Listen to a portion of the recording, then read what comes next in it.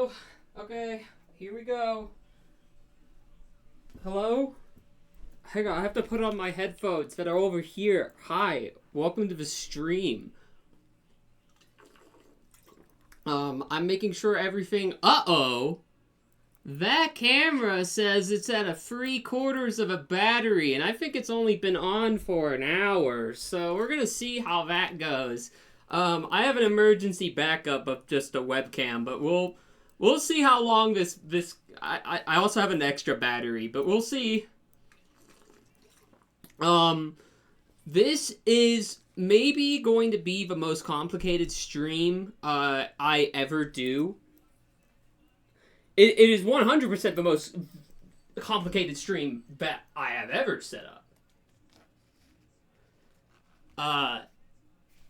You'll probably hear that my microphone sounds a little different, and that is because it is not on my desk. I don't know if you can... It's not there, it's here. It's in a different place. No, this is the most complicated stream I've ever done. Once you see, you will understand why. This is going to be an extremely ramshackle stream. I presumably will have music in the background, but one of the music programs that I use won't show me more than 6 tracks. So we'll see how that goes. I'm just going to go ahead and start a little bit of music so there's something in the background. Oh, you can't hear that. Can you hear it now? Yes, you can hear it now. Yay. Hopefully I'll be talking loud enough that we won't really need it. So, what is this? What is this? You may be asking. Star, what are you doing? And that would be a great question. And I have the answer.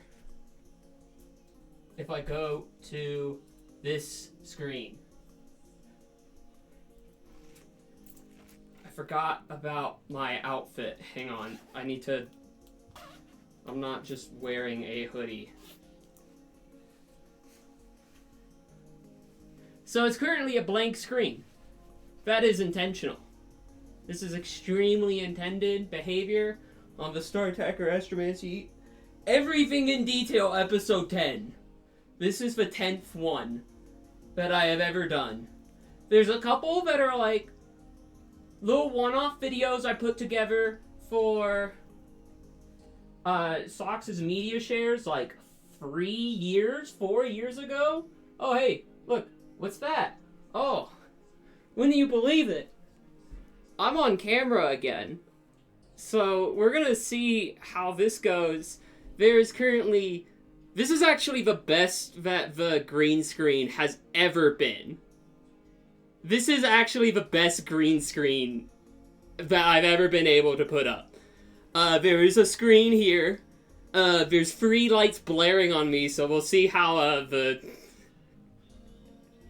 sweat situation goes. I just forgot that I want to have a glove on for this, not because I messed up my hand a little bit. You can't really see it on here, but it is a little gross. Not necessarily. It's just, I don't want you seeing that. So there's going to be a glove. That's why. So, what this is power scaling. Do you know what power scaling is?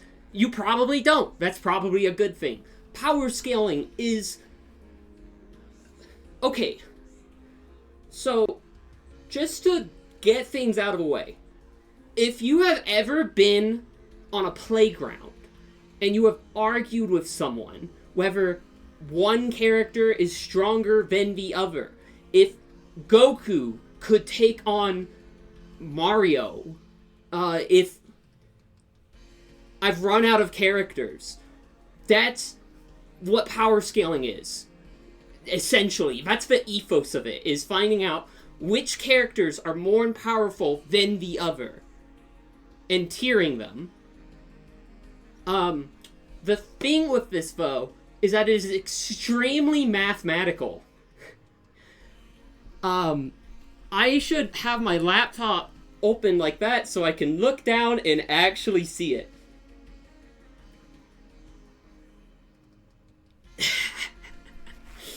No, Pyro, I get it. It's... The last Everything in Detail was 3 years ago. January 2nd? 2023.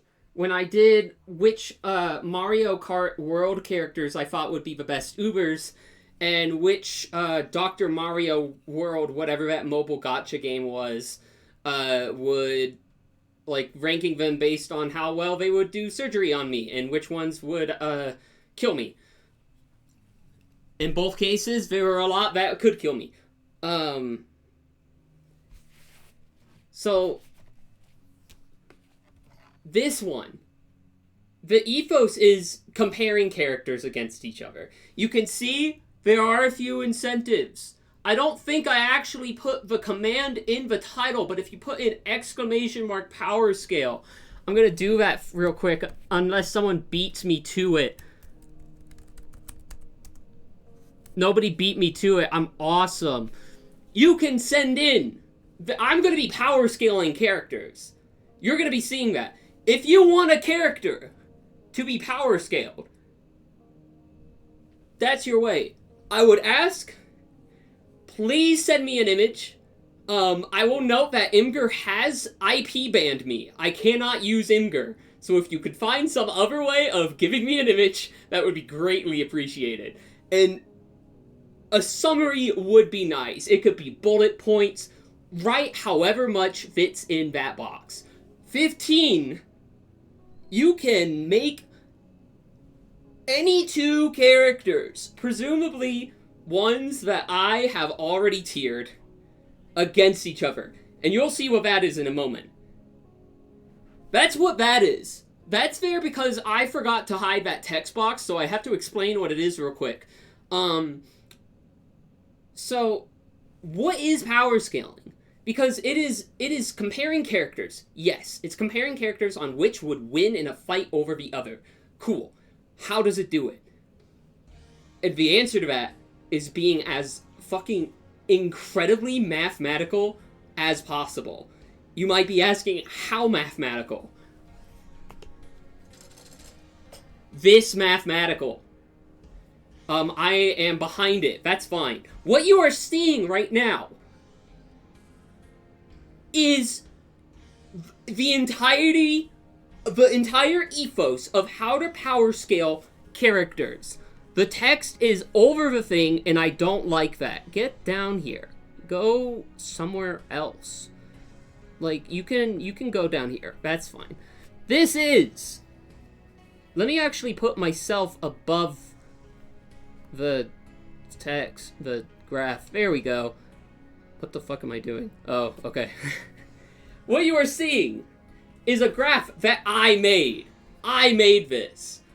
This is the generalized way that you power scale characters.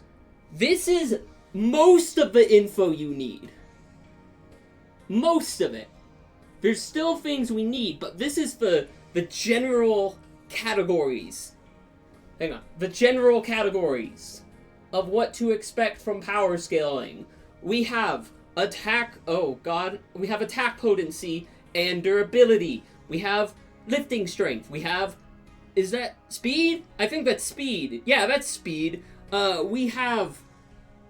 striking strength. We have range. We have intelligence. We have stamina. I just realized I put the text over the thing again. How did I do that? Can you also go down, please? Go away. Thank you. We have stamina. We have perception. We have the overall tier. This is the ethos of power scaling.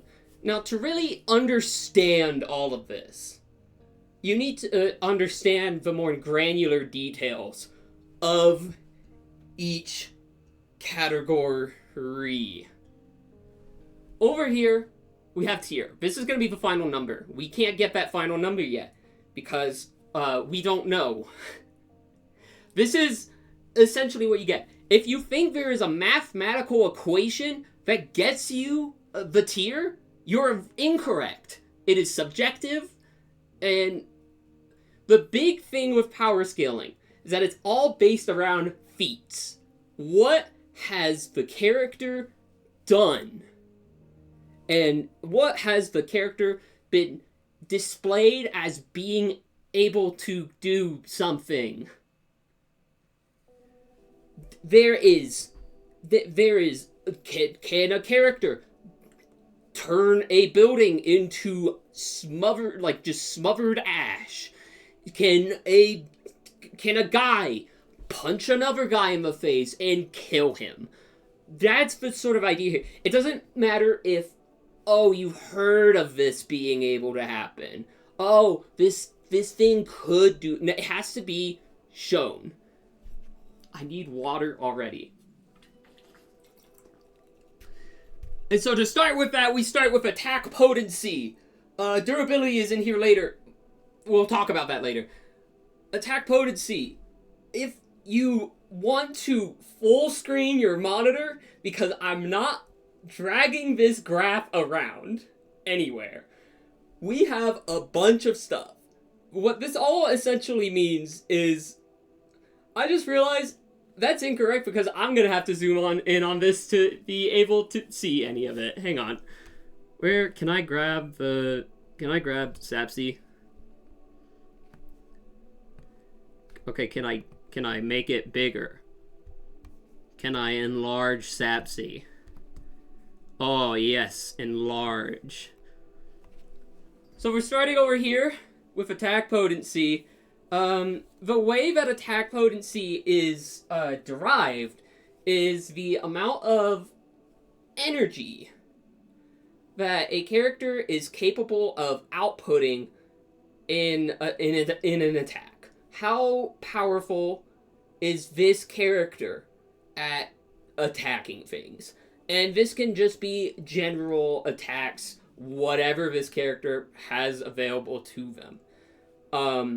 The slight thing with that is, if I read it correctly, which I'm pretty sure I did, I actually don't know why I'm second-guessing myself, is that this doesn't include area of effect. So, which I actually don't really know exactly what that means, but I think it's like, if a thing does a shockwave, the shockwave doesn't count. It's like the amount of energy that an attack is going into a thing.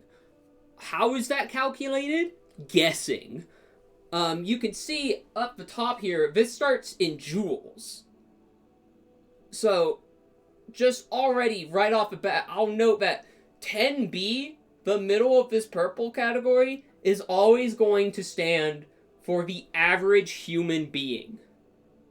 So the average human is capable of projecting 60 to 108 joules. This is not the same resolution, so it's a little smaller on my end. This is saying that if you go and you punch something, or like you kick something, and you give it a really good wallop, you can put in a good number of joules. That's pretty good. But you can also see that the average human is the second worst that you can be. The worst is below average, which is just like, you can't really do a whole lot of it. You are a bug. 10A is considered an athletic human. 9C is street level. Now, what does that mean? Well, remember that 9B is wall level. Now, does that mean that 9C means that you can destroy a street with your attacks? Not necessarily. That is there for street brawling, which is in a similar vein to, like, action movie heroes. Is 9C. That's street brawling. That's street level. Why they didn't call it street brawling level, I really don't know. It probably would have saved them a lot of headache. 9A is, what the fuck is it? It's like small building level, isn't it? Yeah, it is. 9A is small building level, which means that a character's attack is capable of exerting enough energy to destroy a small building. And this could be something like, say, you with a rocket launcher is probably a 9A. Once we get into 8, there's like names for these tiers. I really don't care. It's like tectonic level, nuclear level. I really don't care about that. 8C is building level, so we go from small building to an actual building. I think the next one up is high 8C. You'll notice that there's a lot of high and lows. Those are specific categories that have been defined that I guess they added later. But we go from a building to a large building to a city block, which is 8B, to multi-city block, which is 8A. Then when we hit the 7s, we're getting to towns and cities. 7C is a town. That's town level. That is how much? That's a couple kilotons. That's like, yeah, that's a couple kilotons. I actually have to look at the actual monitor because it's way too small. No, yeah, that's a couple kilotons. 7C, 100 kilotons is probably because of whatever. I want to note that it's specifically the Versus Battle Wiki that says that street brawling, or street level, is because of street brawling, not the ability to destroy a street. Which, I don't know why they just don't rename the tier. Because I should note, the names of these attack potencies correlate roughly with the final tier names, which we'll see in a moment. So 7C is town. Low 7C is a small town. High 7C is a large town. And then 7B is a city. What's the difference between a city and a large town? It has to do with how many kilotons you can put out. That's the difference. I should note, I'm gonna try my best not to do any math this stream. I don't know what a joule is. I don't know what to equate that to. I know how kilotons are explosives, like joules and kilotons and just tons. That's explosives. This isn't gonna make sense very, very soon. You're probably already seeing it. 7A. Okay, so 7B is a city. A high 7B is a large city. 7A is a mountain. And high 7A is a large mountain. Is the idea there.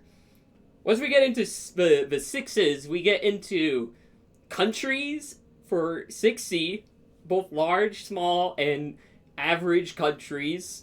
Then 6B is continents, which, let me just take a look there. That says low. Yeah, so like what is low 6B?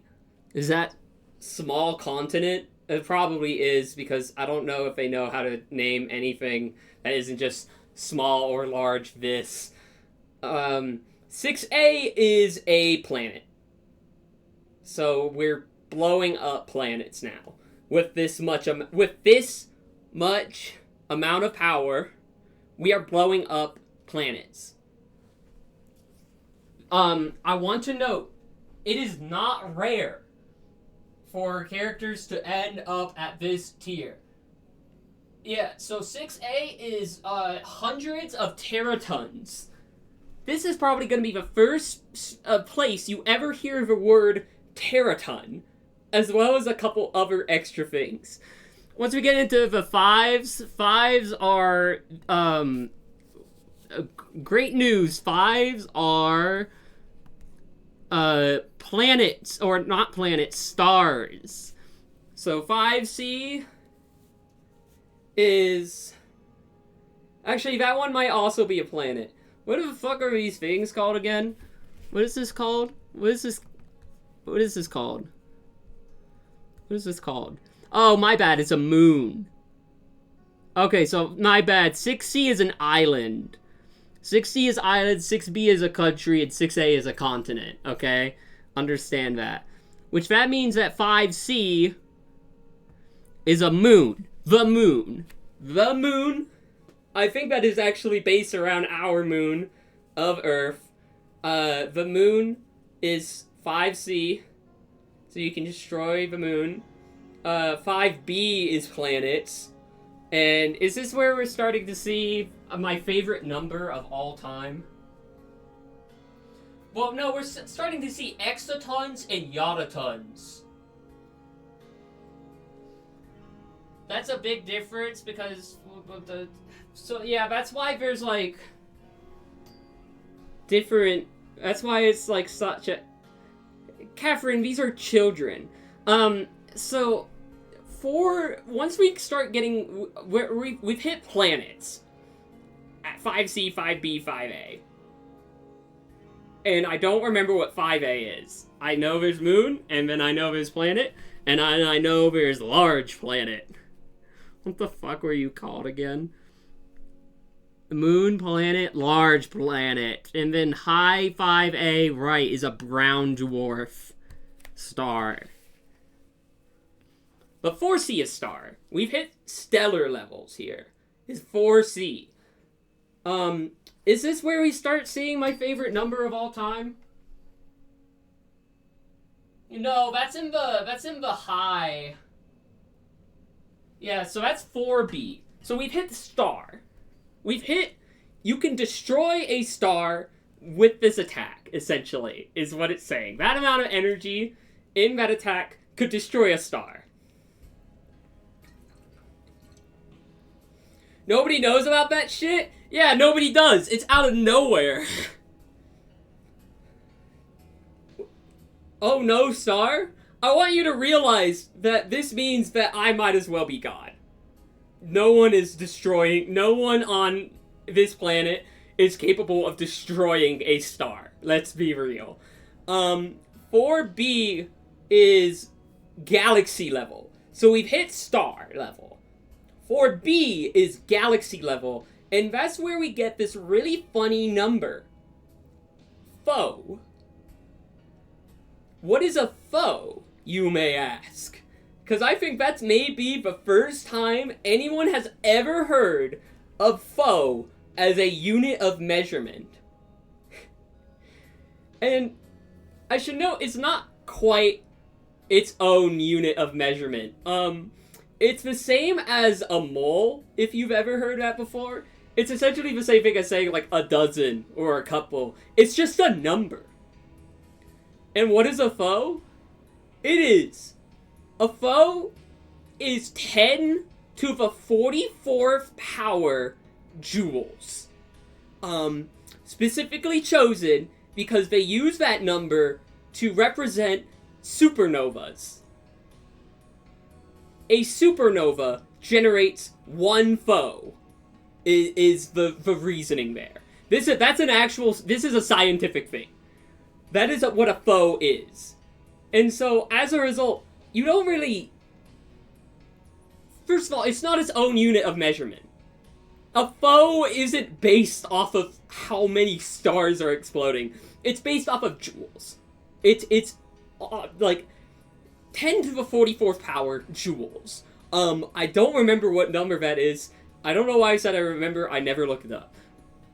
But these fine people at the Versus Battle Wiki have determined that if you look up any of the next numbers in, where are we? In these, I'm pretty sure you just get linked back to the Versus Battle Wiki, because I think they just made these up. Because we start getting into terafoes, exafoes, yottafoes, and my personal favorite is, what is this one? This one's so funny. It's 3B and 3A. Yeah, it's... So 3C is so 4B is solar system, 4A is multi-solar system, 3C is like galaxies, 3B is multiple galaxies,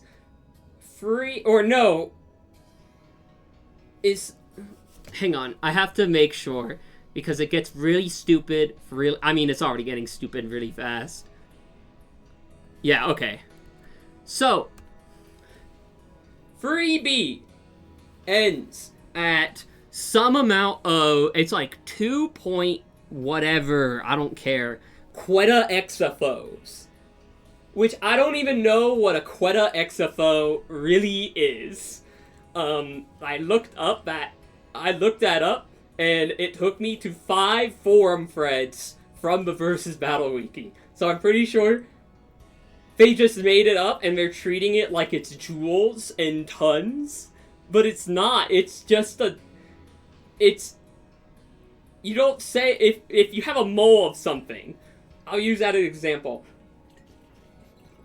A mole is I think the amount of atoms in a 12-gram mass of carbon-12.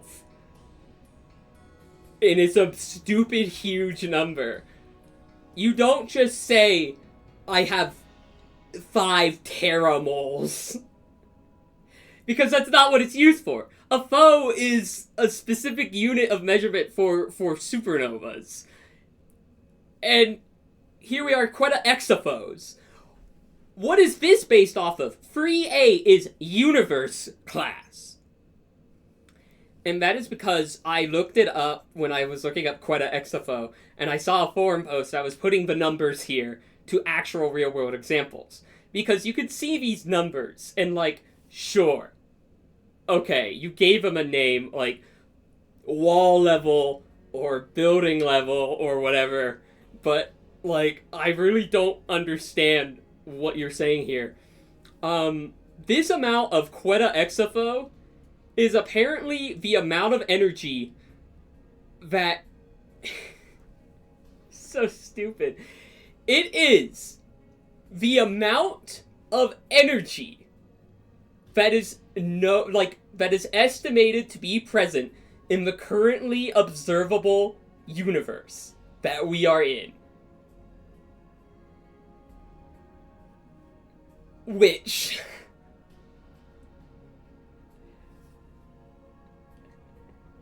sure. Maybe it makes sense that this ends at 3A. Like... It's nothing. Sure, universe level is anything above the current energy known in the universe. Sure. Can you believe that things hit 3C?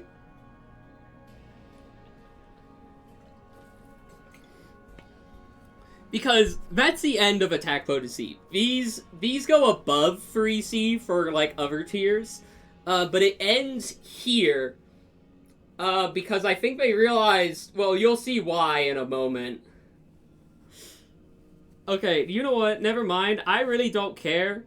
No, it looks fine. I can't stand taking on and off this glove anymore.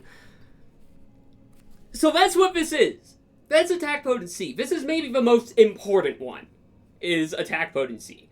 Also wrapped up in here is durability. Durability is the defensive version of attack potency.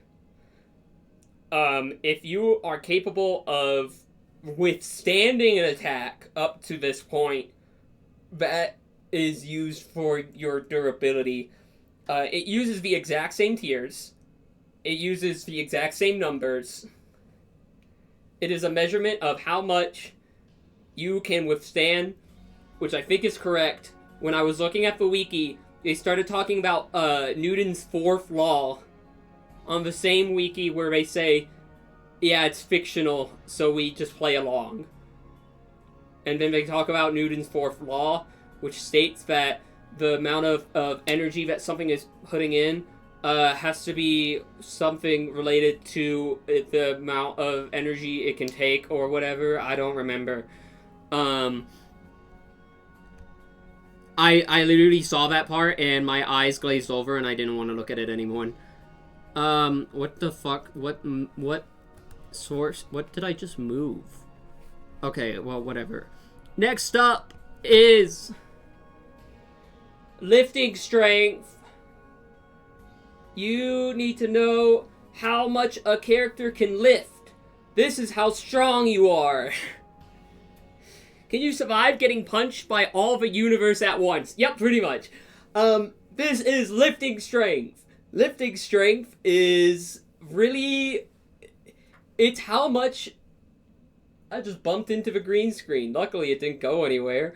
Lifting strength is... It's what it says on the tin. I will note that for some reason, they specify that it is how much a character is capable of... How much energy they are capable of putting into lifting on Earth. Which...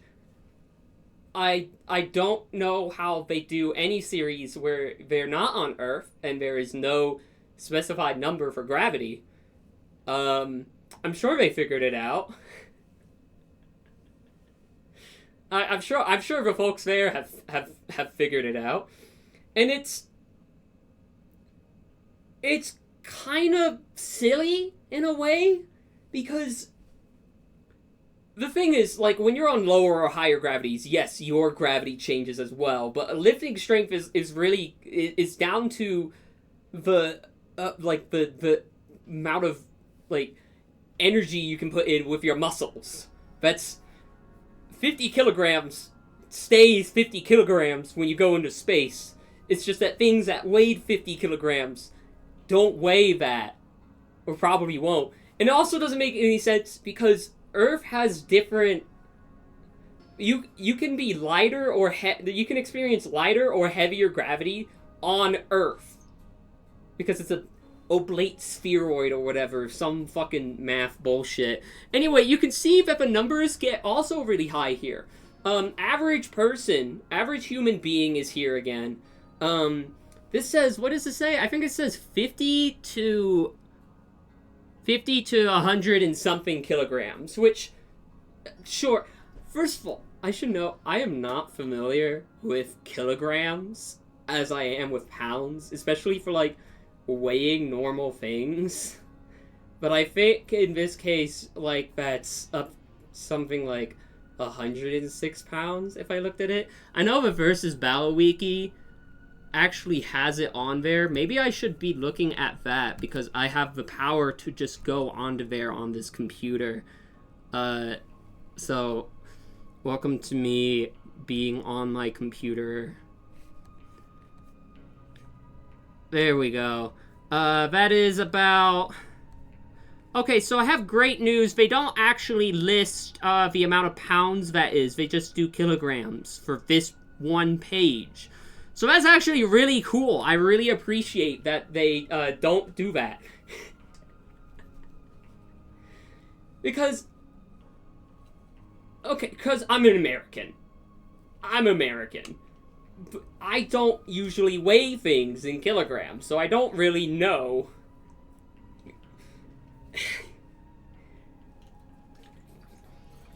I looked it up, though, and that, I think, makes sense. Then we get to above average. There's athletic and peak human. I think peak human is based off of the most amount that... Actually, I don't know why I'm thinking there's any science behind this.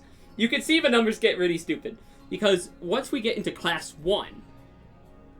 Okay, first of all, I should note superhuman.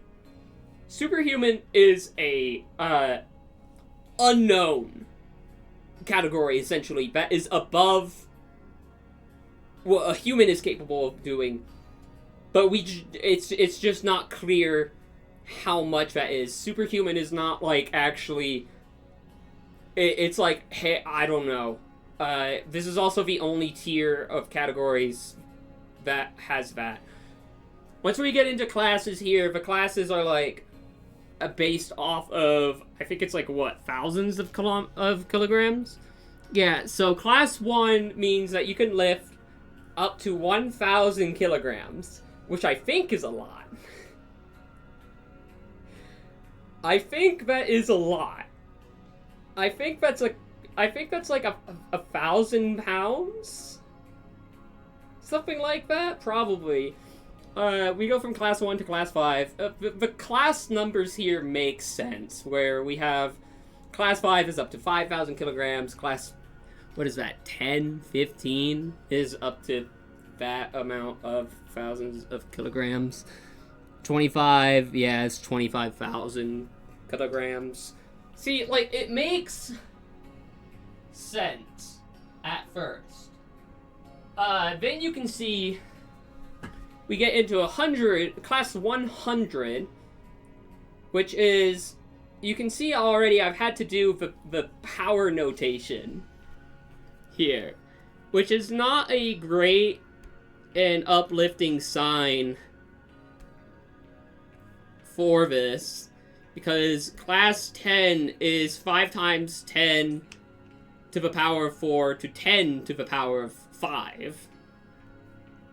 And then we get into some stupid bullshit. As you can see, we have hit letters. They ran out of numbers, I guess. So we have letters for classes. I don't know if this is actually based off of anything.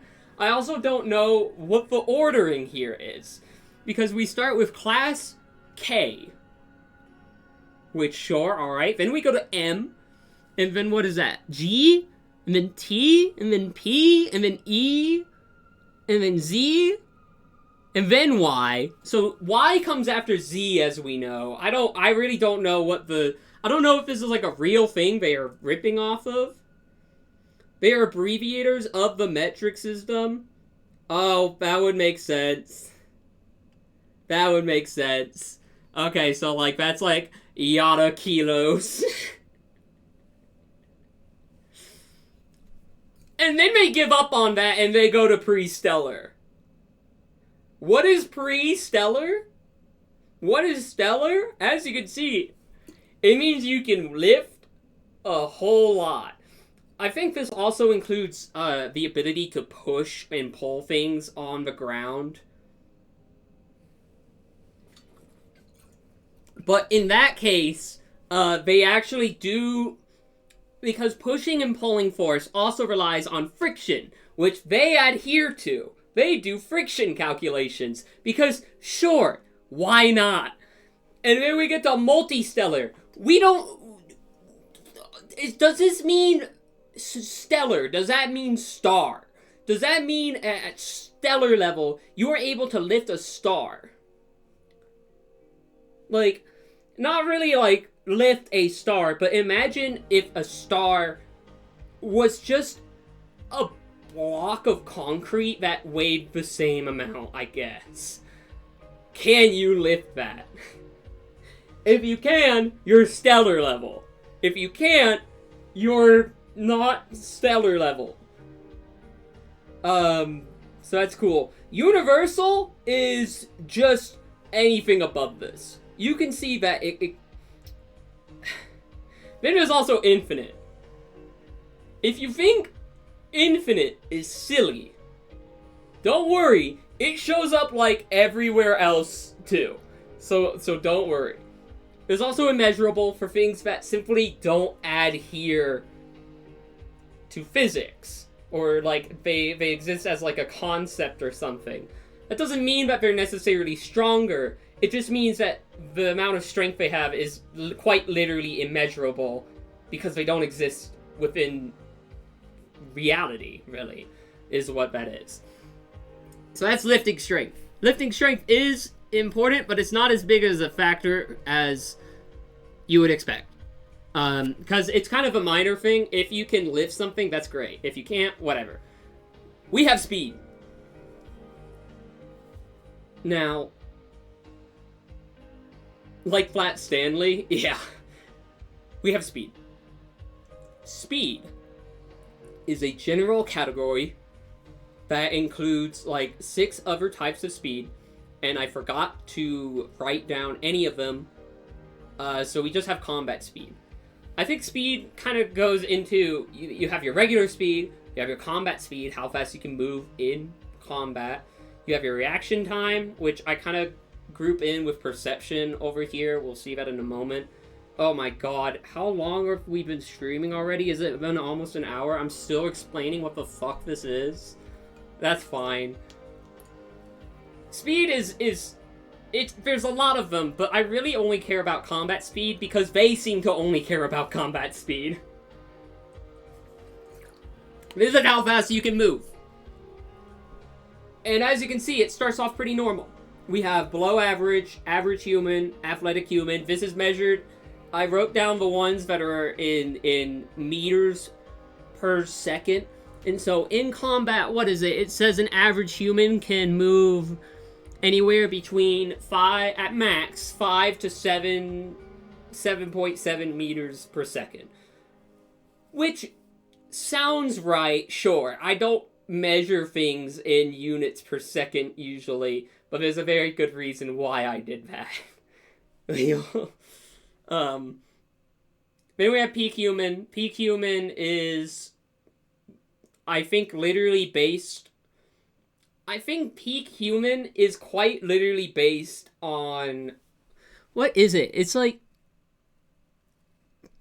You can see it's very closed in here. 12.43 meters per second is, I think, a world record is what that one is based off of. I'm noticing the music has stopped. I'm just gonna play it again. Some of these are based off of actual world records. So superhuman is above human in terms of speed. Get me back over here. Then we start getting into, what is this? It's subsonic. So we start getting into subsonic. And this is where we start seeing pluses. They decided that in terms of tiering, we're going to have a lot of, tier. And then the next one is the same tier plus. It's pluser. It's more'n.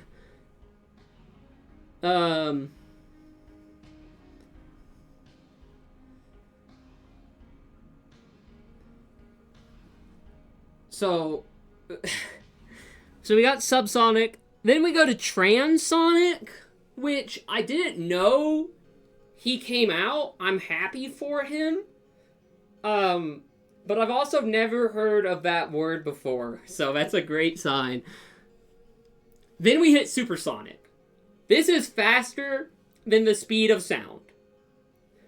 This character in combat can move fast enough that they break the sound barrier. And then we got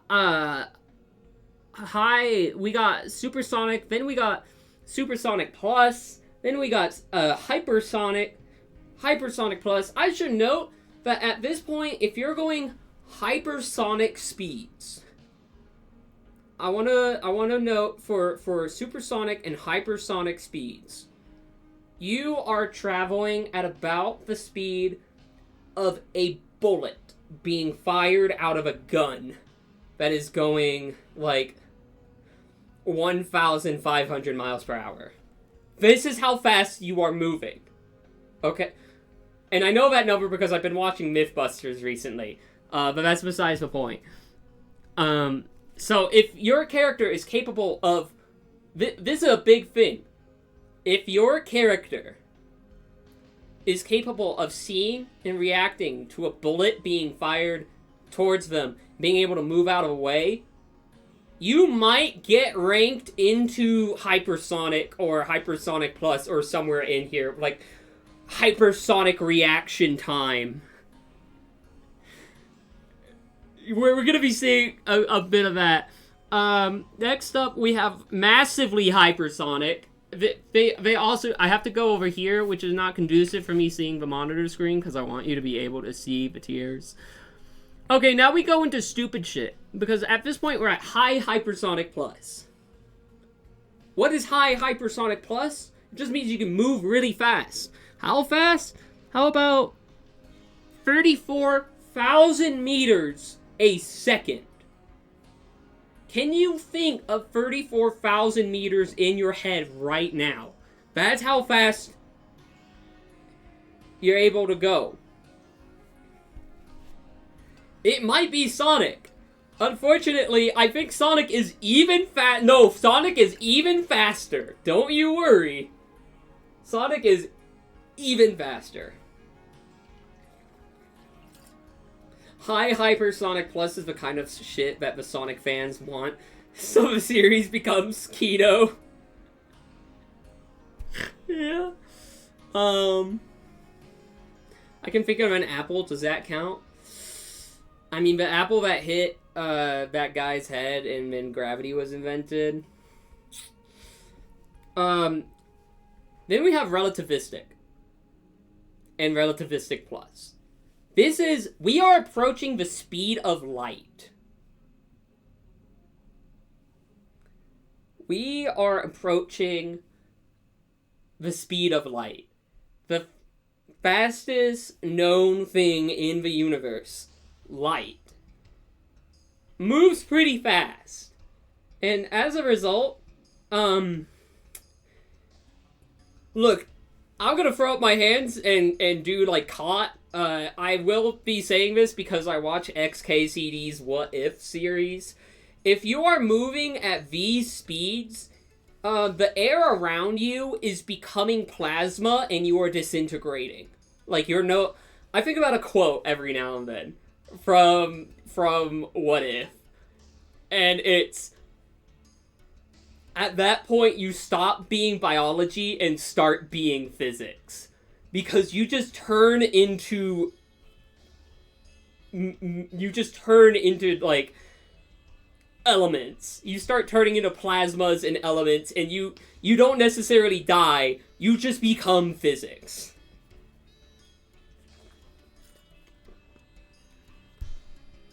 And so FTL is, we got the speed of light, which is an extremely specific number. If you go higher or lower than this, you're not speed of light, but there's speed of light.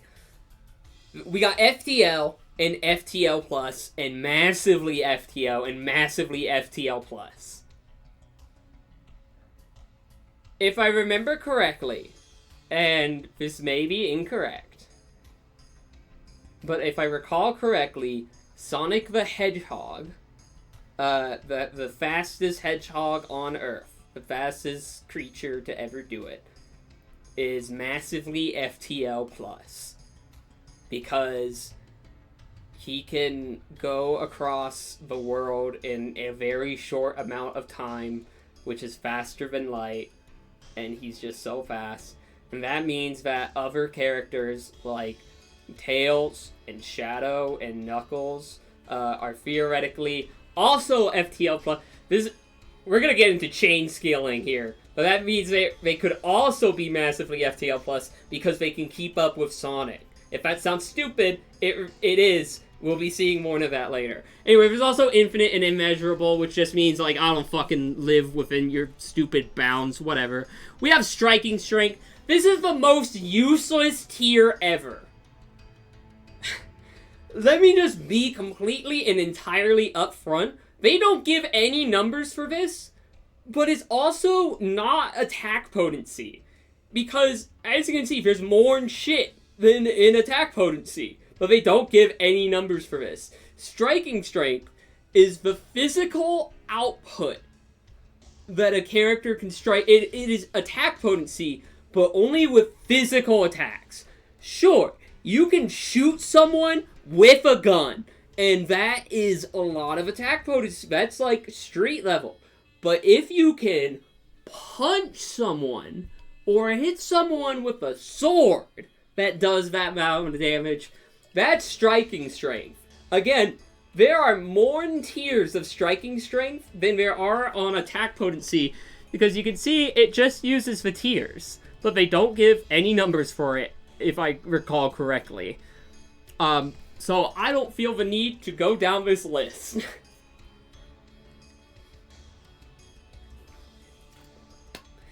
Next we have range. Range is the dumbest, because it starts off normal. We can see, oh, Steam, you got it. You can do it. Okay, there we go. First of all, we start with standard melee range. If you are fist fighting and you can throw a punch and you're not wearing a jacket like this that actually limits how far up your arm can go, that's about standard melee range, is beyond 50 centimeters. If you can reach beyond that, that's extended melee range. Then at that point, they go to meter increments. We got several meters, we got tens of meters, we got hundreds of meters, then we got kilometers. So this is the range that a character can attack from. That's the big thing with range. You can see we are already at kilometers. Then we're at tens of kilometers, hundreds of kilometers, thousands of kilometers. Planetary range, which is to say that the range of something is capable of traveling, some character is capable of attacking from across a planet, or just a planet amount of distance is... Oh, can I do it? Yay! Then we get into stellar. And then interstellar, or interplanetary, so you can attack from like one planet to another. Imagine the Death Star, kind of. I think the Death Star is on there. I never actually went to check, so I'm just gonna believe that is true. The Death Star would have probably galactic or intergalactic range. It's that sort of bullshit where we can see the numbers are getting really high or really fast. Totally broken by any remote ability where range isn't a factor. Yeah, no, it's pretty cool. No, that is, I think that is... Okay, so I want to zoom in on this because I want to be able to see the graph even more, just to show you how goofy this gets. Because we get to Universal. And Universal, I believe, if I recall correctly, is the estimate size of the observable universe that we are in. Then we get to High Universal. And Universal Plus. It doesn't end here. It does not end here. Because we get into interdimensional. Which, what the fuck does this say? Into external realities. This attack that this character can do, not just attack, but the overall range that a character has, is capable of traveling from the dimension they are currently in into another reality, is what this is. You can see that this no longer is meters and like just distance. We have hit stupid bullshit. What if a character can punch into other dimensions but only 50 centimeters in front of them?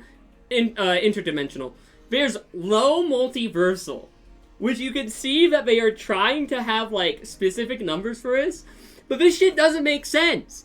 Look, low multiversal, 2 to 1,000 4D space-time continuums. And then multiversal, which is more than 1,000 space-time continuums.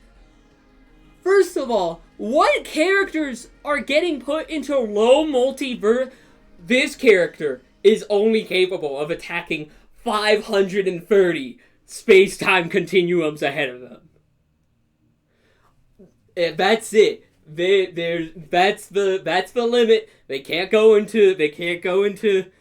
That's low multiversal. Welcome. This graph range started to piss me off because we get into extra dimensional,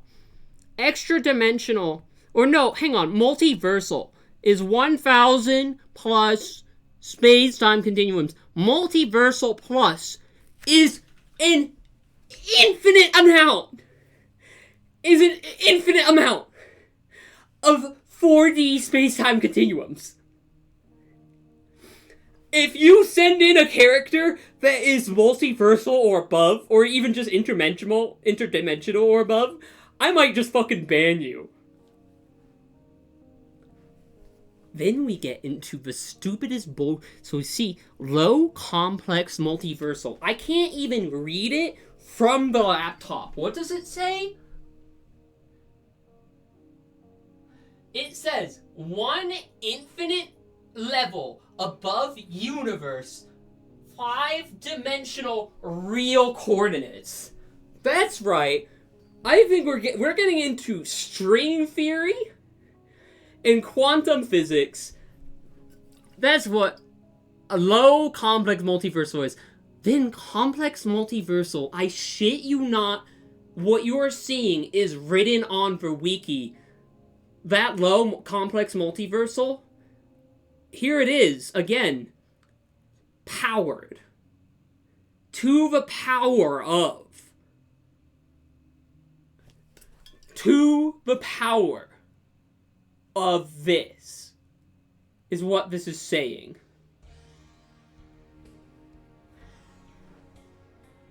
Does this make sense? Because it won't real soon. Then we have, guess what? High hyperversal. I also still can't read what that fucking says. This is a simplified version. That's as simple as I could get it. Infinite range across infinite dimensions is high hyperversal.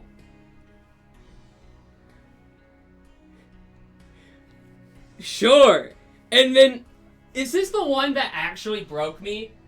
Is it low outerversal? Oh, no. It isn't. It's upcoming. First of all, low outerversal is just simply above. It's literally above all else.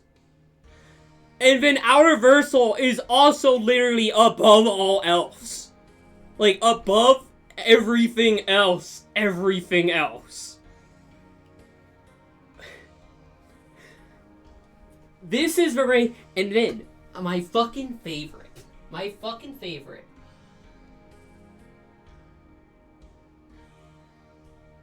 Is... I have to zoom in on it to really show you. Outerversal plus. Countably. Infinite. Countably infinite. Above baseline realms in structures. Countably infinite.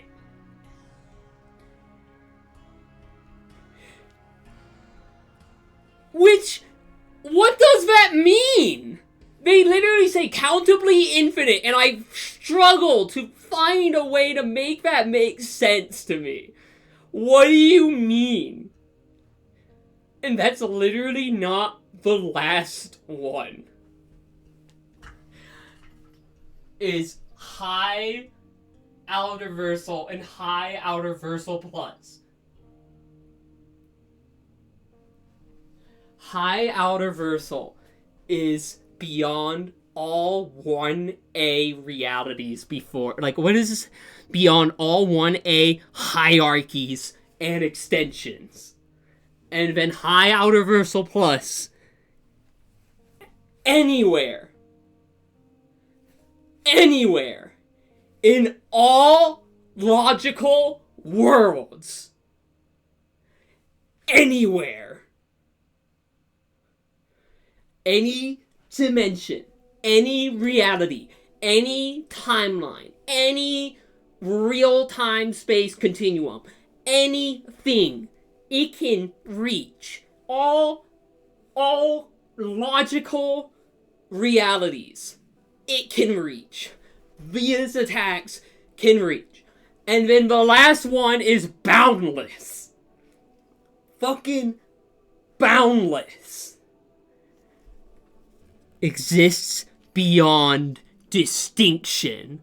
Not exists beyond dimension. Exists beyond distinction.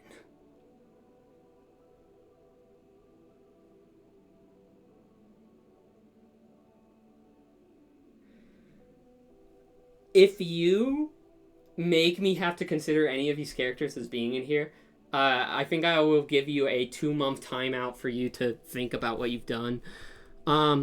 So that's what range is. Hopefully we can stay around here and we can be completely fine. Intelligence. These two, intelligence and stamina, are not numbered, and that is because you can't really put a number on these. Intelligence because IQ isn't real, and stamina because it's stamina. So these are intentionally not numbered. So this is just gonna have to be vibes based. You can see intelligence. It has the starting few categories for like animals, pretty much. Organisms that just work off of instincts, like the flesh prism from Ultra Kill is entirely instinctual. It's just responding to stimuli. It doesn't have a brain, it doesn't have a mind, it doesn't have anything. It just responds to things that happen. Animalistic is animal. High animalistic is a smart animal. Say cows, where they're able to utilize tools, or monkeys that are able to communicate with sign language. Like that sort of thing. If I recall correctly, it's just smart animals. Ravens, crows, that sort of deal. Below average is a category that I am actually like pretty adamant about not putting anyone in because that is rude. Average is average. Above average is, someone that's smart. Gifted is probably 50% of the people watching this stream, as long as they're still in middle school or elementary school. Then there's genius, which genius is genius. There's extraordinary genius, there's super genius, and that kind of hits the end of what is like possible for a regular character that is a human being. Yeah, genius is Megamind. He might actually be super genius. Geniuses are proven by fighting Antichrist. Pin that message for 20 minutes. Then there's Nigh Omniscient. Nigh Omniscient is... This character is... Well, obviously, it's in the name. They are nigh omniscient. They almost know everything. This could be characters that theoretically know everything, but they don't know about individual people. Maybe they don't know about something that is secret and kept away from them. Like this is Jerry Mouse is nigh omniscient, because nigh omniscient, Jerry Mouse was not able to explain to Sophie why something happened. And that is nigh omniscient. That is not omniscient. Omniscient is that you know everything. You literally know everything. And there's no way for you to not know everything.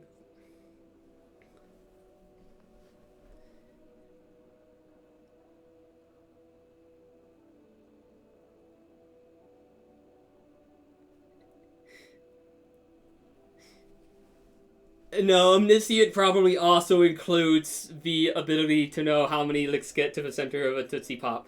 Stamina is pretty clear. Stamina is like the smallest category, which I'm fine with. It's just, how much energy can you exert until you need to, recharge? Does that recharging need to do with just, flipping a power switch, or eating food and resting, or can you just keep going? like infinite, superhuman, like that sort of thing. This kind of encapsulates like downtime and such. It's important, I assure you. Yeah, stamina, like, determining stamina in media is interesting. They have done it. Great for them, but it's very interesting. Perception.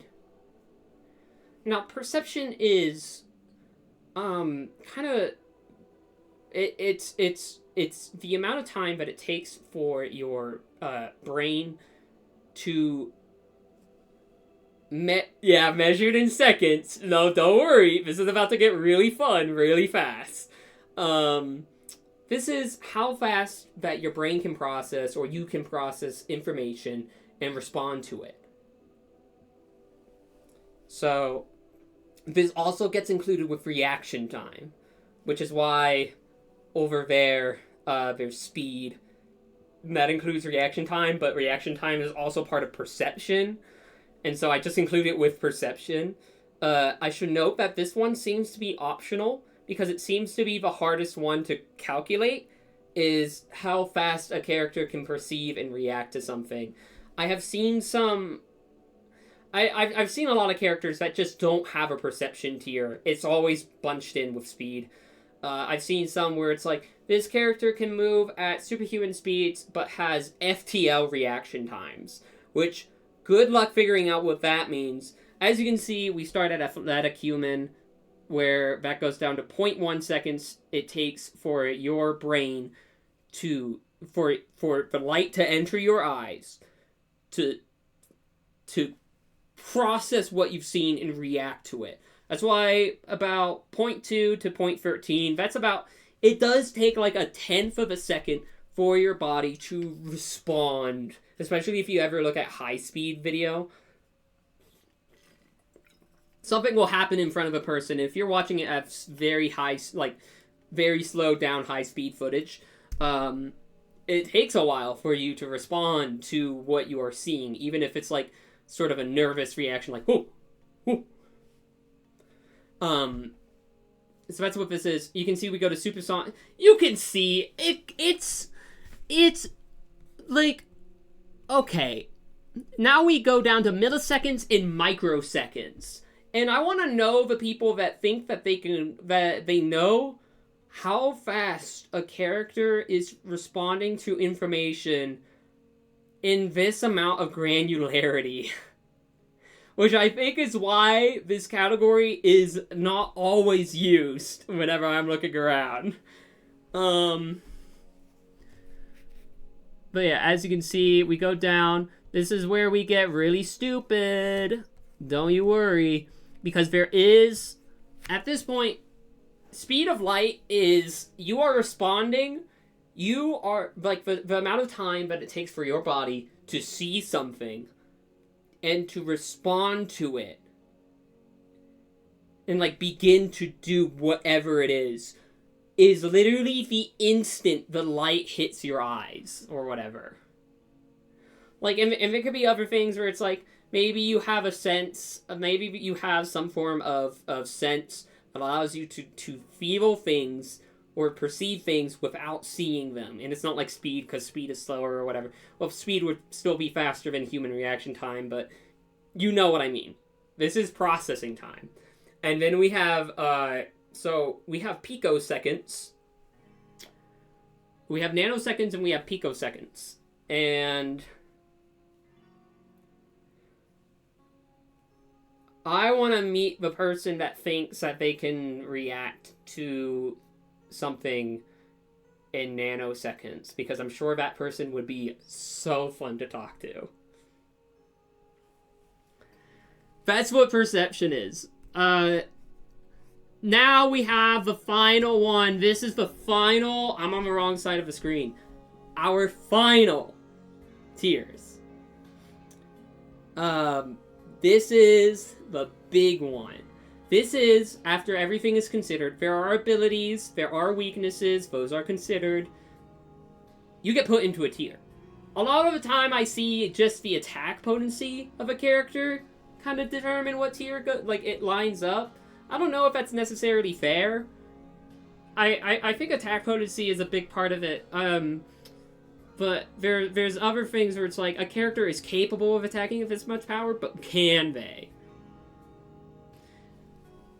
You can see we have Hypoverse level. What is Hypoverse? That is specific. Let me just read you the wiki page. Hang on, because it's stupid. Hi, I'm down here now because I'm looking at my laptop.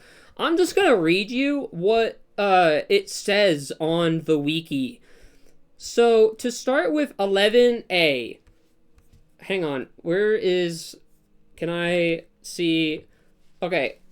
11A. High Hypoverse. This means that a character is capable of... Demonstrate power equivalent to destroying or creating infinitely inferior 2D constructs of any size. 11B is characters or objects that demonstrate power equivalent to destroying/creating infinitely inferior 1D constructs of any size. And 11C. Characters or objects that demonstrate power equivalent to destroying/creating infinitely inferior zero-dimensional constructs of any size. This tier also includes characters who are vastly below this level, and all characters beneath this tier's requirements in any significant way will still be at this tier. Example, characters who are qualitatively inferior to conventional reality.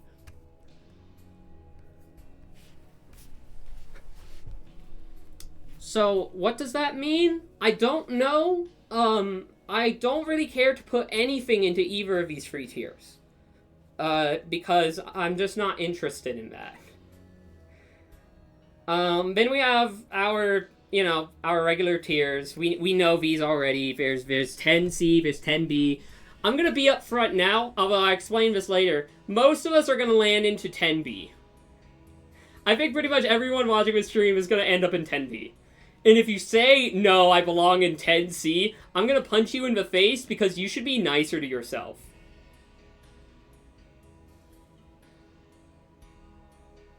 Anyway, when we get up to 9C, it's mostly the same deal.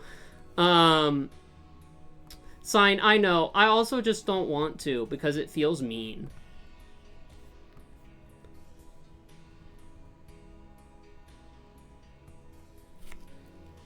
We have pretty much everything we saw in attack potency, but here are like the actual names of it.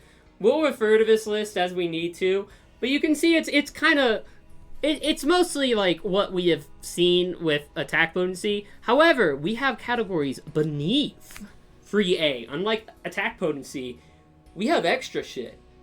We get to low multiverse level. What is low multiverse? Fuck if I know. This is... The issue when we get to this point is that I really don't fucking know what the hell this is trying to quantify. And there are many characters that are in this. That are in this tier. And I really don't understand what information it's trying to convey. Because what is a Multiverse Plus level? It means something. And it's like, a lot of it is, okay, we need to put the characters into a box to quantify them. But at what point, what characters are we really putting into 1A Outerverse level? What is an Outerverse? What does that mean? Does that mean that a character is capable of doing an attack that can destroy the Outerverses? I don't know. I don't know. And then, a lot of it is like, this character has as much power as this or whatever. And it's like, okay, that's not... It's whatever. Then we have Boundless. We have Boundless. I'm gonna be upfront. Not a single character I talk about during this stream is going to be Boundless.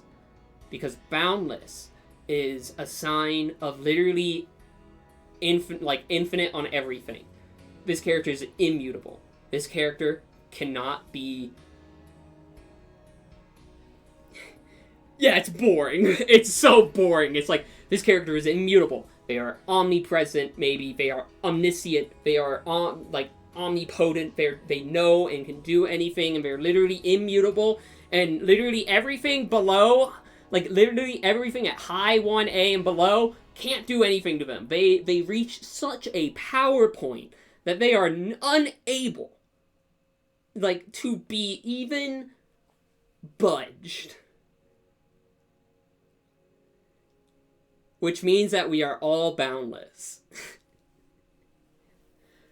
But that's the tiers. That is the tiers. That is what we are working with. I'm going to hit Control-Z a bunch on my keyboard to get this back into the spot where it was. That might take a while. Hopefully, OBS is... Oh, OBS is capable of going back that far. Great. I'm blurry. I'm clear. This is what we are working with. But it's not all. Because we have to... Now that we understand everything, clearly we understand the basis, we have to power scale. So let's go ahead and get this chart out of the way. We'll be referring to it again, don't worry, because we're going to go to our next... Oh, also, by the way, for power scaling your characters, I want to be upfront and clear. First of all, I don't really want real life people from real life. This means that I don't want Markiplier or I almost just said, no, I can say JonTron, but I won't power scale him anyway. Or Germa or whatever. Because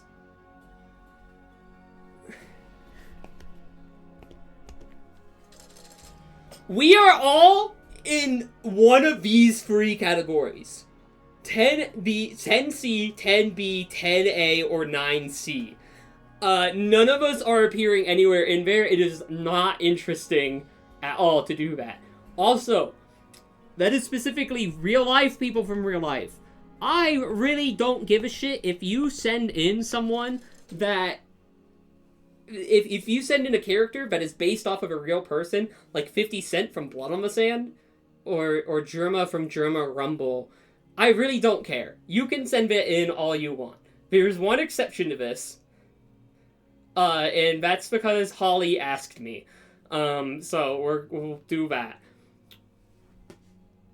That's mostly it. Also, if I don't like your character, I'm not, like, not on a... Oh, I don't like this character as a conceptual level. No, if you send me JonTron from the fucking Normal Boots dating sim, whatever that was, I'm not gonna fucking rank that. I don't fucking care. There's also a bonus goal. If you want to send in freaks, go ahead and do that. Again, there's a command that I did not put in the title. It's power scale. You can reference this all later. There's an extra goal. I don't know if it'll get met. It's here just for fun. It's set to 300. If we get to 300, I will power scale Mitchell Shepard from Hunt Down the Freeman. And why 300 is because that is specifically the amount of money that I had to pay for a medical bill to make sure that my heart won't stop beating in 5 years. So that's what that is. With that out of the way, we are pretty much ready to go for power scaling, which means we need to go over here. Welcome! I'm on... No, I have to go... Oh, right, no, I don't cover the whole thing here. This is the SAPC chart Serious. This is Star Tracker's all-purposes power scaling chart, simplified results sheet. I remembered it. This has our homework, essentially, of how good a character is. And the way I'm going to be doing this is I'm going to be doing it based off of my own fucking memory. I don't care what the wiki says. I will put an example up, and it will be Spongebob, just to show you what caliber of activity that we're to be expecting. And of course, just to note, First of all, this stream is intended for mature audiences only. If you are a child, I do not want you here. So, also, I am the arbiter of all information. If you tell me I'm wrong, you better have a good fucking argument.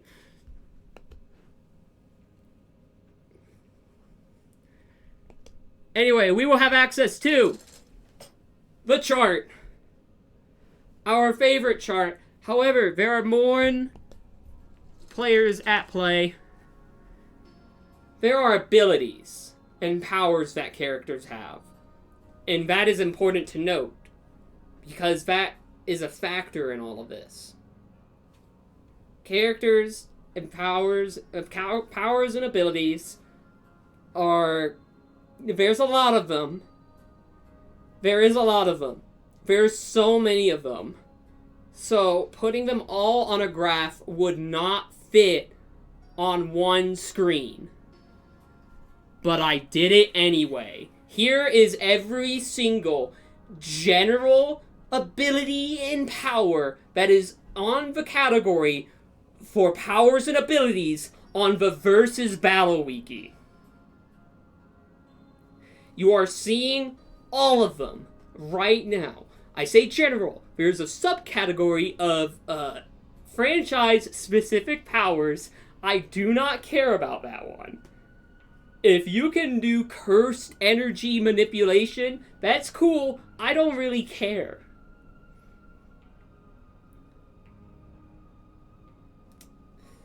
So, here they are. As you can see, it is a lot of information. I did note every single one as best I could in a single sentence. Some of them are a little snarky, because as you can see, a lot of them are thing manipulation.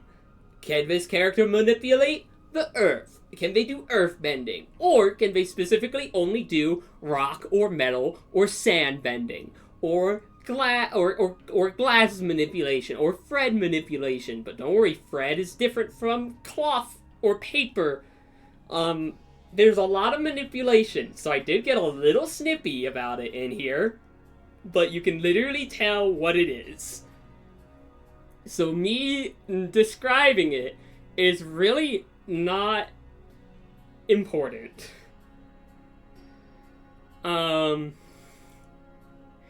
So I hope you have cataloged all of this information. Fred as friend and thought, damn, that's a really fucking specific manipulation to have on them. No, friend manipulation is social manipulation, which is the ability to manipulate others into, like, using social skills to convince them of joining essentially your side in some way through either emotional or psychological or whatever means.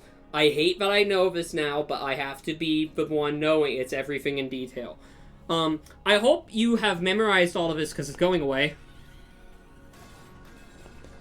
And lastly, you may have noticed that on there, this is the last chart I made, which is actually a lie, but we'll get into that in a moment.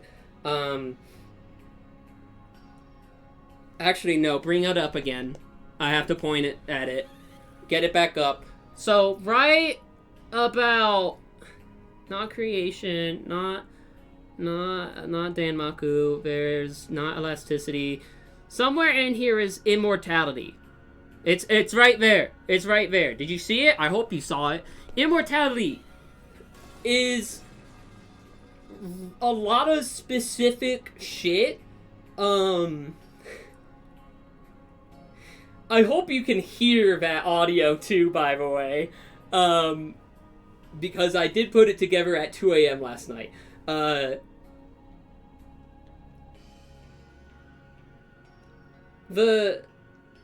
my god, what is happening? Oh. Wait, I can't hear the audio? Oh shit, wait, I know why. Hang on, you haven't been able to hear the awesome music either properly. No, that's at the desktop. What the fuck? I'm hearing shit. Hang on, I'm gonna... Listen.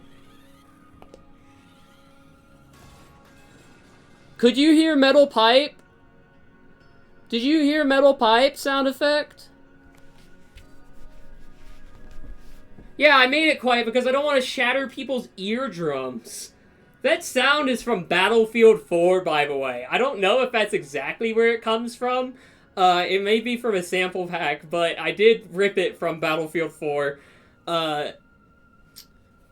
There are different types of immortality. We can see that here. Here are the different types of immortality. There's 9 of them.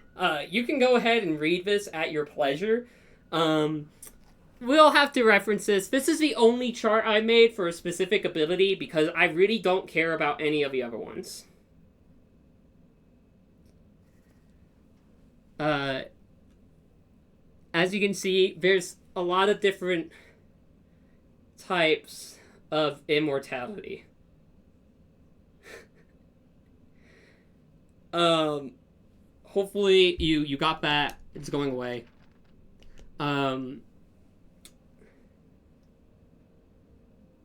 I should know about battles. Hang on. I have to go to the battle screen. Oh god, wait. Is this scene set up? No, you know what? We're gonna go here. Okay, it is. Great. So, if we need a battle characters, and I probably will do one just for demonstration, we need the stab. This is the simulated theoretical argumentative battles. We are going to have 1v1s where we have Fighter A over here and Fighter B over here. I'm used to this being mirrored and it's not. We'll need a battle freaks here.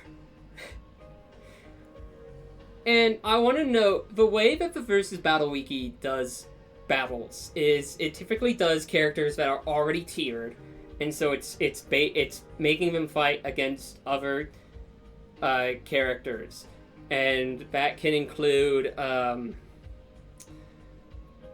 that can be a battle between the player from Minecraft and literally Superman. Would you believe that Superman wins in that situation? I don't know. Most of the time, most battles happen.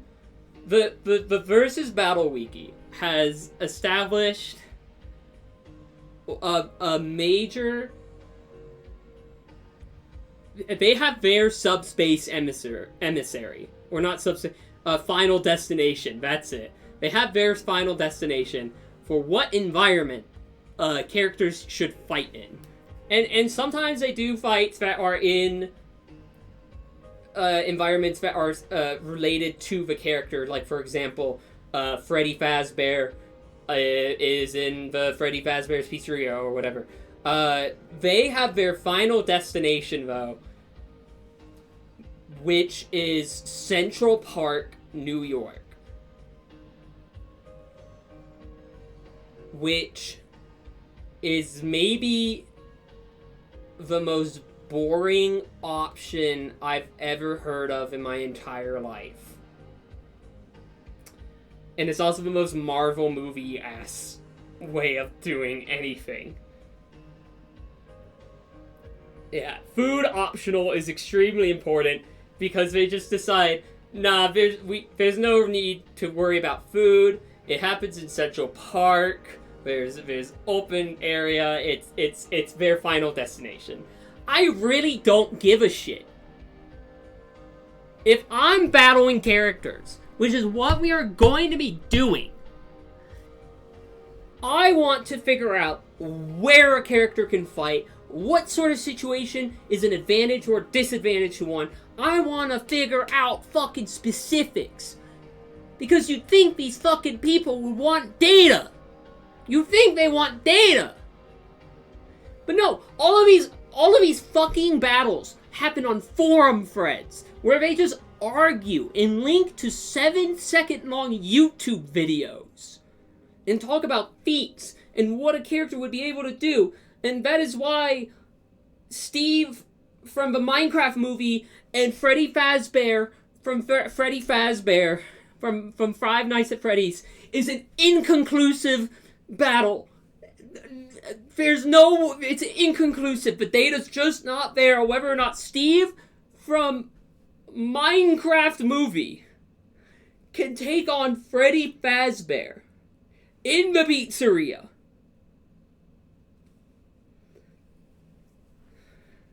So, that is why I am introducing you the Stab 6 standardized environments. There are going to be 6 environments that all battles will take place in simultaneously, as if each one was the first one. There's not like any continuation or whatever. I want to see what character does best where, and whether or not, like, does a character clean sweep no matter the odds? Does a character, like, do two characters struggle against each other in different environments based on, like, where they are, what the conditions are, that sort of thing? That's what I want to fucking know. And so the way this is set up is that, well, these boxes, that's the... Oh, I can't point up that far. That top box is the, whether or not they're the winner or loser or it's a draw. This is the box where the image will go. I'm realizing I don't have a field for writing the fighter names. You'd think, oh, just change the text up there. This is a baked image. And then, here is the tier. Just for, like, visual reference. This doesn't actually have any effect on tiering. This won't, like, bump a character down. This is just a thing. I should also note, the Versus Battle Wiki, they love to have the speed of the two characters equalized. So they are moving at the same speed. Which is incredibly boring.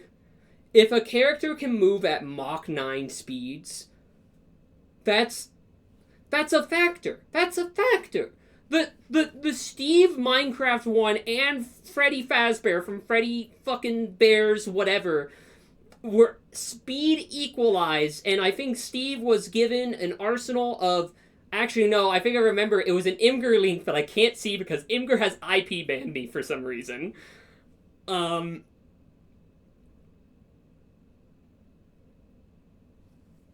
However... I'm going down here. I've become blurry. I have 6 arenas, which will decide our victors. Some of these are really obvious. Some of these are not. I'm going to reveal them now. The first one is... If a character can speed blitz, isn't that a factor? Sometimes, but they like to just, like, say no. The first environment is... 2 Fort from Team Fortress 2. One of these fingers is pointing to 2 Fort. This is maybe the most popular multiplayer map that is in existence. This takes place in the city of 2 Fort, which I assure you makes sense, and is in the Badlands region of Southwest United States. So it's a little dry here. This is still farmland. 2 Fort, it's a lot of narrow corridors and hallways, very simple staircases and spirals and shit. It's closed in area. There's the fucking bridge. There's the sewer. There is a river. There's a sewer system. It's like, you know what fucking 2 Fort is. I don't need to explain to you what 2 Fort is. It's 2 Fort. That's our first arena. Our second arena is my version of Central Park, and no one will know what I'm talking about. Operation Metro from Battlefield 3. This is a multiplayer map from Battlefield 3 that takes place in Paris, France.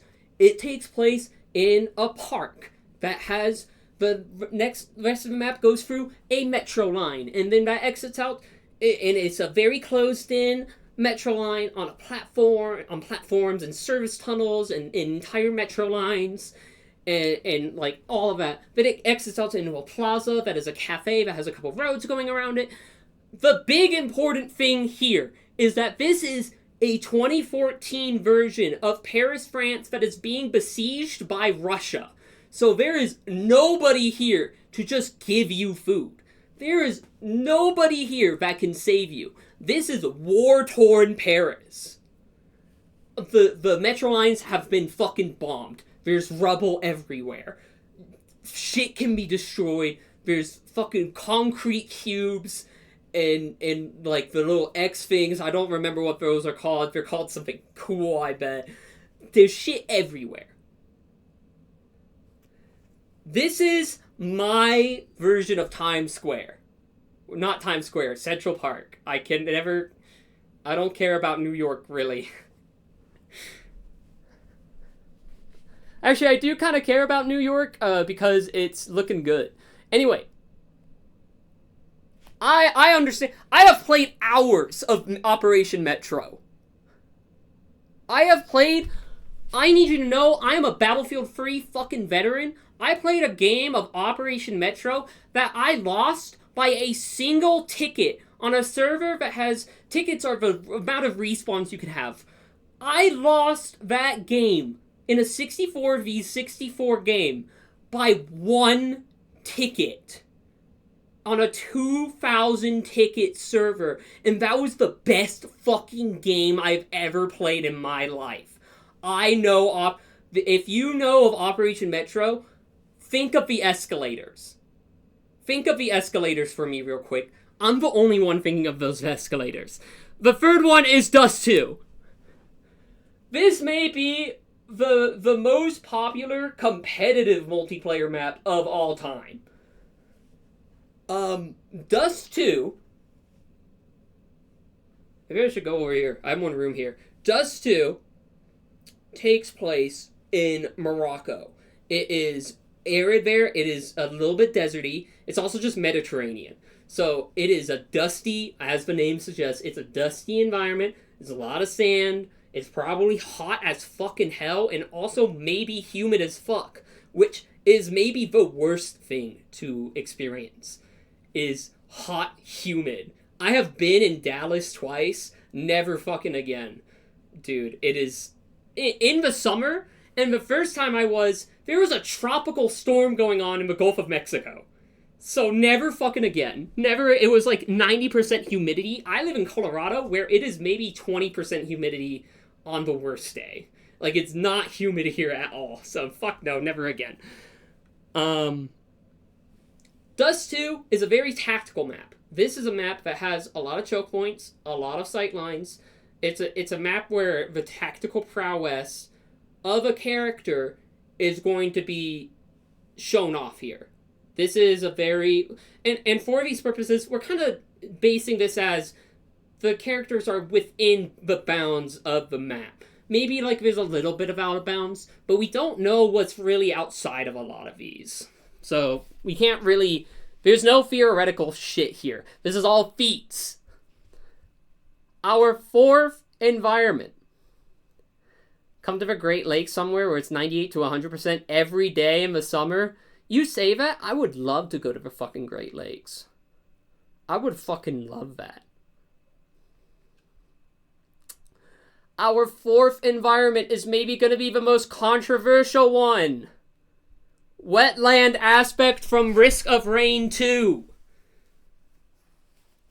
This is a fucking swamp. This map is huge. There's no civilization here. If you have played Risk of Rain 2, you know Wetland aspect, and you either fucking hate it or you love it. Wetland aspect is very big. This shit's 100% human. Let's just be fucking real. The only area is plateaus that you get up from fallen logs. There's dams every now and then. There's no civilization here. There's like concrete slabs every now and then, but like it's wetland aspect. It is a wet land, and it is an aspect of wetness and land. There's a lot of high points. There's a big valley that goes through the whole map. That is the most of the elevation. There's a couple dead ends in little areas. I should note for starting points. For 2 Fort, we're assuming the 2 main spawns. For Operation Metro, it's probably going to be flag B, which I know what that is. That's the middle point. That's Bravo. Or Beta, I think it's called. No, yeah, it's Beta. They use Alpha and Beta up until Charlie. Either that or we start from the US and Russia tied spawns, which is the Park and Plaza in particular. Dust 2 is just counter-terrorist and terrorist spawns. Wetland aspect is literally whatever we feel like. Is this 1.0 wetland aspect or a hotfix wetland aspect after you've increased the particle range of the teleporter? Results inconclusive. This is just wetland aspect. This, it's, for particular, that is actually important for Dust 2. Dust 2 is the Counter-Strike Global Offensive version of Dust 2. This is the latest version of Dust 2, up until they went to Counter-Strike 2, where you can't stand at T-spawn and see all the way down middle into CT. Like the CT connector area. Instead, what you have to do is drop down into a little fucking shitty alleyway that is quite literally colloquially called suicide. If you go into there, it's really risky to do that. So that's the version of Dust 2 we're on. Operation Metro is Battlefield 3's version. I don't remember if they changed anything in Battlefield 4. I don't care. 2 Fort, they never changed. Location 5. I think Ree said, I hope there's an ice map. I have great news for you. Location 5 is the Shadow Moses Island Communications Tower, specifically from Metal Gear Solid 4, where you fight Crying Wolf. It is a blizzard here. It is snowing everywhere. You cannot see jack shit in this level. When you're fighting Crying Wolf, if you've played Metal Gear Solid 4, if you've played it, you understand. You use that fucking naked eye or whatever it's called. It's brutal. Shadow Moses Island, specifically the communications tower, where you fight Sniper Wolf in Metal Gear Solid 1, and Crying Wolf in Metal Gear Solid 4, for the purposes of this, will also include the towers themselves and the interiors. I don't remember how much they have. I know Metal Gear Solid 1 is where the helicopter fight happens. I don't remember from Metal Gear Solid 4. It's cold as fuck. A lot of the cover is just trees and shrubbery and bushes and, like, derelict, abandoned, like, military buildings that are just dotted around. There's jack shit. I also want to note this screenshot is from a VR chat version of the map because getting an actual screenshot of this level in Metal Gear Solid 4 is fucking impossible because you can't see anything. You can't see jack shit. But that's what that is. I specifically chose this one because mostly I thought it was really funny. And lastly, our final environment. I hope you're fucking ready for this one. Our last environment that we were going to be pitting enemies and fighters in. I hit Dead Simple from Doom 2.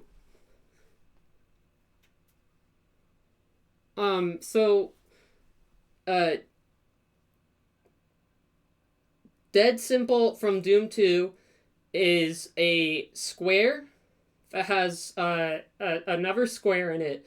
Has a couple pillars. We're assuming they're starting at the other ends of the platform. It's fucking Dead Simple from Doom 2. You know what Dead Simple from Doom 2 is. Dead Simple is how you power scale Doom enemies in game. It makes sense. I knew what I needed was literally the gray box arena. I needed the training area in Smash Ultimate from when you're like queued for an online fight. Dead Simple is literally dead simple.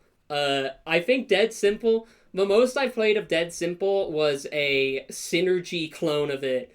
Uh, a version of Dead Simple shows up in Synergy as one of the default maps. And it's set. Okay, so first of all, environment wise, I don't really care what Dead Simple is. It takes place, I believe, on a Martian base. It's been a while since I played Doom 2. I think that's like you're on the Martian base before you get back to Earth. And so this is part of a Martian base, but I'm assuming you can just survive here.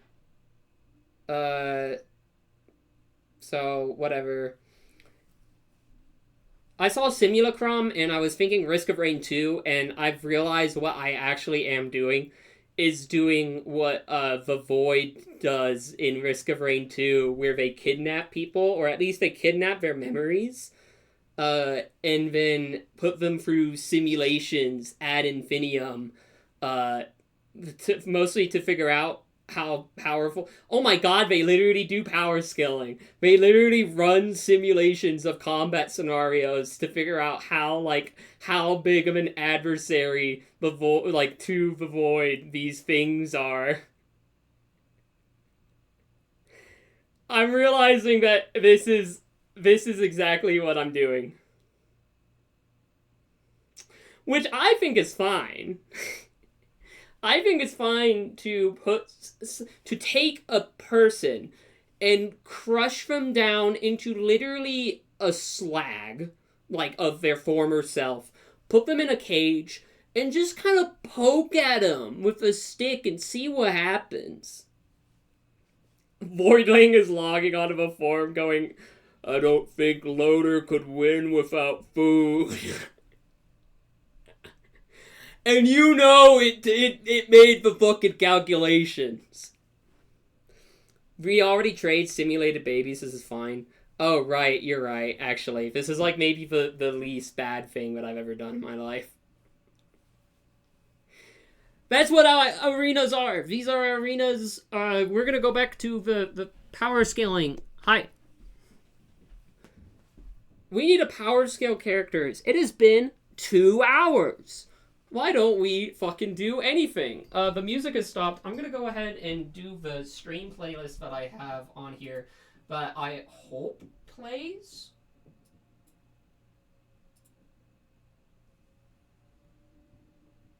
Is it playing? Wait, can I hear it?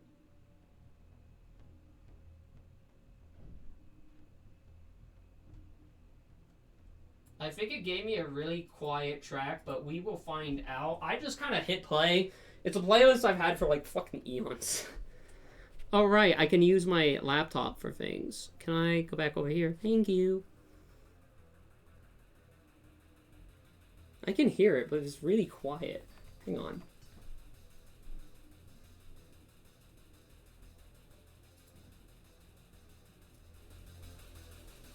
There we go.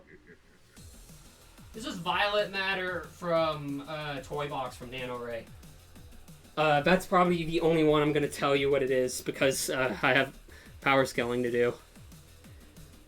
So now we can power scale characters. Now that we've gone through the chart, the other chart, and also we know what immortality is, we can now fucking do whatever we want. Here we are. What fucking character do I power scale first? So this is the way it's gonna work. Actually, you know what? What character is loaded into here? Okay, well, you know what? Sure, fuck it. Let's power scale. Are you okay with submitting a profoundly stupid one, a real animal? Yeah, you can do that. So first of all is the image that I used to test this, Slimer.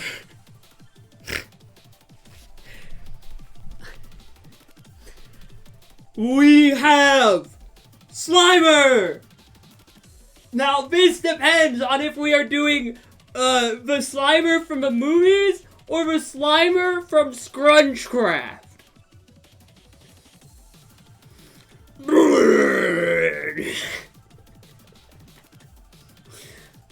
Slimer! We know what Slimer is. We know this guy. He appears in the Ghostbuster movies, theoretically.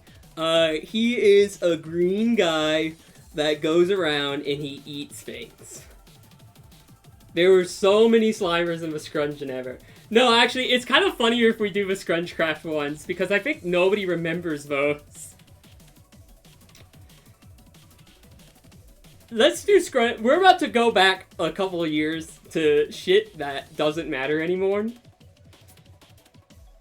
They were also loud. That is true. They were extremely loud because I think all of their audio was in stereo and not mono, which Minecraft doesn't, like.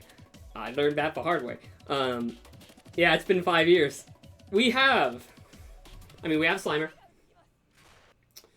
Remember, there's a goal for Mitchell Shepard. That is literally the only way you can get me to do Mitchell Shepard. We have received things. Hold on, what have we received? That's the wrong tab. Hang on, go back. Why'd you go over here? What's wrong with you? We have from Old Man Henderson, or not Old Man Henderson, I could not read the text. We have from Lord Slimeapple, tell me how strong I am, and I have been sent, we will queue this up and we'll do this next. Slimeapple has sent me, I'm dragging this image into here so I can show it to you. Slimeapple has submitted. I really like the file name for this. Mr. Wiggles. But more specifically, the Argentine horned frog. I will look at this Wikipedia page later. But the file name for this is Mr. Wiggles. I hope you really enjoy Mr. Wiggles. He will be returning. That's actually awesome. No, we'll do Mr. Wiggles. So if we're considering the Scrungecraft Slimer, there's a couple things that need to be considered. First of all, the Slimers were, many. Does the power scaling system account for cartoon mischief? Oh boy, have you just said it. Bring up the list. We need to wait until a very, very special ability comes up. Some of you already know it. A lot of you probably don't. It is the worst ability in power scaling ever, and it is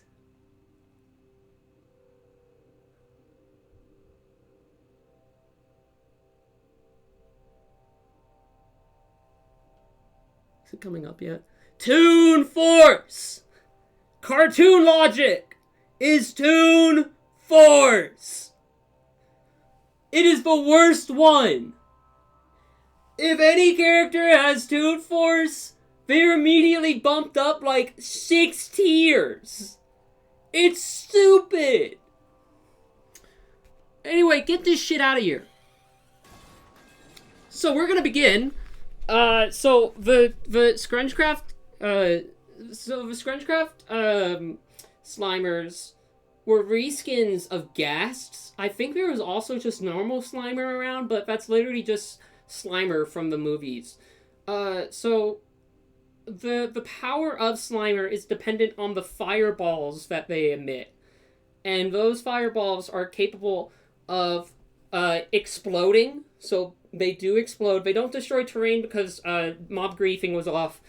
But they explode and they create a toxic field of poison.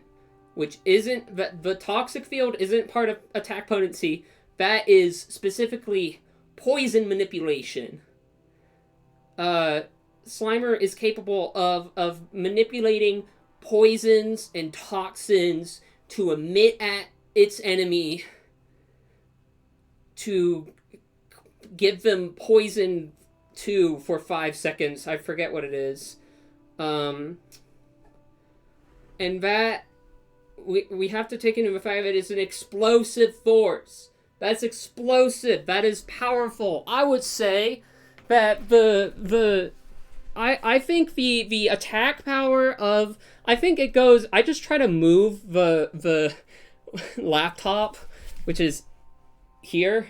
just try to move it down to get the camera to look at me, but I actually don't really care. The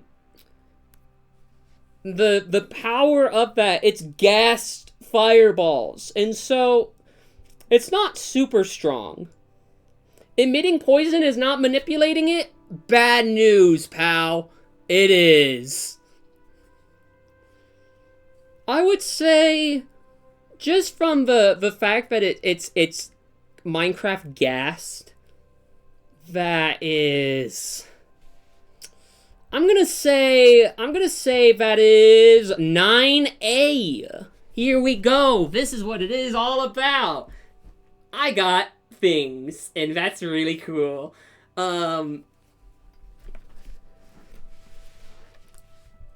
That attack potency is 9A. However, it's not looking good for striking strength because ghasts don't do contact damage, which means that they are literally presenting inapplicable. They can't strike anything.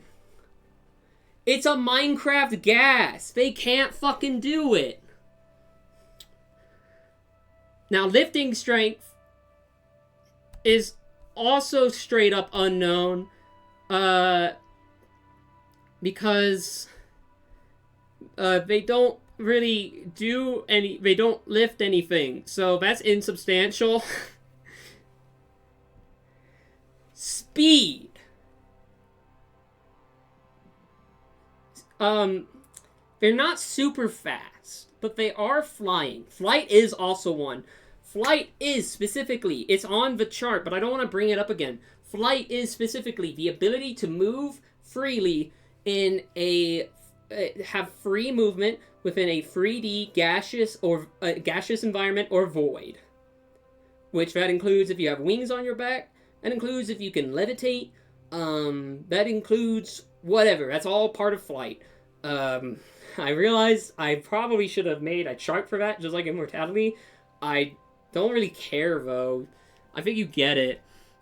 Speed, they're not super fast, but they're capable of being a little fast. But I don't know if they're really all that much faster than, like, the Minecraft player. So, with that, I'd probably put them... Hang on. How... What's the shit again? What's the... I literally can't select it, so I have to go to my other monitor. What's the fucking speed again? Oh my god, I can't read any of these. This is a great sign. Where's the fucking chart? Which one of these is the chart? Here's the chart. What is that?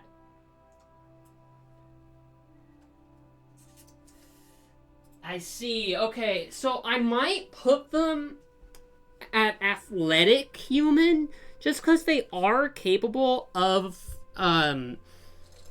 flying and like they are capable of moving rather quick. They're just not known for being quick. So I can't put them at anything higher than athletic, honestly. Because most Minecraft players I would also classify as athletic humans and reaching into superhuman. Range. Range is, here's the thing. Range, ghasts have a pretty high range for a mob. I would say this would be about... It's not as high as you would probably think. I don't think I've ever fought one of the Slimers at more than 100 blocks away. So that is going to be tens of meters, which is pretty alright so far. They're able to... They are definitely higher than most mobs. Even though this is just tens of meters, this is like 90 meters away. It's a pretty high ball. I just went to my other monitor. Why does it do that? Actually, wait, I know why. It's because it needs to work. Okay, intelligence. This is not going to look good for Slimer. Slimer is literally a mob And so the mobs in Minecraft, especially ghasts, are pretty much just animalistic. If I recall correctly, the Versus Battle Wiki describes Slimer's intelligence as below average, but the Slimers in Scrunchcraft are literally just ghasts. Yeah, Slimer's stupid. We know this. Now, durability. Ghasts don't have a lot of HP. They actually have really poor HP. Because you shoot it and it pretty much dies. It can take a little bit, but I feel like the things that it dies to, probably not what a normal human being... Or would it? Because here's the thing, how would we fucking scale a normal human in Minecraft? We really can't. We'd have to base it off of fucking Steve from a Minecraft movie. The thing is, they die extremely easily. So I feel pretty confident putting them in below average. Not like super low. Just, they're not super strong. They die pretty easy. Now, perception.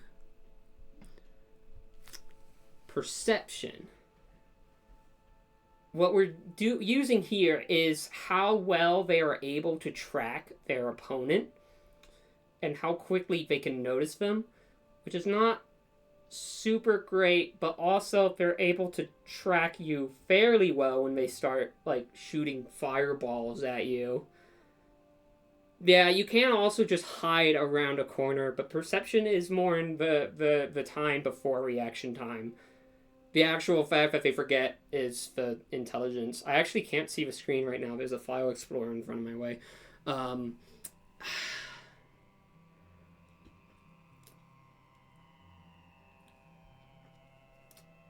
See, they have a hard time noticing you.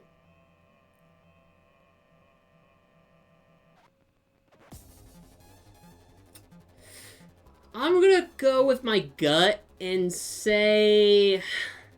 It's not great perception. I'm gonna say they probably have around the same... Slimer probably has around the same perception as of just a regular fucking human being. So we're just gonna put that in average.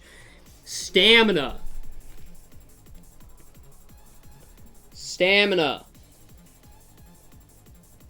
Here's the big thing with stamina. These things can keep going forever without stopping if you let them. Because they are a mob from Minecraft. So that means we have to put stamina in infinite. Does this look correct to you? It doesn't to me, but that's the way it goes. They're just able to keep going. That's literally, that's it. They're able to keep going forever. And so now, what about, dude, this music goes too fucking hard for Slimer.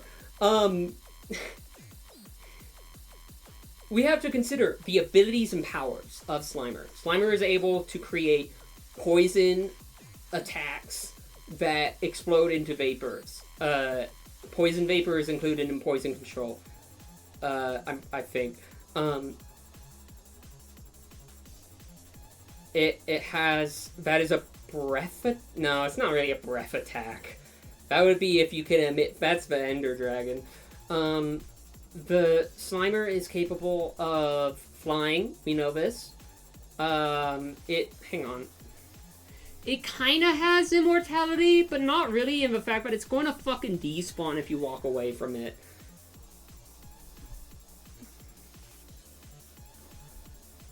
Dude, this chart fucking sucks. I knew it wasn't going to be useful. It was not going to be... Oh, it's large. It's large, which doesn't actually work in its favor. I'd say that's a weakness. It is very brittle, and it's very large, very easy to get hit. Wait. And you also have to consider that their attacks can be redirected back to them, which instantly kills them if that hits. So that is not good for Slimer is the fact that you can ping pong it back, and that Slimer can't do fucking jack shit about that. There's nothing it can do. That's a pretty bad weakness. Its attacks are pretty slow, and it's not super hard to punch it, and that's it. So, is there anything else? It doesn't have rage power. It can't seal things in a coffee grinder. It can't summon things, really. It doesn't have telepathy. It doesn't have telekinesis. Oh, shit. It's just kind of standing. It's just kind of floating there, doing this, and it go...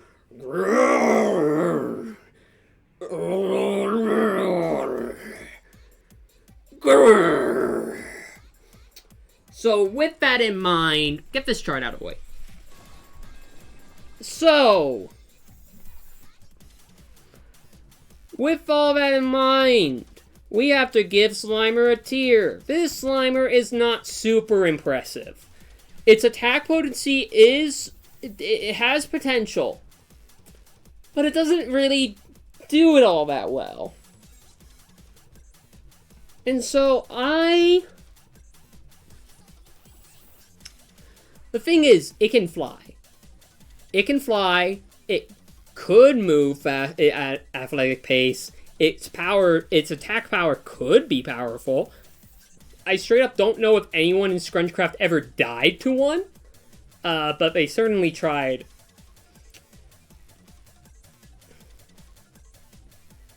Yeah, I'm also kind of in agreement of putting Slimer into 10A, because 10A... I feel like a normal human being could potentially take care of Slimer with any gun or firearm, as was shown in Scrunchcraft by there being multiple firearms that I used against Slimer a lot. I know this. I was just looking at my Scrunchcraft VODs a couple days ago in preparation for this. Yeah, or a baseball bat. Like, I feel like there's a little bit of terror associated with it. But I would not put Slimer in 9C. Like, street levels. It's not a street brawler. This is a goon. This is a goon. And so now with that out of the way, I have to write all of this down because I actually really, really don't want to fucking forget this because I have to power scale all of this. I have to do battles. So give me one moment to write down all of this information. Slimer is a 10A with 9A attack potency. Striking strength is immeasurable because it doesn't fucking have anything. Lifting strength is also unsubstantial. I don't know if this is the correct one, but I don't care. Speed is athlete. Range is tens of meters. Intelligence is animalistic. Durability is... What did I put down for durability? I put down 10C. Not great. 10C. Perception is regular. Stamina is infinite. Fun is infinite. Okay, there we go. That's Slimer. I'm gonna bold that table. Nope, that's not gonna do what I want. I'm gonna bold this.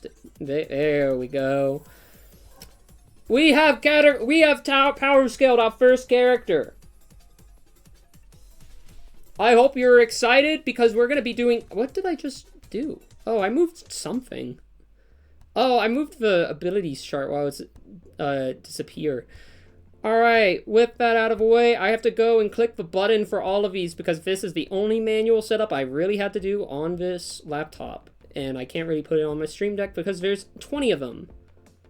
There's a lot of buttons. I should note all of the images are just the same one, I just replaced them. We have accomplished Slimer. Slimer is a 10A, that's great. That's actually more than I thought Slimer was going to get. Next up, is from Lord Slimeapple. We have, oh my god, I hope you're ready for this, Mr. Wiggles. The Argentine horned frog, Mr. Wiggles. Mr. Wiggles is near threatened. Oh, that's not good. I hope it gets better. I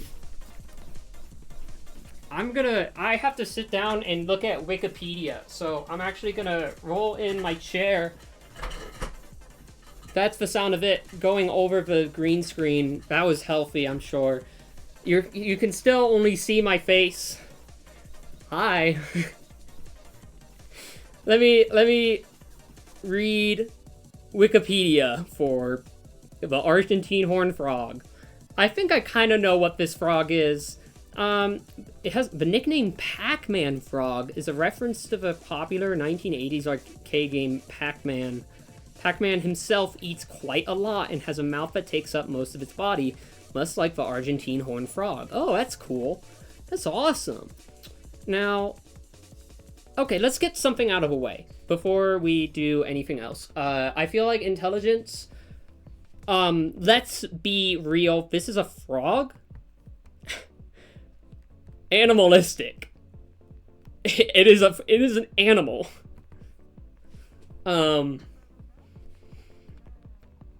Now, let's see. Females grow to 16.5 centimeters, which is pretty cool, and the males to 11.5 centimeters. Average lifespan is 67 years. They can live up to 10 years or more in captivity. The most prominent feature is its mouth, which accounts for roughly half of the animal's overall size. Coloration is typically bright green with red markings, though dark green, peachy color black, and red with dark markings do exist. Sexing the species is very difficult before sexual maturity is reached. Dimorphism traits between the two sexes are size difference and males possessing dark pigmented throats and nuptial pads on the forelimbs. Their hind limbs are short and lack webbed feet, which makes them inefficient at swimming. Okay. Yeah, okay, so what can it do? What can it... Oh, that's the end of the article. It's just feeding now. Well, actually, let's see. They hunt by remaining motionless. Okay, I don't know why I decided that article was over.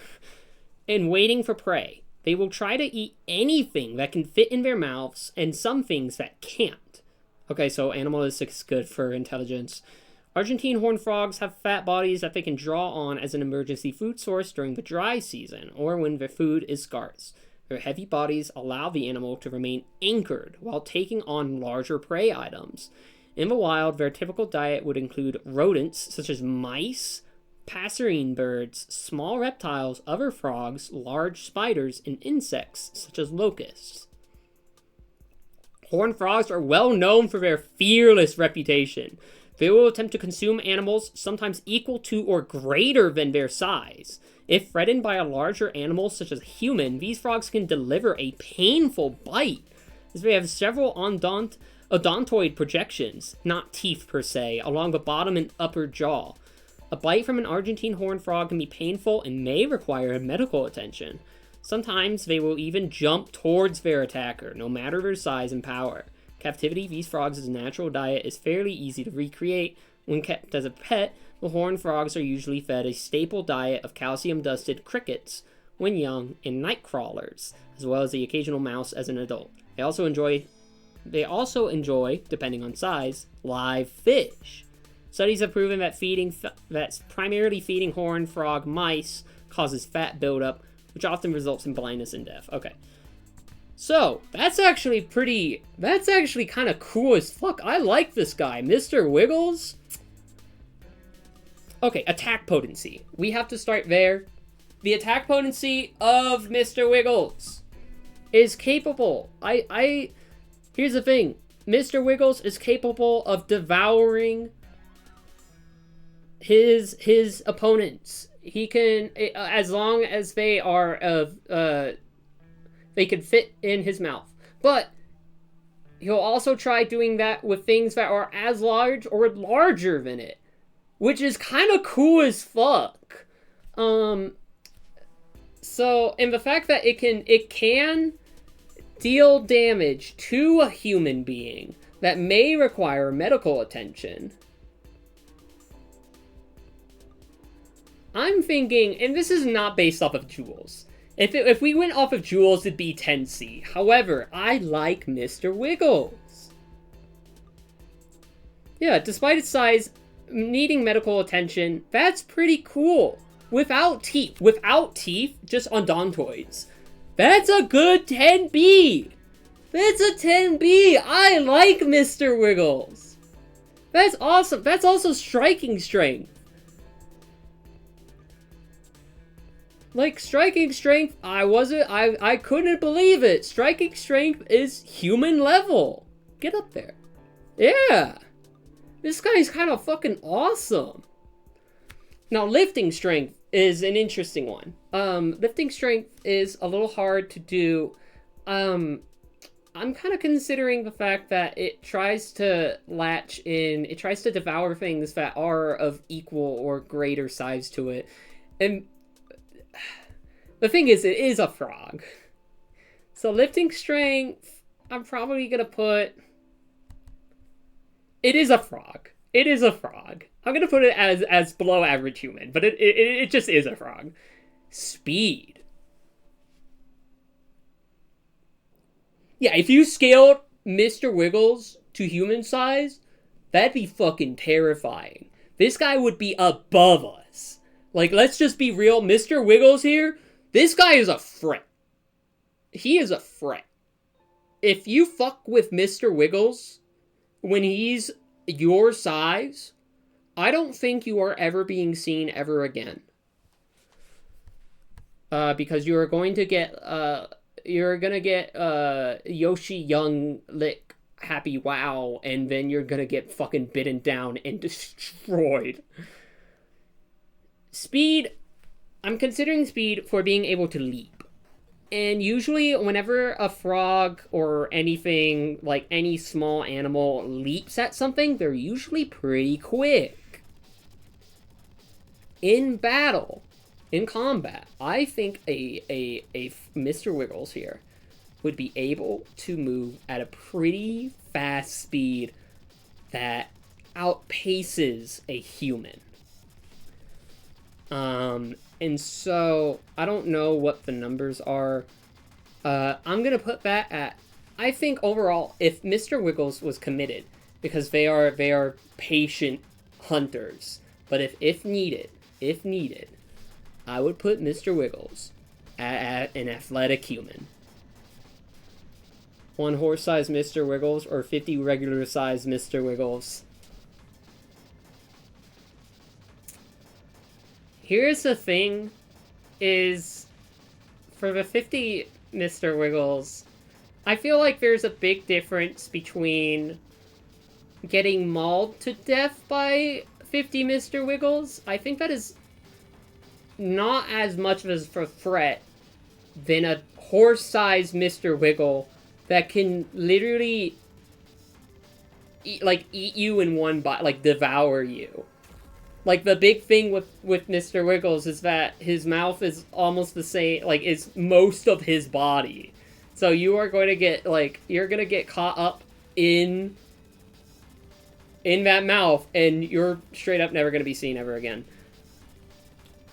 Range. Okay, it's Mr. Wiggles, however, or no, how long do how long can frogs, typically, extend their tongues out? Hang on. We're gonna look this up scientifically by looking up frog tongue length.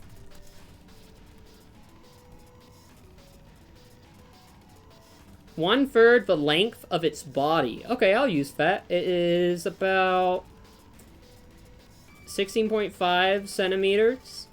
At most. Okay, well, that's... Can toads like this do that? I forgot this is a toad. Whoops. That's two different animals, that's right. I'm putting this at below standard because it is a frog. It is a toad, not a frog. It is a toad. Mr. Wiggles, you're... It's Mr. Wiggles. It probably... Hang on, what does the article say?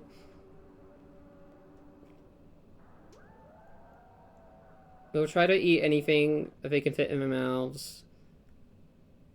I think they just jump. Okay, so this guy, yeah, I think they just jump. I think Mr. Wiggles is entirely leapy. And, well, actually, no, wait. What did the...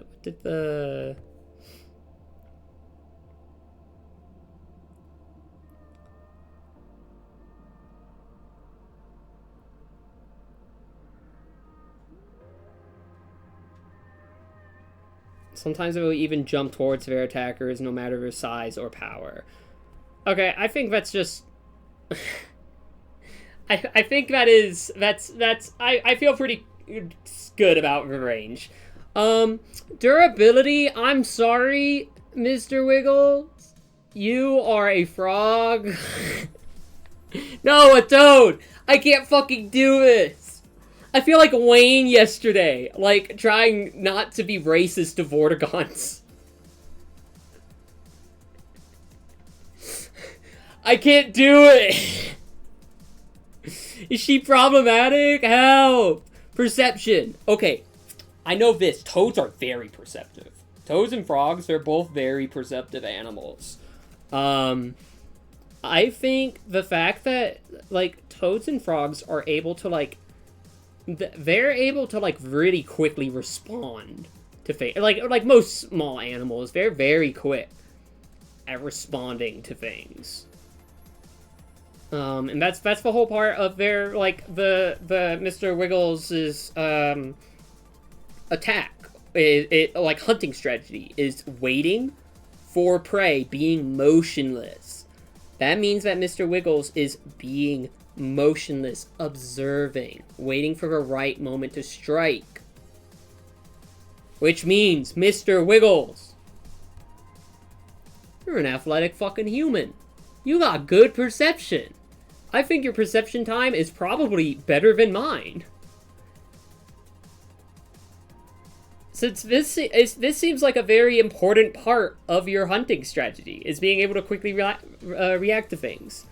Okay, now stamina, there's a problem in that basing stamina off of an actual animal is, the average stamina is the average stamina of a human being, and literally the reason we're like this is because we have, the humans have on Earth, like, the best stamina of, like, the entire animal kingdom. So I think that has to be below average. It is capable, however, I will note, it is capable of using its own body as an emergency food source, like using, like, fat storage and such,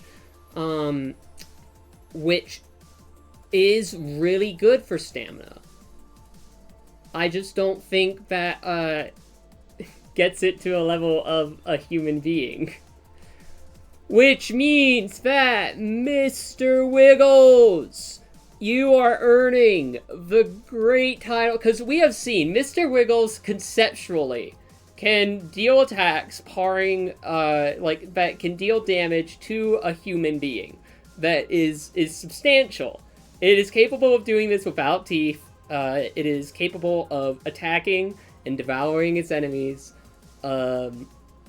If they can fit, which seems to be a very big part of this. I like being down here, where I'm two hands. Wait, watch out, I'm a Nintendo boss.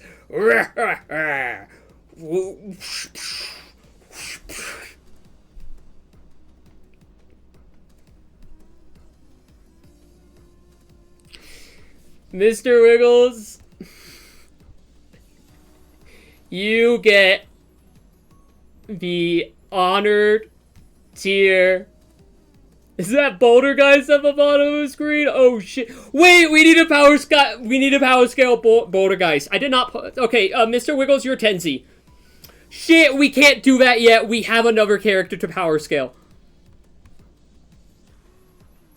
Zwayhark has sent in Akizet from the Koru Observer Wiki. I have straight up never heard of this before. I'm gonna take this image and put it into my images folder. I'm also gonna go ahead and grab an image of Bouldergeist real quick. Can this go to my main monitor?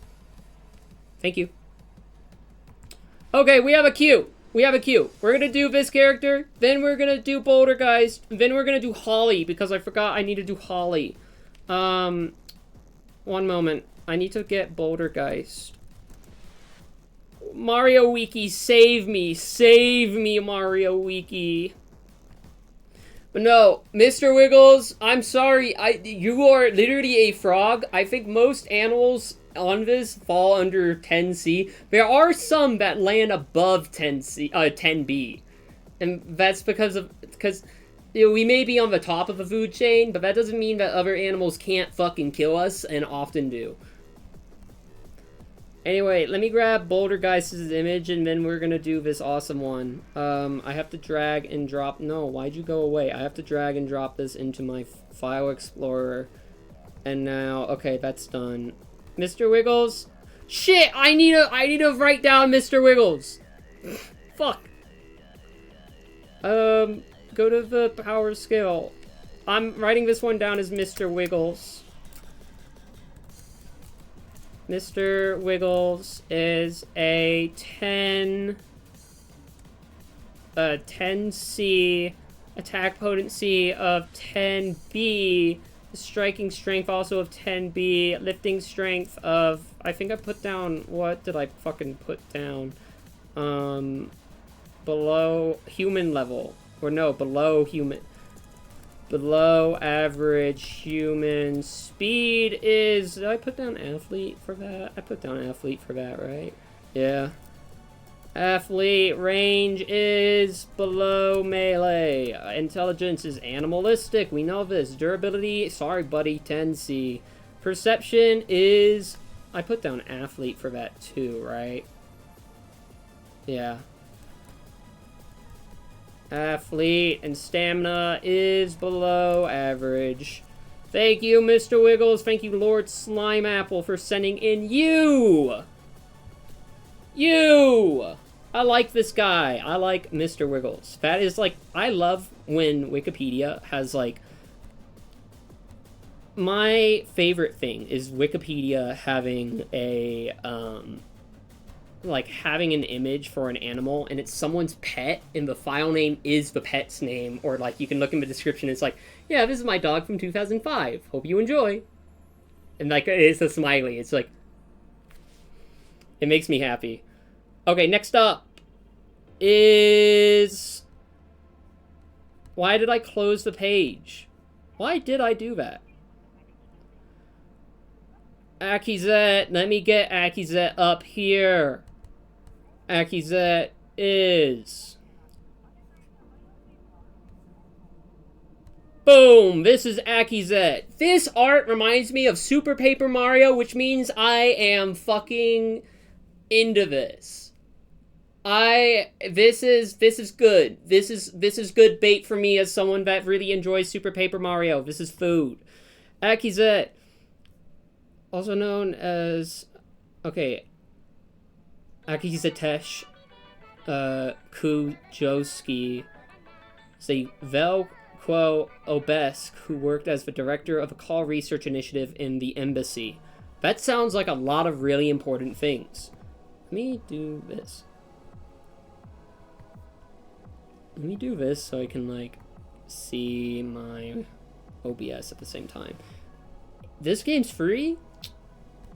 I have to. Also, you linked me a Mirahese wiki, so that's actually, like, bonus points, is that this has a Mirahese wiki and not a fandom wiki. Okay, let's see.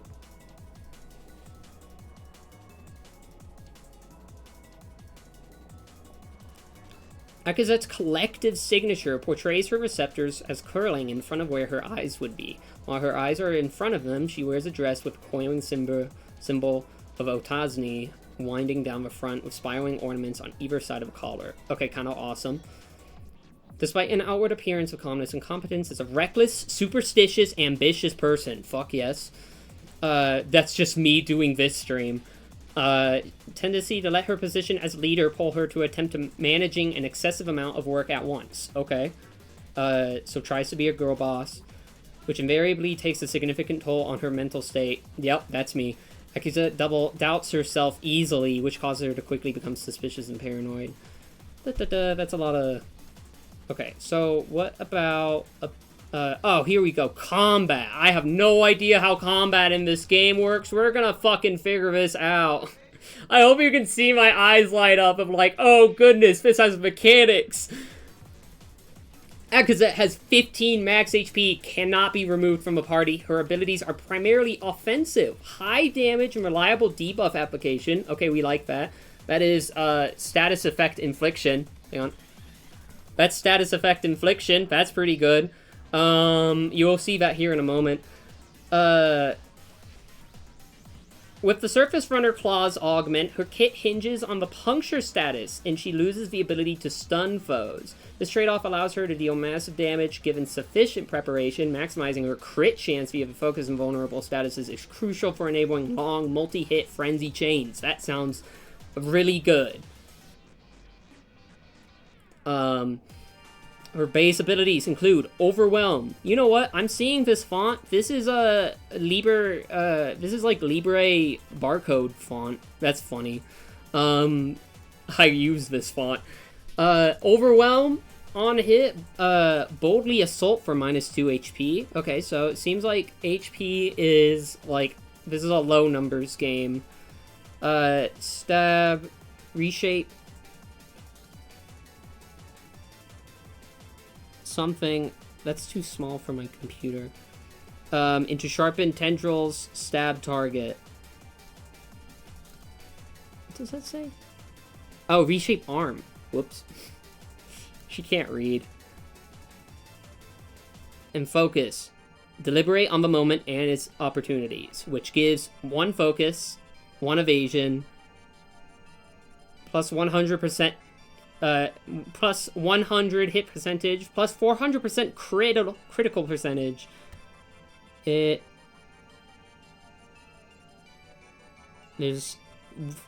status effect symbols that say weakened and fear. Evasion is... Oh, I bet this this gets rid of statuses. Okay, cool. Augments. Replaces Overwhelm with Eviscerate. We love that word. Stab with Frenzy. Eviscerate. Boldly assault target. Target previously inflicted wounds for additional damage. Strike for -1 HP and -1 HP per puncture on the target. We like that. Frenzy. Puncture vital. Christic component. May inspire additional stabbing. -1 HP. Plus 2 points of puncture. A critical chance of uses action again. Puncture -10% HP per turn. That's pretty good. Okay, there's a bunch of lore and explanation here. I assume may or may not. Well, this is feats. Okay. Oh, she's dead? That's... Rest in peace. Okay, I have a pretty good understanding. They're bug aliens that have become biometal androids. Okay, that's awesome. This seems like this is a character that is in combat very aggressive, has the potential of preparing for very high crit damage, which is pretty good. I'm gonna go ahead for attack potency. This also, attack potency will go into striking strength high from down here, by the way. I should lower, like, my camera, but I don't actually care if this is funny. Was the head of their research team? Alright, that's gonna be good for... What the fuck is this still up for? Get out of here. So, what we're gonna do is, honestly, for attack potency... I hope you enjoy. Wait, hang on. Let me skim the story here. It's long, and I don't want to look at this just in case it's like massively spoilers. Adept melee fighter. That's pretty good. Admiration of this. Introduce some mind core. That seems pretty important. The funny little room. I'm gonna like stop talking just in case some of this is spoilers. I won't remember any of this, but that's okay. Okay, so I see. So she seems okay. I am gonna go ahead and put you into, I think, the damage itself. Basically metallic glass. Got it. What we'll do for this is, I feel I'm stuck between either 9C or 9B. I'm leaning towards 9B just because, like, I actually have no fucking idea what this game looks like. I'll go ahead, just from, like, the attack descriptions, I'm gonna go ahead and say that the amount of damage being output is probably wall level. That seems pretty correct to me. Striking strength is also going to be the same because that is just... She's a melee fighter. She's literally a melee fighter. I don't know what to tell you. Lifting strength... Hang on. Go into here. Control F. Lift. Okay, there's no mention of a word lift in here, so we're gonna go ahead... Actually, hang on, wait. Carry. There are no mentions of a word carry. Okay, so we'll go ahead and put that at actually, we're gonna go ahead. I'm not gonna put immeasurable there because that implies things. I'm just gonna leave that blank. We don't know. Speed. Is this like an RPG? Is this like a turn-based RPG thing? Is that what this is? Am I getting that right? Just off of how this seems. The battery for the camera is apparently low. That's okay. Yes? Okay. Actually, wait. I can look and see the stats.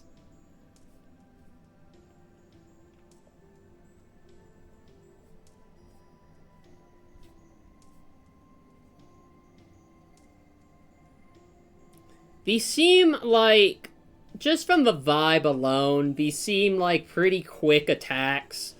I have no idea how this game... This is a device called a time stopper. It allows you to have a sensory perception as if time was stopped. How the RPG stuff happens. Okay, gotcha. So this is like the main character. This is the main... I kind of gleaned that from the fact that... or at least one of, maybe... I kind of gleaned that from the fact that she can't be removed from your party.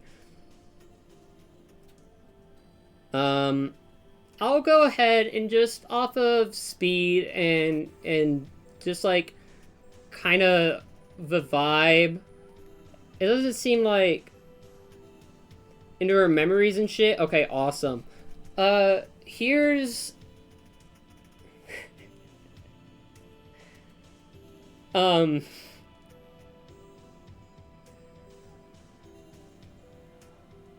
gonna go ahead and just put, for speed, I have no idea, but it sounds like this is a game where, you can move around pretty quick, so I'm gonna put superhuman there, because I don't know.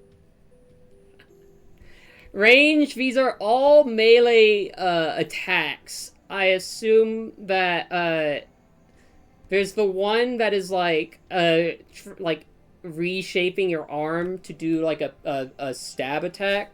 That sounds to me like extended melee range. Intelligence. Okay, so this seems... I feel like this is a pretty smart person. Seems to be really smart.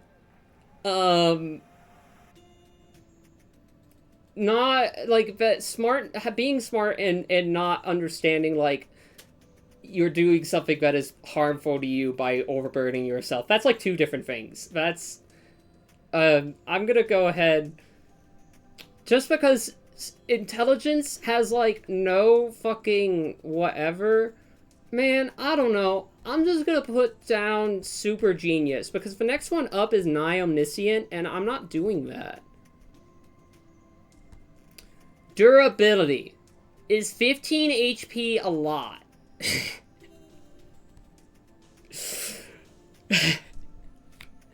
I assume yes. Yeah.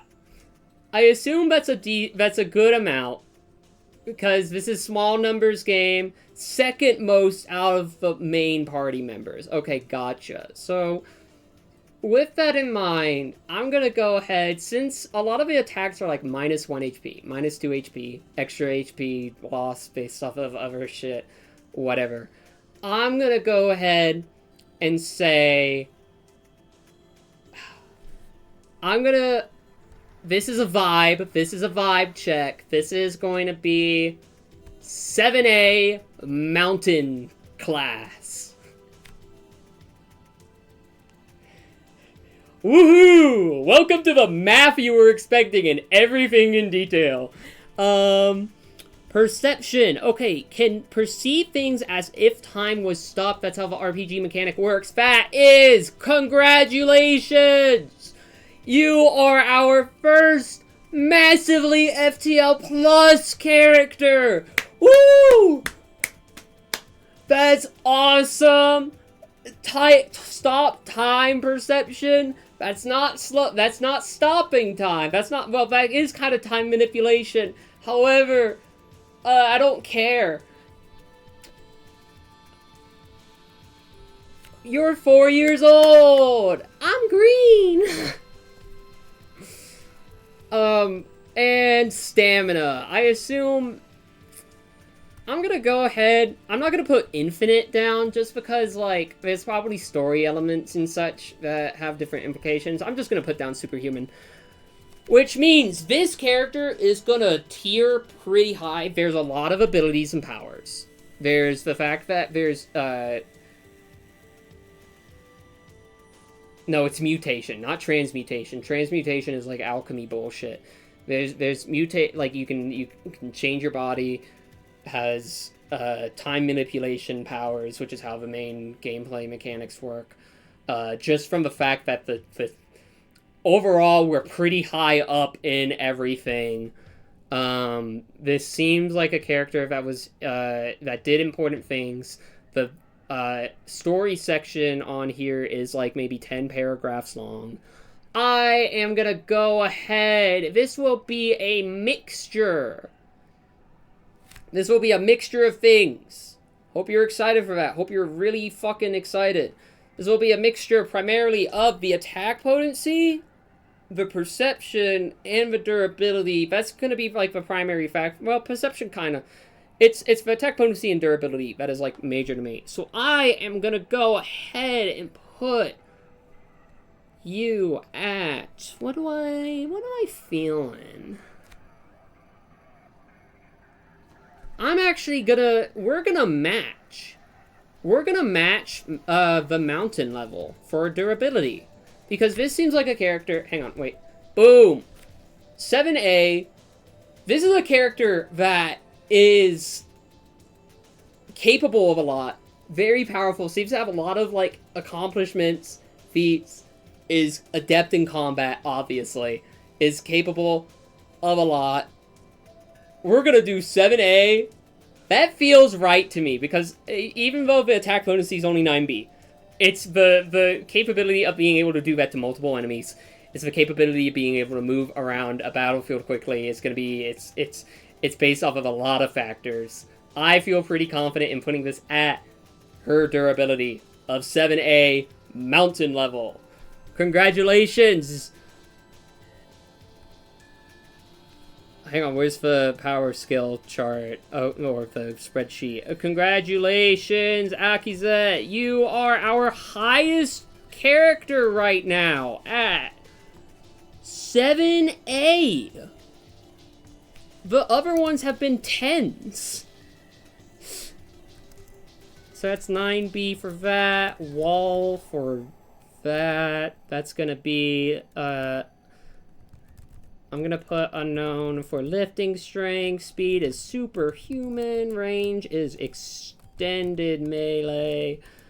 Intelligence is super genius. You are the genius of all time. Durability is also a 7A. Perception is massively FTL plus. Stamina is super hot, superhuman.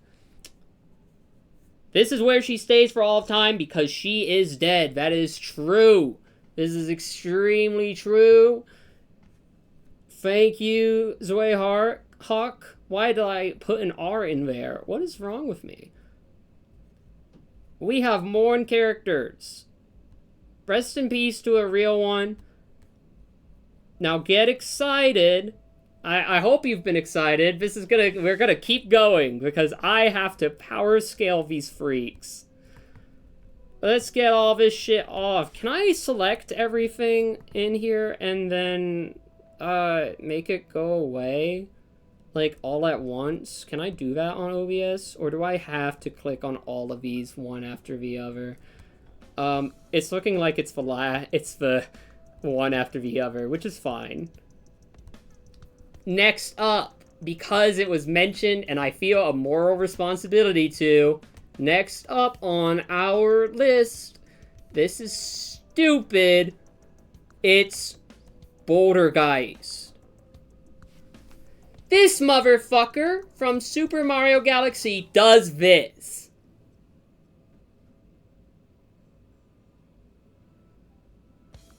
And he throws rocks at you. He throws boulders. He can summon dark boos.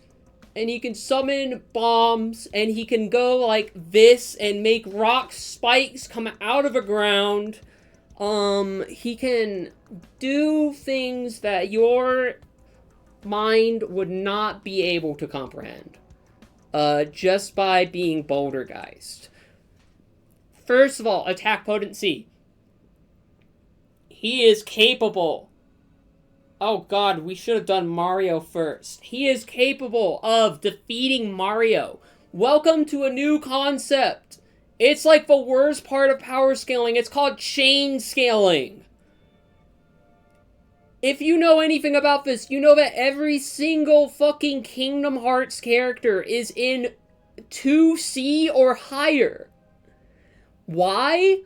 Because they're all chain scaled against Sora, who they say has infinite speed, which Sophie Baby straight up told me that is literally false. Like a bunch of shit that is just not correct. The person that power scaled all of the fucking like Kingdom Hearts characters, my brain keeps trying to say Homestuck for some reason. But there are no Homestuck characters in here. You could be the change you want to see in the world.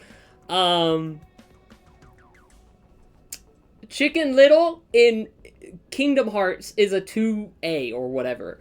And the big thing is that they all have infinite speed because Sora has infinite speed, and all of the characters can keep up with Sora.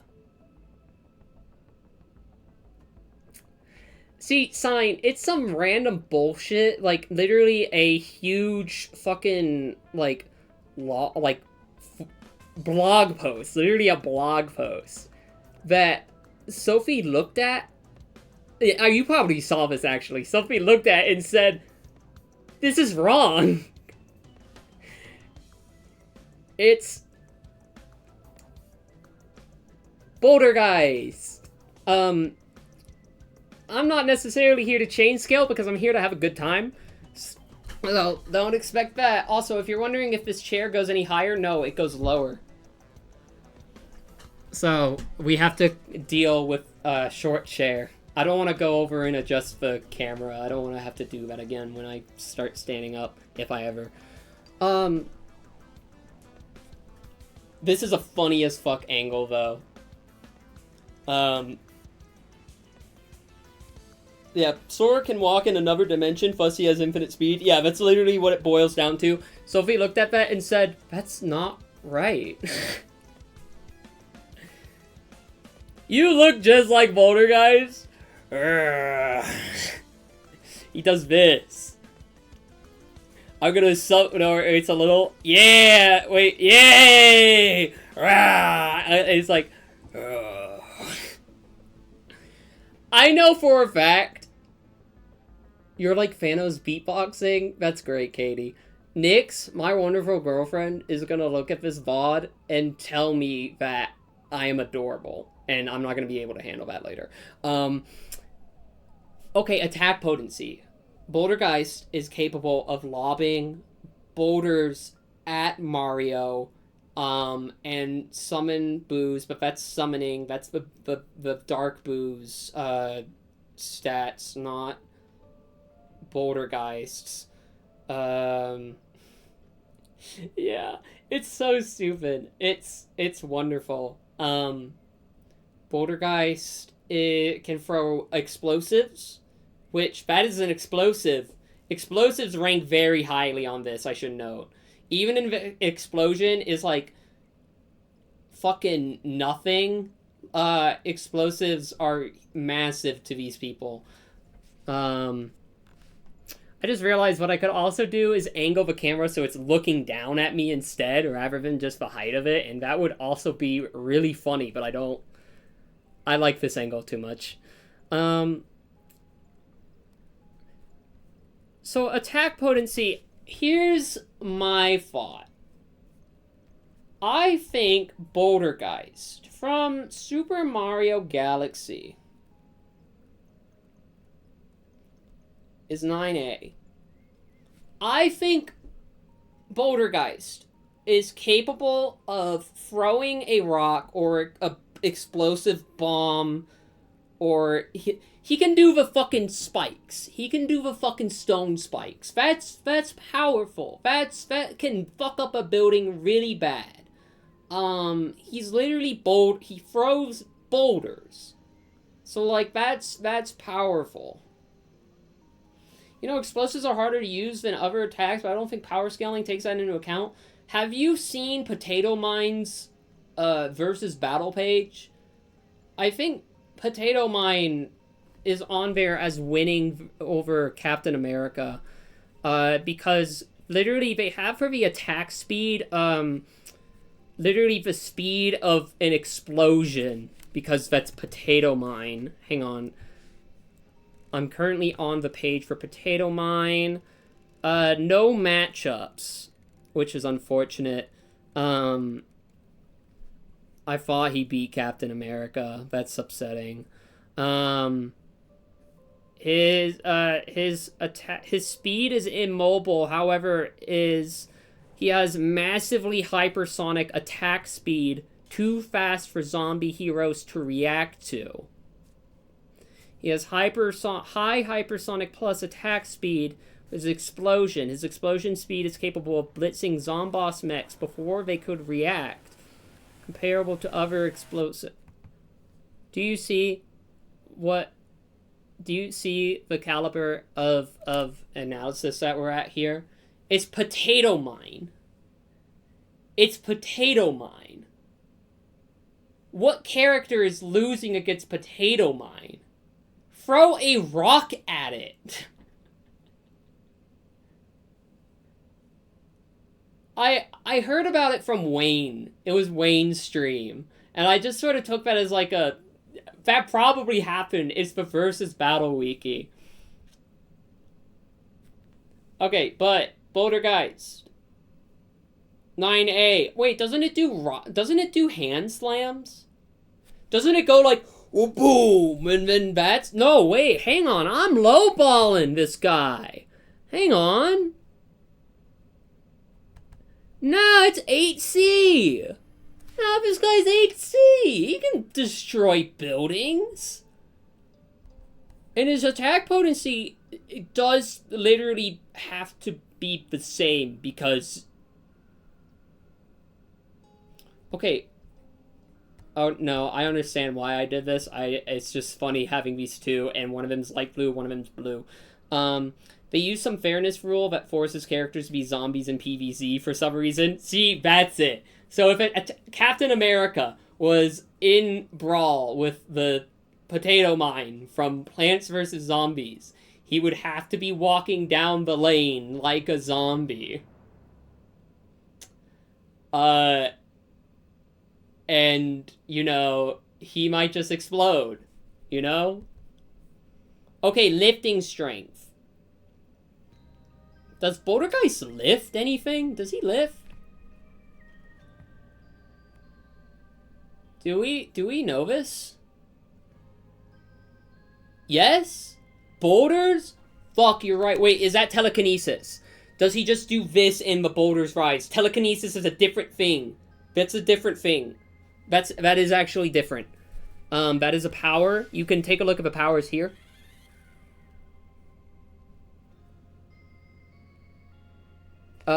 Telekinesis is a different thing in terms of lifting strength.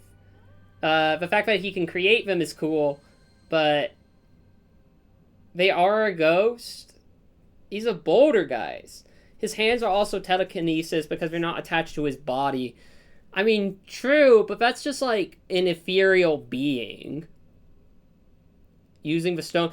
Oh no, wait, you're right. Hang on, get this bullshit out of here. Wait, you're right. I'm remembering everything about boulder guys. Oh god, what do we say the weight of that is? I'm gonna say they're boulders. They're boulders. I'm gonna go ahead and say class 1, actually. Maybe even higher. Hang on. This is me trying to conspire to get to the highest possible tier of Bouldergeist. I'm gonna say class 5. He can lift boulder. He can roll the boulder. This guy, it's Bouldergeist. Okay, speed? He's not super fast.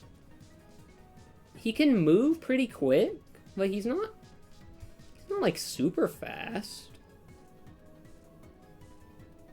Right? He can teleport around. Teleportation is not speed. That's very important. It would be if he can travel from one place to another instantaneously. Teleportation is a power. I'm not bringing up the chart again. I'm gonna put down until someone argues with me, athletic human. That seems pretty alright. Because he does move fairly quickly when you have he's been hit twice and he's just the tongue and you gotta go get that.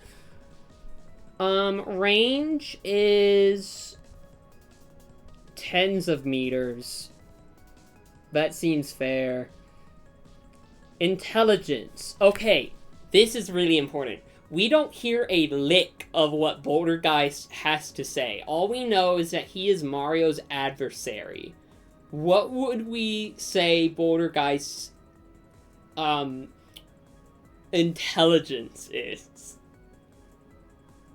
Okay, he can summon ghosts, and he knows how to use the environment to his advantage. The camera battery has died. I'm going to replace the battery.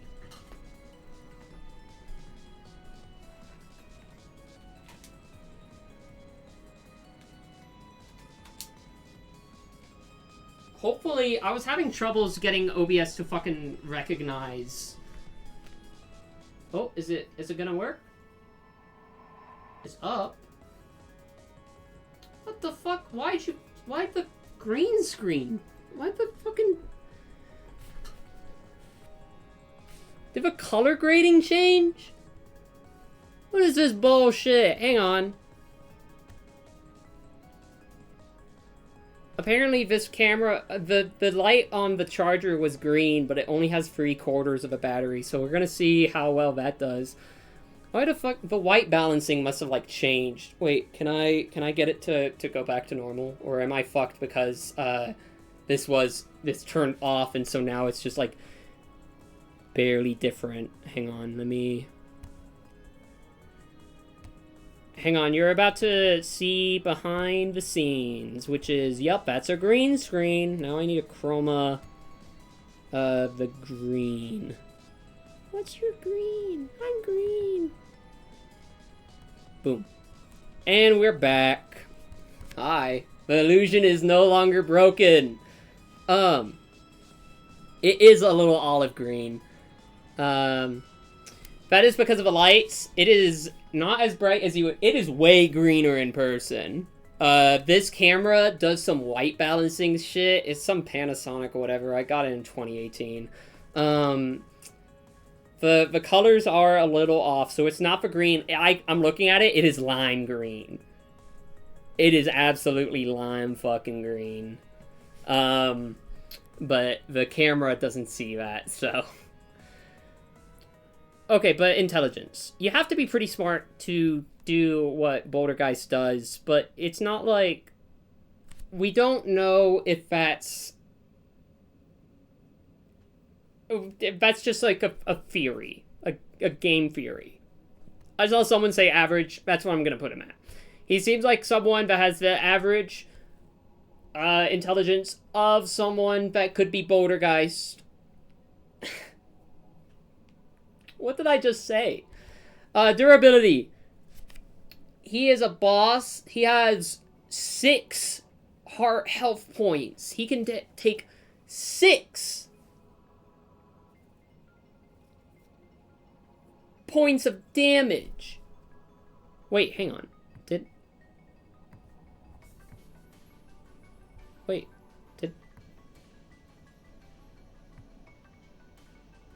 First of all, I just heard about Discord ping. Why? Hang on. Did something just happen? Hey, hang on. I have to check my alerts. The bar is notably filled. Snow Runt Pyro has just sent in $60. Also, that battery's at 50%. We'll see how long that lasts. Snow Runt Pyro has just sent in $60. I don't know if I heard the audio for that. Have we been hearing notif sounds? Hang on. I don't think we did, because I tried to fix an issue where the sounds weren't... Did you hear a notification sound? Yes or no? Because I set it up in a way that I thought would fix it, but apparently not. For that. Wait. It's not going to any fucking tracks. Why did I do that? Why is it not going to any tracks? Hang on. Let me fix this. I'm gonna replay this. I think I just fixed it. Because that should be a loud sound. What the fuck? I can't... What the fuck? Can you hear this? Can you hear Tonko? Can you hear him? I can hear it now? Okay, I can't hear it. That's fine. If you can hear it, I have it set to monitor and output, but it straight up is not. So, I think that's because I am not using my desktop. I'm using my laptop's audio, which is being streamed to me, so I don't think Steam is picking that one up. That's fine. I know what happened. You heard Tonka. Thank you, Pyro. We have 60... Let's get through Bouldergeist. We'll get through Bouldergeist. We get Holly. Then we have 6, presumably, or 4 battles, but I presume 6 characters from Pyro, but I have to check my DMs for. Durability. He can survive 6 hits against Mario. That's a pretty good amount of hits. He can survive that much. He's a fucking ghost that's a boulder. So, at a minimum, he has to be above wall. I think he goes above buildings. You know what? Fuck it. 8B, he's city block tier. Perception. Okay. This one's hard to quantify, but I'm gonna do my best. Perception, actually, I don't fucking care. Average human. He's not proven to know how, like, to be able to track Mario faster than what Mario moves in the arena. Mario should be chance scaled by this guy, not the other way around. He's fucking awesome. Okay, Sign. You are the true... Or, sorry, I said Sign. Both of your colors are very similar on this laptop. Corviraptor, Katie, my friend. Yeah, you're fucking right. No, you two are very like, you two are like, on my main monitor, I can tell you two out. But on this laptop, the color grading makes your two colors the same. Stamina? Superhuman, baby. He can keep going. This means we have a character that is competent, can destroy, is a ghost, is immortal. Hang on. That's important. This character is a ghost. That means it is undead. That means that falls into immortality type 7. This character's already dead. Yeah, you have a blue icon. That's how I came. Oh my god, I literally earlier I thought that somehow your badges were getting swapped around Sign, and it would, no, that was Catherine. No, the colors really are fucking with me. That's so funny. Number 7. Undead. You can still kill someone that's undead, but they can't technically die because they're already undead. It's a ghost! Does that imply boos are already dead? I don't fucking know. That's important. Get this shit out of here. That means, with all of this said and done, we are gonna put, I'm gonna do, once again, this is gonna be a mixture, which means I have actually a good mixing point. That feels slightly stupid. Look at all these immortality types and tell me this isn't stupid. It is every type of immortality that you can think of is there. It's a little silly. Get out of here. So, Bouldergeist. I have great news for the Bouldergeist fans. Bouldergeist is high 8C, large building level. We've done it, Bouldergeist Nation. This is fucking humongous.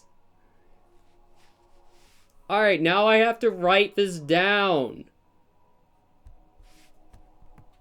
I have to write this information down so I can refer it later because I have a feeling someone's gonna want Mr. Bouldergeist to fight. I almost just put down Mr. Bouldergeist because I was looking at Mr. Wiggles. Bouldergeist. High 8C. Has an attack potency of 8C. Has a striking strength of building level. Has a lifting strength of class 5. That is way higher. Why did I put him there? Whatever. Speed of an athlete. Range of tens of meters. He has intelligence of a normal schmo. He has the durability of a city block. His perception is whatever. It's pretty average. His stamina is superhuman. That's pretty good for our boy Bouldergeist. We're gonna continue on forward. First, before we get to Pyros, first of all, holy fuck, thank you for $60 for power scaling. I have a feeling I possibly know what these characters could be. I have a feeling I don't. We are going to find out.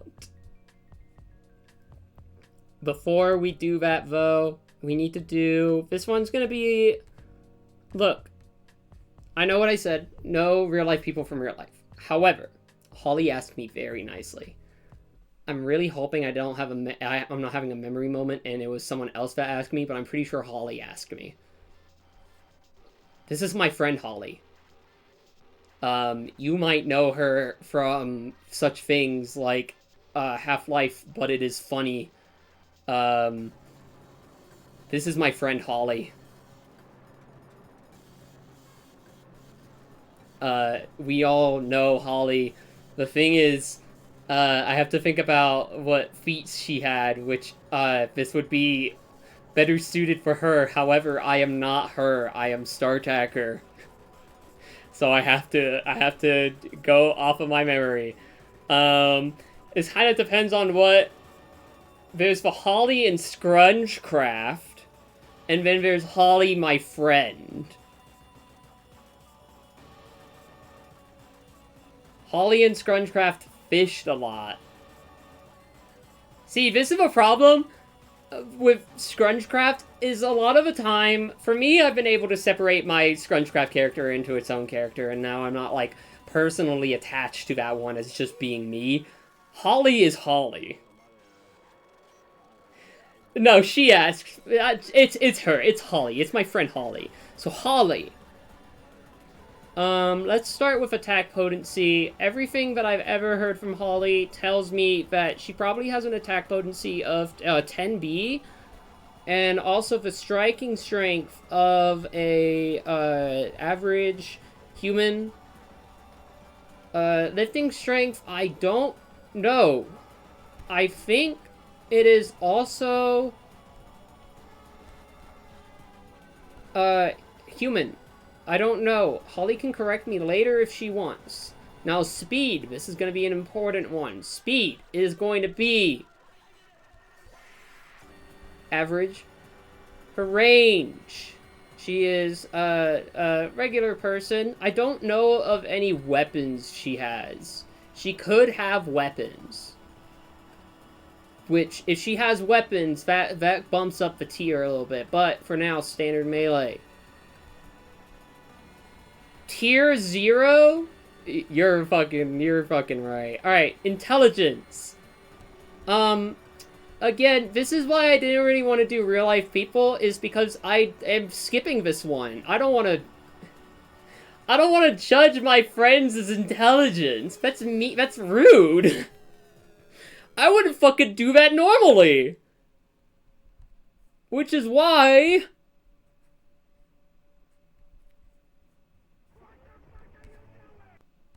omniscient. Durability is gonna be...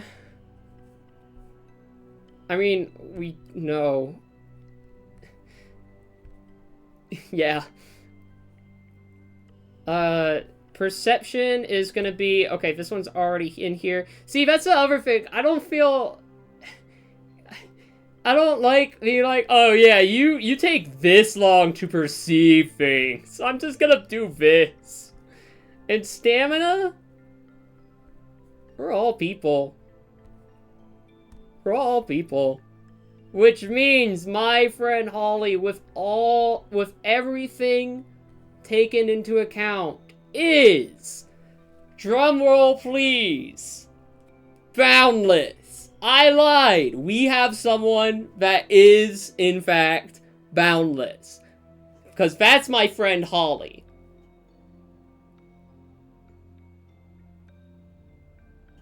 That's my friend Holly. And because I have to, I'm going to go ahead and write down that information in the spreadsheet. I don't know if I'm going to have people choose to put Holly in a fight. I'm going to ask not, because she is boundless, and that means that she literally cannot lose. So, so there you go. That has to be 10B. That is human level. That is average human. That is average. That is standard melee. That is omniscient. That is 10B. That is average human. That is average. Okay, cool. There we go. Yeah, so I know it might be funny. However, your fight might be better suited towards pitting two characters against each other with one of them having a fucking chance. Because Holly's gonna fucking sweep. This is Holly sweep. Anyway, thank you, Holly, for asking me to do this. I'm happy to please. I think she was gonna watch the VOD for this, so I hope this put a smile on your face, and I also want you to know that you are one of my best friends ever. I love you. I hope you're having a good day. Okay, I have to open up Discord. I have 6 fucking Discord pings. That scares me. I can't get to the other... I was just on the other monitor. Why'd you... No, stop! Go back!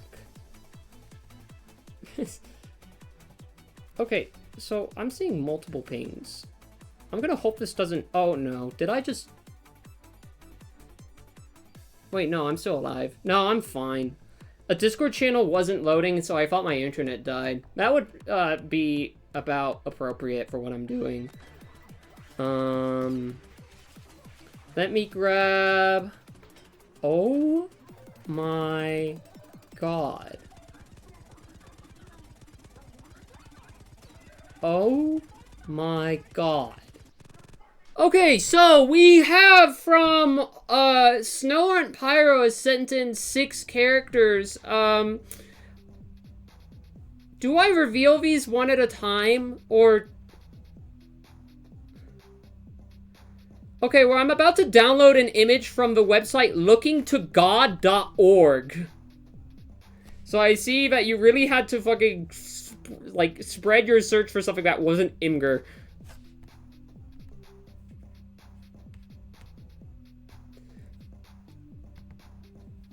I'm gonna reveal them one at a time, because I think that is really, really fucking funny. First up, we have...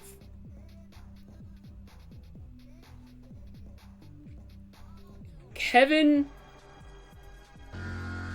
McAllister? Kevin McAllister, played by Macaulay Culkin. Aiko, thank you for the 10. We'll get to you. I can do whatever I want. Thank God.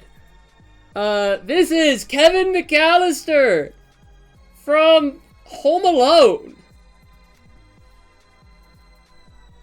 The one played by Macaulay Culkin. I don't remember how to pronounce his name. Is the M silent? I've never actually... This is one of those things. And this is partially untrue because I used to watch a lot of Red Letter Media, which he was a guest, Macaulay Culkin. Okay, thank you. This is an issue I have. I read a lot of things, I don't hear a lot of things. So when I hear, like, oh, this thing... I got made fun of for this once. The shorthand for triangles within modeling context is tries. However, before I knew exactly that, I just saw the word tris everywhere. T-R-I-S. And I did not... My incredible brain of intellect decided that that was going to be pronounced tris. And I did get made fun of in a modeling, like a model Discord VC for that. It was extremely funny. No, it is tries. Macaulay Culkin. Jesus. Kevin McAllister. That's it. Or it's not Macaulay. This is Kevin McAllister. This is the kid from Home Alone. So Pyro just said from Home Alone. So we can assume that this is the first Home Alone movie because that is the only one that I remember. I don't remember 2. 3 is not Macaulay Culkin. So 3D modeling known for its ties to Dante's Inferno. No, you're right. So Kevin McAllister has... There is an ability that I will note, and it is on here. Bring it in. Well, you'll see it in a little bit because this is very first half of the alphabet heavy, but there is an ability and power in here. You'll see it. It's called preparation. Preparation is an ability that means that a character can massively increase their stats by preparing. Here it is. It's in there. And Kevin McAllister is all about that. That is entirely just preparation. So get out of here. Did Kevin ever move or lift a whole furniture piece for one of his traps and stunts? This is what we have to consider. Yes, I think so. This is something that we can base a little bit in reality. Now, the thing with Kevin McAllister is that he is massively buffed by his ability to trap and evade his pursuers. He is capable of, with enough time in preparation, being able to lay booby traps using just common household items, and be able to do things. So, if we consider the overall attack... Well, okay, we have to consider that he did use the Red Ryder BB gun. And, like... See, he could defeat Goku. So, I think for Kevin McAllister, his attack potency is heavily relying on the traps. However, that is perfectly fine for us to do the traps, because the traps are something that he built. Those are his contraptions. You could defeat Goku by being a nice person. They don't tell you this. I think Goku would have no problems with me. I think this is fair, because as good of a Trappist as Kevin McAllister is, his attacks are fairly... What the fuck is that sound? That's not bad. There's a spider! That's awesome! He is... he's capable of putting in a great amount of damage on people, but I feel like those attacks aren't necessarily massively destructive. So, that's important. That's an average size spider. I should power scale that spider, see what feats it has. Actually, I think it has... Yeah, it has 8 of them. That is why I'm gonna put him in 9C street brawling level. It's not enough to, like, be able to destroy, I just got multiple lamels. I actually completely forgot what I said. I think it was me talking about the spider. Stupid joke. Really fucking stupid joke. The Home Alone movies, he's working within the terms of the household space. So we can't be sure if, in case he was, for example, on the Death Star, he could weaponize. See, yeah, that's the thing. But we can't theorize about that. We have feats that he did in his house.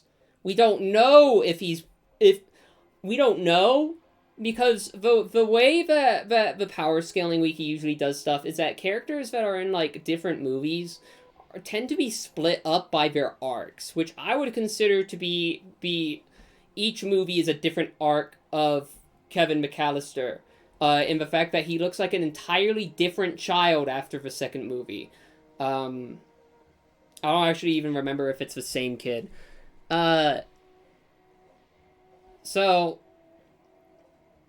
what fucking song is this? Is this really S pound side HP ID 001, whatever it is? Is this really that fucking song? I put that in here? This is an ambient track with me screaming in the background. Okay, that's cool.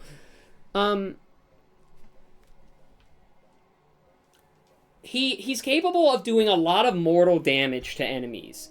The nails, the fire, all of that. So that's like street level. This is like action, like that's like, this is John Wick levels. John Wick, I think, would also go in 9C. I've watched all 4 of those movies, and I don't think destroying walls and shit is not what he does. He kills people really cool. And that's street brawling.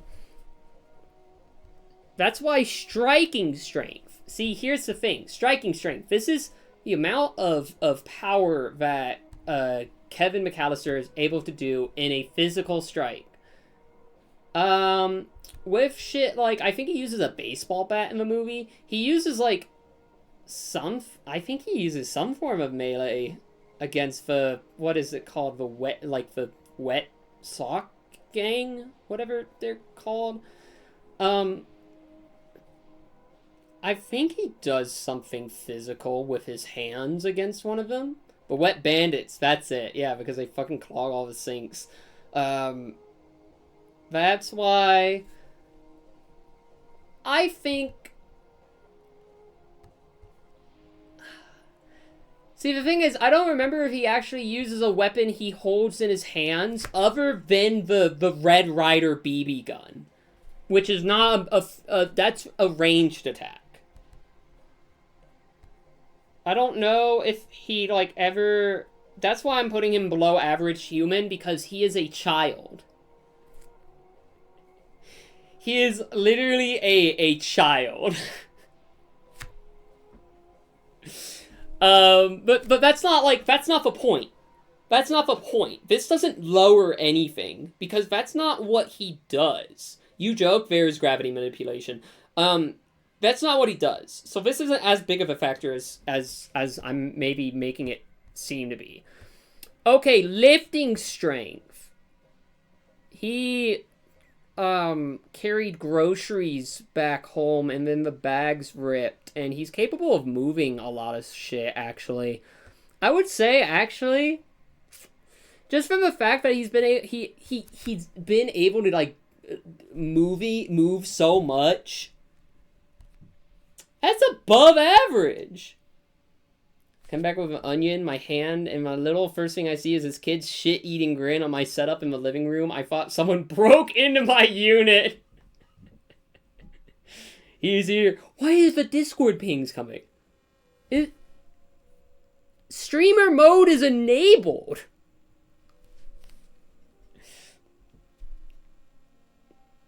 Didn't he use paint cans full of cement in the second movie? Yeah, that's why I'm like, that's above average. I can't do that.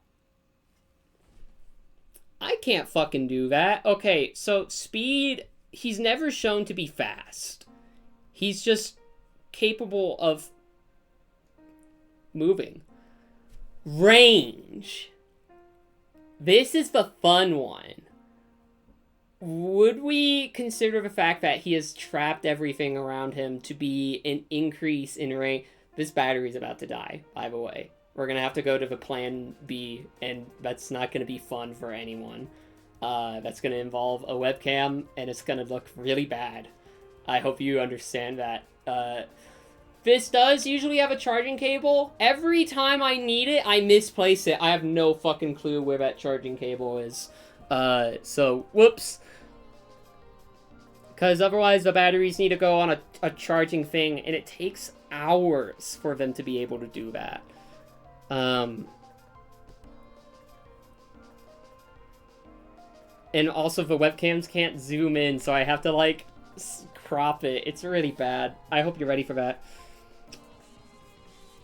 Okay, range, he's able to set up in a good amount of space. I don't know if I would consider the traps to be an extension of that. However, he has the BB gun, or Red Ryder, I think it is. Red Rider is a Christmas story, but it's like some form of very close to BB gun. Which is why no, he like shoots one of them, doesn't he? Yeah, he shoots one of them with a BB gun. Yeah, no, he does. He shoots one of them with a BB gun. That's like, because it's the one of the two. They stick their head through the dog door, and they look up, and he's just sitting there with the rifle. So I think range is going to be tens of meters. Now intelligence. This kid's smart as fuck. Let's just be, like, fucking real. Like, this kid is like, smart as hell. Like, maybe not even genius. Maybe Kevin McAllister goes to extraordinary genius. But I feel like just the ability for him to be able to realize the situation and play and be able to make it,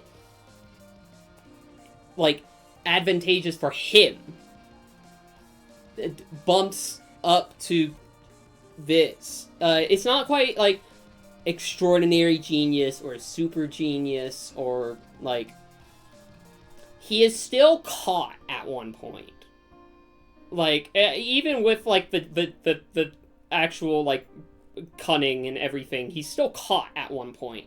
And that requires, like, the custodian at the church, I think, to intervene.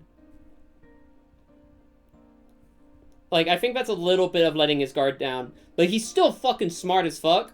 Like, being able to set up everything and have everything be like a beautiful Rube Goldberg machine of having all of the Christmas ornaments break and the train is perfectly placed for one of them to stand, like, step on, and then they get flung out of the... Like, that's brilliant.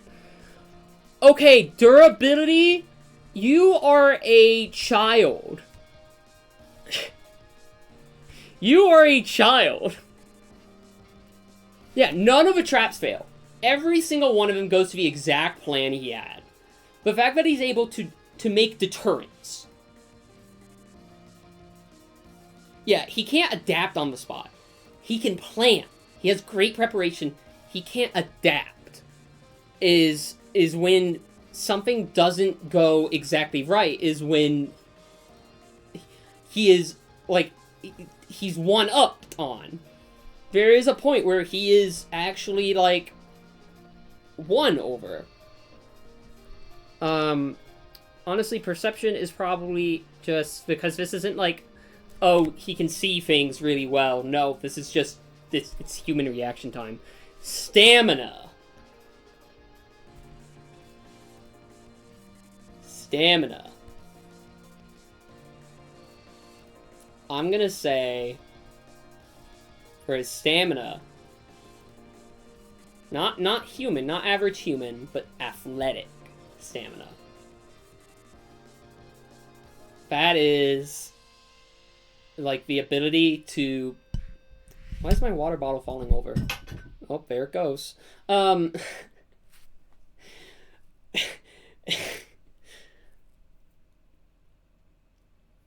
Yeah, it's like, he had a moment of, like, trying to do it, but gave himself away. I think with all of this, he's still a kid at the end of the day. But he's a fucking smart one. With time, I feel like in any situation where Kevin McAllister... Because, obviously, you could put him into a fight where he has no time to prepare. Yeah, he's a fucking goner. Of course he fucking is. He's a fucking child. But you give him the 8 hours... And sure, maybe an environment he doesn't know, but there's Home Alone 2, I think. Like, I feel like if you gave him a little bit of time to prepare something,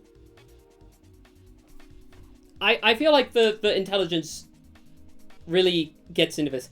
I would be extremely interested to see how he battles... If we give that consideration in the environments at its... I think 2-4 would be really funny.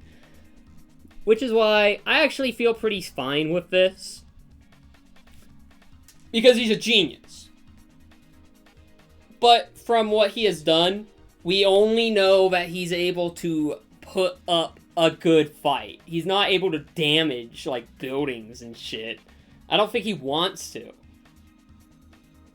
9C for street level. This feels like I'm a little lowballing it, but I feel like 9C is still good.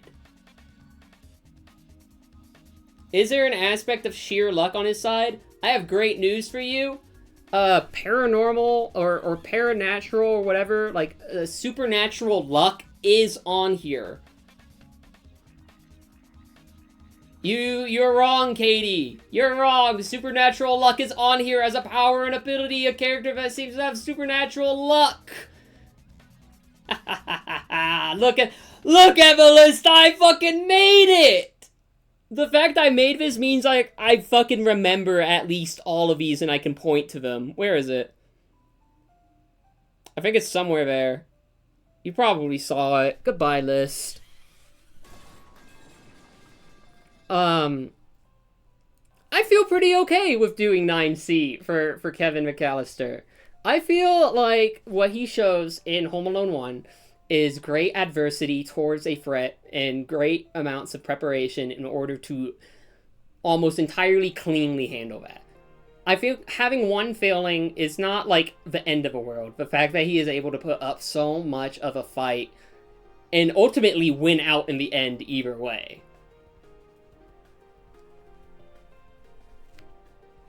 Wait, there we go. 9C. 9Z. I have to update the spreadsheet. What did Aiko send in? Oh, that's going to be an interesting one. Yeah. Kevin McAllister. I'm going to really hope that the camera doesn't die, because that would be really fucking annoying.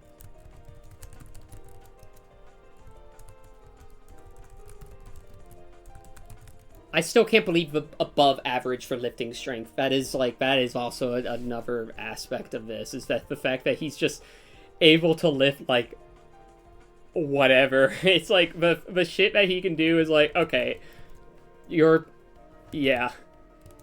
Tens of meters, he's a genius. A fucking genius. 10C, average, and athlete. For stamina. Okay, there we go. Okay. Let me go pick up my water bottle, but it's currently also empty. I should do a break here at some point, but not yet. Okay, I'm gonna pick up that water bottle and put it right there. Sit back down. What happened to the color grading? Oh my god. It wasn't doing this before. What the fuck is wrong with you? Hang on, you get to see behind the scenes again. I'm gonna do this and then it's gonna fucking turn off in 5 seconds. Hang on.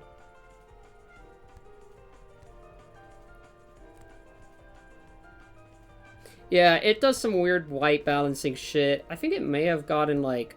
Hang on, turn that off.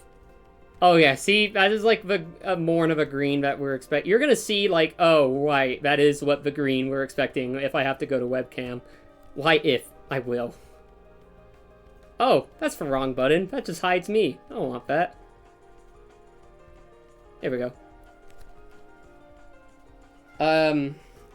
I wish I had the power cord for this. Actually, I wonder, is it underneath? I found the capture card. I found my capture card underneath my bookcase for some reason. I think my folks were moving shit around. I'm gonna take off my headphones and look underneath my bookcase, and if it's under here, that's great. It's not looking likely. Nah, there ain't shit. Having that cable would be really helpful. However, we cannot... Hang on a second. No, this looks too small, but I wonder.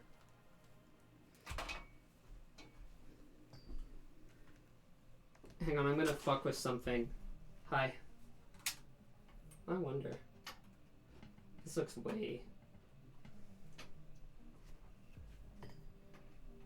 It's just like a 9 volt thing, but I don't have anything that fits it. Hi, this is my hair.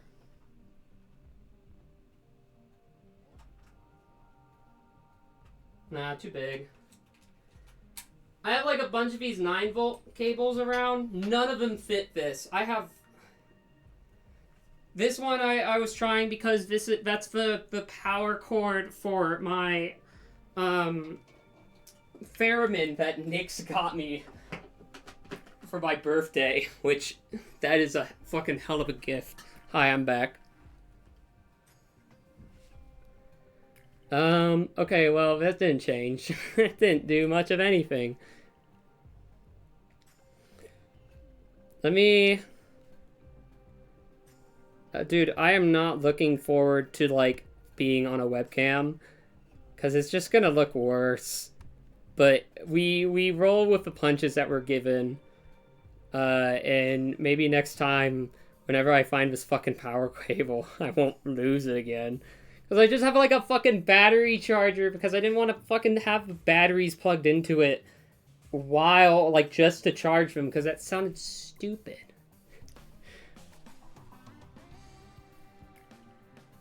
Okay, okay. I have to go and get, next up! Oh my god, I just, like, fucking processed what you are sending me. Are you fucking kidding me, Pyro?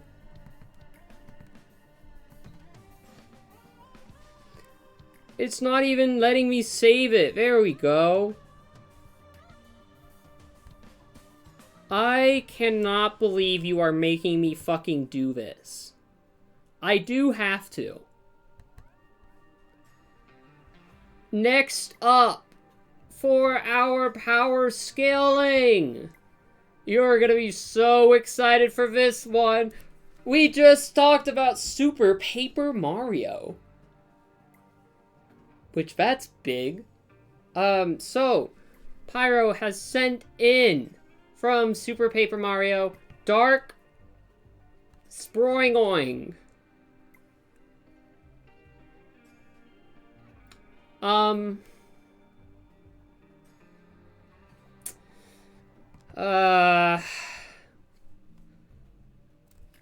So, Dark Sproingoing is a... Dark Sproingoing is an enemy that you encounter in the Flopside Pit of 100 Trials, which is something I never actually beat as a kid. I saw YouTube videos of it and I got really jealous, but I could never get through it. He lives in the Flopside Pit of 100 Trials. This is Sproingoing, which a Sproingoing is an enemy that is a spring and it jumps around and it attempts to jump at you. And when you jump on it, it splits into 2 mini Sproings, and then those jump around and you have to take care of those as well. Dark Sproingoing is the dark version of that. So, yeah, they split into 3 mini Sproingoings when defeated. However, if enough damage is taken, that it means that this is skipped. So we have Sproingoing here. Sproingoing, and these are numbers I actually know, has 16 HP, 4 damage, 0 defense. I can barely read that.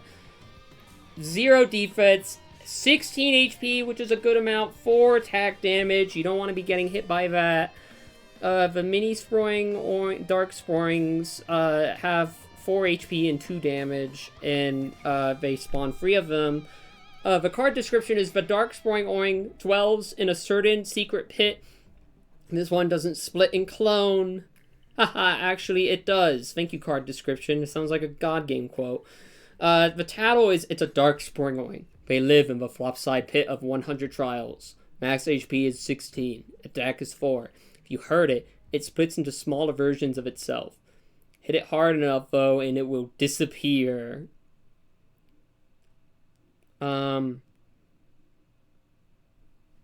I think if I recall correctly, any amount of damage you do to a Spongebob will have it split.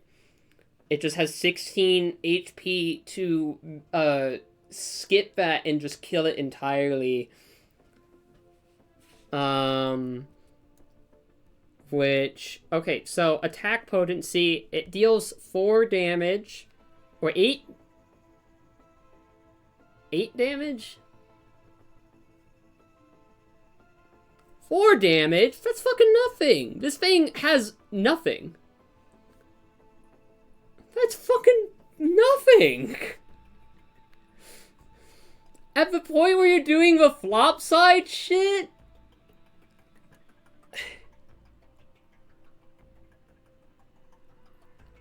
I thought it did more than 2. I could deal more damage than fucking... Like, I thought... You were supposed to... You were... Dark Spongebob, you are not... You are a 10B. I don't care. Striking strength is the same. I don't feel like pulling that up. Lifting strength, I literally don't know. Speed... It's not very fast. It could jump around, and that's kind of scary, but I would not say that's... I think it's slower than Mario. Oh, the voice cracks are starting. I might have to get water after this one. Its range is quite literally... Its contact damage, it is below standard melee. It relies on running into Mario to get much of anything done. Intelligence, I think all it does is jump towards Mario and hurt him, and when it is hurt, it becomes mini Spongebob, which I think is even lower than animalistic and instinctive. Dark Spongebob operates off of instincts alone. Durability. 16 HP is a lot. However, the moment it takes damage, it splits into 3 4 HP enemies, which is 12 HP total. First of all, that's multiple selves, although it could also just be splitting into 3 individual entities. So that might not be multiple selves. He does have the ability to contain a key within his soul. So durability, honestly... I mean, I think I'd crumple too if I got hit either with Mario's hammer or jumped on him. Perception... I don't fucking know. I don't even feel... Okay, well, stamina is quite literally... Stamina, however, is... fun is infinite, because it can keep going, presumably. Which means our... Oh my god. I thought this guy would have been way higher. The dark enemies are like... They have 8 damage minimum. I thought Dark Spongebob was gonna fucking, like, have anything. This guy sucks. They have double the normal stats? I guess that makes sense. But, like, this guy... They should have gave him triple. Like... Whatever, man. Just regular Spongebob is probably, like, below average. The fact you could probably change scale to get higher of, like... Oh, well, this, it can deal damage to Mario, so it should be a 5B. No. It's Dark Spongebob. Has anyone ever died to Dark Spongebob in Super Paper Mario? Raise your hand.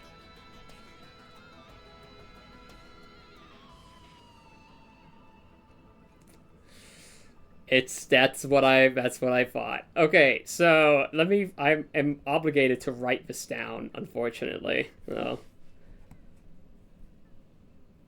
What about Dark Boo? Oh shit.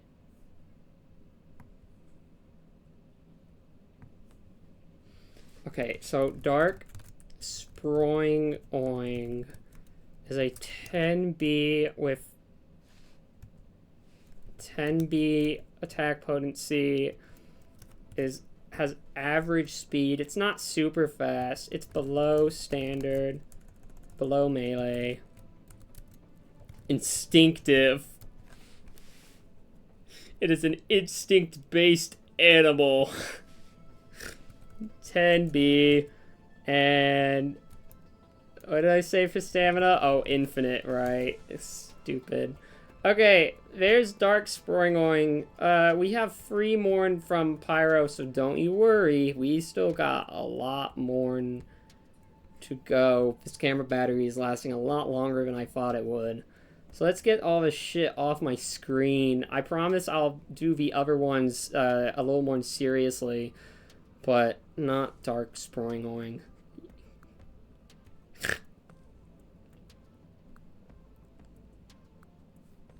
Okay, next up is... So, Pyro, do you think I know anything about this?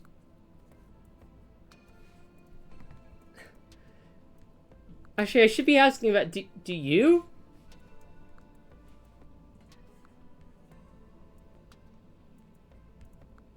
Do you... Nope, I wanted to see what happens. I wanted to see what happened, what would happen. I do? Okay, okay. I read, yeah, messages out of order. I do not quite know what you're expecting out of this.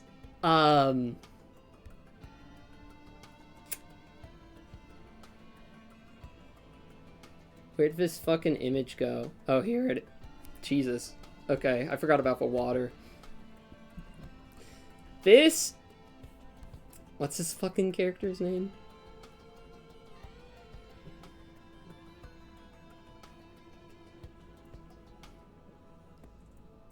Is this... How do I...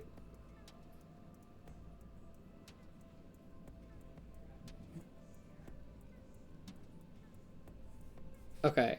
This is, I have no idea what's gonna happen here. This is, Kaguya from Toho. Toho 8? Toho 8 Imperishable Night.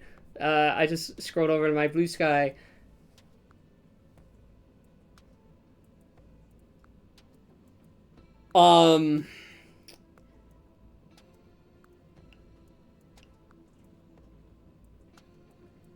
So, what I know about Toho is yes, immortality.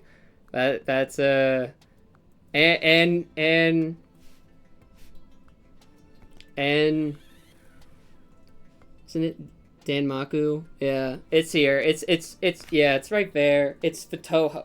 What the fuck? Can I not point at anything? Did you just see what the fuck is wrong? Get this shit out of here. So, like, this is Toho. Is in Toxic Yuri with Moko, and they kill each other repeatedly for fun. So regen also, I guess. Okay, that's kind of fucking awesome. I imagine this person probably does, like, a fucking barrage of attacks that just kills you instantaneously. Which is an extremely immeasurable amount of damage. The concept of death was removed from her body or something. See, that's cool. The thing is, I also don't know what the level of power that is. And, like, is there a laser beam? Is it just the projectiles come out? And I understand that. I'm looking at my attack potency icons, and fuck it, man. I don't care. 4C. Come on. There we go. 4C. She can probably destroy a star. Yeah, probably. With the amount of how, like, probably.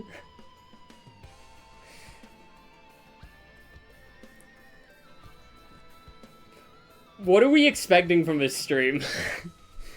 Okay, Striking Strike. most Toho characters don't throw punches, do they? They mostly do energy attacks, don't they? Like, are Toho characters well known for punching each other? No, not really. That's kind of what I expected. She also lives on the moon? Okay, I see. Okay, but do they lift as well? Has this character ever lifted anything in her life? This is very important. Is the music okay? What's happening? No, it's fine. She was actually exiled from the moon? I don't think she would be good at it. Yeah. I'm gonna go ahead and leave those blank, but they're just like, I don't fucking know. Speed. This is Toho. If I put speed as anything that isn't like FTL, I'm fucked because I know these bitches be moving really, really fucking quick. I know these bitches can move extremely quickly. Oh, so do we have expert analysis on this? I have to trust other people because I don't know what the fuck anything happens in this series. I know Bad Apple and a couple other songs, and that's it. Are we? Is there a vote of no confidence for faster than light travel? I'm gonna do the other ones. Okay, range is probably a lot.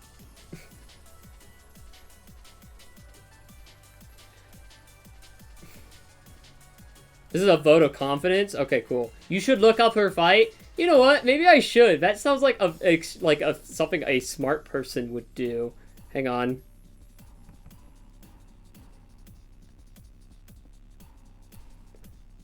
What the fuck just appeared on my screen? Oh, that's why the music was getting fucked up. Fucking Microsoft antivirus decided to run 5 times. Hold on, fight. Oh, Fumo. Oh, I need a Fumo. Okay, let's take a look at this. Oh, it's purple. I see. Oh, dear. Hang on. YouTube video is attempting to play.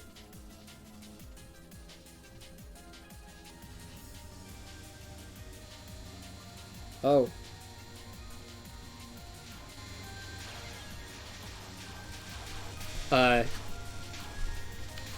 Here's what's going on in case you're interested.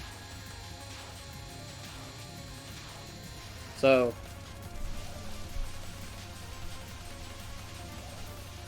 Oh my god, did I really just fuck up the color balancing? What is...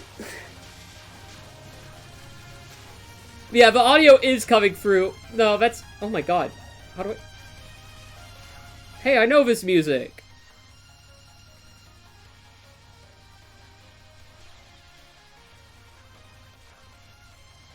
No, I know this music. Okay, that I understand.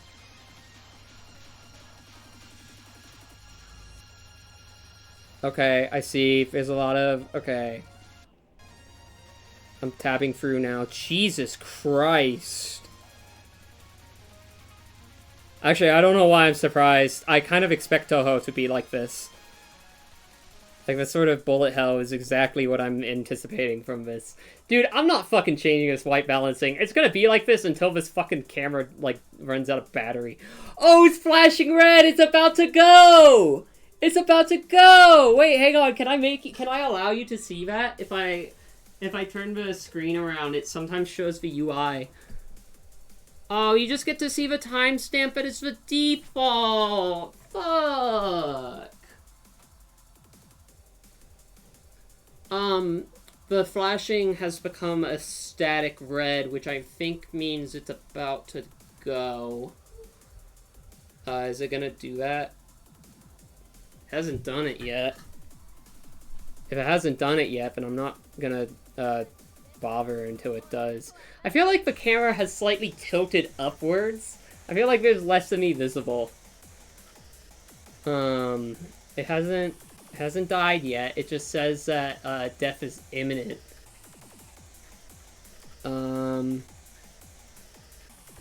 Okay, so from what I've seen, I'm now, well, I feel pretty good about actually, hang on, range,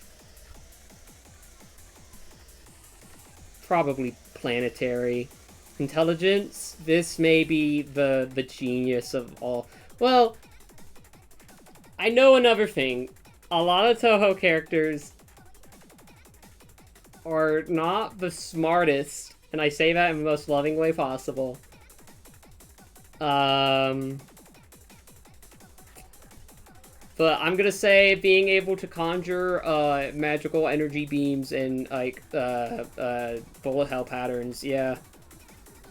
No, you're correct. Oh, okay. Wait, hang on. I'm rescinding this. Because I know a lot of Toho characters are kind of stupid. Vote of confidence? Okay, yay. Because there's a lot of Toho characters that I know are a little stupid. Durability? I don't... do Toho characters fucking die? Can they fucking die? I don't know if any of these characters are capable of dying.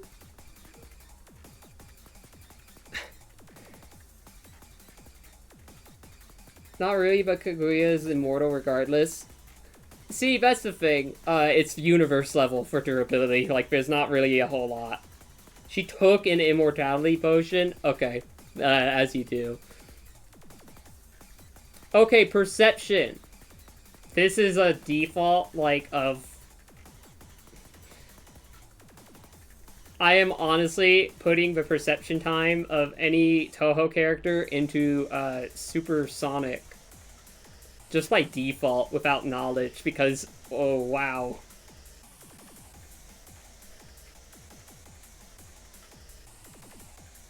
Oh no! The camera's dead! Oh, dang it. As I was putting in peak, I'm gonna do peak human for stamina. Let's see what I can do to resolve this, because I don't have the power cord for this camera. I can't just plug it in. Unless when I walk over, I just magically see it, but that would, like, the chances of that are actually slim. I have searched high and low for this fucking thing. I've never been able to find it. The issue is I don't have a camera that is capable of zooming in and or out. So... I have a webcam here. I'm gonna go ahead and take off my headphones so I can go and grab it. Let me see, which fucking port do I want it? I don't know why I'm making all these sounds. Okay, this webcam is part of something. I'm just gonna collapse it up and throw it. And hopefully, oh shit, I just realized that I should not have done that because the cord is not plugged in down there. It is plugged in up here in a, whoops. That's okay. That webcam can take it. It's fine. It's fine. It's plugged in and it's fine. Let me...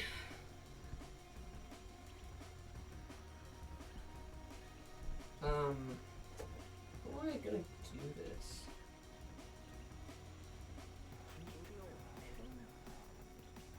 The only other option I can really think of, it's funny, but it's not really going to be possible. And that's using my phone, but I straight up don't think I can do that. Oh my god, I just... It doesn't want to... Oh my god. No, wait, there we go. I heard like, I thought I heard a thread snap. What the fuck is wrong with this? No, that's fine. Okay, webcam time, it's plugged in, so we're gonna see how... Okay, no, I can do this without the cord coiling up. Yeah, that's fine. Yeah, if I just hold it above, it's fine. Okay, now if I lower...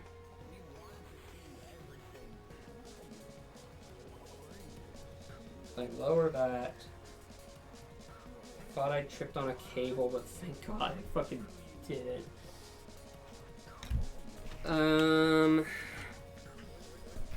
Oh, how is this gonna look? You know what? We're just gonna go ahead and figure it out. Now, the issue is I need to make the video capture device for this is part of a different camera that I have not actually no wait, can I just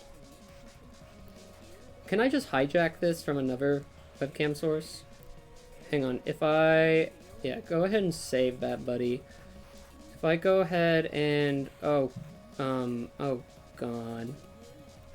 One moment. We're gonna go to here that has nothing. That's fine. Don't get scared. Wait, what am I doing? Everything in detail.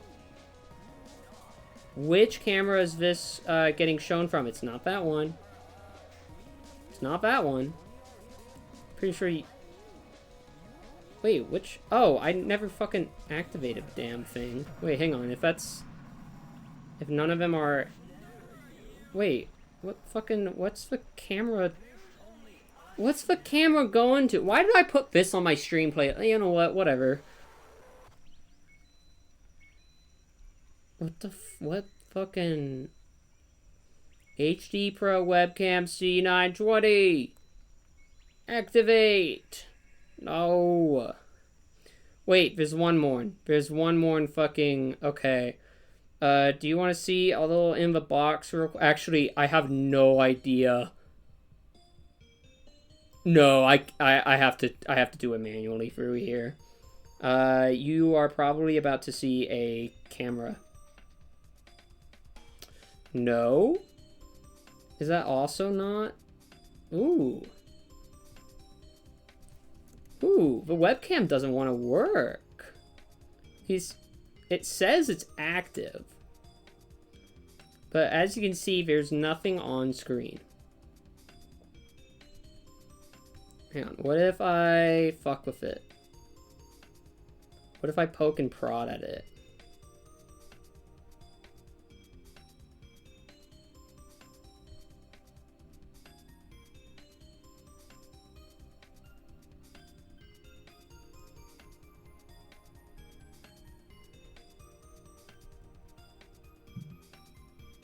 None of these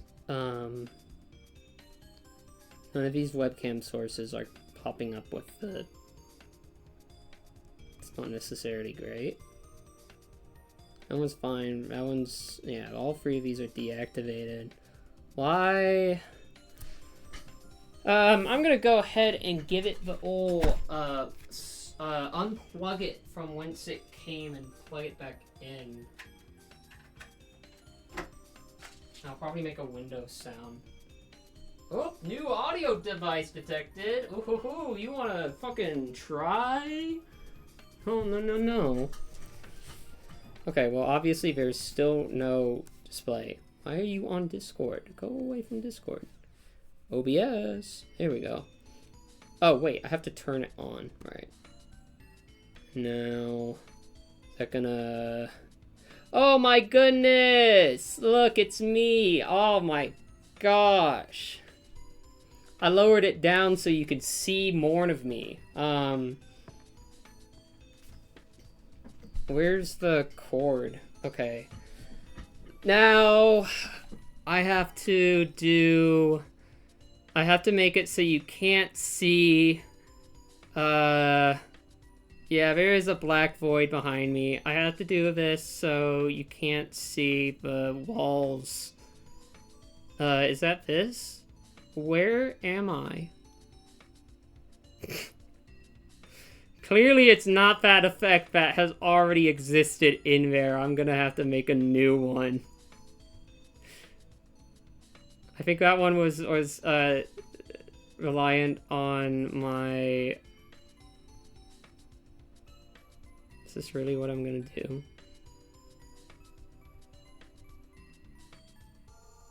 I'm just tapping it a whole bunch. Okay, there we go. Now for the right.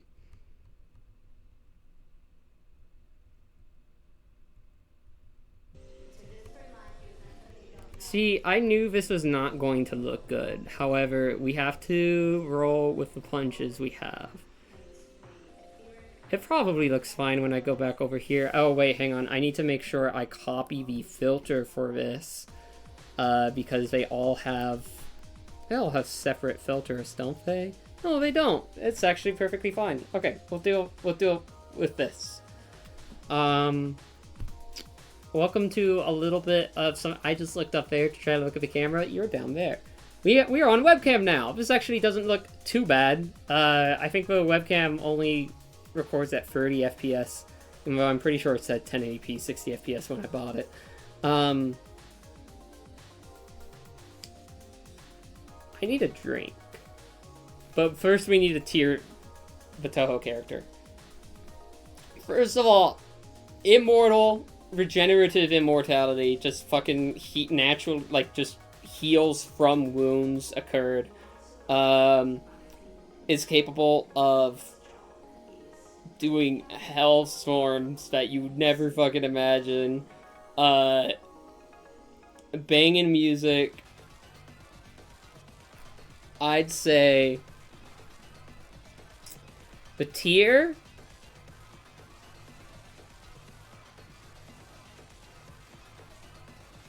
that tier is looking like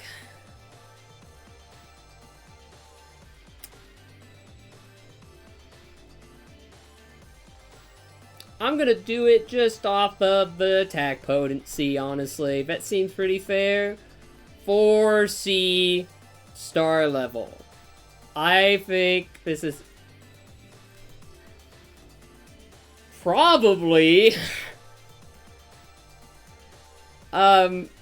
my hesitance to move any higher is because I hate anything above 3A. The 2s and 1s where we're getting into like multiversal and outerversal shit, I really don't care. So I think star level is pretty fair.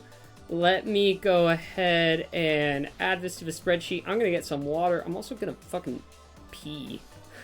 So I'm gonna take a quick BRB. Let me just... What the fuck was this character called again? It's okay. Kaguya. Alright, so...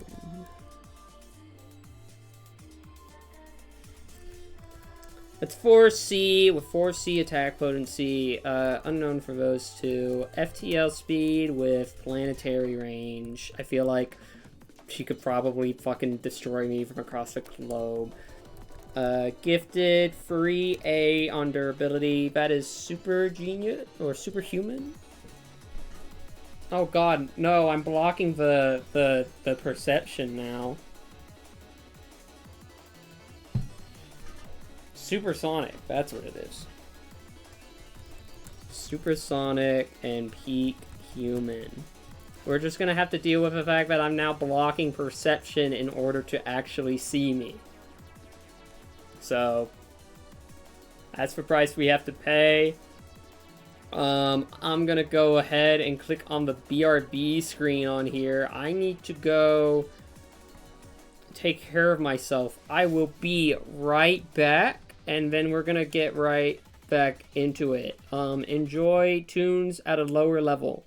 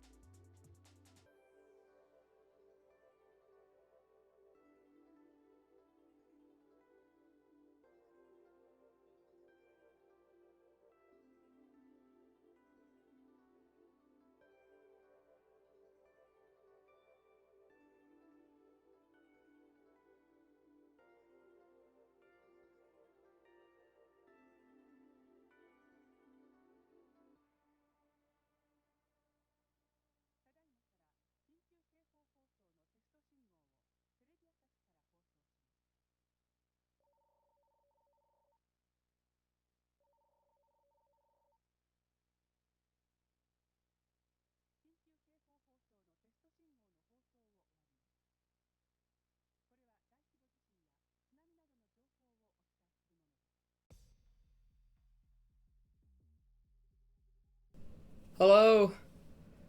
Hello? Where's the...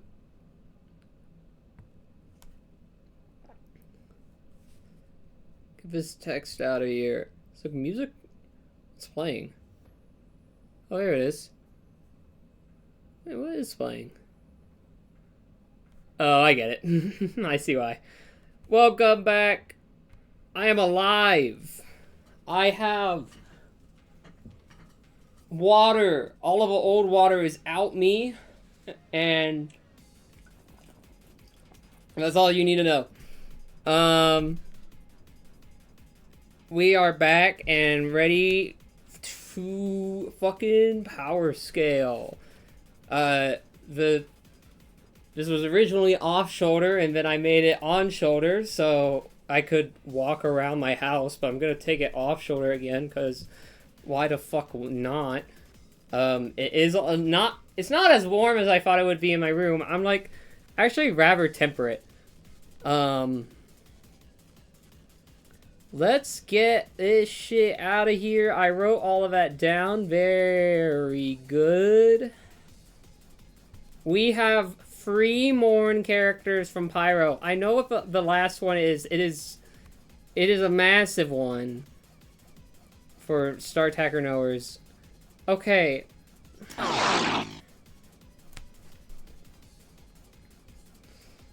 Are we really?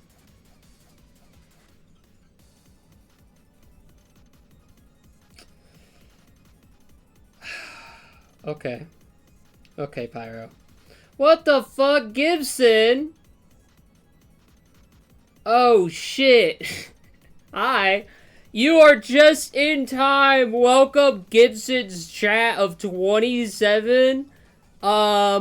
We are about to power scale from the... Where the fuck did this image just oh my god, it's in my downloads folder, isn't it? Yeah, it is. From Pyro. I should note, before I show this on screen, welcome to the stream. It is going great. We are power scaling. Remember, $10,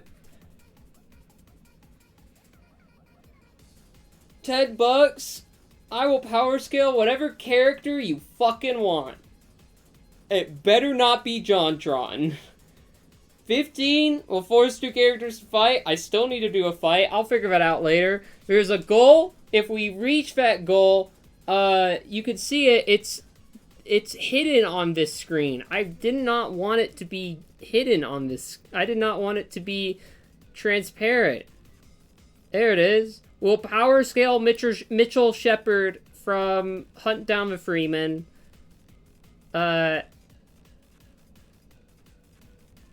And the link for that is ! power scale. You are just in time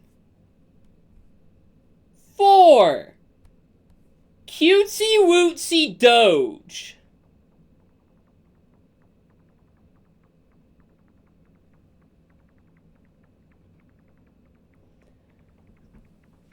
Pyro has lovingly sent in Cutesy Wootsy Doge. So, we're gonna... Nah, allow fuck this thing. Nah, that's important. Here's the thing.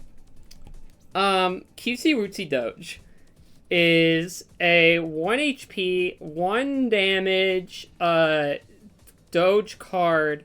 This card receives no counterattack damage. This card can only be damaged by direct damage. Death Rattle, delete every card in play. The wiki says that this is actually Victory Royale Doge, so if anyone wants to go ahead and fix that, before I enter my Hulk mode, that would be great. But we have Cutesy Wootsy Doge. It's 1 HP, 1 damage, lovable and adorable card, if I recall correctly. Yeah, adorable and lovable, which is a status effect, I'm sure. This card has been around a while. First of all, attack mode. Okay, we have to handle the elephant in the room. Delete every card in play. So, that is, first of all, a self-destruct. There's a power... Hang on, for Gibson's chat, if you don't know what I'm talking about power scaling, this is what it is. Power scaling is fucking... You know what it is, actually. Why do I need to explain it? You watched the stream last week. And all of the abilities are right here. You can take a look at them. Have fun.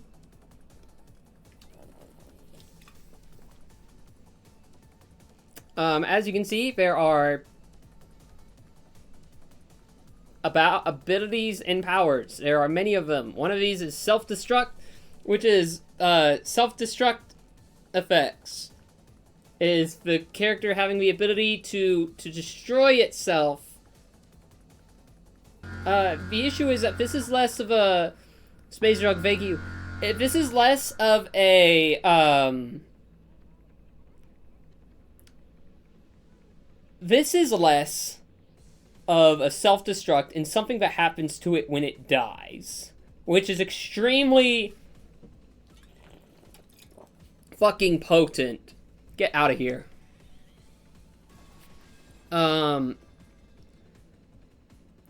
So, Cutesy Wootsy Doge has the potential.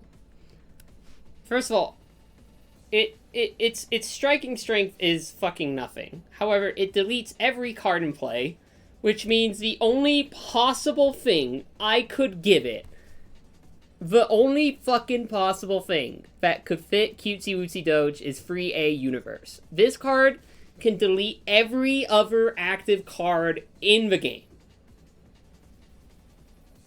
It can delete everything as long as it dies, but that's still something that it does. You know, it's not a matter of like, oh, this only does it when it dies, so it's not really... No, fuck it. It deletes everything. Unless a card can't be deleted, it's fucked. Striking Strength, however, is... Let's be completely honest. 1 damage is not a whole lot. Using this as my 1 HP, 1 damage undying card.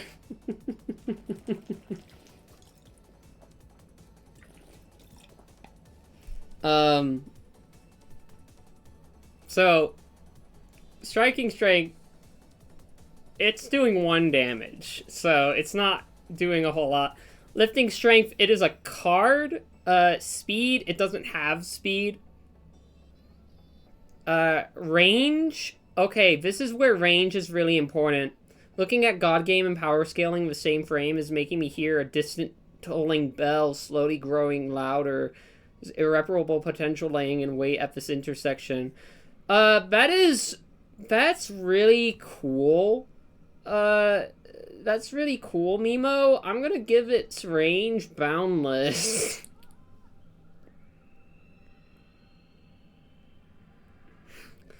That's not quite right. That's not quite right. That's not quite right. I'm not doing that. It is not boundless. It is... So what it is I'm putting it at...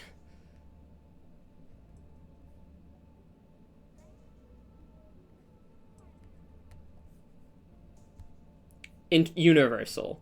Because anything above that is implying that it can infect other God Game matches, is the way that the multiversal thing kind of implies. It can't. It just deletes everything. It deletes every active card in its existence.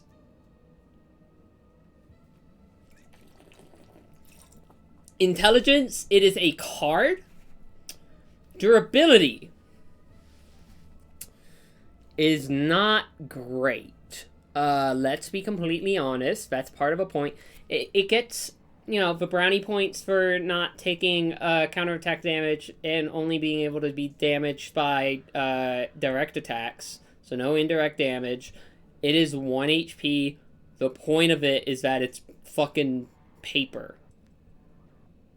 Quite literally, it's a card. Perception, it is a card. And stamina, it is a card. So I think that all makes pretty good sense to me. Can you imagine the degree of rules lawyering that would arise in the God game scene from the same kind of people that try to argue Sora has infinite speed but loses if in a Central Park? Yeah, we have to consider if Cutesy Wootsy Doge. This is the first time that I think I've seen a character where literally the only winning strategy if you're up in a fight against Cutesy Wootsy Doge is not to fight. Is to not fight Cutesy Wootsy Doge. Because if you do, you're gonna delete everyone in the universe, including yourself. There's no winner there. Every battle is going to be inconclusive because there's nothing left. The only thing left is Cutesy Wootsy Doge's corpse. Which is why its tier is going to be...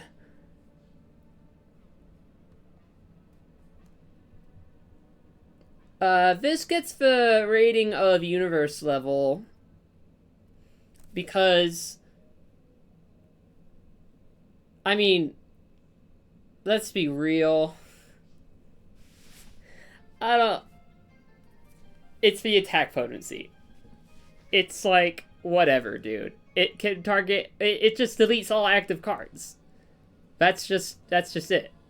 We have to play by the feats, which is this card deletes everything in play if it dies.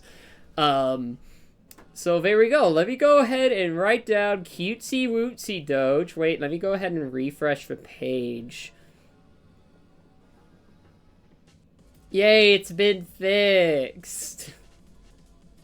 The HP and damage is still fucked. It says it's 2 HP free damage. Grrr! Grrr! Let me write down Cutesy Wootsy Doge. Does in play mean that hands are in different universes? Or in separate universes? No. No. But I also don't care to make the difference. Because that is a... Because it is ultimately,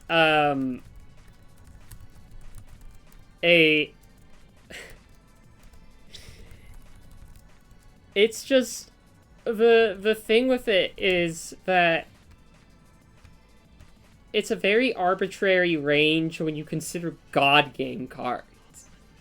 Like, if you try to animate a God game match, how the fuck do you, like, what... It's Cutesy Wootsy Doge. Are we power scaling God game cards specifically, or just like anything? Attach an image link to the dono, 10 per, correct? Yes. If you link to like a wiki or whatever, I can use that. I am looking for any fictional characters. Not God game cards, because ranking power scaling God game cards is kind of stupid. Thank you, Pyro. Speaking of, up next from Pyro. But yeah, you can... Any character... Don't give me John. Any character depictions of real-life people, like 50 Cent from Blood on the Sand is my specific reference point. Or... I don't know, anyone else. Yeah, it's like, whatever. Okay.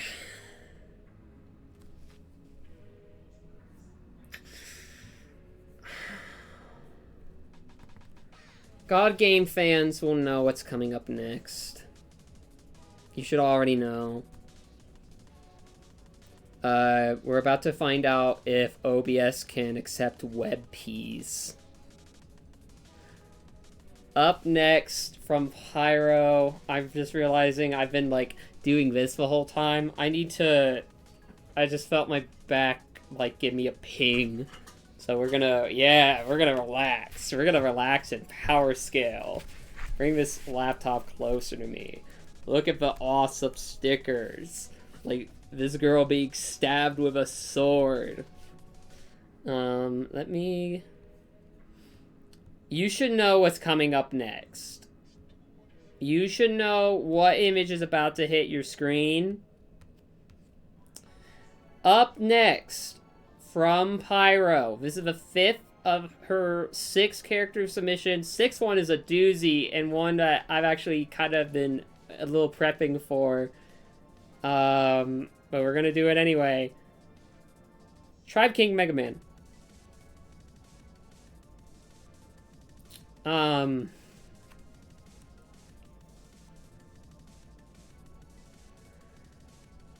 Here's the thing, here's the big thing. I don't know anything about what Tribe King Mega Man is.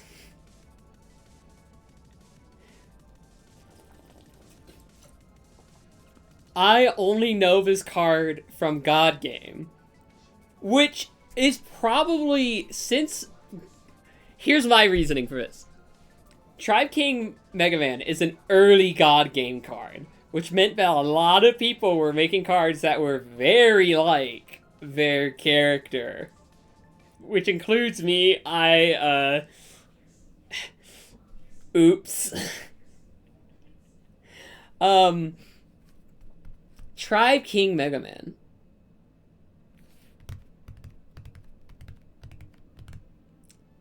Tribe King Mega Man is a powered-up form of Star Force Mega Man. He has all 3 powers from strange, ancient, ghost artifacts, and he does double damage to everything. Okay, well that's pretty powerful. We can say that Tribe King Mega Man, specifically Mega Man when he is in Tribe King form, or whatever, I think Attack Mode, this is a great time for this song of all things to come on. What is this? This is Hydrophobia. What a great time.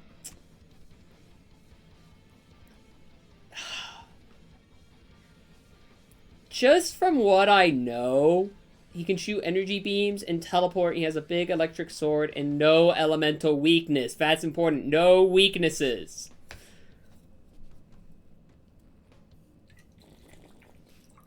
Here's my spitball for Tribe King Mega Man. It is 4C start level. Just from, you know, vibes. Striking strength is also the same. Hang on. Like, I feel like the amount of power, the amount of energy that Tribe King Mega Man is able to input into a target is probably, I mean, that's double damage to all enemies. Not everything is capable of dealing double damage to all enemies. That's pretty powerful. Speed is probably yup, because, yup. Instantly hit with more flashback? Yup, it's going. No, I just clicked on Supersonic for speed, but I don't feel like that's correct. I feel like, at this point, I feel like Mega Man... Well, Mega Man isn't like... Mega Man, to me, doesn't move... The wiki does do that, but they also say not to do that because teleportation is also something that is an ability that says... Hey, it isn't speed. So you know what? Fuck it. They love saying that. I'll join them too. FTL Plus. I don't care. Range? Is this Mega Man Battle Network? I'm gonna say tens of kilometers. Intelligence. It's Mega Man. Mega Man's pretty smart. Would I consider him to be a genius? Probably. Mega Man is a robot. Lord CW has just power scaled $10. Let's go. I'd say genius. I'd say he's pretty... Mega Man on his own is pretty smart. I was gonna put gifted, but I don't think that's quite right. I think Tribe King Mega Man, the God game character, is an animal with base instincts. Yeah, you're right. It is an instinctive animal. Because here's the thing, if I would actually put an intelligence thing on any of the God game cards, I'd be putting mindless on all of them, because they're fucking cards. Durability... is probably pretty strong. I'm also inclined to do 4C because he's pretty strong. Perception is he can move at FTL plus. He's probably got FTL plus reaction time. So whatever. There. God damn it, chair. There it is. Stamina. It's Mega Man.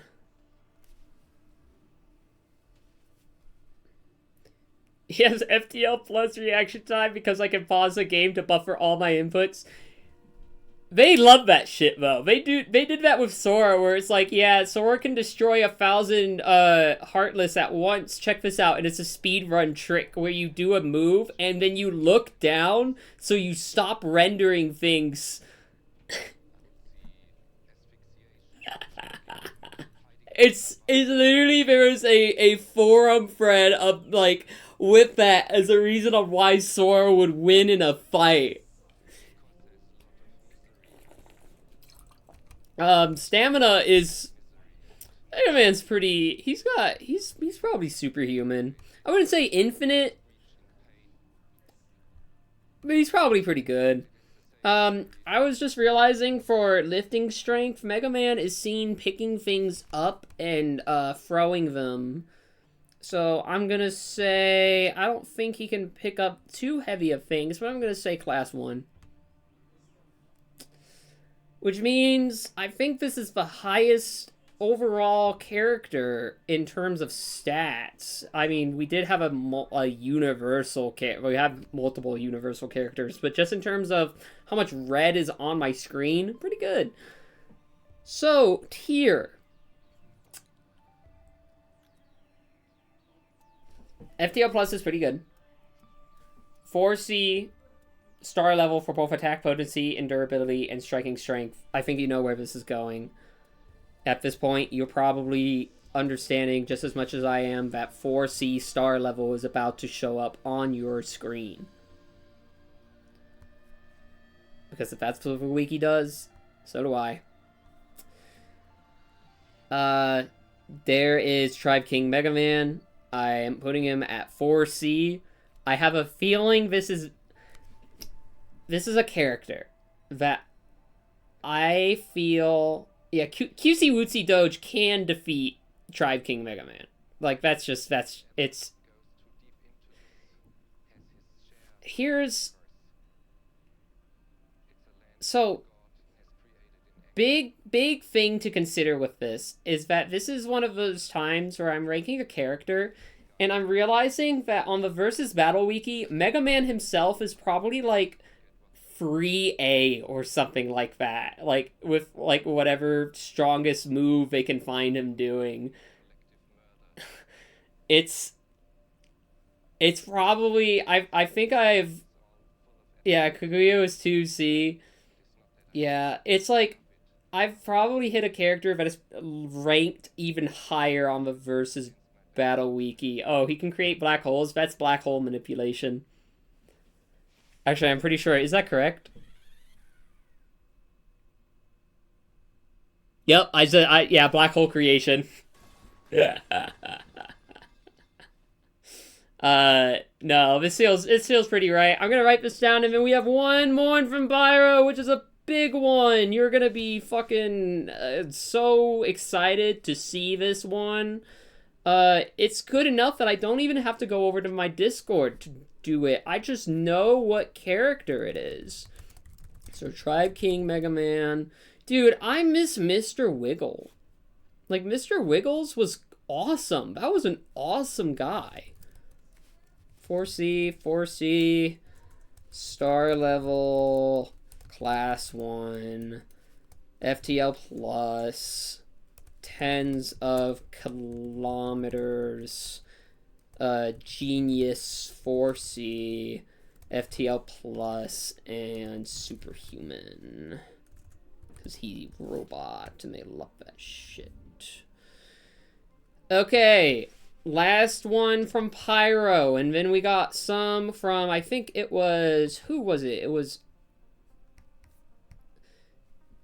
from Ico, from Space Junk, and from Lord CW. We have free after this. You could put Mr. Wiggles on the overlay. Sign, you're the smartest person I know. Get Mr. Wiggles up here. Bring him in. Yeah. Yeah. Yeah. Put him down here. Yeah. Just need to move him below stuff so he's not covering up the chat. He's respectful. Oh, that needs to go above that. Don't put that too low, otherwise he's not going to appear. There we go. There we go. Mr. Wiggles, he can stay here. Actually, no. No.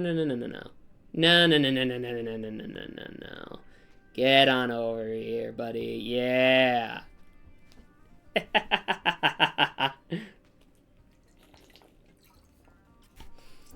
I didn't want to leave Mr. Wiggles because I'm like so enamored with a little toad named Mr. Wiggles. That's such a perfect name for a toad. Oop. I just moved something around. Okay, I hit Control Z and I saw a bunch of stuff flash, which probably meant that I did it right.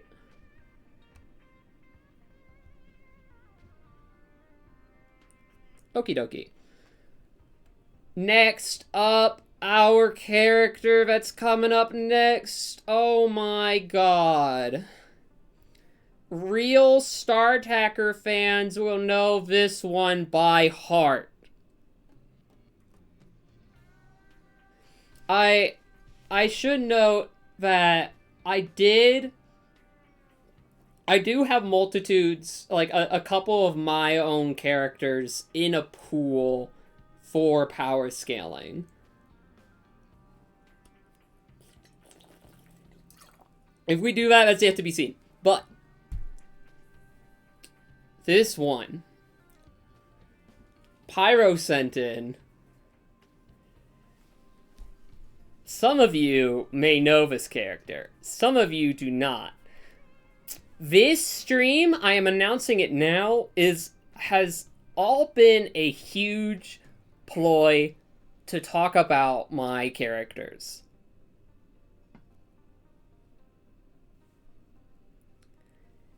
It has all been a fucking ploy.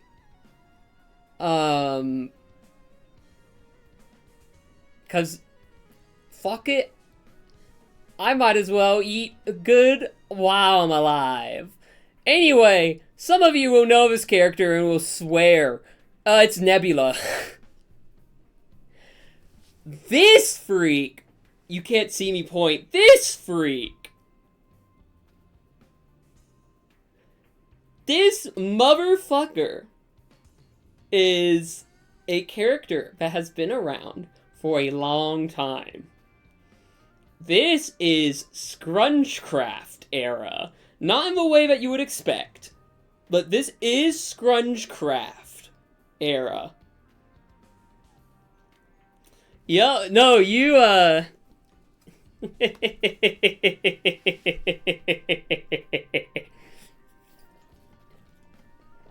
This fucking freak is a... Oh my goodness. There's an image.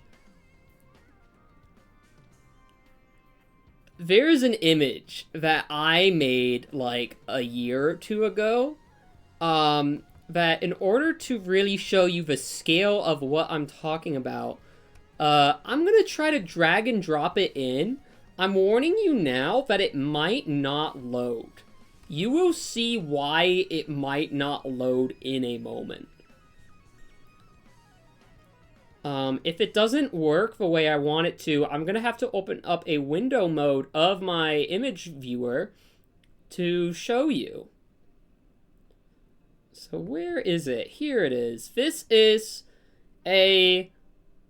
Okay, there's no fucking chance in hell OBS is going to even want to do anything with this image, but we're gonna try. Okay, the answer is, yep, I could see that coming from a mile away.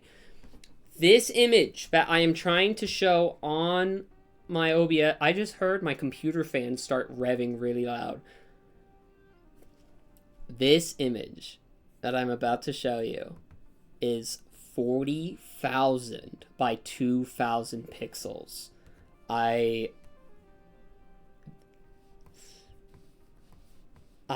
made this to demonstrate a point.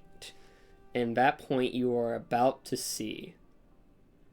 I need to make a window capture and make sure that it is not visible when I do this. Hang on, temp. Because that's probably gonna... Okay, no. Is that gonna work? Yes. Yes, it is. Okay, great. Let me move this below, or, yeah, below me so I can point at it and still have Mr. Wiggles on screen. This image is maybe the largest image I've ever made. This one... What? Where's the...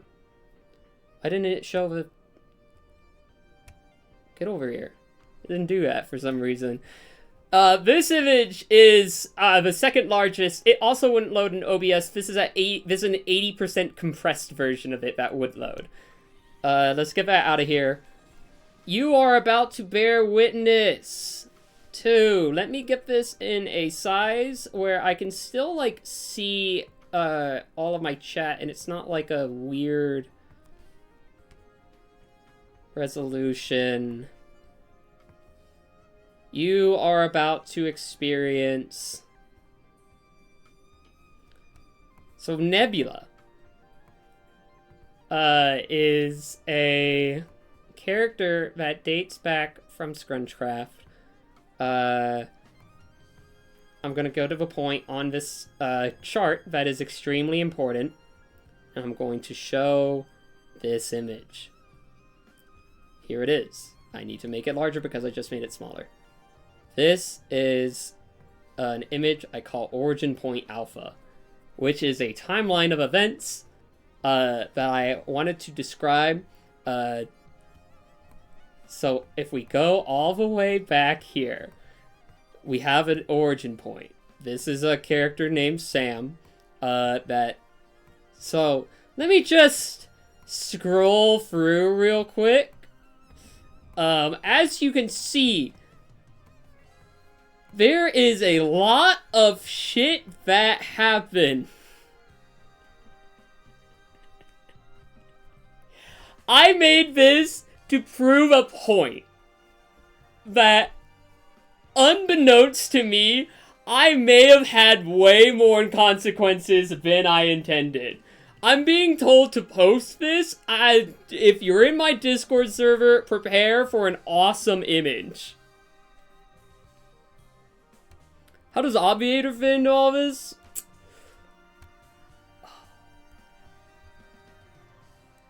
Poor Obviator. No, why am I saying poor Obviator? I actually made a new version of... I actually updated Obviator's model. He looks awesome.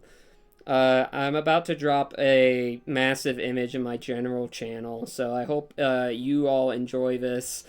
Um, hang on, hang on, fuck this actually. Can I find Obviator real quick? Because I gave his head a new model that is really cool. I have to be careful. I'm looking at my entire images folder while a window screen capture is hopefully not. Yes, here we go. Oh, that just opened up as a picture. I don't want that. I want to drag and drop it into OBS. Here's Obviator. Obviator still exists. He survived this Skibbity Toilet Event Horizon and is better than that. So he lives.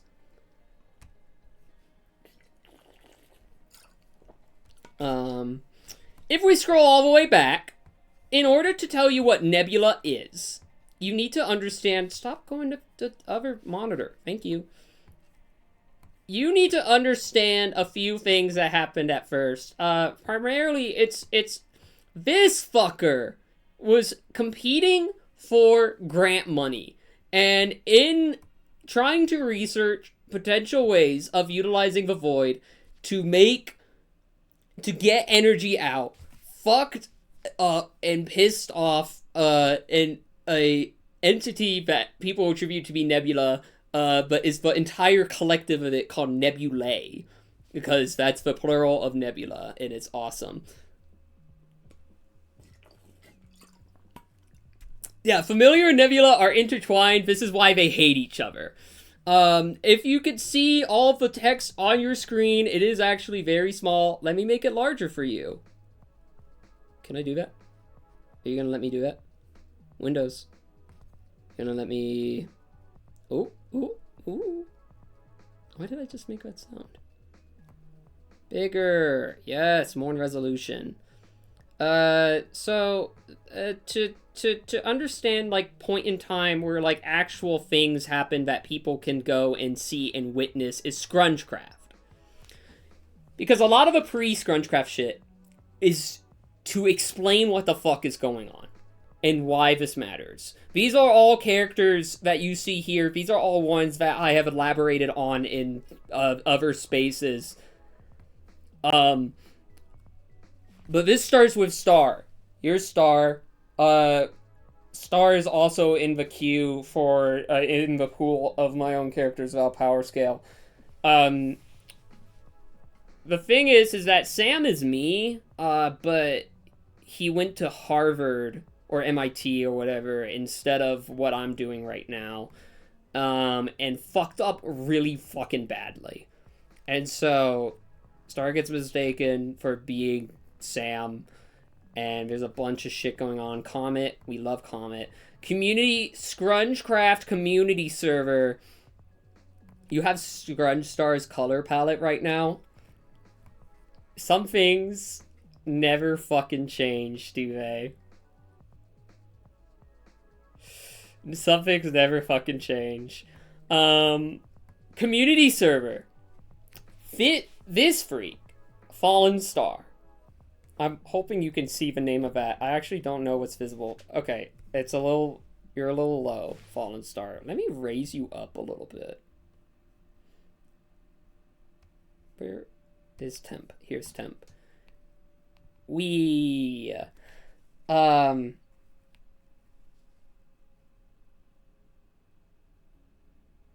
What the fuck did I just do? It's Wednesday, or as I like to call it, Thursday. I'm glad that was what was here. It wouldn't let me select back into it.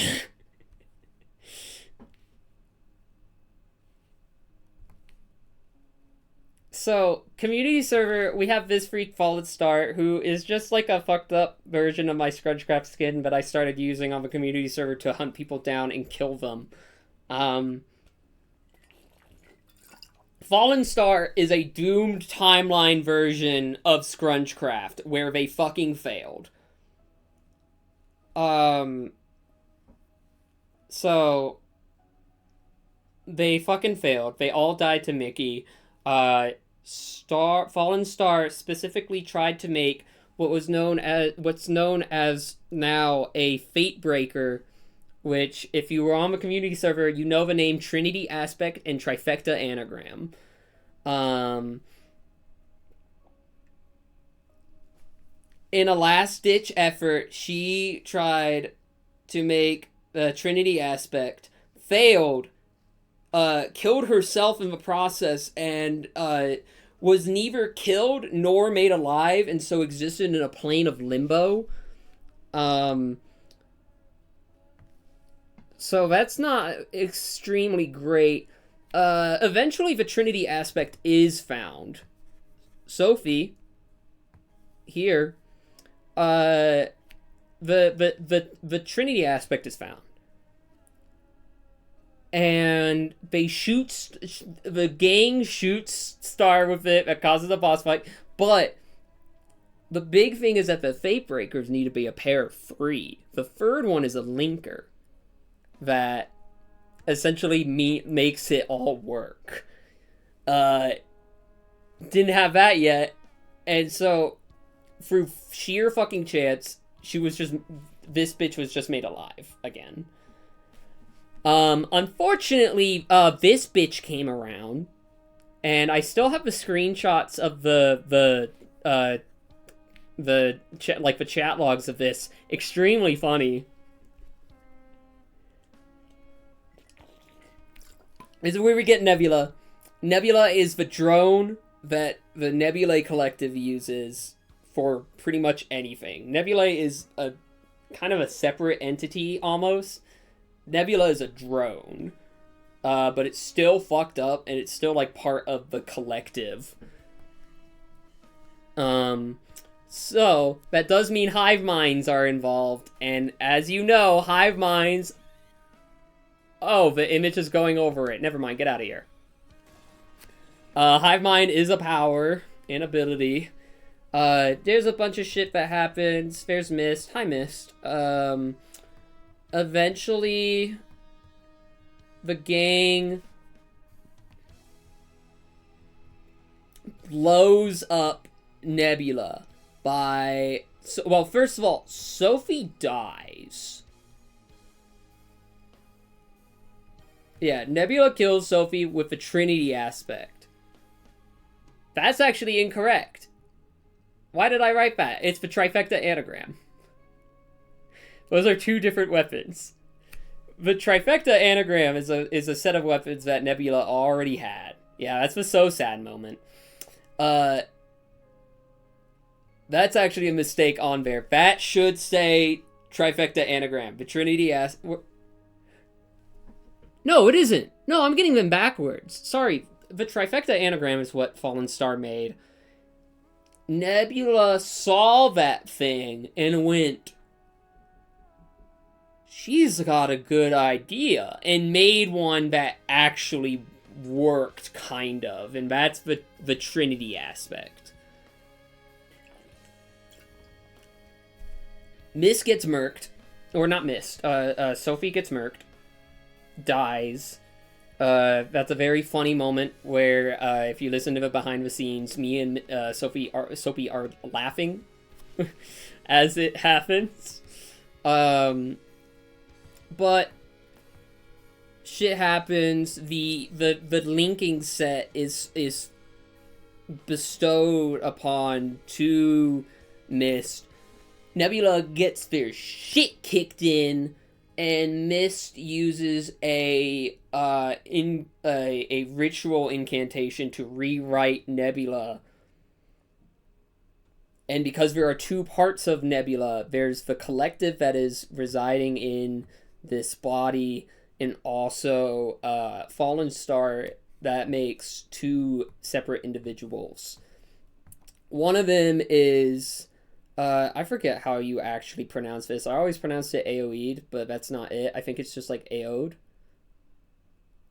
Fallen Star becomes Fallout. If you remember Fallout, that's what Fallout is Fallen Star, because they both have fall in the name. Nobody recognized that. It could be Ada. It's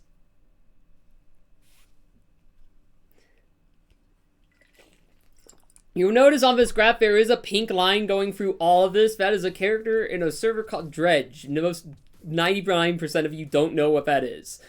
This is where we get into bullshit. At this point, Nebula is, quote, dead, but it's still around because Nebula is still an entity that Nebula can use. And so, over time, due to the fact that rewriting little, like, hive mind is kind of fucked up for that hive mind, they have to... Hang on, this is a bunch of familiar shit. Like, Nebula is fucked. They're gonna have to have a moment. Yeah, it's like a host body and a patron, except the host body is gone. Oh, I thought I could... whatever. The host body is gone. So now they're just using themselves to, like, make a facsimile of it. And so we get to Dredge. This is Dredge. You can't see the full thing. A bunch of bullshit happens during Softcraft. Nebula only communicates to people through a character Len played called Oracle. I actually never played Nebula during Soxcraft. It was only Len that did that, who did also, by the way, a bang-up job. Like, there's a bunch of shit. The point of this is to show you, hey, there is, like, one guy that is, like, solely responsible for a lot of shit happening.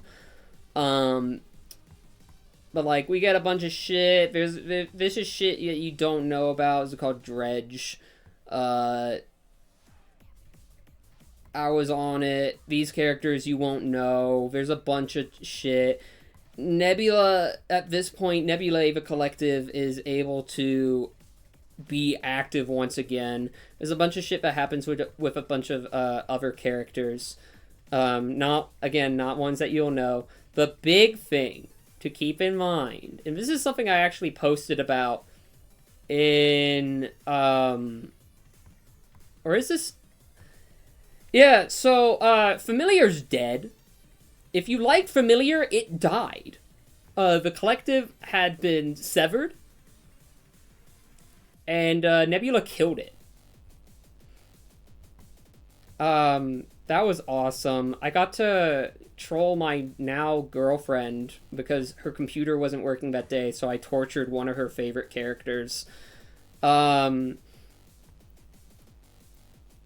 Nebula starts pulling energy from itself to do shit, and then that leads into this sort of coalescence. I should know Nebula did get its shit kicked in a little bit. But we're kind of assuming at this point this is the shit that leads up to this moment. Because there's a bunch more shit that happened. There's a character named Hazel. Hazel is... there's a pink line somewhere that leads to around when Hazel became relevant. You see this faint pink line down here? Like down here. That leads all the way here for when Hazel wakes up. Because there's a fight Familiar got into and lost. Which is kind of an L for it. It literally fought a child and lost. A child that it removed from itself and lost. Which is pretty... That's not a good Familiar moment. So if I zoom in back all the way over here, because this is when all the fucking guys were... you can see here's Hazel. Here's Hazel, my friend Hazel. Here's Lambda. Lambda is the bitch that gave Rot the sword that sharpens. Her soul was used to make those swords the memory amnesiacs.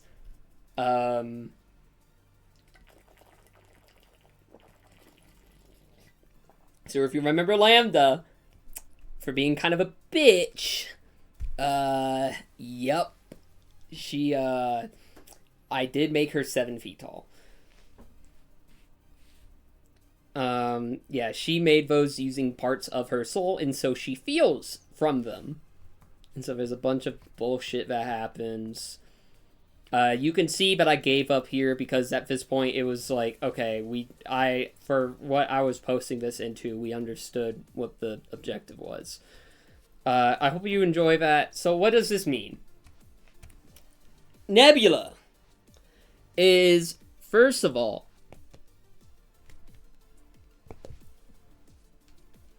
I hit the button, show me the image. What the fuck? Why is... Can... My Stream Deck is no longer sending OBS prompts. Or at least... Is it working forever?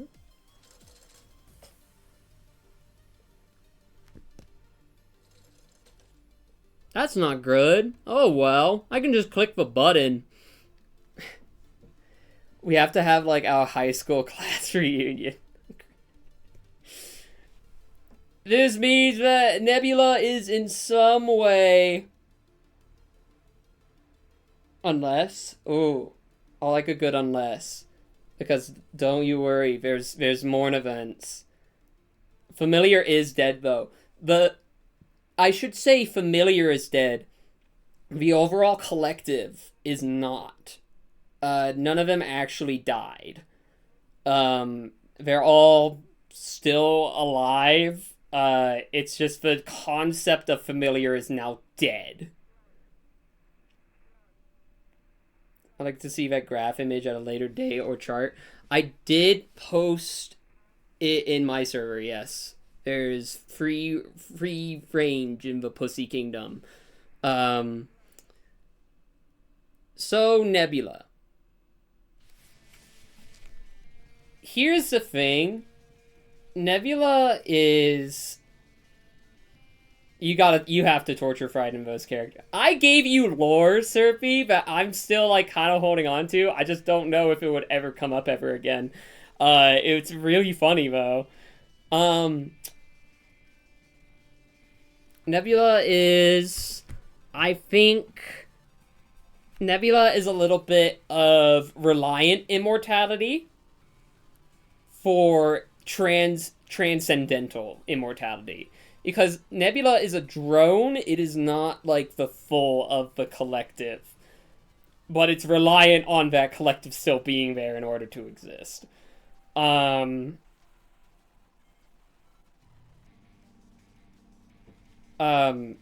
So... That's great. We can get rid of the immortality chart now. I missed and so sad. Was a jump scare.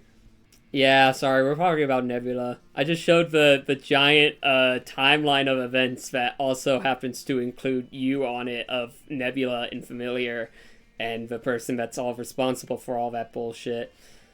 So Nebula is immortal. I should note that its axe, that axe that you see and the crossbow on its back is the Trinity aspect. That's what it looks like. The lead is a knife. I should also note, funnily enough, the Fate Breakers are sentient.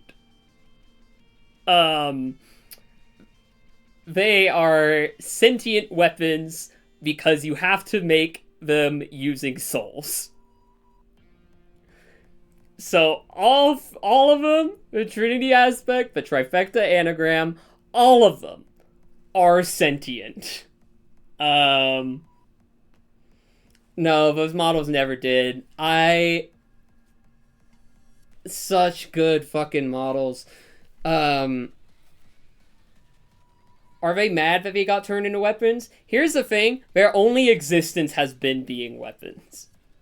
That's the only existence they've ever known. It was only until Dredge where they got to actually experience what it's like to see things and hear and, like, not just knowing that someone's fucking dead because of them. It turns out a lot of people That is a lot of people. The thing with a fate breaker is that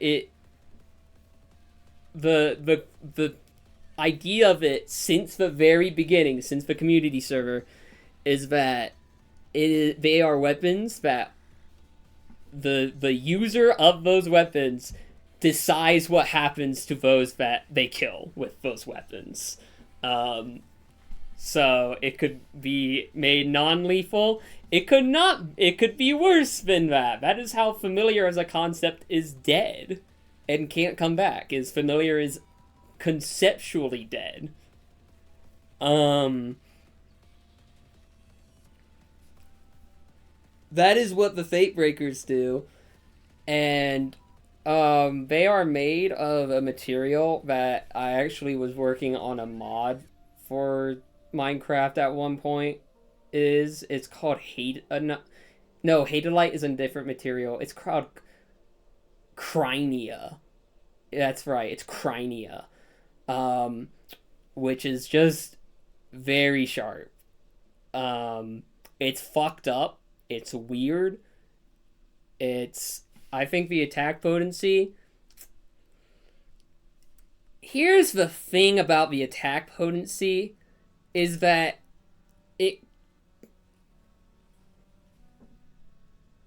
I need something to be very much understood. When the So Sad moment that happened and Sophie was murderized in a single shot, and that happened, I need this desperately to be known. There was not supposed to be an explosion. There was not supposed to... If you've seen the clip, if you've seen that moment, there is not supposed to be an explosion. I had... Because the server was running MCMMO, I decided to set my axe level to 999 so I could make it... So I went around and left-clicked a bunch of mobs to try to get it to look like Nebula had just hit level 1000 in axes to, like, fuck with people. What that meant is when I hit Sophie, it caused a great strike to occur, exploding her.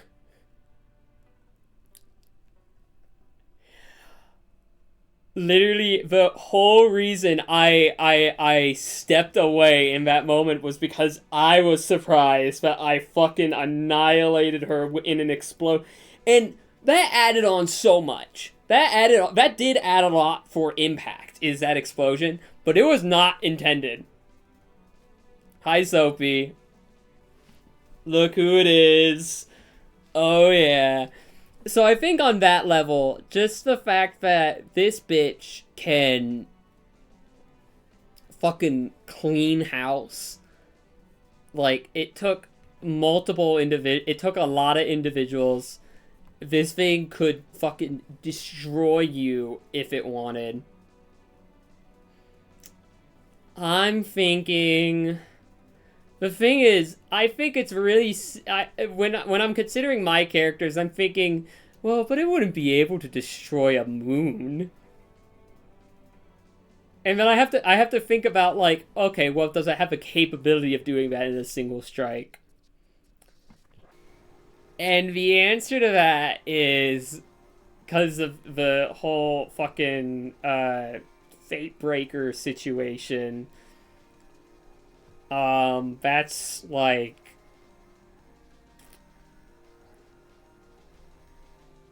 That's like fucking...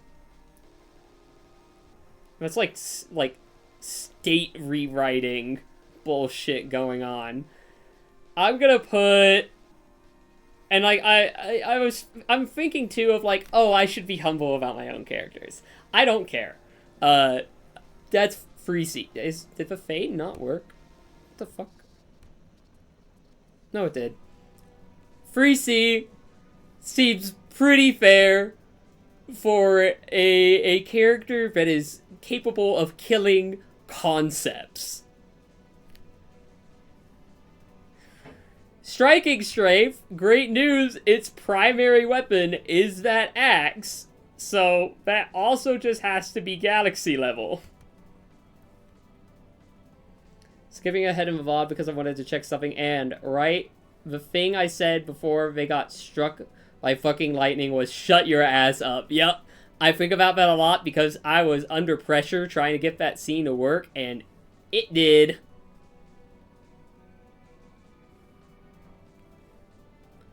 Lifting strength. This is... because this isn't the collective nebulae. I know what I would put for that. It's immeasurable. However, this is... Nebula. I mean, let's be real. Nebula is perfectly capable of... like... having a good grasp on those weapons. Until it didn't. That's a big note. Until it didn't. That's a plot point that I never actually got to resolve, is, Hazel, that character I mentioned, Hazel and her, one of her mothers, which is both gay and not gay, you'll understand someday, have the Trinity aspect and lead now in their possession. The thing I was gonna do with that is that it had the trifecta anagram.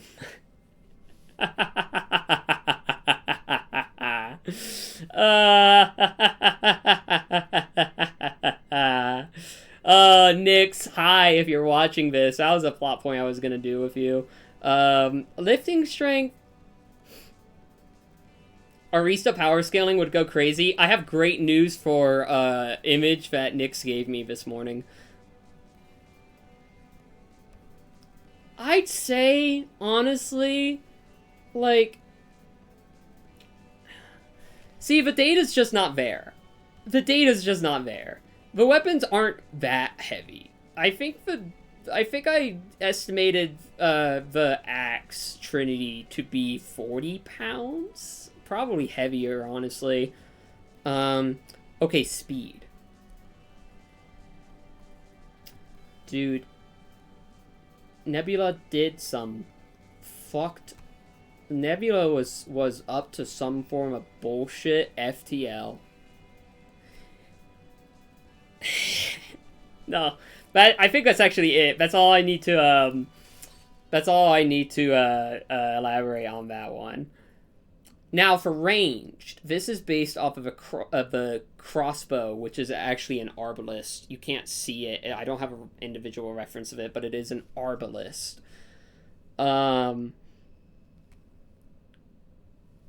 Which, I'm gonna be completely honest, for that arbalist, this is actually entirely accurate. Tens of kilometers. That arbalist was fucked up, yo. Intelligence? I mean... okay, I was gonna put it into super genius, but it was outsmarted. It was outsmarted by Mist. So I'm gonna do extraordinary genius. Because it was still fallable in some way. And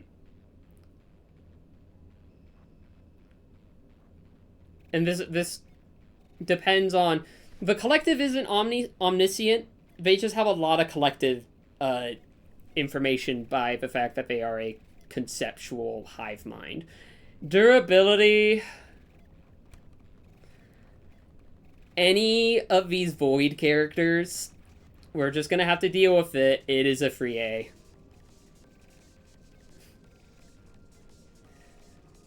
That's just the way that it is. Perception, that thing is up to no good. FTL plus. And stamina. Nebula is the Kevin McAllister of community service Sockcraft Dredge. That's... no. No. Here's the thing, you'd probably think, like, oh, it's a being of, like, made of fucking void shit. It's infinite. But no, actually, shit needs to recharge sometimes. It's a higher amount, but it's not infinite. Yeah, Kevin McAllister would not explode a gay robot and then kill Familiar. It did kill Familiar. It also tried to kill Hazel and failed. That's actually, you can't see it on the model because it's covered up by her hair, but she has a scar on her forehead because that's where she was hit with the Trinity. And she lived. So, that's a A+ for her. Which I think with all of this in consideration, now that I have done my lore dump of all time, Hazel did win by out surviving a galaxy level hit. I actually did not consider that. Which, great news for you, that is galaxy level. I am realizing I should know a little bit of background, is that back in November, I actually power scaled Hazel, and I think, what did I get her to? I think I put her at a 6C. The thing is, Hazel has won twice over Nebula. Nebula has won 0 times over her. Which is why I'm not going to chain scale anything. Anyway, time for me to write this down. Thank you, Pyro, for the fun trip down memory lane. I wrote this down as free C, right? Yeah. It is... Nebula is capable, just a little limited in terms of actually doing, like, massive amounts of damage. That's free A. His perception is FTL plus. That stamina is superhuman. Alright. There is our 6. Thank you, Pyro, for Nebula. I had been thinking about that. I love that image that says, I love you. I love you. Get this shit off my screen. Nebula is gone. I was actually... The big bit that was gonna happen was that Nebula was gonna fucking die. I'm realizing, is this actually... No, this is shuffled. It just likes to play Infinite Happiness tracks back to back, which is actually kind of appropriate. We have new ones. We have from Aiko. From Aiko sent in Kiwi from the animated short Kiwi. Let me grab Kiwi. What's a good image of Kiwi?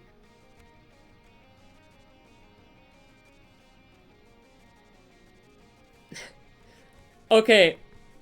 I could... Okay. I have acquired maybe the funniest image of Kiwi that I could find. Let me read this short description. For some info, Kiwi is strong enough to barely be able to carry what seems to be multiple spruce trees at great heights and nail them. Not enough riding space in the dono messes, so if possible, I post image in chat. You can go ahead. I don't think you shouldn't be nuked for that, Aiko, if you're still here. Because... Okay, beautiful. Thank you. Incoming is... And again, this is not the first image where the fuck is... Oh, here it is. This is not the first image I saw, but it was the funniest. Kiwi explained.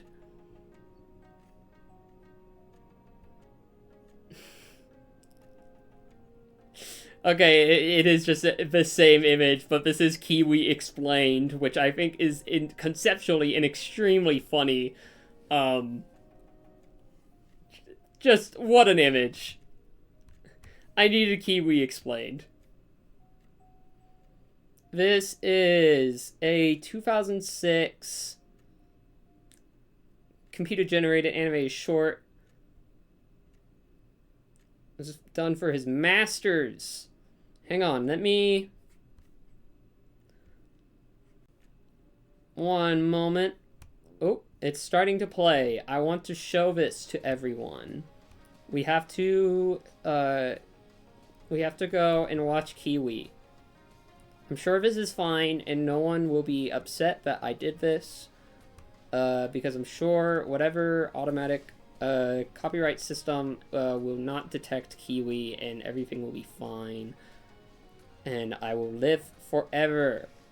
Here it is. Kiwi. This is probably fine. Let's go ahead and watch. Hang on. Fucking mute this music. It's not your time. Go away.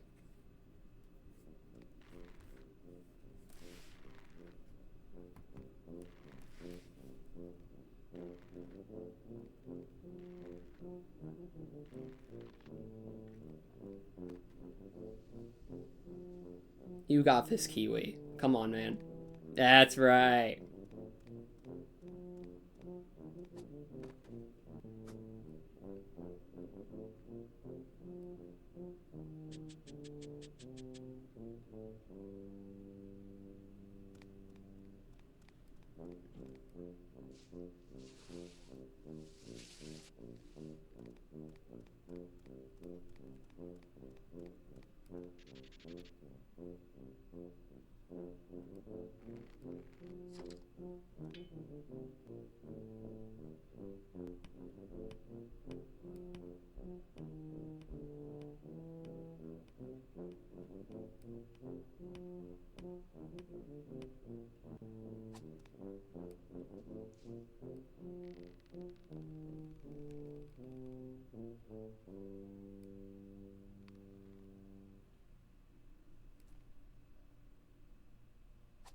Oh.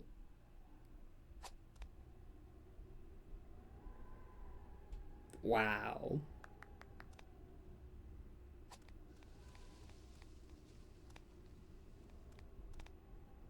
Oh.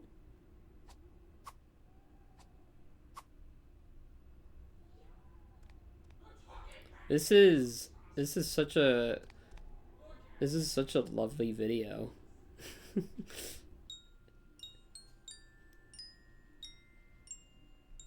Oh.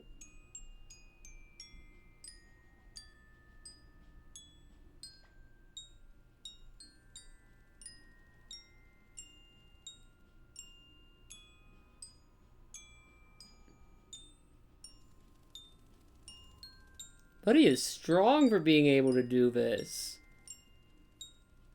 That's a lot of trees. Bye, bud.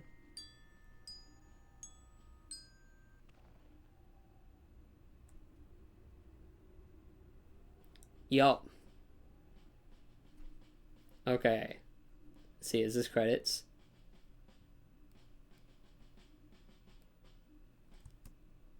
Awesome.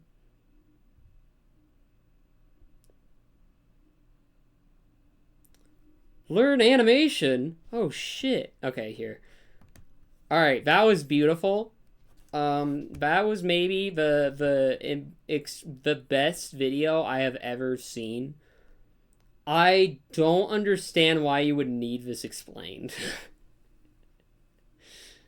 It is such an enamoring video of just like, oh, a kiwi can't fly, so here's how it flies. Which is great. So let's go ahead. Attack potency. It is capable of, we saw it doing a hammer. And generally, hammering, you know, being able to hammer trees is pretty good. I've never tried to hammer nails into a tree, but it can nail them down. So that is, yeah, I think attack potency 10B is perfectly fine. Striking strength is also going to be a 10B. Well, it's going to be human because there's no fucking numbers associated with it for some reason. Lifting strength. This is actually going to be the first time where, like, I actually have to consider the lifting strength. This is the big one. Hang on. Hang on a second. We need a little bit of help. So, what do we got for lifting strength here, buddy? Because we need to consider how heavy a tree is. Trees are pretty heavy, and so to be able to do all of those, like those were, let me take another look at this. Multiple spruce trees. If I look up spruce tree weight, I'm sure I'll get great information.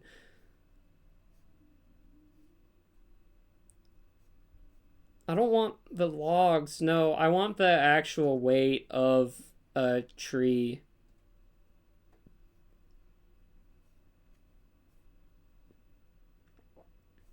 I don't want logs. Fuck you. Someone knows.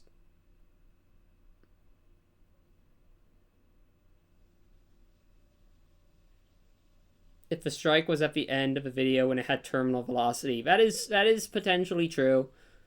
I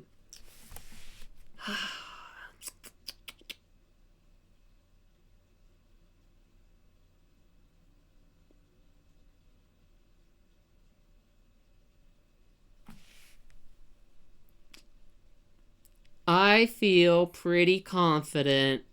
I actually feel pretty confident in this. Let's get that back to normal, and is that gonna, what? Oh, it works now. Okay, I didn't do anything. Alright.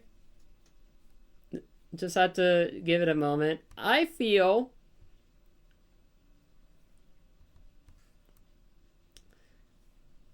feeling like class 100 in terms of lifting strength. The striking strength upon hitting the earth, if falling at terminal velocity, we're going to go ahead and I'm going to bring that up to street level, actually. Attack potency itself, you know, nailing whatever. Now, speed. It wasn't super fast. However, you see it falling? I think I saw it falling. I would say, we never heard of sonic boom, which is important. For speed, I'm going to go ahead and say subsonic plus. That seems fair. Range is, clearly, traveling to another area is not necessarily range, so that's just going to have to be below standard. But that's not important. Okay. Hear me out.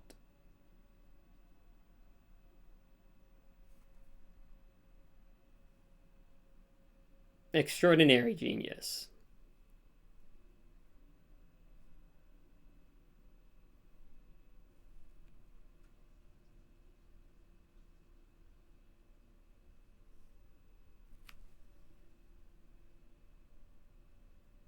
I don't hear any objections. Durability? You gotta be able to put up with a lot to be able to do the stress of a lot of trees.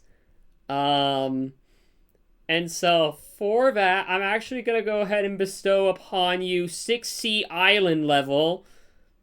Perception. I think perception was literally just average. Stamina.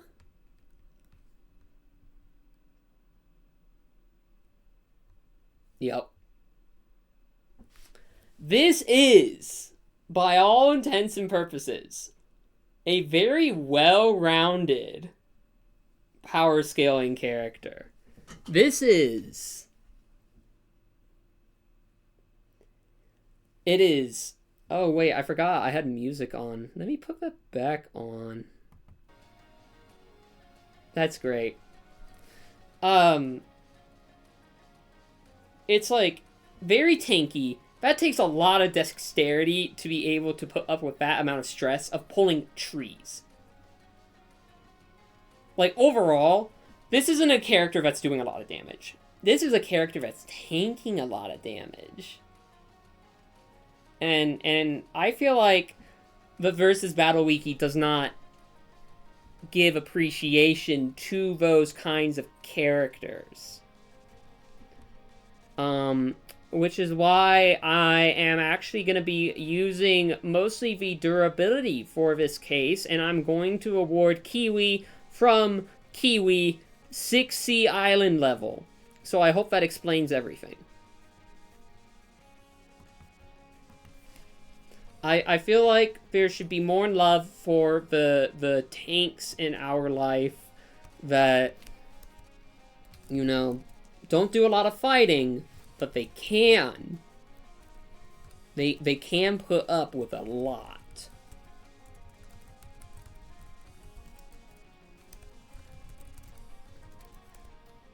So subsonic plus below melee. Extraordinary genius, 6C island level, average, and superhuman stamina. That is the third character in a row that we had superhuman stamina. I'm sure that's good tidings. Thank you, Aiko, for Kiwi. I am enamored with Kiwi. SpongeBob episode about the bully teaches an important thing about how being tanky can make you wear out the enemy to exhaustion. This is true. If Goku goes up against... There's actually a world where Goku, like, depending on what point in time, Kiwi, I think, could withstand Goku's attacks. And I think that is just quite beautiful, in my opinion. Thank you, Aiko. I am very enamored by Kiwi. Next up, we have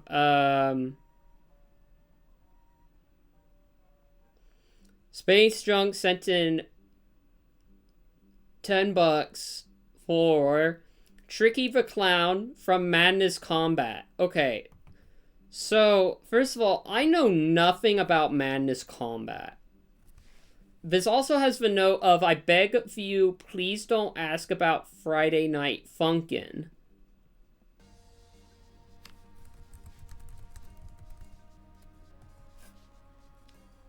Whoa.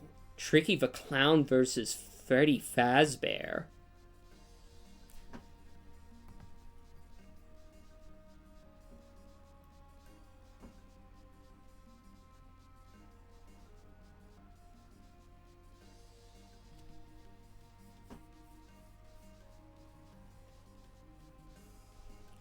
I hope that's a gif at some point of me doing that silently. Let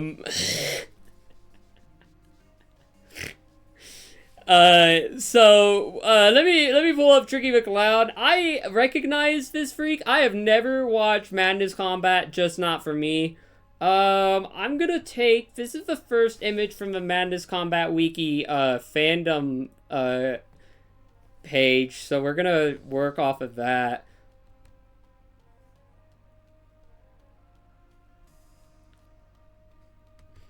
Now, I know nothing about this guy, but I know that the Madness Combat freaks do some fuck shit. I'm gonna look at the fandom wiki for 5 minutes and see what I can glean. Oh, but here's the thing. I have a choice between the Madness Combat wiki and the Villains wiki. I don't know. Oh, wait. There's a YouTube video that has almost 1 million views of someone finding out who Tricky the Clown is. That's great. This article contains spoilers for Madness Combat or related. Fuck. I don't care. Dr. Hofnar, better known as Tricky the Clown, is the secondary antagonist of Amanda's Combat series, the arch enemy of Hank J. Wimbledon. Started out as an assassin hired by the sheriff and later became the main antagonist of a Tricky saga. He was given the power of the improbability drive up until the end of Amanda's Combat 7 Consternation. Tricky used the power of improbability drive to order to revive repeatedly. Ooh, immortality. Run and jump at extremely high speeds and gain superhuman hand-to-hand fighting skills, which allowed him to render the mightiest of enemies helpless. He has been killed 19 times, once by Jesus, has been resurrected as a zombie once and been pinned to the marshmallow by a street sign and possesses the ability to warp the fabric of reality. Okay, that is reality manipulation. That's law manipulation. Abilities, here we go. Tricky, much like Hank, can use a variety of weapons, although he is best known for his trademark street sign, which he obtained in Madness Avenger when he was impaled on a giant marshmallow and after he was animated. Most of Tricky's superhuman power comes from a portable improbability drive. Living weapon. Has the ability to jump to warp heights and to evade anyone using a type of sudden burst of speed. Okay, so that's FTL. His body is able to withstand much more wounds than most of his foes. Okay. With the assistance of the improbability drive, he seems to be able to revive himself and others at will. Most significant power is his ability to turn into a giant flaming demon. Okay, rage mode.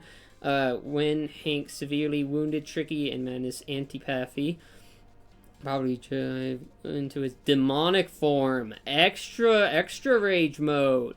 Tricky is far more powerful, gaining more strength and ability to spit out fire, breath attack. However, if the improbability drive is... Hang on, just so you know, understand, I hope this shows up. Yeah, you can see it. Go ahead and just, anytime I say a power or ability, another interesting aspect of Tricky is that his body, unlike those of other AHW units, cannot be safely absorbed by the Auditor. At the end of Madness Abrogation, when the Auditor absorbed Tricky's corpse, their bodies violently rejected each other, causing the Auditor to explode.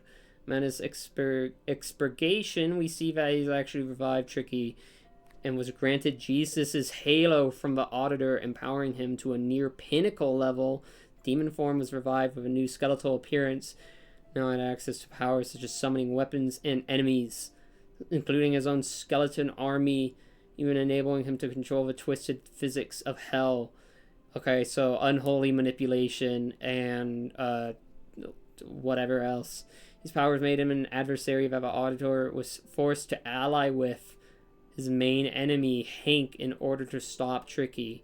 It's shown in Incident 1000A that he has powers similar to Jesus when he is flying next, as seen when he is flying next to a helicopter.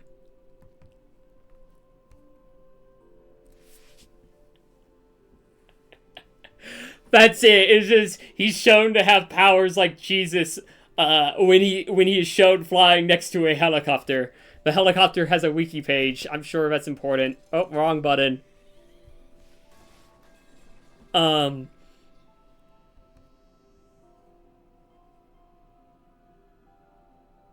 the fuck song is this? I made this song. Oh, it's We Will Always Love You.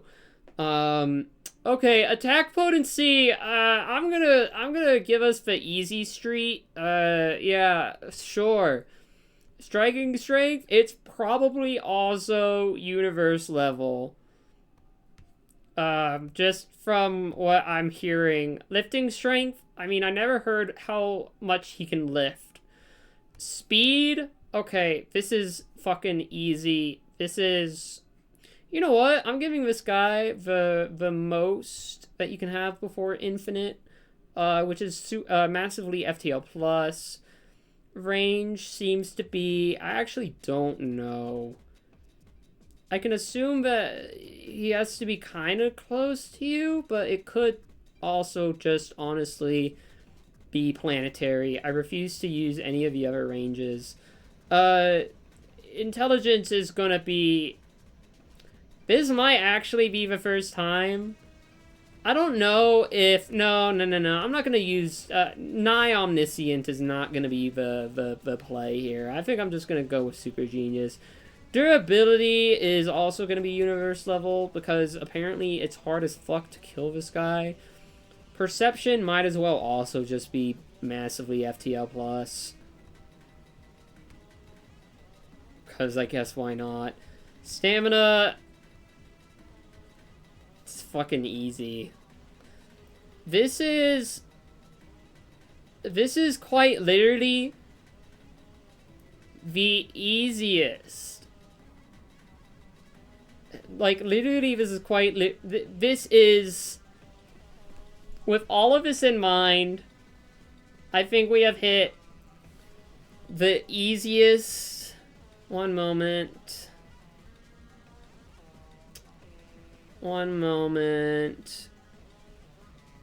This is gonna be... I want you to know I've changed this image 3 times now. This is the easiest 1C of my career.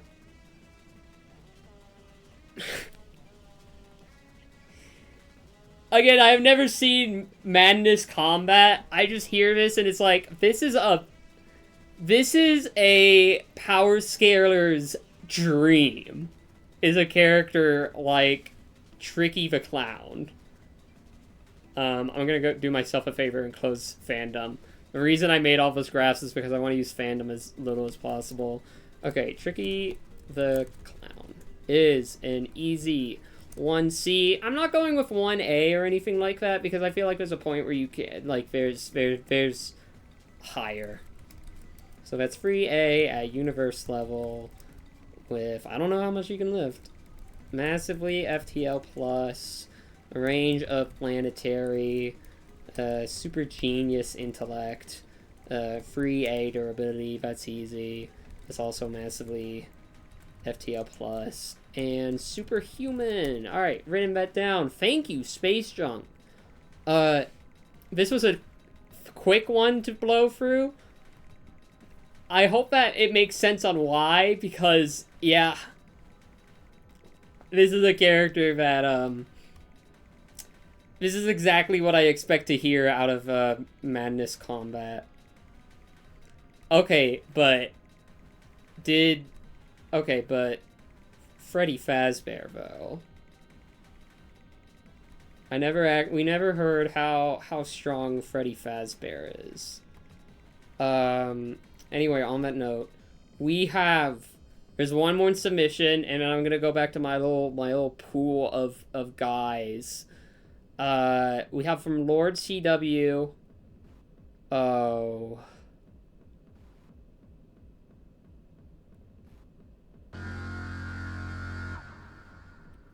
Jack Narek has also sent something in. Okay. We're gonna do... Oh. I'm gonna go ahead and save this image. I should note that I have no problems with doing this. I just want you to understand what we're about to go up against.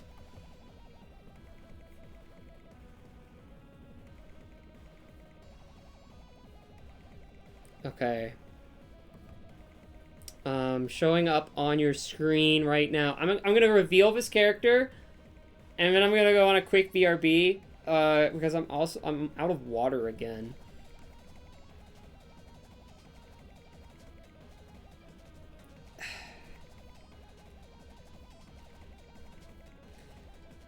Are you ready for our next character?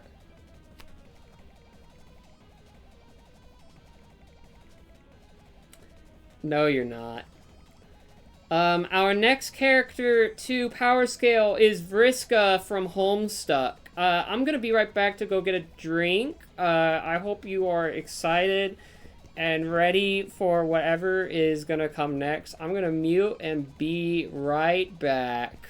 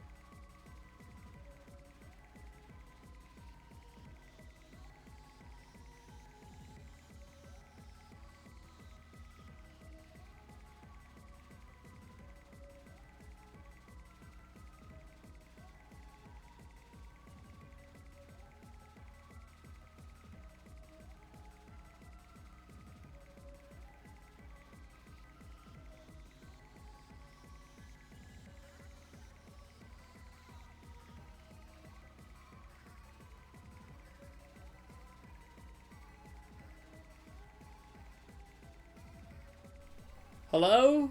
Okay, there we go. So as you saw, as I said in chat, I did not actually exit my room with my water bottle, so we are going with a backup, and that is a Dr. Pepper cream soda. Which I have to crack. On mic. That's okay.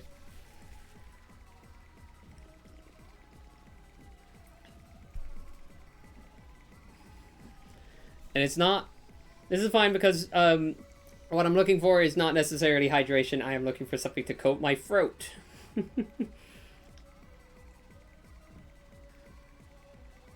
So this will do. So, I hope you enjoyed my music. It will continue playing. Oh god, I'm gonna fucking start burping if I don't pace myself. Oh goodness. Oh god, I have to power scale this character? Are we sure? Actually, hang on.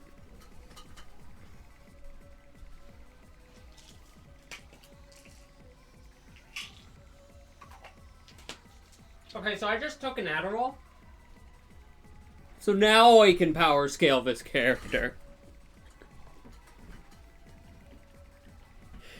As a reminder, if you want to see a character power scaled, it is $10. If you want to see a characters battling each other, it is $15. After Vriska here, I will probably be pitting a couple characters against each other.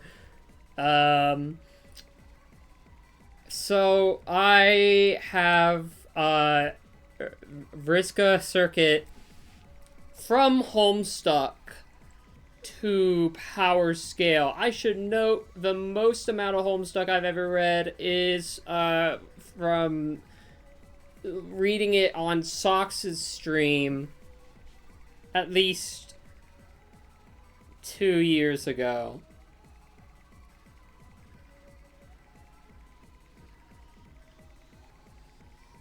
I'm using the... Oh, wait, right. Let me see... Could you power scale Vriska Circuit? You said Link to a Wiki, I just picked the MS Paint Venture Fandom one. That's fine, I have an ad blocker.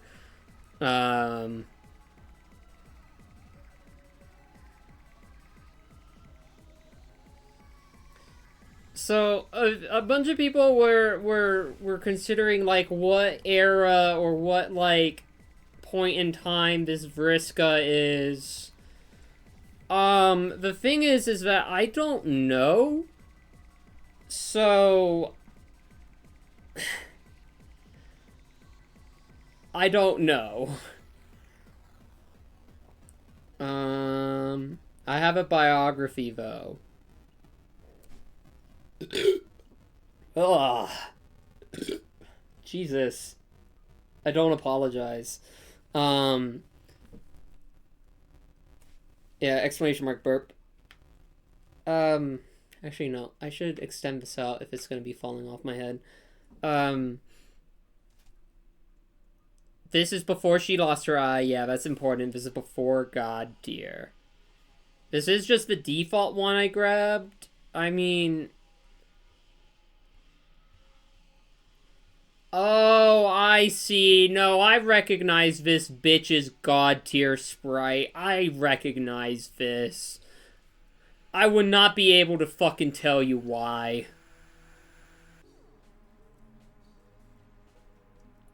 So, Vriska plays Flarp. That sounds cool.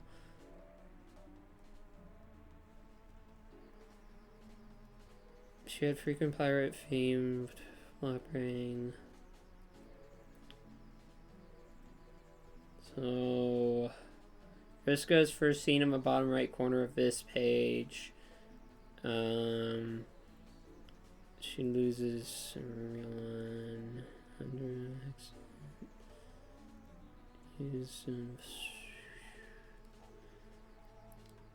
She commissioned Equius for a soul bot for Aradia as a way to make amends with her. He enters the game before Vriska can get the present. When she talks to Aradia about it, she says Vriska was never supposed to be part of the blue team and kicks her off. What the fuck? Needed a troll with her abilities to exile Black Queen. The queen later ironically becomes her exile and uses Vriska and Terezi to exile Jack. She's Tavros' server player and helps him explore. Okay, so what about, like, okay, so can you give me, like, powers? Like, okay, how, first of all, how many pounds can she lift? Can she get on the bench press? Okay, we'll put them to sleep. That is sleep manipulation. Hang on. Go click here, click here, click here. As you can see, sleep manipulation is on here somewhere. Go ahead and find it and look at it. You know what it does. I think it literally says you know what this does. Or no, there's dream manipulation, which pretty much says that. And then there's sleep manipulation, which is a different thing.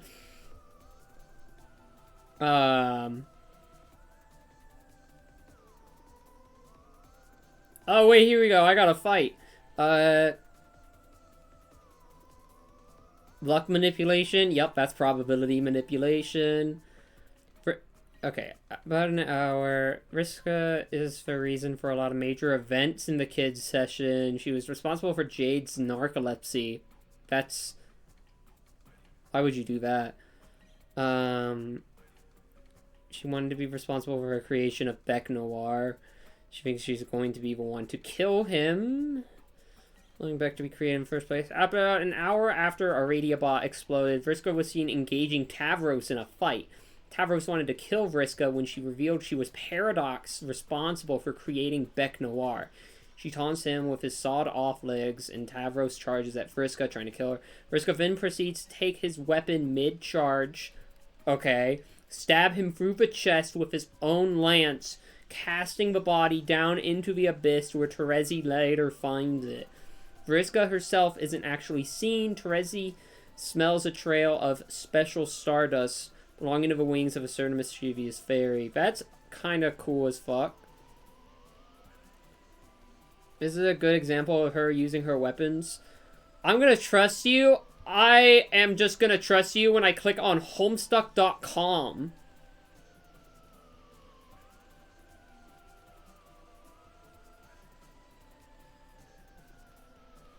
I'm glad OPS opened this in a new page, so this isn't actually in my history. You can't see this, but I am.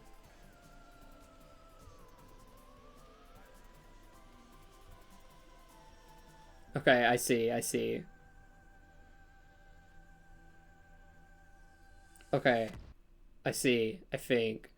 Megalovania is not Vriska's theme, she just claims it. We love someone that just claims shit.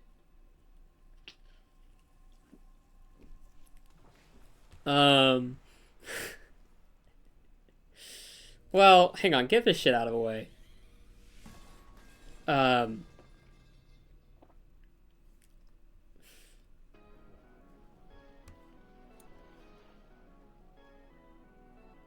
So this is like post hive bent. I don't know what hive bent means, but that's fine.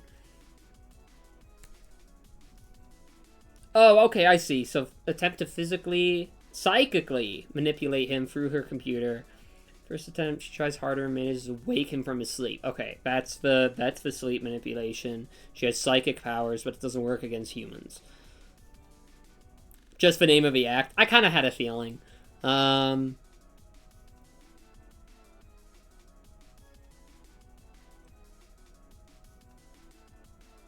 Uses her mind powers to make him jump off a cliff. Okay.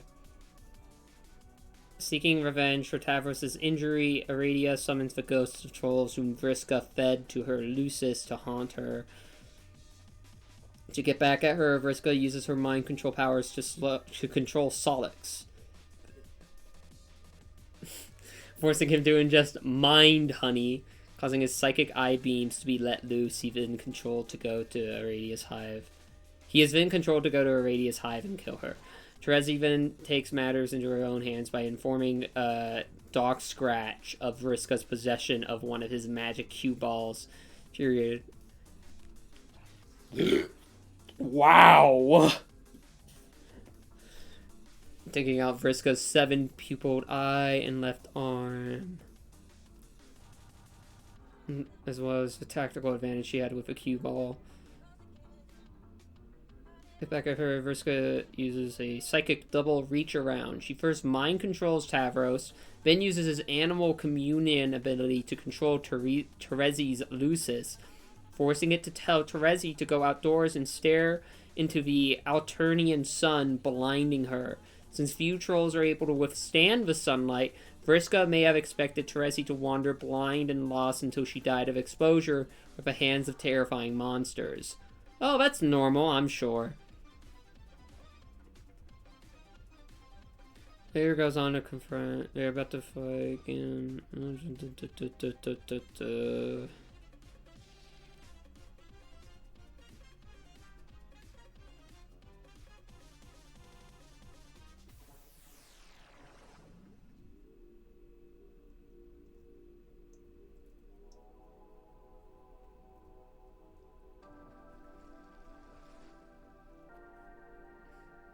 Pre and post retcon. I'm sure that's normal.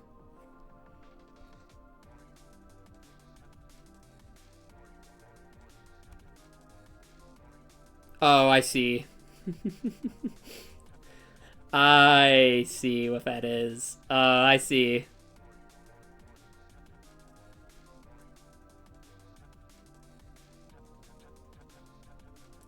Yeah, no, I'm seeing, I mean, I'm looking at an image right now that has a poorly drawn image of Vriska that says huge bitch. And you know what? I think I agree. This seems like huge bitch energy.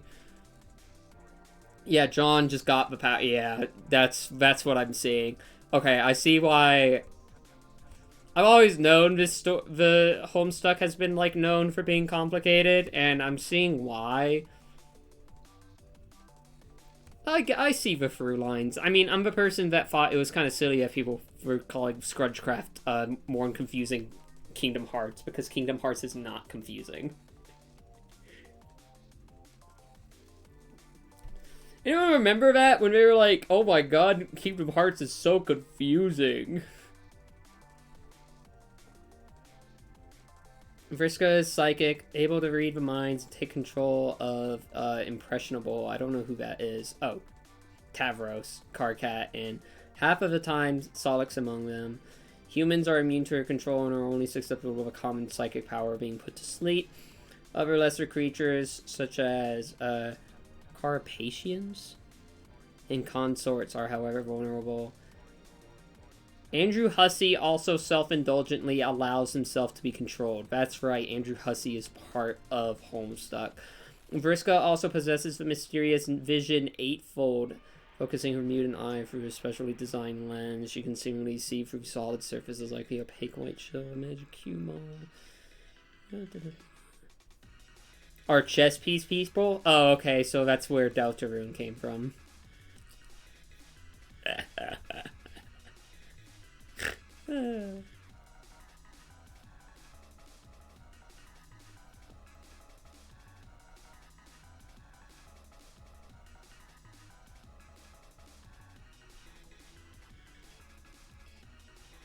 There's like game sprites here from Alternia Bound, and I'm looking at the battle sprite, and this is just Scott Pilgrim, the game.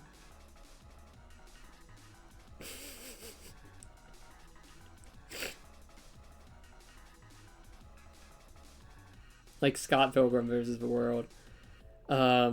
Which is funny. Okay.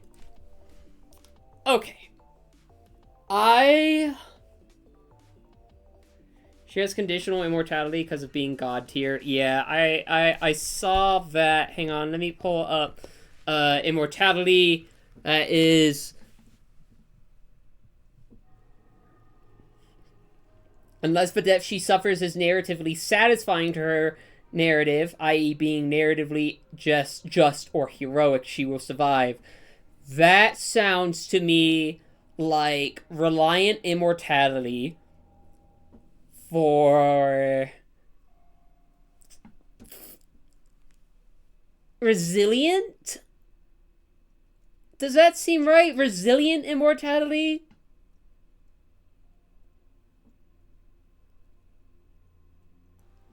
Because it's relying on the death not being just or satisfying, which is a reliance on something.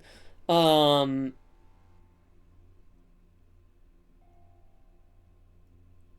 and so I think I would put that under resilient immortality. I would say it's closer to 4 with resurrection. There we go. Okay, thank you. That does make sense. Okay, so type 8 with 4. That makes sense to me. Okay. I would say I feel like this is going to be a character that I feel like I'm going to be very far off with the actual power scaling wiki. I just remembered I need to power scale strong bad because did you know the Versus Battle Wiki actually doesn't have anything about Homestar Runner? Or at least if they do, they don't have fucking strong bad. Huh? It's strong bad. Sure, I'll grab this one from Wikipedia, sure. Like, I mean, the way I think Tyler said this to me, I mentioned that, and I think Tyler said, yeah, because it's for millennials.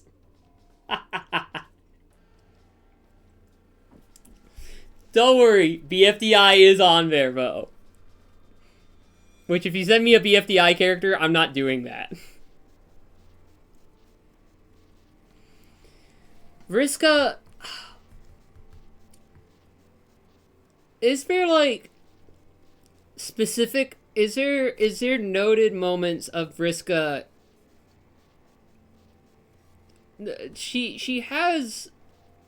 With the dice, I feel like that is, that is important.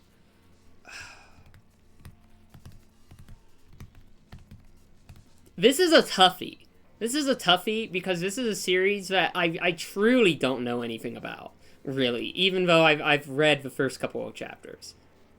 Which actually I don't know how many chapters there are. It could just be the first couple 100 pages. Like, I feel like with that dice form in mind,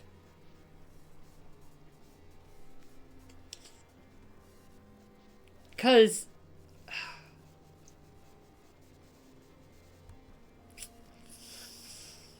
I'm gonna go with my gut and say Free C.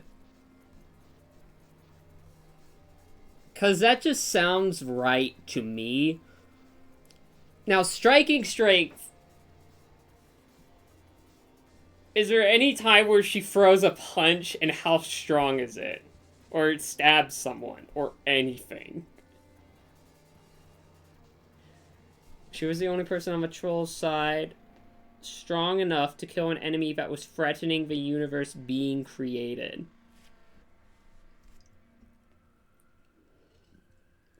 Dice and give her a massive power boost, new outfit, broken ass sword. Beat a dog god thing that can teleport anywhere instantly, has near to, or... Oh, okay, I see. Revising this one... Hang on, let me revise this.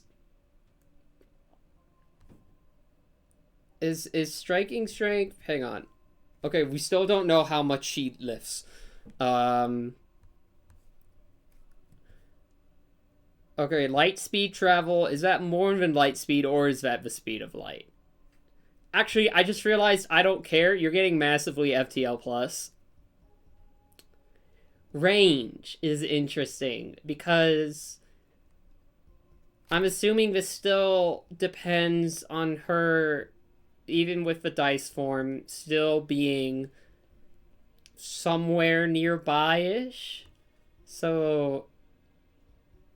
She can mind control the character? Oh, shit, you're right. You're right. Oh, God.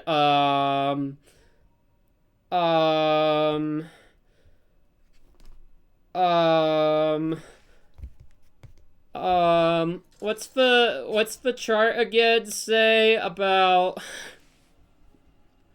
This is how you know I'm doing bad. We have to look at range. Oh no.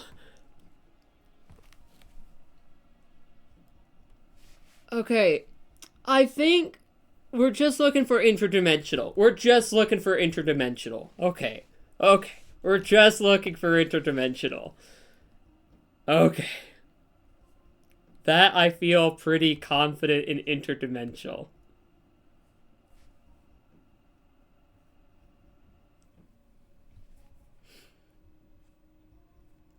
Boom. Now, intelligence, she seems pretty smart.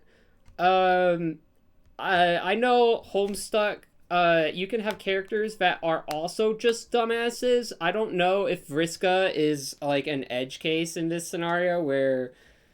Yeah, she's the team tactician. I'm gonna say you have to be pretty smart. You have to be pretty smart to kind of know what you're doing. Like, to know everything that you've just fucking did. So...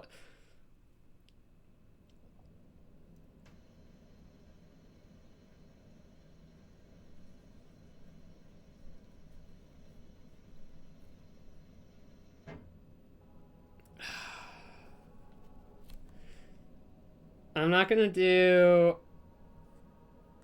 I'm gonna go ahead with extraordinary genius. She makes really bad decisions, but I think that's not a smart situation. Yeah, you can make dumb decisions, but still be, like, conceptually really smart.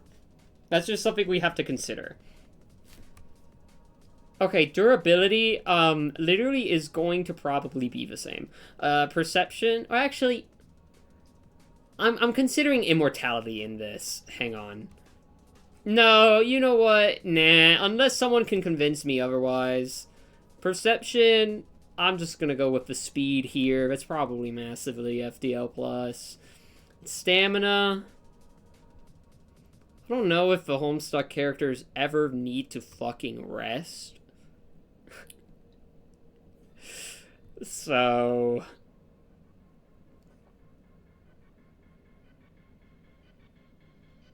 See, this is why I'm glad I got people in my chat that have read Homestuck, that I can actually trust with information. I'm gonna go with superhuman on this. Still don't have striking strength. I'm just gonna go ahead and do that. Oh, she has rocket shoes? Ooh, that's flight. That's flight right there. With that all said and done, I think this one...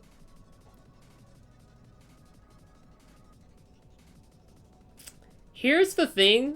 I think I'm...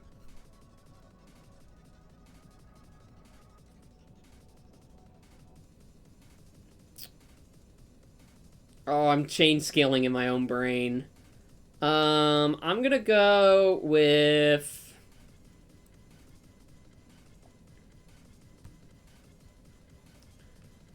Huge bitch multiverse level. That feels... I feel multiverse... Either that, multiverse, or... Isn't there like a low 2A? No, there isn't. It's just 2B to 2A, which is multiverse and multiverse plus. Or whatever that means. I think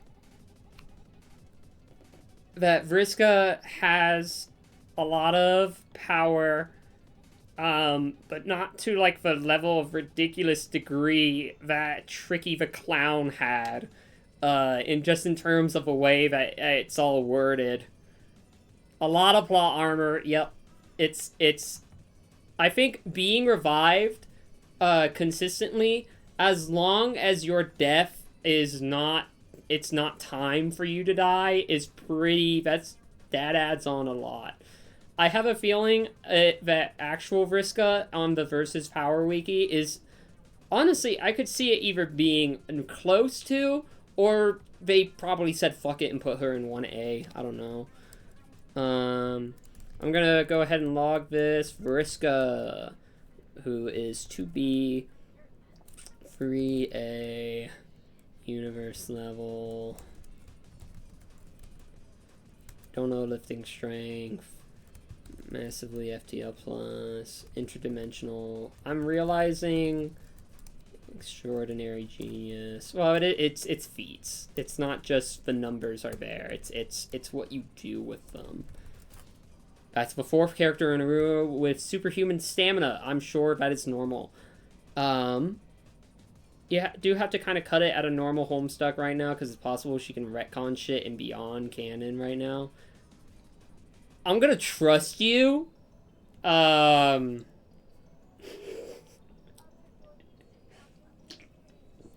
gonna trust you because I have no choice. But thank you, Lord CW. We have achieved Vriska tiering. We have a submission from, I think it was Jack Narek, where I've heard of Problem Sleuth. So you've linked an Imgur link, and Imgur has unfortunately IP banned me. I'm gonna try to get around that real quick though. Don't fret. I think there we go. I think what I can do is go into a different Discord, paste this, then save this image. Yep. And then that should be fine, right? Hang on, that's... Yeah, save image. Okay, this is the really funniest workaround I've ever found in my life. I'm gonna be keeping this in mind. I never actually... Is this right? Hang on, I just downloaded an image that I don't think is correct. I think I've realized that I've made an error here. I don't think this is the character that I am doing. Oh, no, wait, it is. It's multiple images and they all have texts. Uh-oh. I can't see that. It is not JonTron. If you could send this in chat. Send the URL for the direct image of each one in chat. What I can do is paste it into Discord. Discord embeds it as its own image. I download that. Which is maybe the funniest way to ever get around an IP ban. Otherwise, I have to turn on my VPN, and I'm not fucking chancing that while I'm streaming. Let me see here. Yeah, I have, I joined the Discord and posted images and text. Oh yeah, you can do that. Hang on. It's in the, if you're in feeder mode or whatever, scroll down, and it's the rightmost image, I think. It's the one that says whatever. It talks about the Discord. Go ahead. Oh, let's see. Because I do have one of the images, but I assume that it is not the image that you intended for being displayed, because it is... because it is this, and I don't think this is what you intend.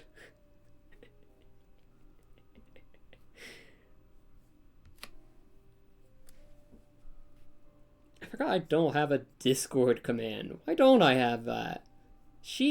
What's she up to? What's she thinking? Hang on, let me...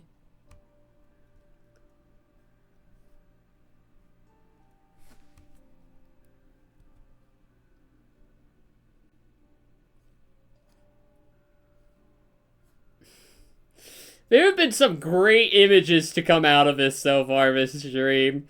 I'm really enjoying the one where I am very contemplatively watching Kiwi.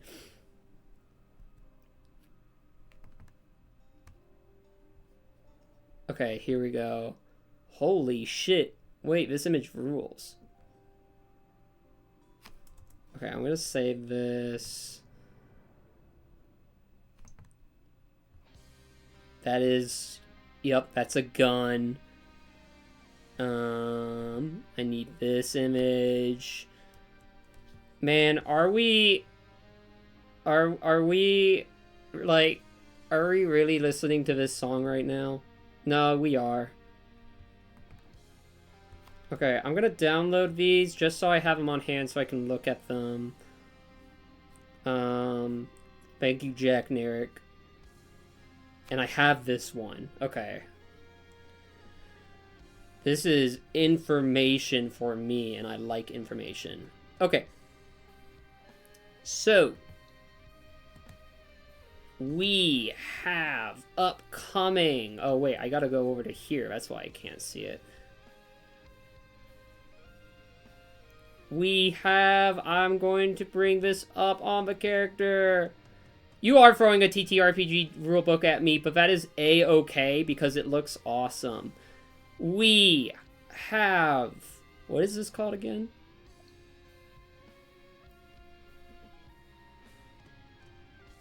The unupgraded Gun Anomaly Field Agent. Here that is from... is that just Triangle Academy? Did I read that right? Sorry, I only have one more. Yeah, it's Triangle Agency. This is a TTRPG thing, and let me pour over rules real quick. Which honestly, this is what I'm here for. So, I've been playing a Triangle Agency campaign for a little over half a year at this point. I'm obsessed with the game. Triangle Agency has a lot of things. In a single sentence, it's corporate horror take on SCP. Where you're a field agent hunting down anomalies to stabilize reality for a corporation that absolutely has your best interests at heart. I should show this to Nyx. What's most relevant here is that it flips a lot of TTRPG conventions on their head, one of which is immediately handing you incredibly reality-altering strong abilities, while at the same time having your character be flat-out unable to attempt any skill checks and die to 1 damage. Okay, I like this. Each agent is a resident, a human who bonds with an anomaly. This also gives me the vibes of Control in a good way. On one category of which is the gun. Notice there is no upper limit or range estimated for eliminate, and the fail condition still ends in it being eliminated. Mundane in this context means not anomalous. We have... Let me bring this up on screen. What did I just fucking do? Oh, right, I'm not on the right monitor. Let me bring this up on screen so you can read along with me. I can tell that Control is an influence because it's using the same font. This is ITC Avant-Garde, which, as you can see, is the same font I'm using for this. Let me bring this down. There. So we have gun. It's a gun. Let me make this larger so I can read it on screen. On stream, maybe. A sentence ended. A life ended. A hope, grand and genuine, for something attainable and beautiful, ended.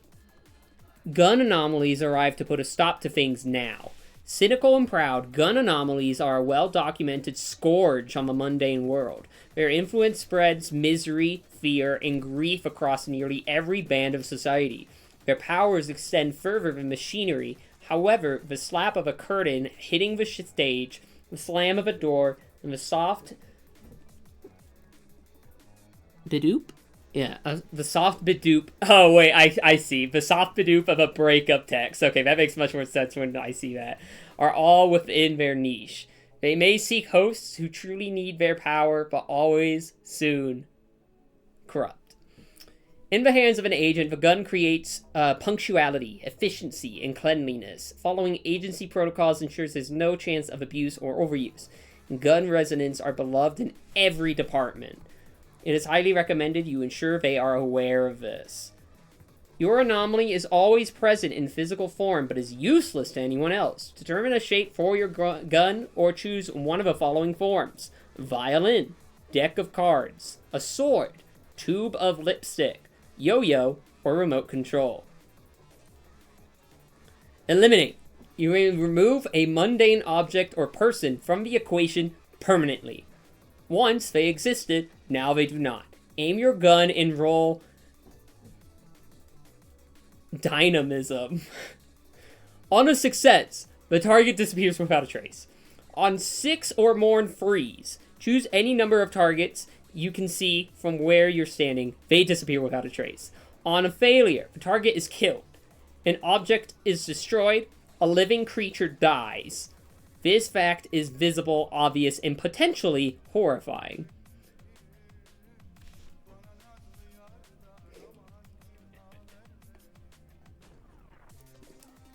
That's pretty good. We have quick draw. When something tries to hurt you, fire your gun and roll initiative. On a success, you shot first. The aggressor takes 1 harm before their attack, and they do not succeed at hurting you. For each additional free, you may choose an additional target to harm or eliminate a target you've already harmed with this ability. On a failure, you misfire. Something or someone important to you is damaged, and the original attack against you proceeds as planned. Open carry. The threat of your gun is so great that even the mundane can sense it. Make your options clear and roll presence. On a success, a target you are focusing on is intimidated enough to do what you want. However, the GM chooses one consequence from the following. The target will remember your face, contact the authorities, react with extreme fear, seek retribution. For each additional free, you may either remove an option from the possible consequences or add an additional target. For example, 6 frees could mean no consequences and 2 targets, or 5 targets and all possible consequences. On a failure, the target is unafraid. They become immune to all effects of your gun and will likely retaliate in immediate and dangerous ways. The vibe of this is grand. There are more rule sheets. This is a good vibe of TTRPG rule sheet for me. This was the third one, was it? This is the second one? Yes, this is the second one. Let me read your Discord messages once again to make sure I'm getting... Go to the next monitor. Thank you. The other main means of a field agent is to affect things is to ask the agency to change reality. I like to think of this similar to the ability of Death in Final Destination, where as long as you can name a plausible Rube Goldberg sequence of events in order for an outcome to happen, the outcome happens. So, let's take a look at this. Ooh, that was a fun little hiccup my laptop had. Hang on, where's the image? There's the image. Make this big. Ask the agency. The agency's greatest tool in the preservation of reality, other than the hard work and perseverance of employees like you, is our ability to subtly alter the recent past. Agents can make reality alteration requests to enter dangerous situations with confidence, but the power of serendipity/narrative, there we go, is on their side. Put most simply, you may at any time ask the agency to ensure something happens. If something could happen, no matter how implausible, you can ask the agency for it. There are pages you cannot read when you start the game.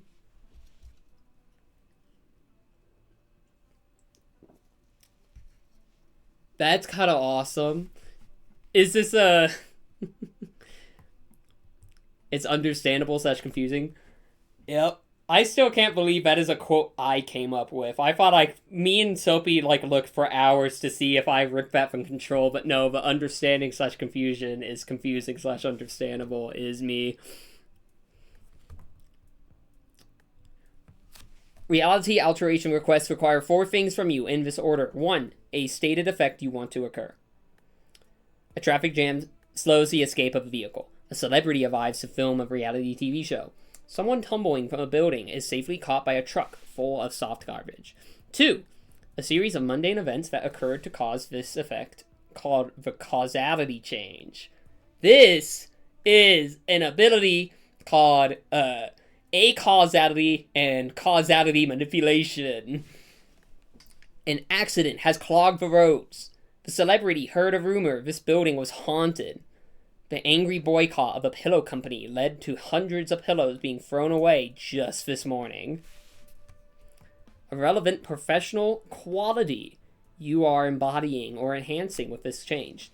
Empathy, if the change targets someone's emotions. Subtlety for creating a distraction or hiding place. Alternatives, if the change could reveal something you'd otherwise miss. A successful roll of at least 1 free. You will roll 6 4-sided dice while referencing the chosen quality for burnout and quality assurances.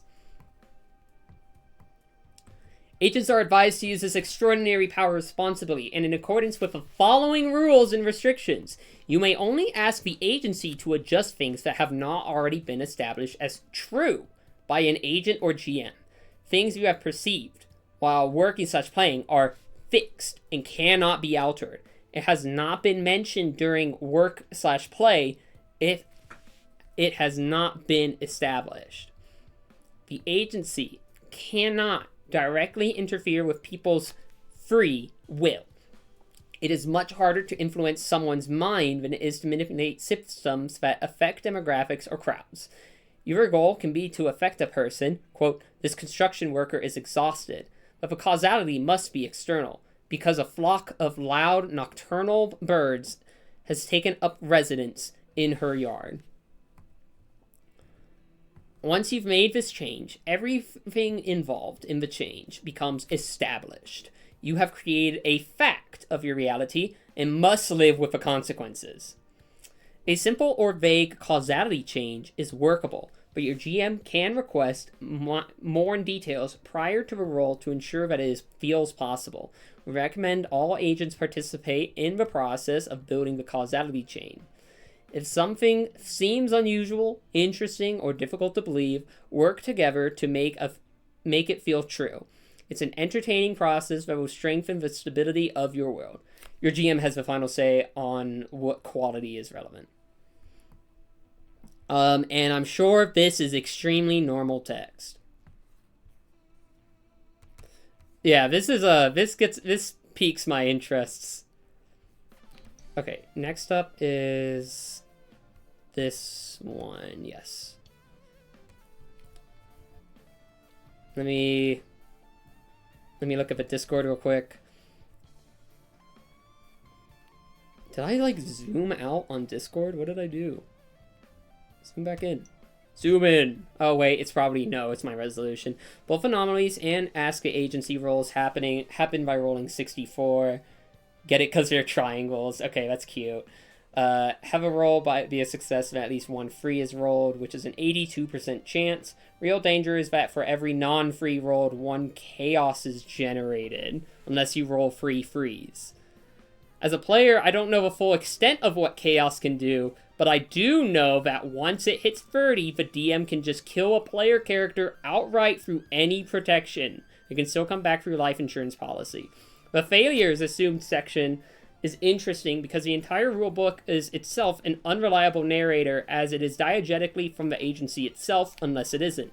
I'm not sure if entirely trust it when it says triangle agency agents are especially hapless, but it is correct in that there are no mechanics for skill checks. This seems fucking awesome. We should ask Nyx about this. Also, I just saw Old Man Henderson Tep 10.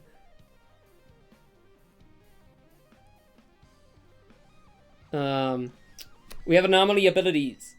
All agents are resonants, which means that they are all bonded with a unique anomaly, which each anomaly is theoretically capable of a wide array of abilities. Only 3 are approved for use in the field. Each share a few characteristics we'll outline here. Abilities require a trigger or cost that must occur before they can be used. Take a deep breath, shake somebody's hand when somebody tries to take something from you.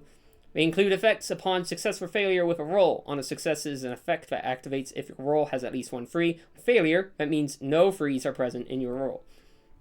At least one additional outcome attainable in particular situations. For each additional free is an effect that can be used if your roll has more than one free. On every third free is an effect, this loves trifectas, can be used once for every free total frees present in your roll. Once for free, twice for 6, etc. On 6 or more frees means that this effect only occurs if at least 6 frees are present in your roll. Spend frees on the following allows you to spend frees from your roll to select the effects best suited for your current situation from an included list. If it says additional frees, the first free cannot be spent. This effect is no longer present on any approved abilities due to changes in our operating budget. Oh, okay. Failure is assumed. While not every agent is human, and some may be exceptional in a few ways, your skills and fragility are generally equivalent to an average mundane person. I like that. Most agents were regular people before they bonded with an anomaly, and we have restricted your anomaly from causing any transformations that would create loose ends. There are no skill checks in Triangle Agency because we know you will fail at anything risky or difficult that you attempt. Anytime you think this might not work, take our word for it, it won't. In fact, we're currently conducting research on a noted trend that Triangle Agency agents are especially hapless and unlikely to succeed in their daily lives. Right now, the evidence is primarily anecdotal. Remember, rolling dice is entirely agent/player initiated. Your general manager will often warn you if something you're trying isn't going to work, and may require you to ask the agency or use an anomaly ability to reach a desired task. But they can never force you to roll and cannot decide what you do with that roll. We recommend you embrace your normality and ask the agency for anything you want to attempt that you aren't positive you can accomplish. If you take risks, you will probably get hurt physically or emotionally. Luckily, your benefits include a life insurance policy for just that eventuality. What else is on here? Here's an example. Oh, yeah. An example available to whisper anomalies. Tip of the tongue. Yeah, so that's a... Now, this is... So that's a caution. I don't think I need to worry about that one.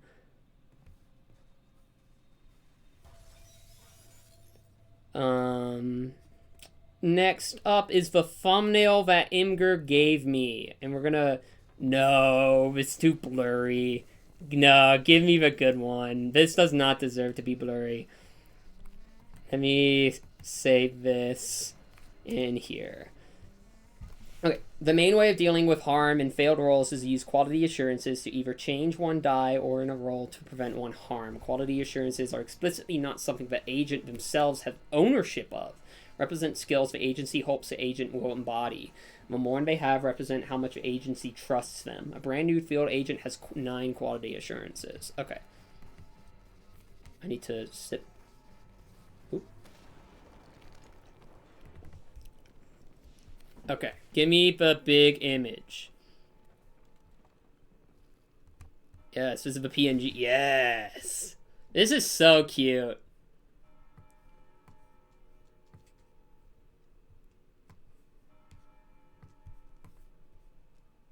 Harm. I have to make it a little bigger for me.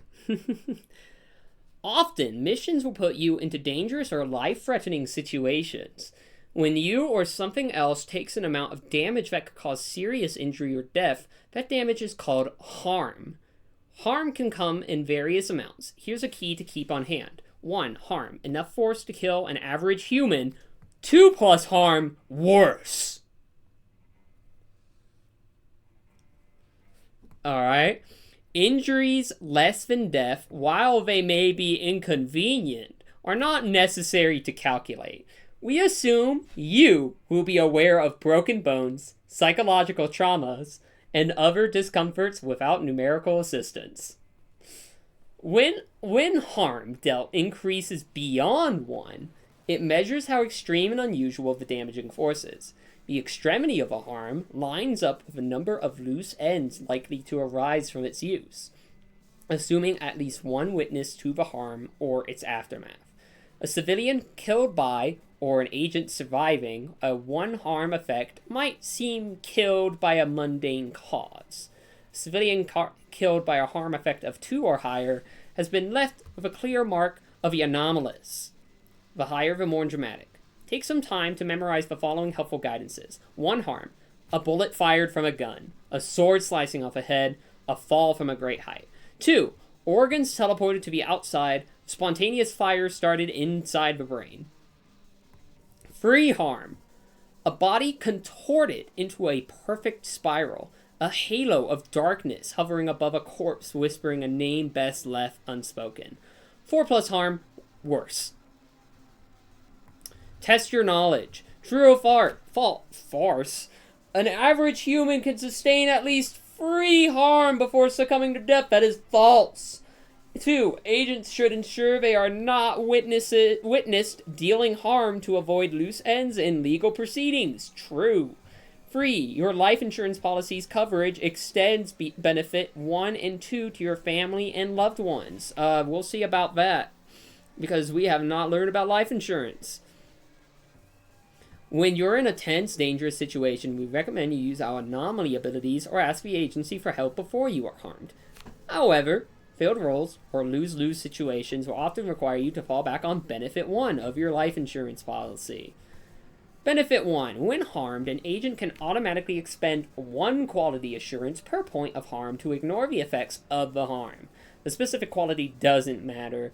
The attack or effect still happens to you, and onlookers will see it happen, but the agency transports the results of a harm somewhere else.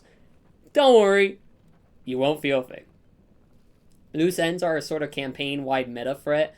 As the more loose ends generated, the more reality starts to fall apart. I had a feeling. This is awesome.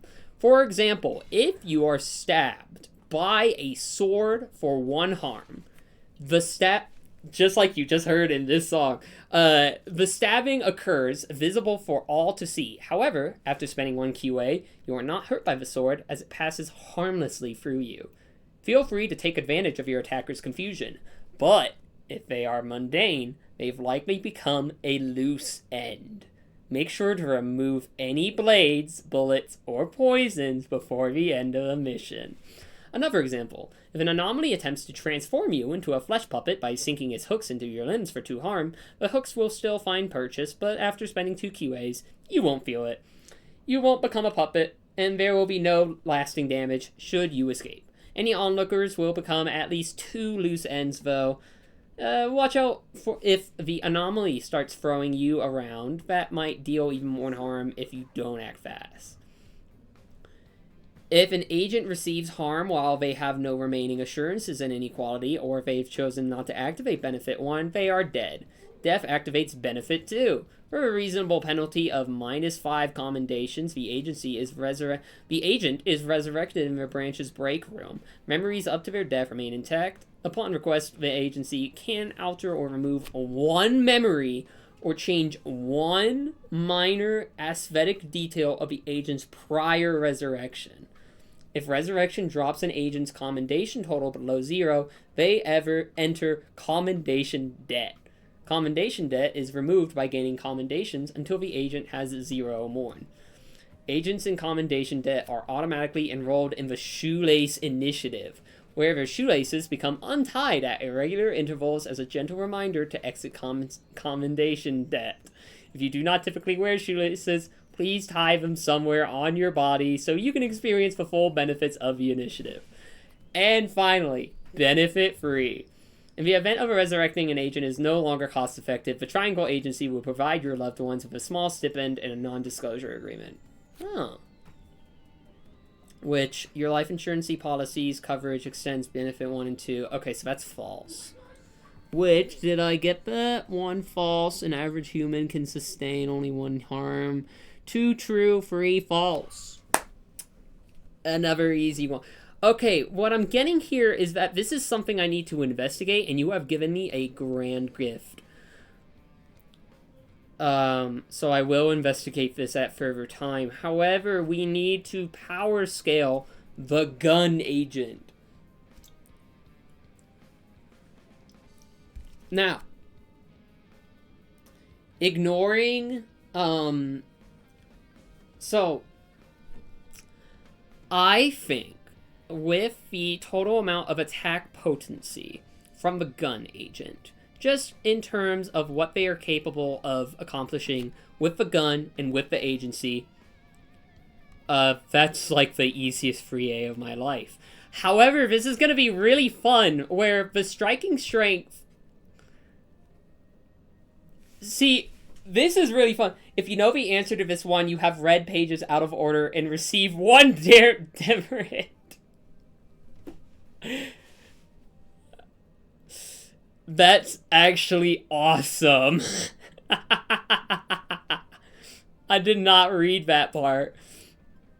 This is fun, because striking strength is literally, oh, there it goes, human level.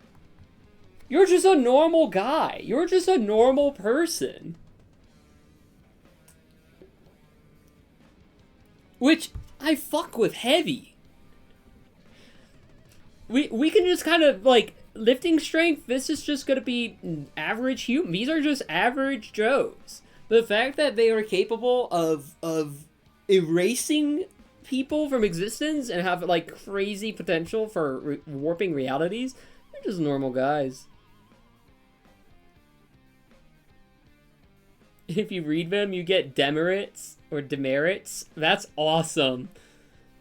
Speed is also going to be just average. See, this is what I love. Is that this is just average. Was there a range for the gun?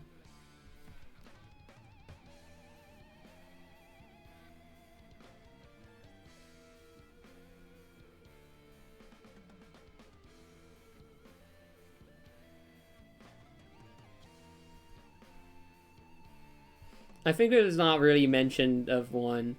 I'm gonna say, since it's a gun, and also that specifically says, mundane. Yeah, gun is line of sight. Okay. Well, the total, like, what a human can, like, see out for is kind of limited by kilometers, so we'll go with that. Kilometers. You have to aim at it in mundane. You could delete the sun? Oh, shit. You're right. Hang on. I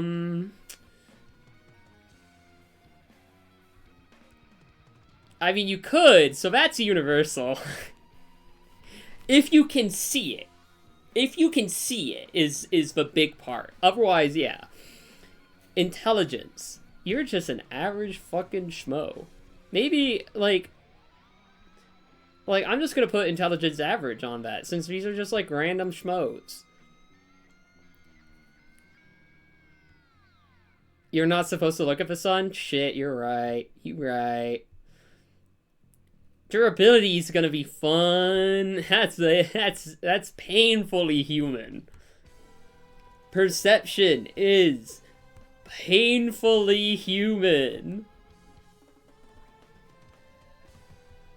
There we go. And stamina is painfully human. I vibe with this a lot.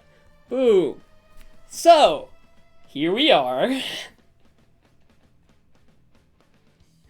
This fucking rules.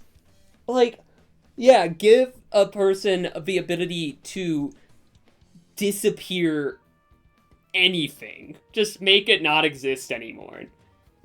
That as long as it is mundane and it's in your line of fire, it's like in your line of sight. That's crushed. I don't know why I did that, but that can... Oh, wait, it's hidden. It's a rock. It is a gun. I'm gonna have to pull some people for that one. Okay.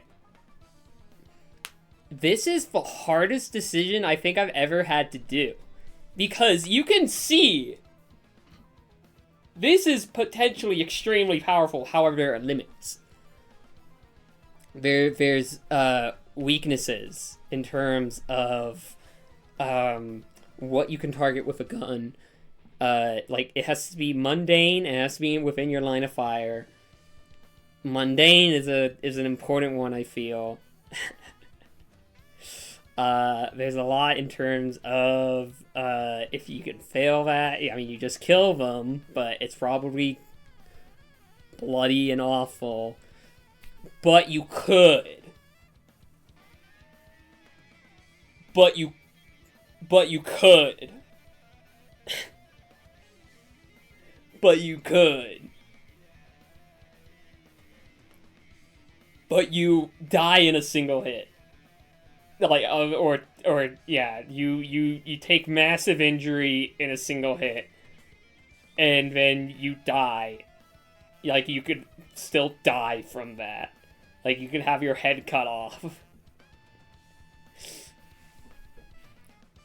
There are the quality assurances are massive. And there is, like, there is resurrection, like, in terms of immortality, but it's reliant on the agency.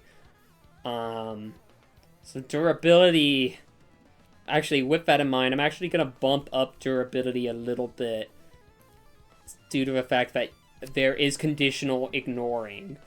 And I'm going to say, since the thing is, it's a level of accumulative. If you take 2 harm, you have to get rid of 2 quality assurances, which is not necessarily great for this, because that's 2 of them. So it's like still, you can offer your opinion. Yup. Here you go.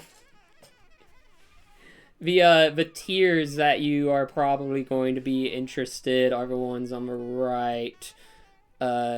Oops, I accidentally just went to my other monitor. Let me just scale this by myself on my OBS preview and then go to my...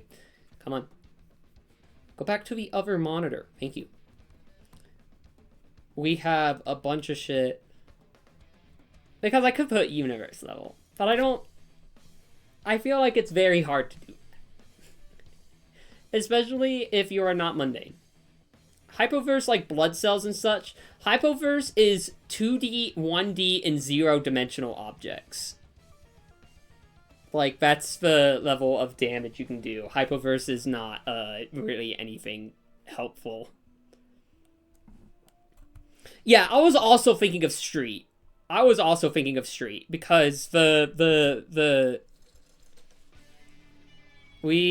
because my mindset for,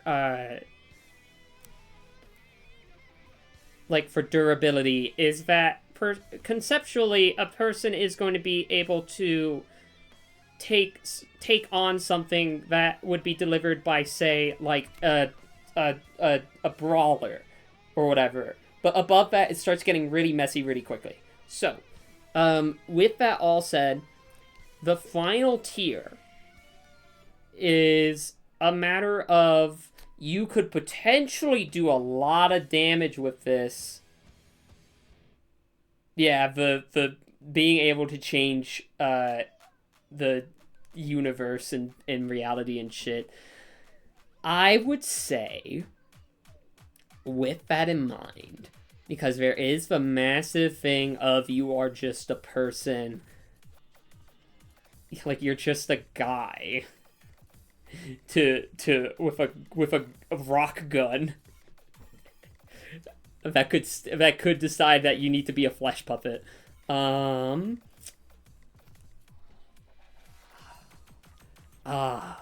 This is fun. This is the hardest one I've ever had to do, which I think is great. I honestly,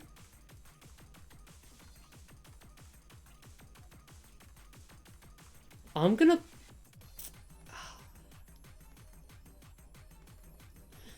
if you expect me to be able to elaborate on what I mean by this, I don't know if I'll really be able to, but I'm gonna do... See, if I was a versus battle wiki, it'd just be free A, but I think that's boring. I think it's fun to consider, like, all the weaknesses and, like, strings you have attached to you.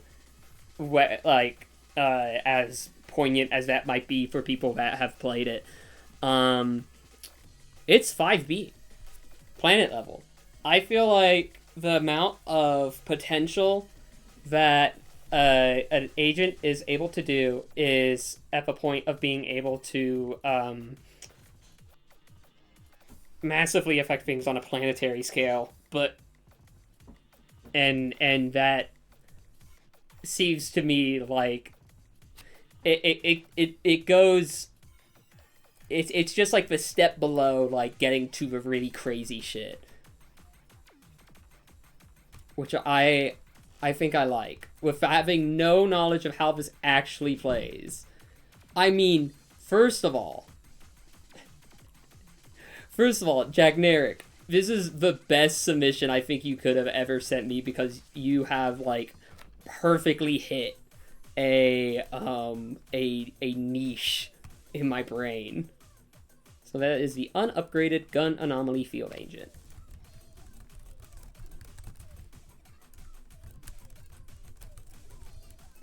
Which is 5B with attack potency of free A. That's the third free A character in a row. However, striking strength is human level, which I really appreciate. Lifting strength is average human. Speed is average. Range is universal. Intelligence is average. Durability is 9C. Perception is average. Stamina is average. In the gaming section of the Discord, fucking salute. I'm gonna have to actually... I'll have to check that out. There's a strand of hair stuck in my glasses, you understand. There we go. There's like a little...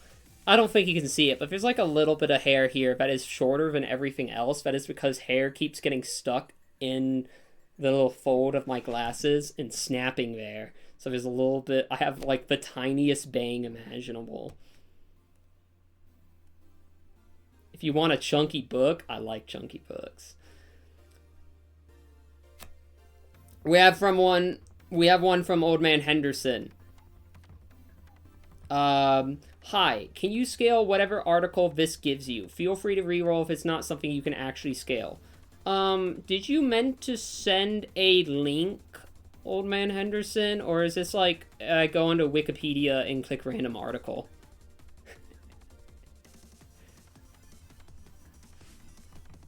Because I don't actually see a link. It's random Wikipedia article? Okay, sick. I had a feeling. That I can do because I have written a God Game card that is about that. Yeah, there's no link, but luckily I know exactly where to go to. Wikipedia.org. Yep, I want the English Wikipedia. Random article. I'm gonna click on this and we are gonna...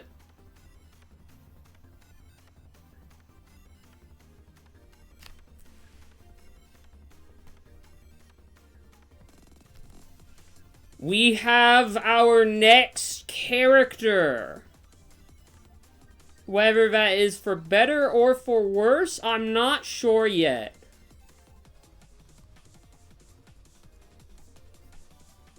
Please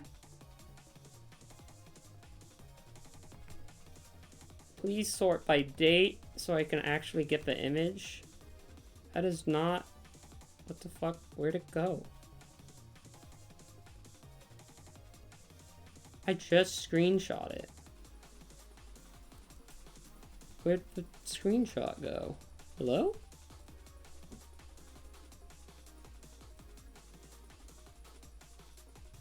The screenshot is hiding from me.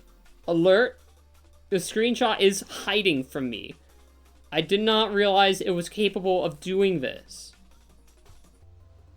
You heard the screenshot sound.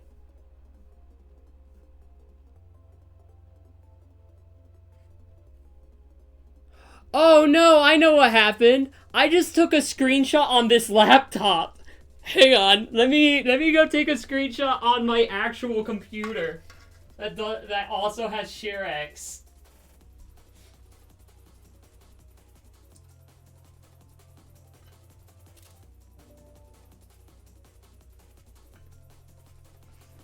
Oh my god. So I just went over. My computer is awesome. It has 100 and I've been using this the whole time, which is, I think at best getting maybe like it's at best getting 60 FPS. Otherwise it is actually kind of struggling. Going over there and using a 165 hertz monitor to go to Google Chrome felt like a dream. Okay, now our next our next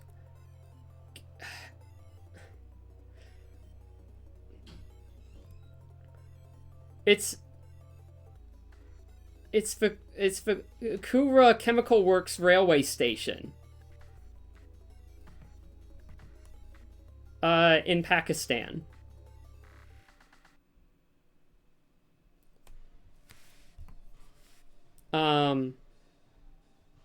The Wikipedia says the Kura Chemical Works railway station is located in Pakistan. And then immediately afterwards it goes into a C also. For list of railway stations in Pakistan Railways.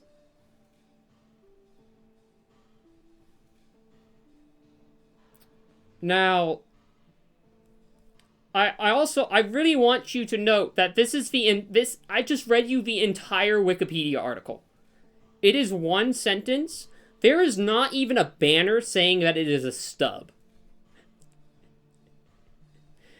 That's it. There's no more an image. This is a train station in Pakistan, and the only article for it is in English. So, attack potency.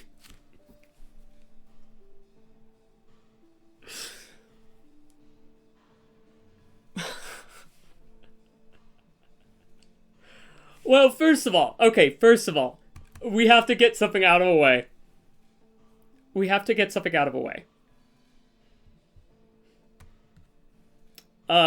Building level of durability.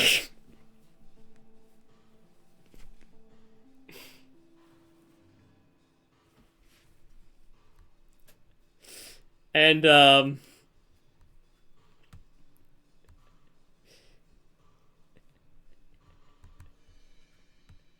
that earns it the, tier building level.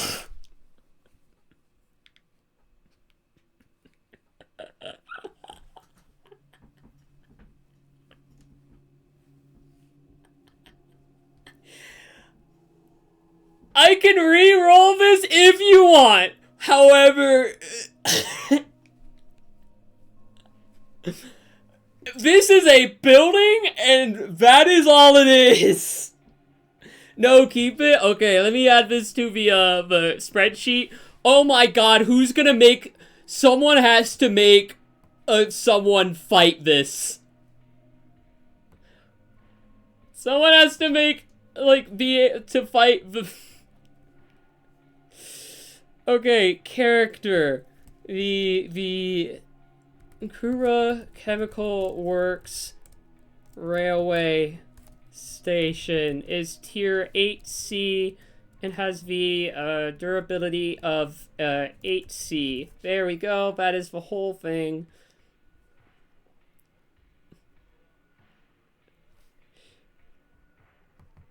Okay, well...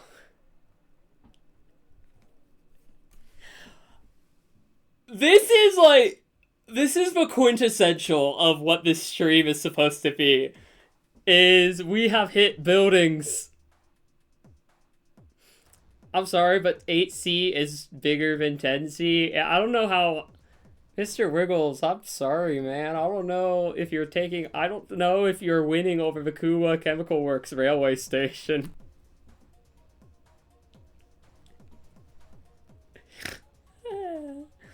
Uh, um, well, I think that's the end of the tipping queue for these. So, we have not done a battle yet. It has been 7 hours?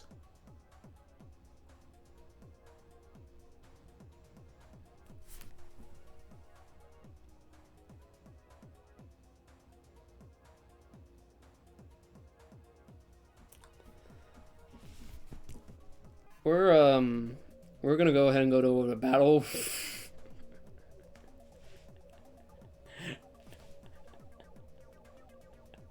We're gonna go to the battle section here. As you can see, we are all ready for our first battle after 7 hours.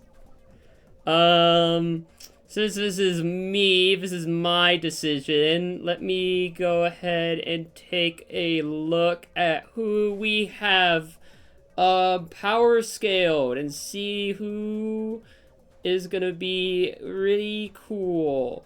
As a reminder, our environments are 2-4. Operation Metro from Battlefield 3, Dust 2, Wetland Aspect from Risk of Rain 2, the Shadow Moses Island Communication Towers, and Dead Simple. Whoops. And Dead Simple.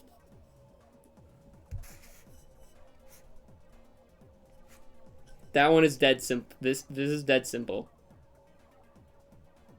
A lot of twos in this? Sure are. Like, we got 2-4, we got Dust 2, we got the 2 towers. We have Doom 2, map 7. We have a stage 2 map from Risk of Rain 2, and Operation Metro is from Battlefield 3. So I don't have anything. It actually has a lot of frees in it. It has free flags. I mean, it's a 2-player game. It's a 2-team game, but most are. So, I feel like, okay, I'm looking at my list.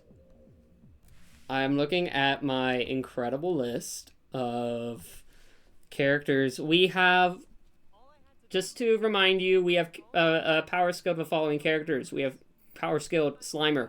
We have power scaled Mr. Wiggles. We have power scaled Akizet. We have power scaled Bouldergeist. I might put up Bouldergeist. We have power scaled Holly Holotones, who is boundless, so putting her against anything is futile. We have Kevin McAllister. We have Dark Sproingoing. We have Kaguya. We have Cutesy Wootsy Doge. We have Tribe King Mega Man. We have Nebula from Mine. We have a Kiwi.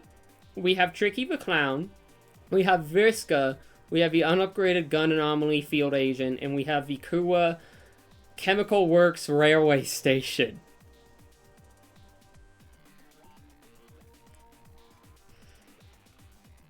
Oh, decisions. It is... Let's see. Oh, my test images is Spongebob and Slimer, it seems, but we're not doing Spongebob. Put them all on a wheel and spin? No, you're right. Hang on.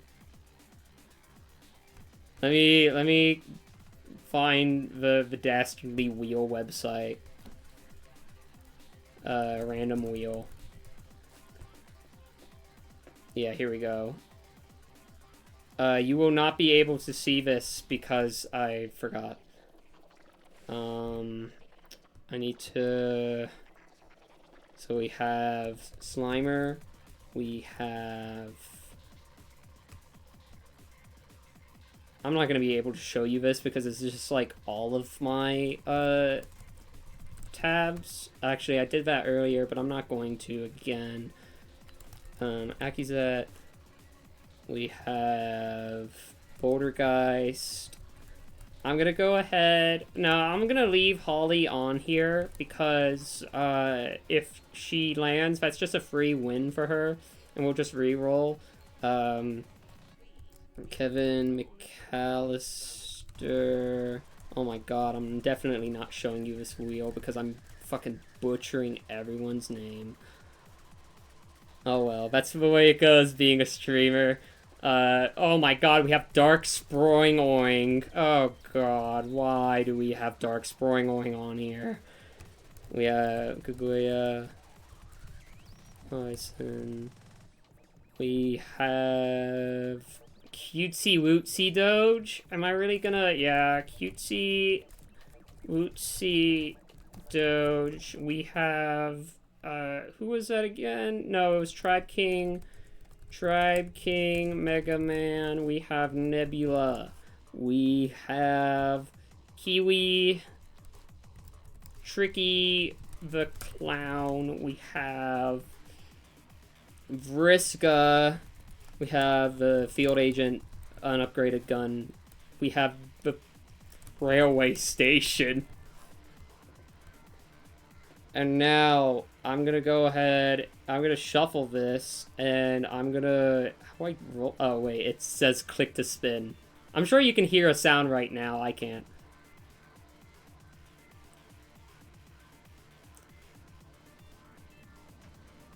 Okay, so the first one is Mr. Wiggles. Our first character, Fighter A. Get ready! It is! Get excited! Mr. Wiggles, whose tier was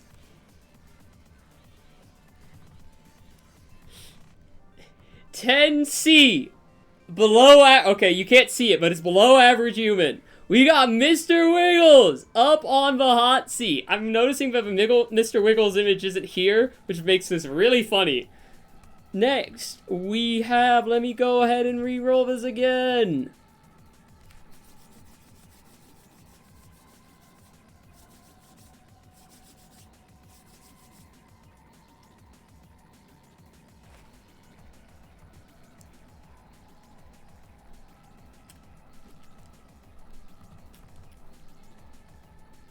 Our second character, our second fighter.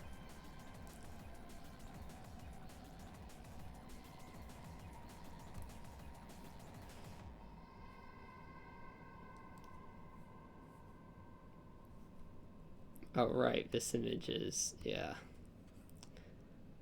Our second character, our second fighter is Cutesy Wootsy Doge.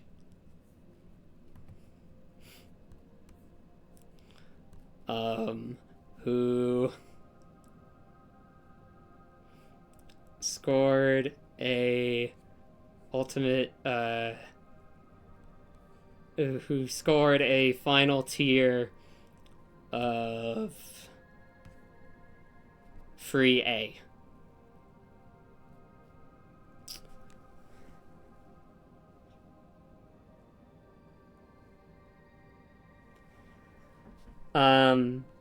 So we have to take something into consideration. First of all, Cutesy Wootsy Doge is a card.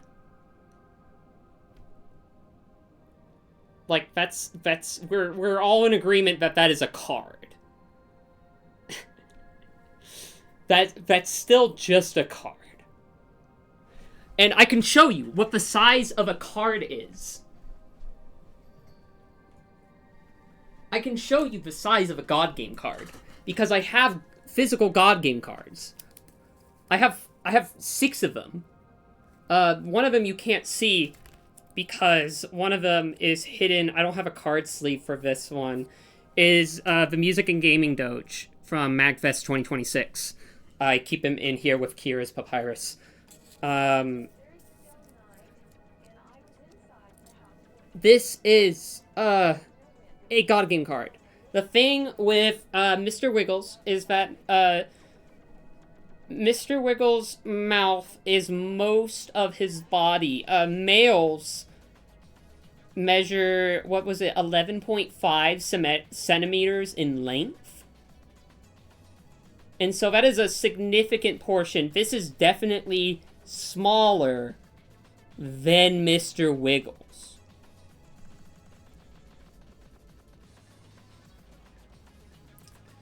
This is something we have to consider, because what we're doing here is that we're pitting a real-life thing versus a God Game card. I think for the purposes of this, we are assuming that the God Game card effects are still in place.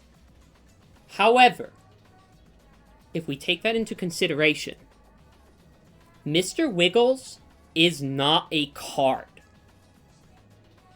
This 3A is within the bounds and universe of God Game. Mr. Wiggles is not a God Game card. Mr. Wiggles is a toad.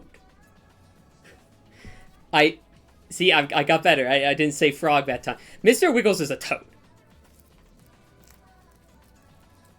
Like, if like, me showing Gaster, like, Gaster is visible, but this isn't a game. Like, if I show Gaster, Gaster is not any.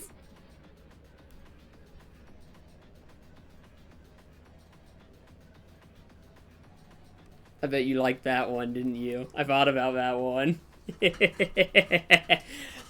the big thing to consider here. Now,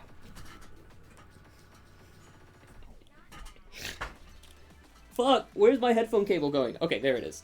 So, this is a very interesting conundrum because we have a card versus a toad. And we're doing this under the assumption that Mr. Wiggles, even though he is an animal, understands his enemy is Cutesy Wootsy Doge. And Cutesy Wootsy Doge is a card. So, but that's still like, if we kind of pass over the logic of these two. So first of all, Mr. Wiggles scored a attack potency of 10B. I gave him I determined that he had the attack potency and striking strength of an average human, due to the fact that he is able to deal significant damage that sometimes requires medical attention to humans. That's the other thing, Jack Narek. That's the other thing that I'm about to bring to the table is something I wanted to double check real quick. This is morbid. I just closed the fucking wheel. Hopefully history remembers the inputs I had on that. Give me one moment. Wheel of names. Open a new tab. Is it? Oh. Okay. So, this is the Argentine horned frog, who is native to... I think it was... I mean, it's Argentine. It's the Argentine horned frog. But, it is the most common species of horned frogs in the grasslands of Argentina, Uruguay, and Brazil. The species is endemic to South America. So, a voracious eater, it will attempt to swallow anything that moves close to its wide mouth. Insects, rodents, pestering birds. Yep. Still, again, this is called the Pac-Man frog, which I think is really cool. And I really like that Wikipedia said, the nickname Pac-Man Frog is a reference to the popular 1980s arcade game Pac-Man, where Pac-Man himself eats quite a lot. That is actual Wikipedia wording, it's not a quote. And has a mouth that takes up most of its body, much like the Argentine horned frog, which I really like. I really like just how, like, Wikipedia sometimes sounds a little informal, and I really like it because it's really cute. So this frog is frog. God fucking damn. Wait, no, Argentine horned frog. I've been right all this time. This is a frog! I should have just kept reading the Wikipedia name! So here's the conundrum. Okay, so most frogs rely on being humid, and so that's going to be a little bit of a problem for some of these maps, but not all of them. 2-4. First of all, if a frog, if Mr. Wiggles is starting in red team spawn, it is arid in the Badlands, but the river is there. If our lovely little frog is capable of getting to the river at 2-4, remember, Cutesy Wootsy Doge is a card. I don't think it's moving anywhere. Yeah, desert frogs are a thing. Like, I feel like 2-4 should not be an issue for it. 2-4 should be completely fine. It'll be a little arid, but there's plenty. There are lily pads. Actually, there's an unused model in TF2. You've probably seen it before. It's a variant of the graphic design is my passion. It's level design is my passion, and it has this frog model from Team Fortress 2. That frog model is a fake frog, like, radio antenna, like, spy bot, whatever. It looks like a big frog. It has a big antenna for a tail. That is in the folder for 2-4 props. So, that was intended for 2-4. It got cut at some point. It's just cows. So, there are frogs. Understandably. So, I think Mr. Wiggles is going to be able to get into blue team area, get into the spawn room on we're assuming that Mr. Wiggles is, like, actively looking for Cutesy Wootsy Doge. The only thing that Cutesy Wootsy Doge would really be able to do is attempt to attack. It has 1 damage. What did I say for its I said that it's a strike opponent striking strength is, like, below average, right? Yeah. And I did put Mr. Wiggles' durability at 10C because it's a frog. But would we consider Mr. Wiggles 1 HP?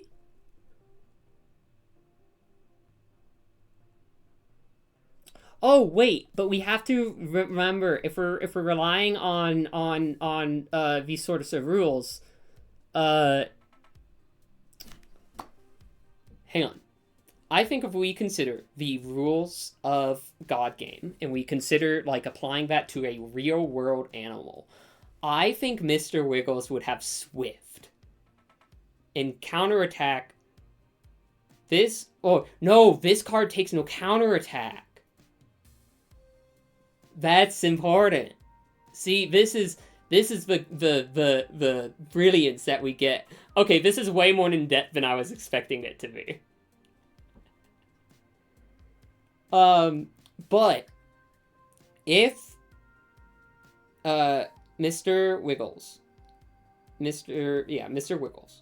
is capable of getting up close. Yeah, Mr. Wiggles should have Adorable and Lovable. If Mr. Wiggles is able to get to Cutesy Wootsy Doge and initiate the attack, that's it. It's over. Because Cutesy Wootsy Doge, or Mr. Wiggles is a fast hunter. It waits, and when it gets close, it lunges and attempts to eat and devour. And I think a card would be extreme. Mr. Wiggles attempts to eat birds and things that are larger than it. A card should not be a problem for him. So I think on 2-4, because now at this point, we're kind of considering the environment as being a deciding factor. And it's not looking good for Cutesy Wootsy Doge. 2-4, I think that's a Mr. Wiggles victory. Operation Metro is probably similar to things. It is a temperate area. It's Paris. Yeah, Mr. Wiggles isn't a card. It can just eat it, and that doesn't. Cutesy Rootsy Doge's Death Rattle doesn't affect it because it's not a card. Just because we were applying card logic to it, to Mr. Wiggles, doesn't mean that Mr. Wiggles is a card. Yeah, Mr. Wiggles don't care. Operation Metro, I think, is also another assured victory for Operation Metro is another assured victory for Mr. Wiggles, because there's just, first of all, there's a entire, Mr. Wiggles is an invasive species to Paris, sure, but that's not what we're considering here. There's an entire, like, even if humidity or staying wet or whatever, like, I'm kind of treating this as if, like, oh no, Mr. Wiggles has to be constantly submerged in water or he's gonna die like a Minecraft fish. That's not it. Mr. Wiggles is a frog. Frogs can live. So I think Operation Metro is another assured victory. I feel like we can ignore wetland aspect because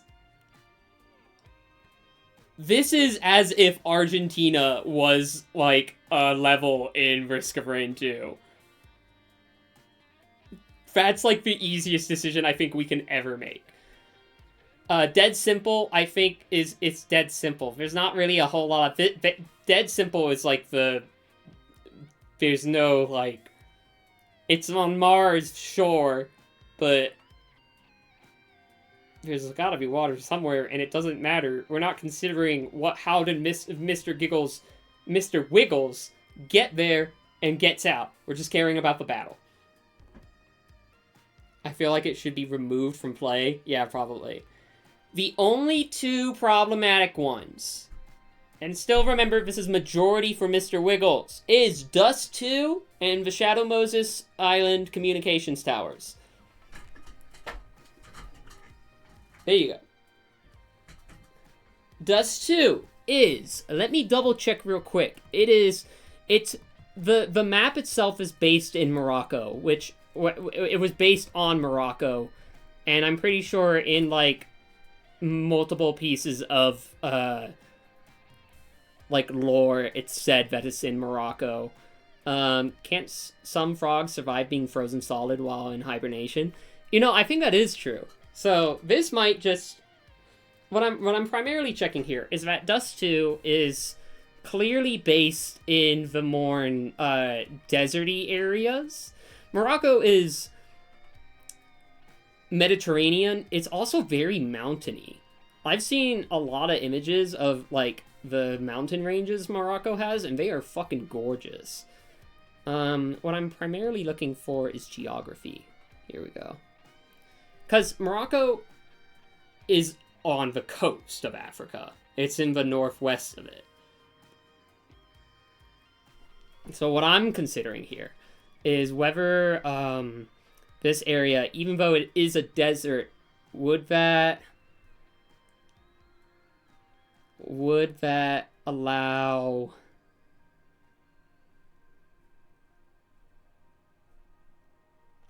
Hot summer Mediterranean and hot desert. Central mountain ranges of the effects of the cold Canary Current of the Atlantic coast.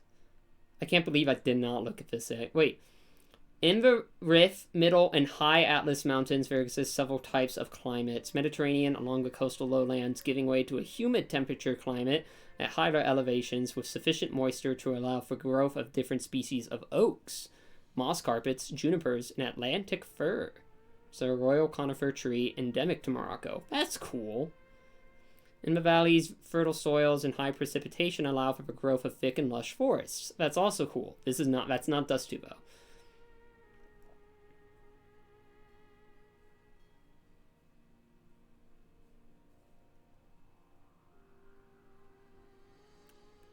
Okay, I think from just in general,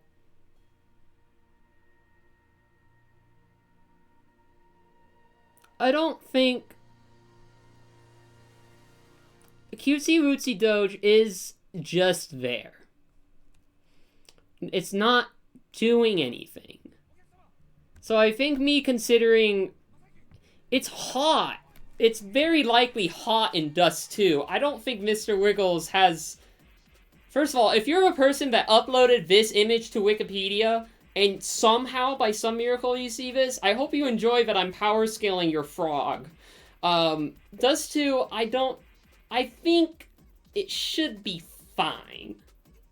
Enough to get everything done.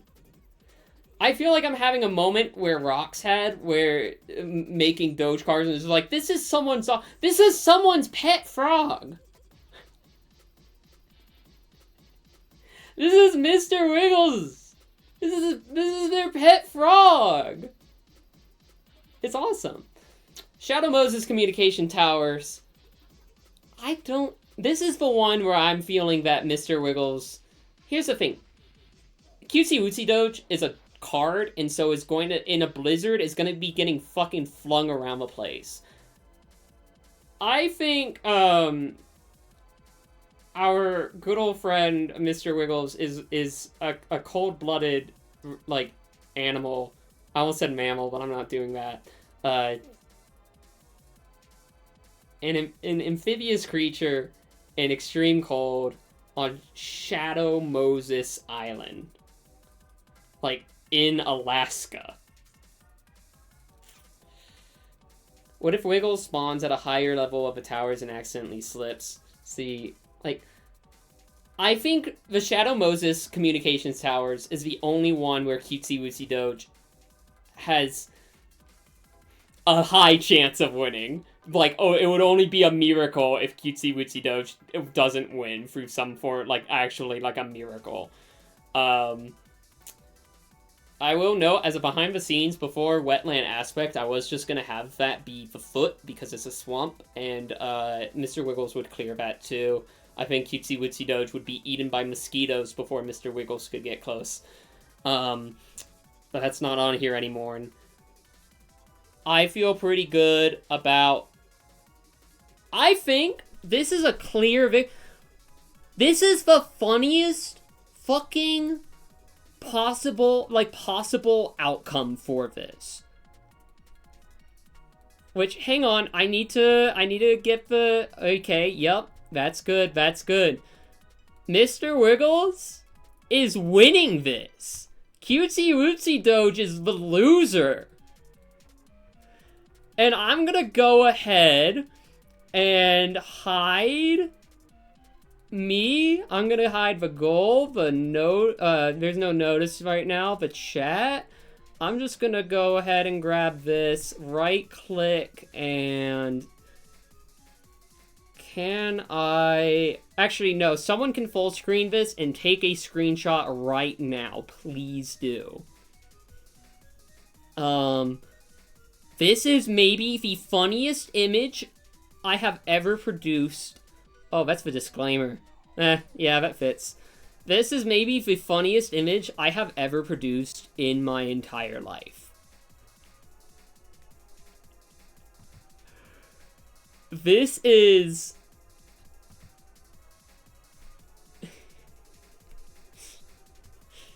I feel like I'm gonna go ahead and copy this image. First of all, I'm gonna fucking pin it in here. I'm gonna at everyone in my announcements. Mr. Wiggles, the Argentine horned frog. Is that the correct name? I want to make sure. Okay, this is the wrong monitor for me to see things on. The Argentine horned frog. Yep. Has won over Cutesy Wootsy Doge. Let me make sure I get that right.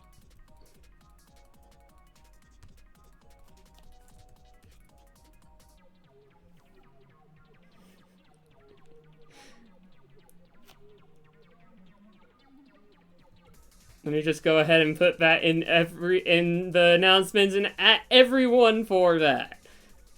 We have our first winner is Mr. Wiggles, the Argentine horned frog. This is awesome. This may just be the best possible first battle that we could have.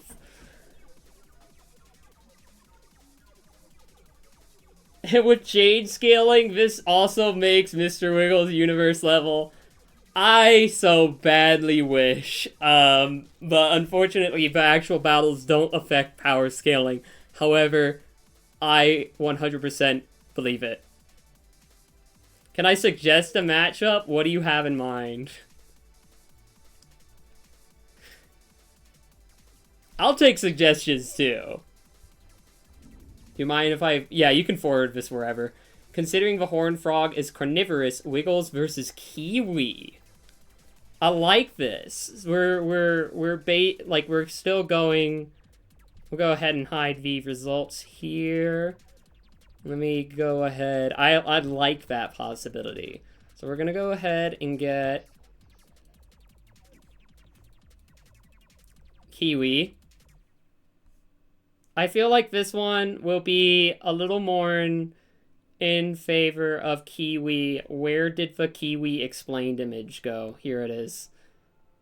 It's just called Max Res Default. Here's Kiwi. Now Kiwi is a... What did I power scale Kiwi at? Okay, 6C.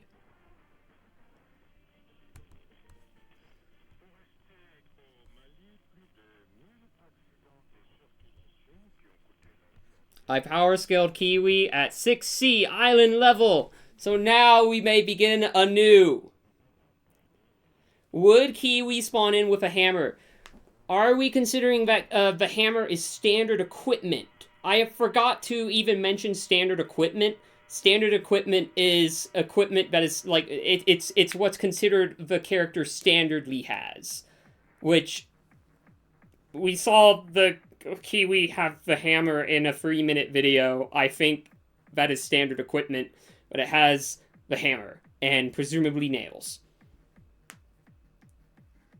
Not necessarily something Kiwi carries around. Yeah, it's in the possibility that we could give Kiwi the hammer, or is Kiwi capable of taking on a good old Mr. Wiggles on its own?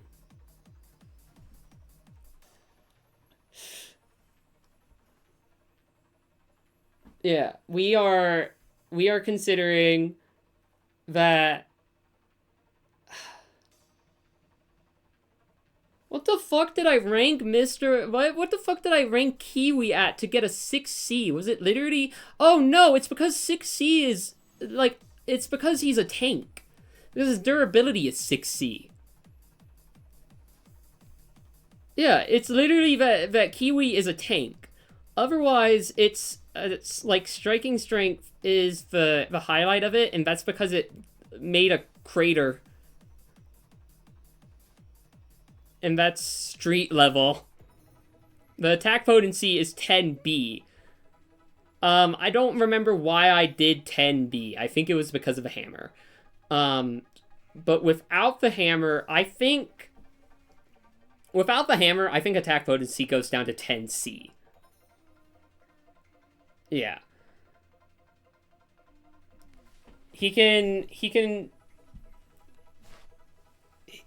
Kiwi is capable of taking so much strain to his body that he's able to lift, like, trees up a mountain. And that is, like, something extremely, like...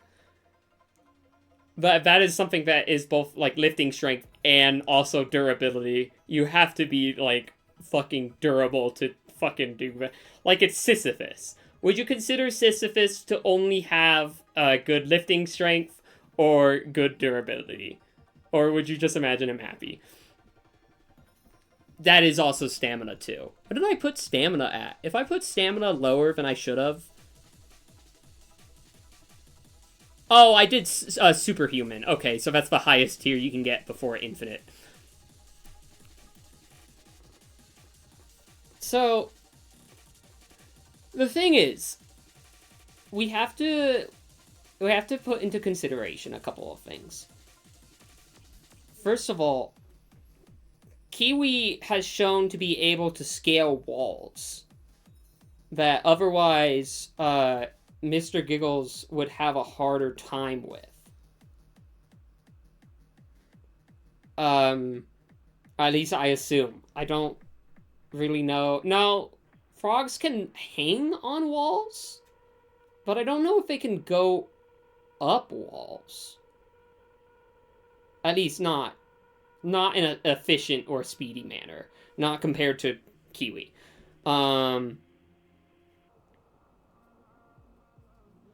Yeah, the thing is, like, Mr. Wiggles is brave as fuck.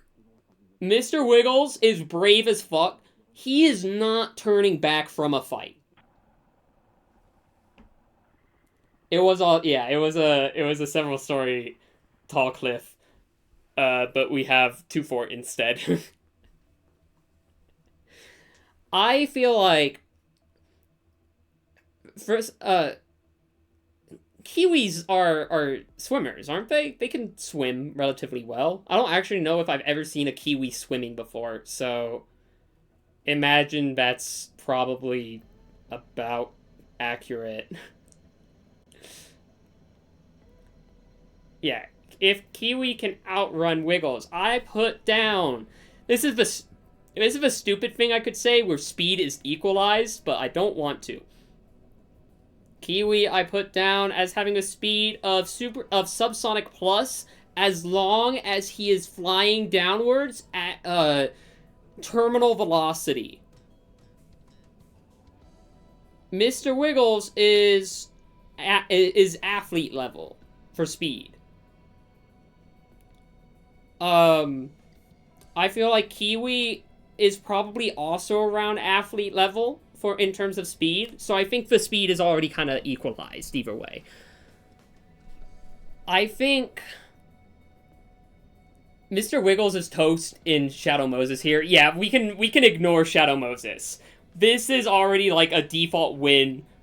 Shadow Moses is already a default win for whoever Mr. Wiggles is going up against. Might have an advantage if he can do a sneak attack. That's the thing. If Kiwi is looking for Mr. Wiggles is a patient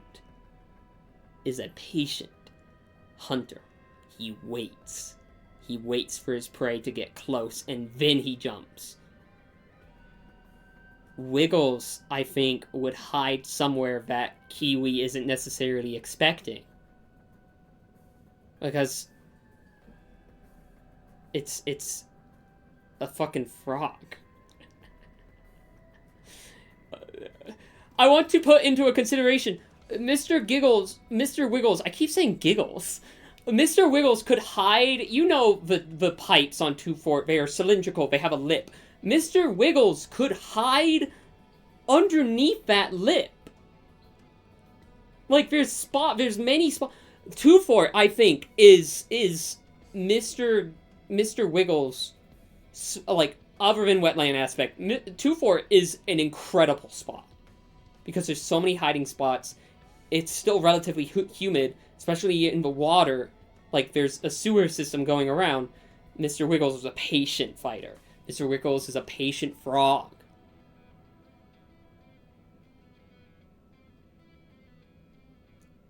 Yeah. Kiwi,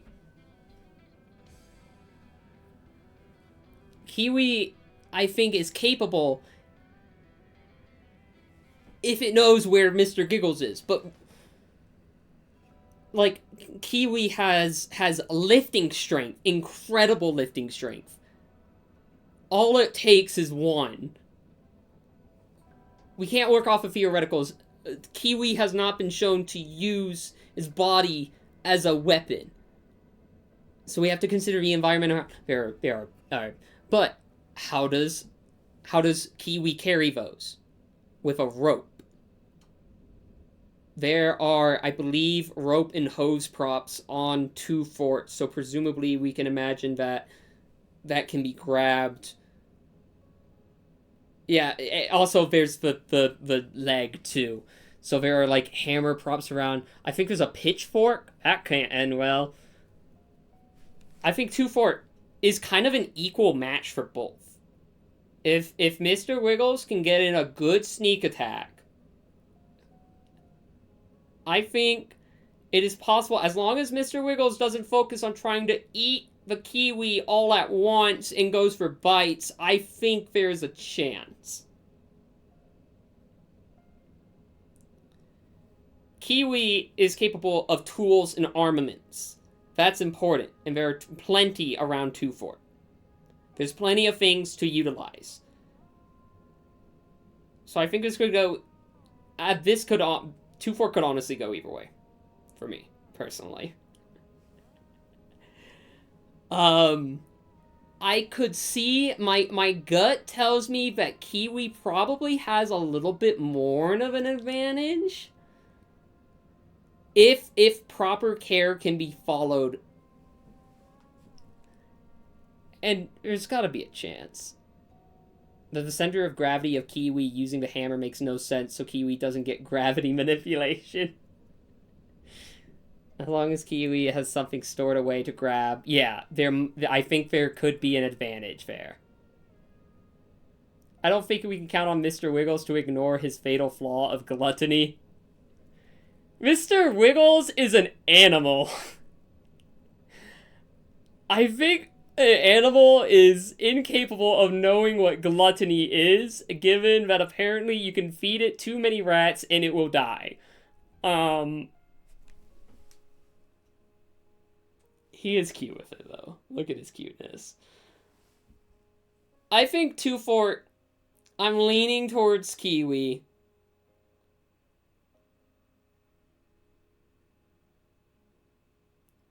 What if he can't wait to bite down on Kiwi to sneak and wait hours on end? Yeah, it's like there's so many... I feel like 2 fort is probably an advantage of Kiwi. Operation Metro. I think this could be... There's a lot of rocks. There's a lot of rubble.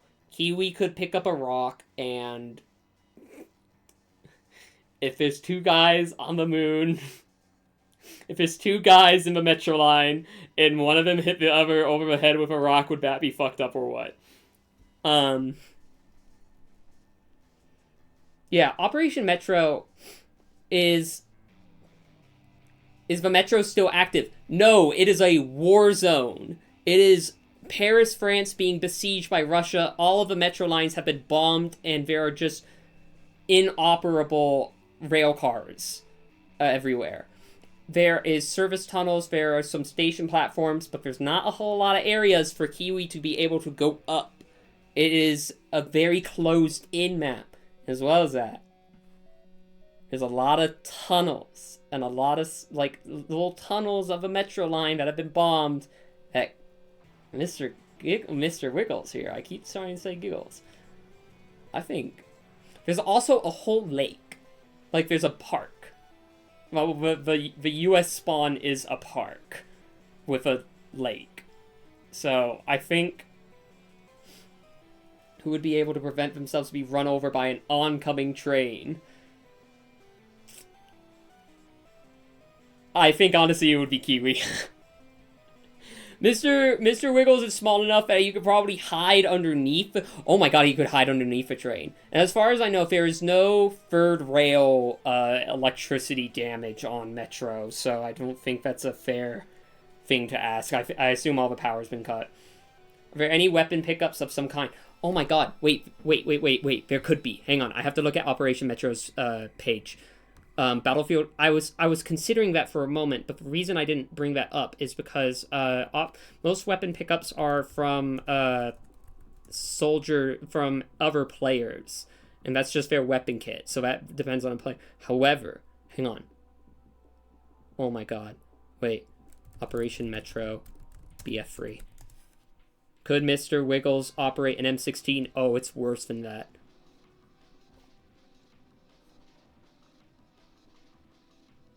Please tell me. Please tell me.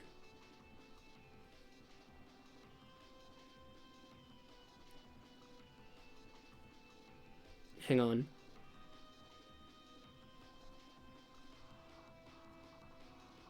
Okay, I forgot there are like 5 flags actually. No, there's 3 flags. The US and Russia teams don't have flags to capture in the conquest mode. However,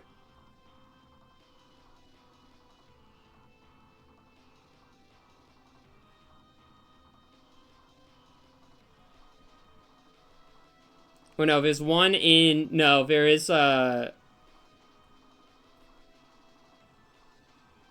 no, I think there's free. There's free. Hang on. Is there does the wiki mention?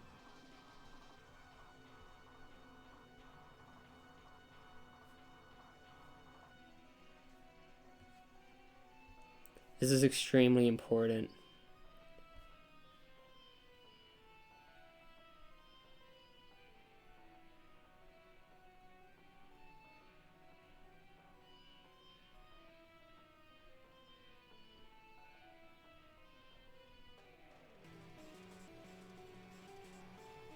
This is so okay. There are some soda cans that say Dr. Peter, like Dr. Petter. There's 2 T's instead of Dr. Pepper.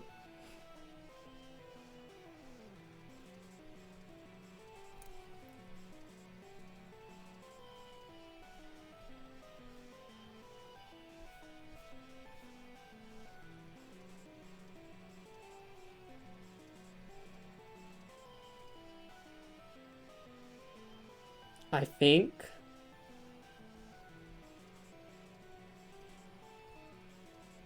this might, the Battlefield 3 version, at the very least, of Operation Metro may not have any special weapon spawns, which if you don't know what that means, I think in Battlefield 3 it is largely limited to the Beretta 50 cal.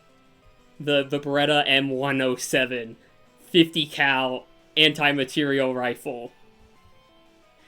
And I don't think it spawns on Operation Metro.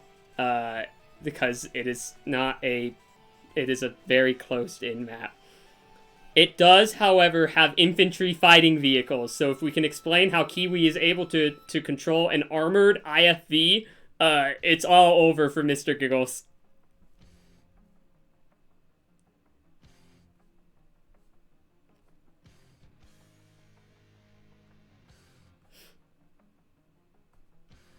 I'm checking the Battlefield 4 version as well, just to make sure, just to really make sure.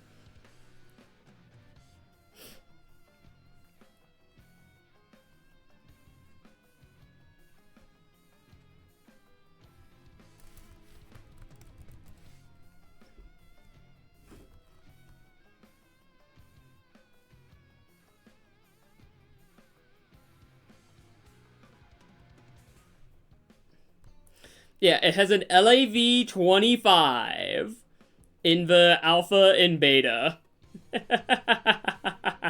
So it does have just a fucking straight up IFV, like, armored,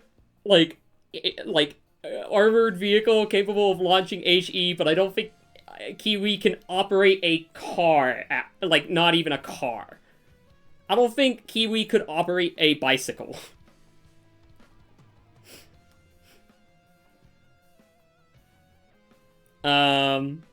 So I think Mr. Wiggles is safe from any map spawns because I don't think they spawn.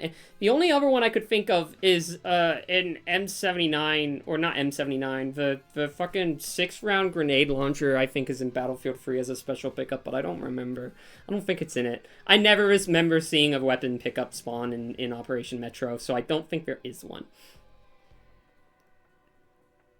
Kiwi would operate a hoverboard.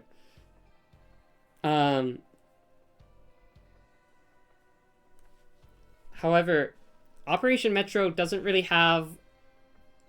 It doesn't even really have cosmetic weapons around. It is just... whatever.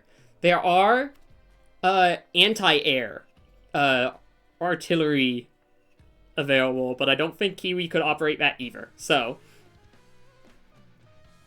And I think that is just for I think that is not even something you can operate because there's like no vehicles on Operation Metro because it is just the Metro lines.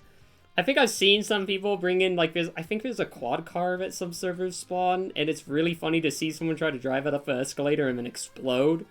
I might be thinking of a different map, though. I love those fucking stupid quad cars. So Operation Metro... I don't know. It's kind of a little inconclusive, but I feel like Mr. Wiggles has a measurable increase of advantage because there's a lot less for Kiwi to exploit. So...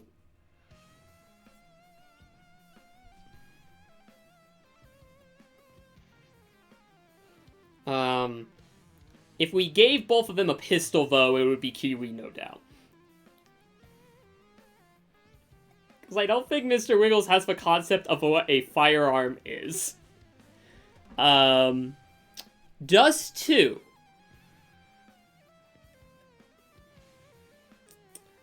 This is one where, before I did the Shadow Moses Communications Tower, I thought about doing the outdoor section where you fight the end in Metal Gear Solid 3 before realizing I needed a snow level.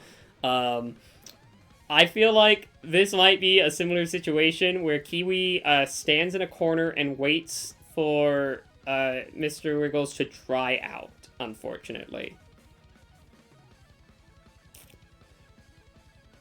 That might just be what happens here. I'm realizing...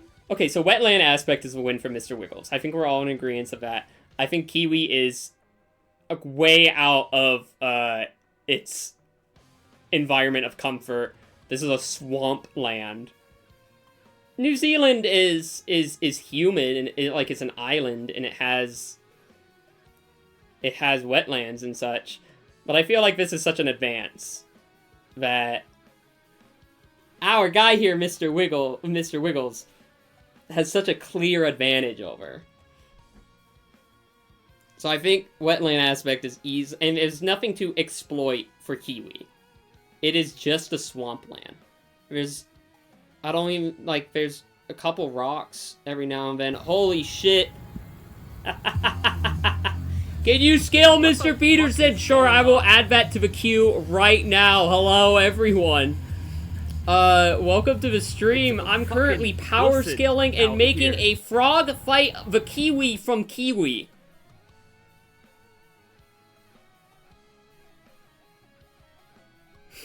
But yeah, sure, I can add Mr. Peterson. If you missed it, Star, you are cute. What the hell? I got him! That's the fucking trick. This is Mr. Wiggles. He is an Argentine horned frog. After this, if you missed it, and you definitely did, our last match up, can I paste it into here? What the Okay, let's get rid of that. I don't even know how I did that. That was impressive. If you, yeah, aka the Pac-Man frog. If you were not here, our last match up was... Oh my god, I can't copy and paste images into here. I'm gonna kill someone. Let me just save this into the Powerscale folder. Let me just do that. Fuck it. And then just drag and drop it. If you missed it, our last fight, which was also the first fight, it's been almost 8 hours now, was Mr. Wiggles versus Cutesy Wootsy Doge. Cutesy Wootsy Doge is a free A universe level, and can you believe it? Mr. Wiggles won, because Cutesy Wootsy Doge is a card. And Mr. Wiggles is not. And so now we are pitting Mr. Wiggles versus the Kiwi from Kiwi. Let me grab an image of Mr. Peterson so I can, if you don't know what we're doing, we are doing power scaling. If you don't know what power scaling is, don't you worry. I have just the thing for you. Look at this for a couple. Can you fucking actually show the thing? Just look at this for a little bit and come back to me while I get this Mr. Peterson image. It is playground arguments for children about which character would be the most powerful. I'm currently going to the Mirahis wiki for called Sexypedia for Theodore Peterson, and the image they have for him is, no joke, maybe 100 by 200. So I'm just going to go ahead and drag and drop that into my folder. And that'll probably look good. I don't know what the Sexypedia is. I'm going to promptly close this Mirahis wiki. I've gotten what I need. Am I allowed to use this chart to get into month-long arguments on the internet? That's the whole thing about power scaling. You can do whatever you want. Get this out of here. Oh, whoops, that actually worked, and I made it not do the thing correctly. Oh, well. If you're wondering about other things, don't you worry. Here's information.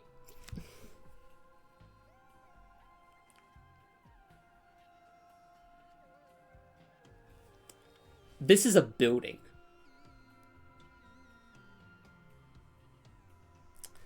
But if you're wondering about what abilities are available, take a look at all of them. There's so many abilities that you could possibly... I just realized we're listening to music from Wetland Aspect.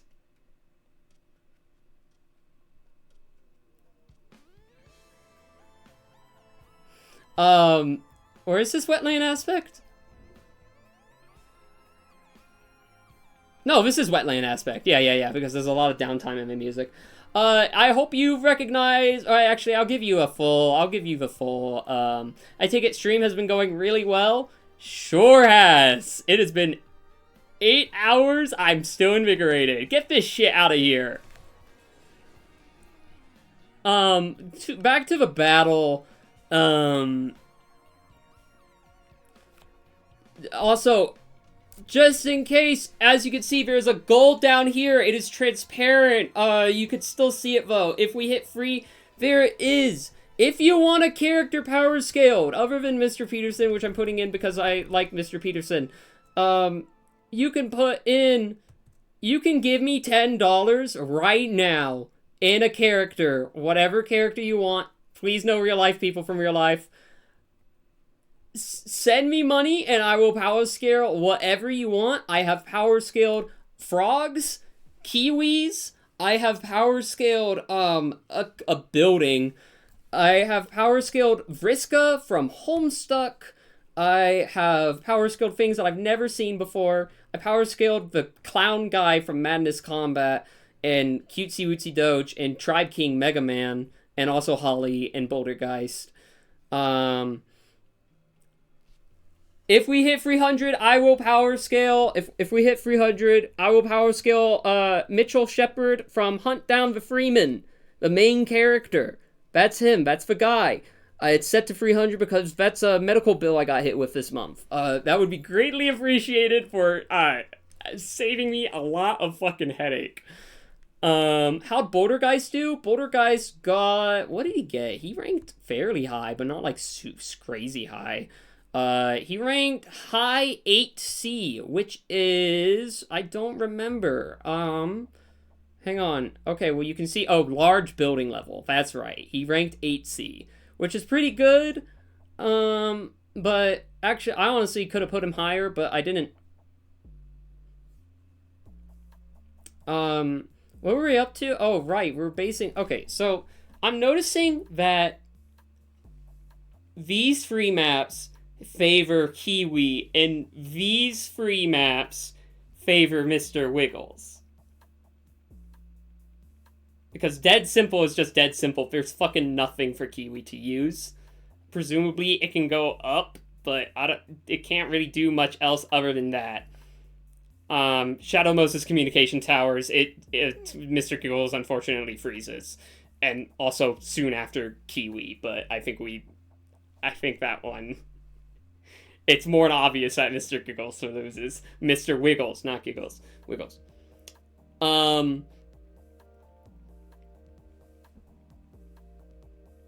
So I think in actually that case, we had Mr. Wiggles win versus Cutesy Wootsy Doge. I feel pretty sound in this. In one moment. I have to do this. Because Dead Simple is just fucking Dead Simple from Doom 2. It's Dead Simple. There's nothing to use. I feel like there's nothing where to hide for Mr. Wiggles. But, like, it's fucking Dead Simple. I think with how split it is, both characters I feel like could put up a fight. This is going to be our first draw. Not inconclusive. I think this is firmly a draw.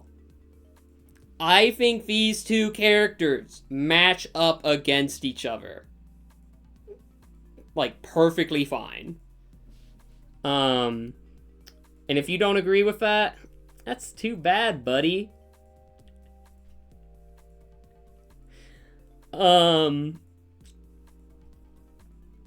That feels cool and awesome. It is a nice breath of fresh air to be able to do, 2 animals, rather than Cutesy Wootsy Doge, who is a card. However, now I have to power scale Mr. Peterson. So let's get the building out of here. Yeah, this is a purely objective stream, and also I am the arbiter of all information. Yeah, Mr. Wiggles is 1 for 1 for 0, which is a pretty good record overall. We have, thanks to the power of the real Yokow, Will's channel and chat, and their collective powers, and also, hi Will, you're my friend, and I love you. We have Mr. Peterson from Hello Neighbor. I had to remember it. I almost said Five Nights at Freddy's. Now, here's the thing. I've never played Hello Neighbor. I have seen enough of Hello Neighbor through Will that I know Mr. Peterson and what he does. And I also watched like 2 of the devlogs for Hello Neighbor.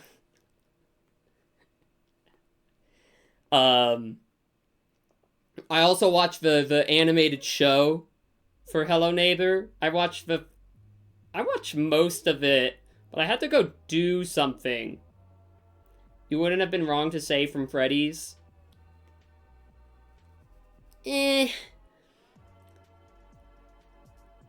So, we have a neighbor. We have to say hi. Hi, neighbor. We're gonna power scale him now. So, do you need neighbor information? I'm about to spout off a bunch of bullshit. If it sounds wrong, first kill me, then yeah, you can say whatever the fuck you want. But yeah, that's Theodore Peterson, Mr. Peterson, the neighbor. I have been sent $10 from Jummy, so we are power scaling something else soon. I will see what that is in a moment. So first of all, attack potency. Again, if you're not aware of what all of these stats mean, here's the graph again. As you can see, everything is a long fucking chart that has a lot of words and numbers on it. I made this chart. I don't have to use fandom. I think StarTecher would love power scaling this frame by frame.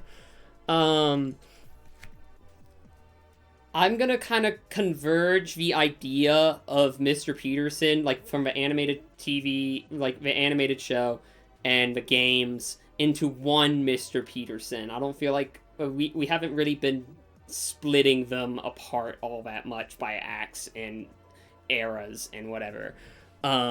So where do we fucking start?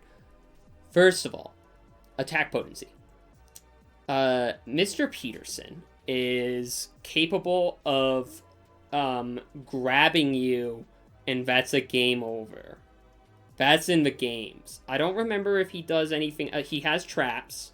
He sets up bear traps that make you stop moving, and he goes and then starts chasing you. And then the music goes boom, boom, boom, boom, boom, boom, boom, boom, boom, boom, boom, boom, boom. Like, does Mr. Peterson and Hello Neighbor Vintage count? I don't know what that is. I know two sources of Mr. Peterson. The game and the show. It's a fan game, it doesn't count? Okay, gotcha. Understood. Fully. He would have a nuke? Okay, I see. When I consider when I consider the show, the TV show, Mr. Peterson's power level skyrockets because he's able to 1v5 a bunch of cops. Like, he's able to hold his own and withstand that. He is eventually overpowered, but he is able to, like, fucking obliterate cops. Which, first of all, salute to a hero.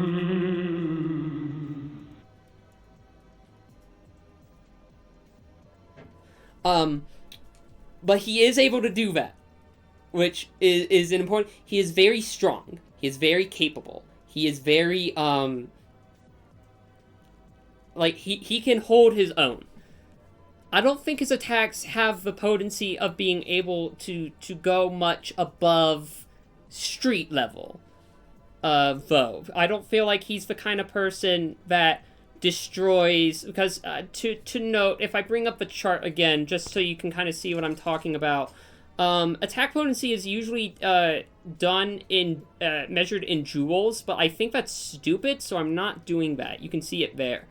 However, I feel like what Mr. Peterson is capable of outputting, an important note is that 9C, 9B, 9A of that over there corresponds with the names of the tiers over here. That is wrong fucking image. Fuck, I just clicked off of it. Good night, Slime Apple. Thank you for Mr. Wiggles. That made me very happy. So, 9C is street level, and this doesn't mean power to destroy a street. I should note, that's over here. It refers to more in street brawling. I think Mr. Peterson's attack potency perfectly falls in line with street level. Which sounds correct to me. Can Mr. Peterson destroy a wall? Maybe, but I feel like the player does that more than Mr. Peterson in terms of attacks. When the player gets the sledgehammer. I think Peterson with prep time would be comparable to Batman with prep time. I think you would really like when I power scaled Kevin McAllister from Home Alone. I feel like those two would be at similar power levels.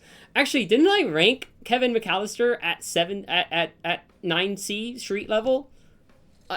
I think those two are going to be, like, fairly similar to each other. Yes, attack potency was 9C. I'm putting Mr. Peterson in that, too. Fuck, we should have those two fight. What am I fucking doing? Hang on.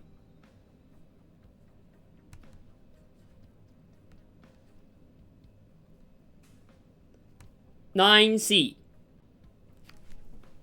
This is 9C for our attack potency. Street brawling capabilities. I think that's perfectly within line of what Mr. Peterson has shown to be capable of. In appropriate fight would be Mr. Peterson and Mr. Wilson from Dennis the Menace. Maybe. Striking strength. I'm also Mr. This is where Peterson and Kevin McAllister differ because Kevin McAllister is a child and Mr. Peterson isn't. So I'm also gonna put his striking strength into street level, a preliminary, because again he is able to grab the player and that is it. You cannot do anything else, and that is it. Like the moment you're grabbed by Mr. Peterson, you're put into like a time vortex where your bones become mush and you can't really do anything. Now, lifting strength. Mr. Peterson does carry around things, and presumably he carries around a lot of things. This is actually a character that I can specifically think of carrying a lot of things.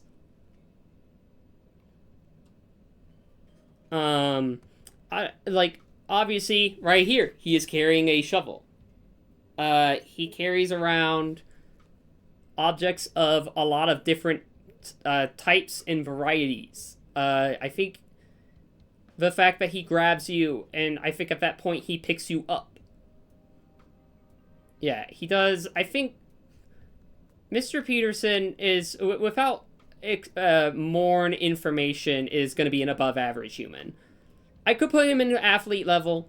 If you want to know what the numbers for that is and make your own conclusion, because I fucking haven't. Here's lifting strength. As you can see, above average is 80 to 120 kilograms. Athletic is 120 to 227. Actually, no. I think he could lift. Hang on. I think he could lift like an athletic human. Yeah. He's athletic as fuck. Which is why we get to speed. Speed is how fast he's able to move, which I feel like if you do some fucking power scaling bullshit where you find an area where he smear frames across somewhere, that's FTL speed immediately. Without knowing that though, I'm gonna go ahead and say Mr. Peterson, in the games he's not super agile, but he's able to keep pace with the player. So I think with that in mind, I'm also going to put him in athletic for that. I think his speed, he's capable of moving pretty fast. And yeah. Now range. This is a big one. Mr. Peterson is not necessarily someone that uses ranged weaponry all that much. If I remember correctly, Will, go ahead and correct me if I'm wrong on that. His primary attack is grabbing people, which I think we talked about this with Kevin McAllister, is that I don't consider traps to be range. I think that is just a trap. The fact that I could set up a bear trap right now and go to like the moon. And if someone steps on that, that doesn't mean I have planetary range. Yeah. He can throw tomatoes that cover your view. That's correct. You're out of grab range and you can't pipeline. He will use a vacuum. That's right. Okay, so with that in mind, okay, that is very useful information to know. I think with that, I'm remembering both of those. I think that earns Mr. Peterson tens of meters for range. Because if I remember correctly, he's able to do the vacuum from a good distance. I've only ever seen him do it by making you go, like, get stuck in a corner because he's doing it through a wall. But he's pretty capable of throwing a tomato at you from pretty long range. There's like few meters and then there's tens of meters. I feel like tens of meters is his capable range. Intelligence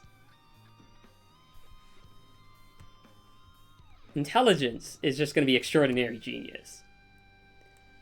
The guy is smart because he learns from you. Every time as the game goes on, he evolves and adapts to how you're playing. See? There's only one adversary in the game. See?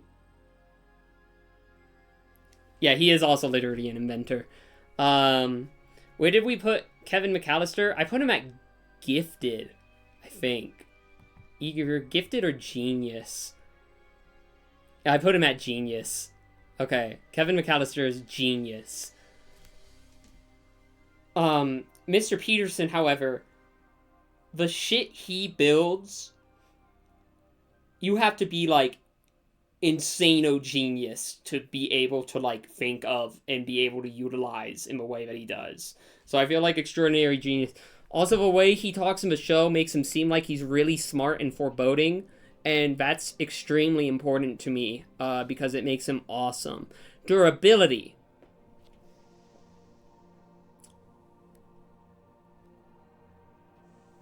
You can throw any large objects at him, including big chairs, and all it does is knock him over for a couple seconds. Yeah, that's what I'm thinking. There's no specific scenario where that's a defeat. Yeah, he can... I think durability, because of the fact that I don't think he ever is shown being defeated in such a way that he is unable to continue attacking. Maybe other than getting arrested, but, like, he never gets wounded. He never gets, like, yeah, he never gets wounded or bruised. He always gets back up. He always comes back because he is the neighbor. So that gets the highest ranking in durability from me, universe level. Because why not? He could survive the entire energy of the universe being unloaded upon him, and he could probably just get back up and set up a bear trap and board up some windows and then go watch TV.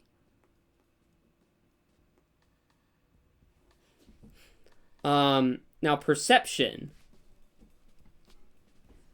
Perception is specifically, I should note, this is not like, oh, being an inquisitive mind. That's intelligence. And that's also a power. Perception is the amount of time that it takes for Mr. Peterson to start reacting to information that enters his eyes and ears and shit. So as we can see, perception is over here. It is measured in, like, how long it takes. Here it is, the time before reaction. We got, the average human is 0.2 to 0.13 seconds. Athletic human is 0.13, 0.1. Here's the thing. And this is going to be the dumbest thing I ever say on planet Earth.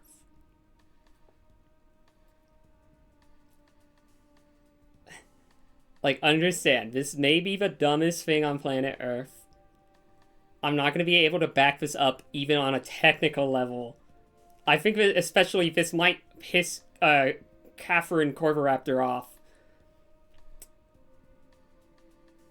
In the video game... That's what you fucking did! Oh, cool, Blue, thank you. Good night.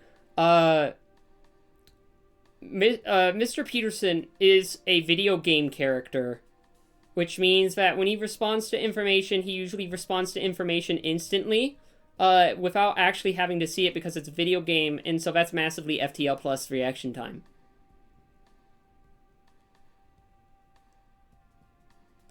I got the its, yep. No, go ahead, Catherine. Go ahead, Catherine. You have...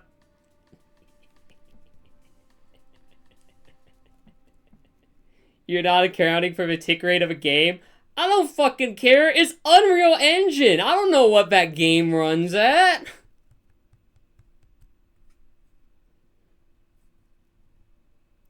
Oh, for all I know, this is one of those video games where you look down, you run faster because there's higher FPS. You have to remember that this is a very flawed way of thinking. Because the frame rate is never like a thing that is actually considered.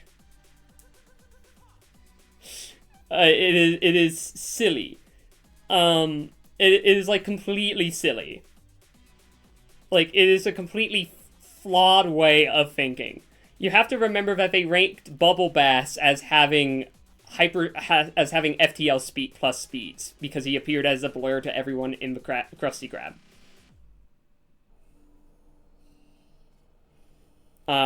And also Bubble Bass is 2C.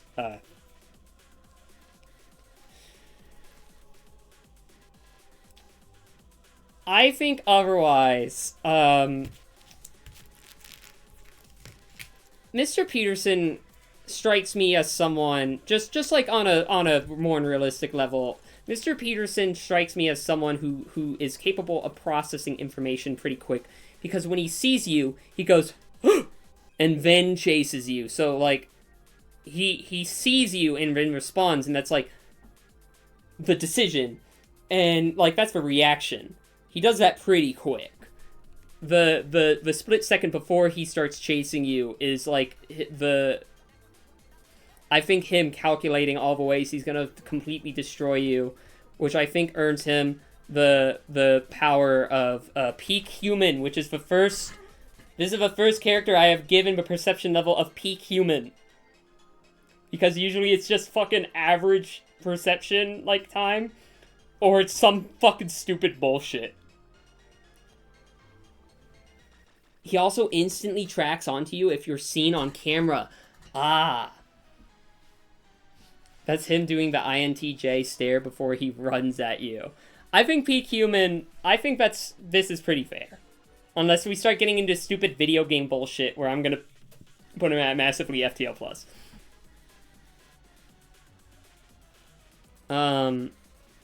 He can see all the screens at once.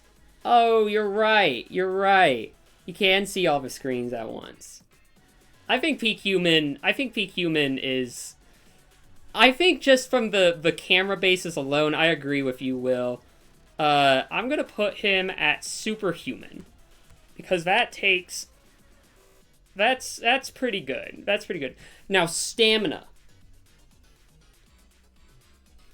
Stamina is important here. How long can Mr. Peterson go until he actually like needs to rest and regain his energy?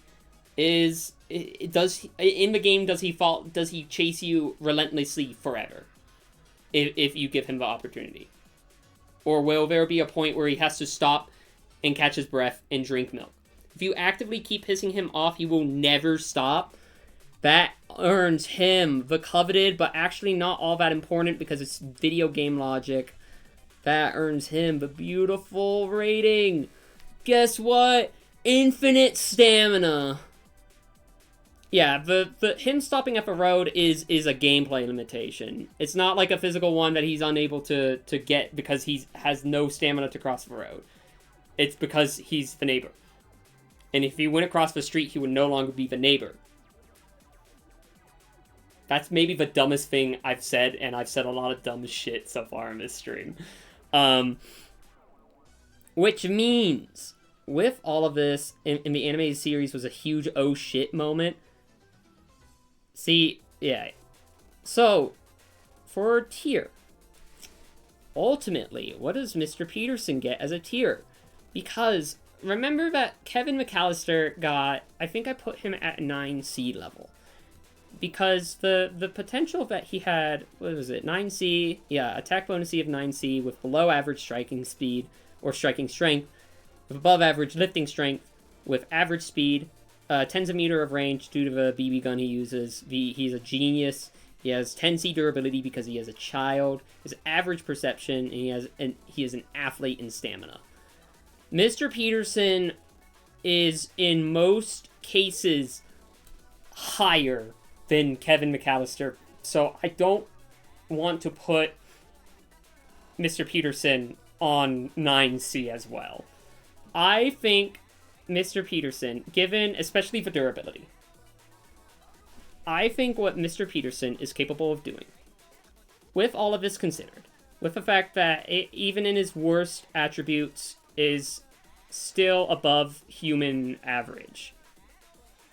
With the fact that he has a bunch of feats. He has provably shown himself capable in. That's the thing. Kevin McAllister could not make it out in a one-on-one actual duel. He is incapable of that. He is a child.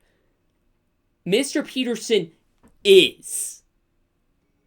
He is. He always gets back up. He has never shown to be significantly injured from something. He is always capable of getting back up. He is capable of holding his own. Kevin McAllister can't do that. That's the thing that keeps Kevin McAllister at 9C, because while he is capable with enough preparation to massively put the scales in his favor, Mr. Peterson is also able to do that. But when the time comes, he can run at you and grab you, and that makes you go back to the house. So I think with all of that in mind,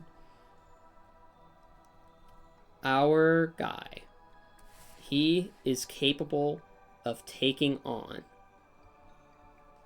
And you're gonna think this is crazy. It is high 6A. The first high tier character is high 6A multi-continent level.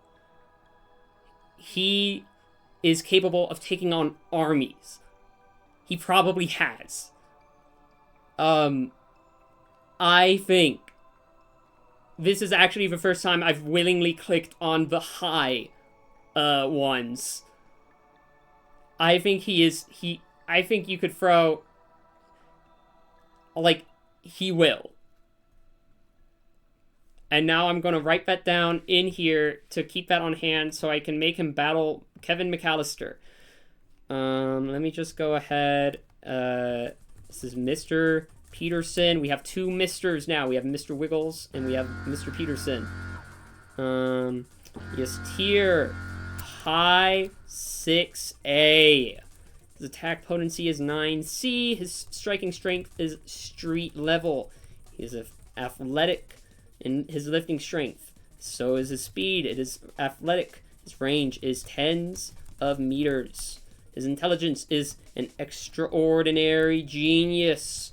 His durability is 3A. He has never been seen not being able to get up from a battle. He is superhuman in his perception, and his stamina is literally infinite, as far as the games are concerned. But again, I'm combining both aspects of Mr. Peterson. So there you go.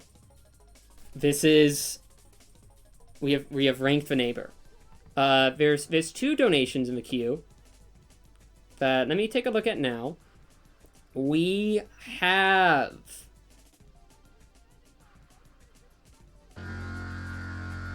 free. Thank you for scaling my bias. You are so welcome, Will. Thank you. From Jummy, who tipped for no. No. Are you for real? Oh, Jummy, are you for real? Oh, boy. This is a good one. Let me go ahead and clear all this shit off of here. Goodbye, Mr. Peterson. We will see you soon because I need to make you fight Kevin McAllister, a child. I think that is a possible, really funny... That is a good, because the way that I'm thinking about it is we're pitting them against each other. They have the opportunity to set up their base, and then we see how each one does navigating it. I think less of a battle and more of who can survive each other's funhouse. I have a feeling it might be Mr. Peterson, but we'll find out. We have from Jummy.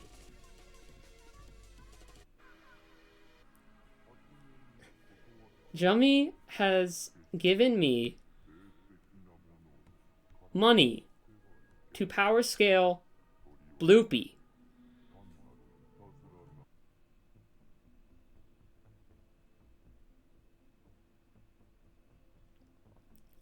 So read their donation message. Jummy said, Bloopy is an iconic video game character from Smacky Computers, designed and marketed by the Swiss company Epsitech.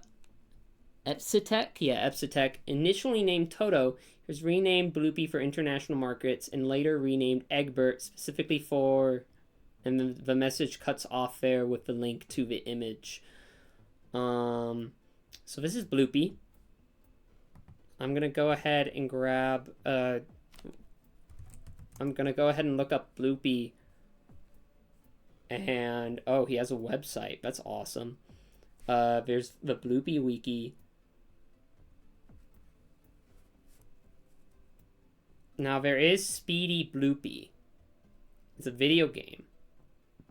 It is part of a Bloopy series. I want to note that the Bloopy series is linked on Wikipedia, but it is a red link. There is no actual Bloopy page, which is sad. Speedy Bloopy, which is called Speedy Egbert in the US, is a video game for Windows-based PCs by Epsitech, released 1998 September as an independent title. It is a successor to Planet Bloopy, which doesn't even have a link. A sequel, Speedy Bloopy 2, was also released and named by eGames to Speedy Egbert 2. Speedy Bloopy has been released as freeware by Epsitech and is available at bloopy.org. Planet Bloopy was released open source under GPL v3 on GitHub in 2017. Okay, so this is our first open source character. The whole game is centered on a central hub in which the player character Bloopy, alias Egbert, can access all of the game's 7 themed worlds to embark on challenging treasure hunting quests within these worlds that are rigged and bomb planted by other multicolored Bloopies who are keeping each hub world locked and guarded. At first, he can only go to the practice level, where he will learn most of the controls listed above. The rest of the controls are not shown to during the practice game. They are left for players to discover these moves while passing through levels, okay? It said, at first, he can only go to the practice where we will learn most of the controls listed above. There is no list above for the actual moves. This is the beginning of the gameplay section. The game has over 40 levels, ranging from easy to relatively difficult. The objective of each level is to collect all the treasure chests and then move to the endpoint. The game includes enemies which Bloopy cannot destroy normally, but can be destroyed using the helicopter, the glue tank, and self-placed yellow mines. The Jeep and skateboard allow Bloopy to destroy all kinds of mines of mine. The Jeep and skateboard allow Bloopy to destroy all kinds of mines them without losing a life.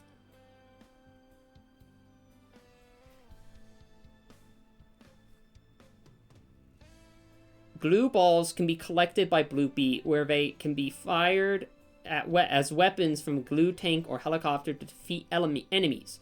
There are also deductive problems to be solved, and errors may make finishing the level impossible by, for example, accidentally destroying all helicopters available.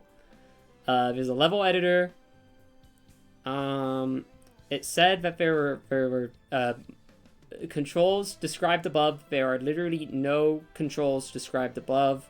I'm going to go to bloopy.org and see what happens.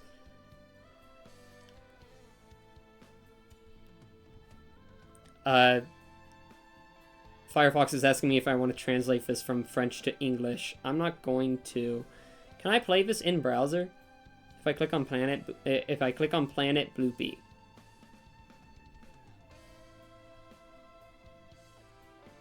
Oh, it just loaded. I can. I'm gonna play it. Can I play Planet Bloopy? It is showing me an image of planet... Oh, wait, there's a scroll bar. It's not the game, it is a web page. There's some 30 missions to figure out. Help Loopy to explore. Cut trees to produce boards and planks. Transport various materials. Build houses. Okay, this is not the game that I was just looking at. That's fine. Grow tomatoes. Pick flowers. Survey the ground. Extract iron ore. Devise traps. Throw bridges. Cure friends. Why are we not playing this for SMPs? Why are we waiting? What are we doing? Why are we not playing Bloopy, Planet Bloopy for our SMPs?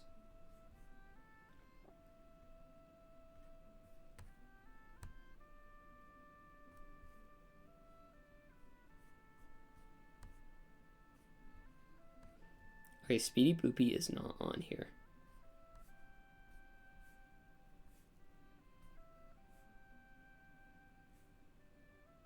It is on here. There's a 7-zip image available. I'm not going to do that. There's actually a web version of a Planet Bloopy on that page. Oh, thank you. I am running this in OBS. We're gonna see how this works. I was looking for Speedy Bloopy, but this actually is fine. Actually, does this have a web browser version for Speedy Bloopy? Has a manual, some music as an image, and then it just has like the CDs available. Okay.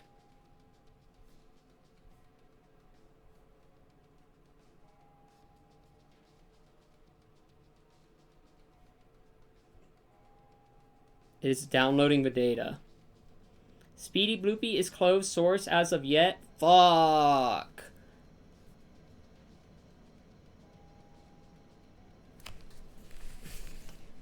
It is currently loading. I don't know how long my patience goes for. Okay, it has stopped load. Okay, this is gonna take 10 minutes. I'm gonna vibe check this guy just from like all of the descriptions and like summaries I saw. I don't know what specific attacks he has available. However, attack potency. He is able to defeat enemies with landmines and the helicopter and the glue tank, which is pretty... I would say the helicopter and landmines and glue tank is, I think... That's 8C. That's a building level. I think Bloopy could do significant damage to a building. Actually, fuck it. Hang on. No, I'm rescinding that.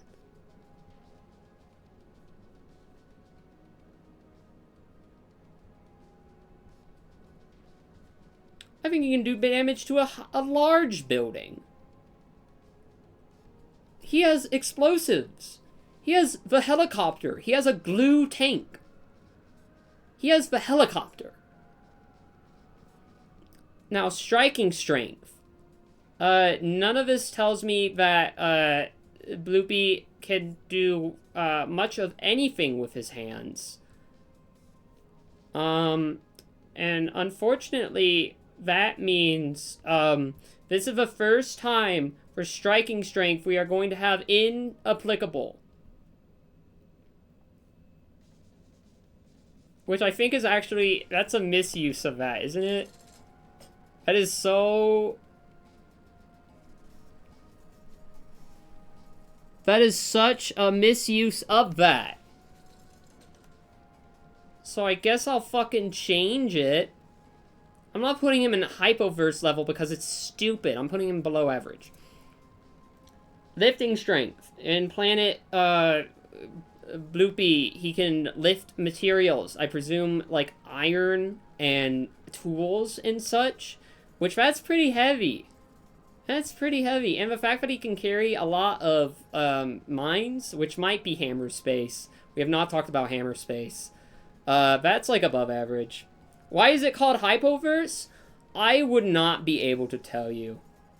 It is because Hypoverse is, like... It is only able to destroy an infinite number of 2D and then 1D and then 0D shit. It is not like bug level. It is arbitrary bullshit. That's what it is. It's arbitrary bull. This character is unable to do much to anything above it. However, it is capable of destroying infinitely inferior 2D constructs and like it's. I'm not putting anything in the 11s because they're stupid. Now speed. I'm gonna be completely honest. I have not seen Bloopy move outside of maybe like 2 seconds of anything he is getting average. That 2D things are inherently infinitely weaker than 3D things. Which is stupid.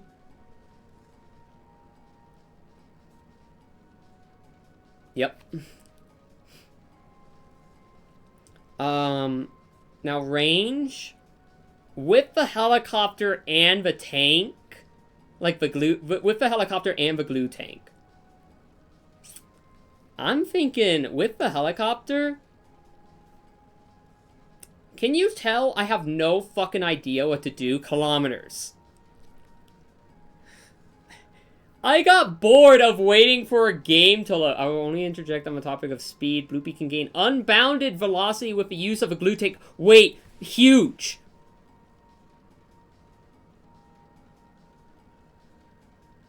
It's true.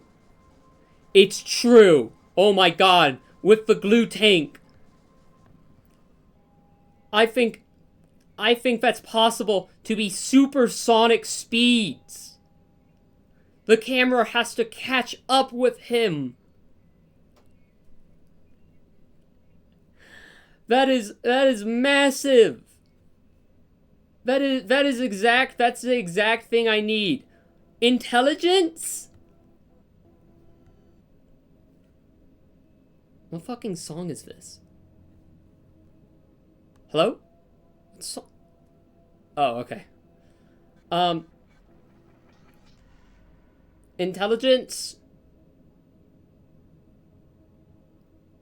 Until someone can convince me. Durability. Does Bloopy have health or does he die in a single hit? I have to change intelligence. It's just too funny. I'm gonna go ahead and put, I mean, Bloopy is able to put together a society, and I feel like that at least requires average intelligence. I'm gonna put it above average because he is capable of piloting the helicopter and glue tank. Now durability.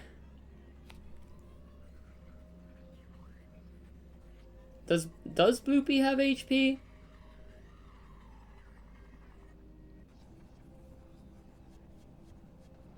Or does Bloopy hit something and then die?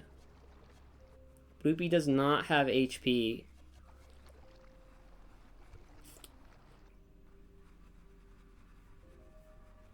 Not great for Bloopy.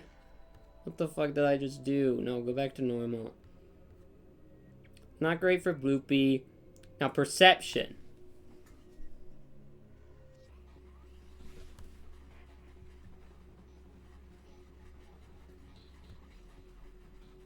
I don't fucking know. Average? No wonder they don't always do perception. Now, stamina. In planet Bloopy, do they need to rest? I assume, well, they can get sick, but that's not needing to rest. I assume the Bloopies are capable of getting tired and needing to rest. I just don't know by what. They have limited energy, need to eat tomatoes to survive. And Speedy's Bloopy, he will never stop. As much as I think it would be fun to have unknown stamina, because that is a tier, we have to put those two in consideration. One of those is some action we can act on. I'm going to go ahead and give Bloopy from Bloopy World average. Okay, this is something I want to see. First, real quick. and I don't care if this, like, influences what I do. I want to see if Bloopy is on the Versus Battle Wiki. Nope. Okay, good. I'm the trailblazer. Now, with this in mind, the attack potency, we still have to consider if this is the max. This is with the helicopter and the glue tank. This is not just like that's what the tiering is like, oh, this is like whenever it does like, oh, this is this with this, that's still like considered like the higher tier for the most part. Which is why with the helicopter, is this the second? No, yeah, this is the second time that the generic word helicopter has been used in massive implications for the strength of a character. The first one was the clown, Tricky the Clown, who was able to use Jesus's power as shown when he was flying next to the helicopter. So that gets high 8C. I think just from that alone of like being able to utilize the helicopter and the... I just remembered in Planet Bloopy he has a metal armor that makes him invulnerable. Ooh. Ooh. Ooh. It's huge for durability.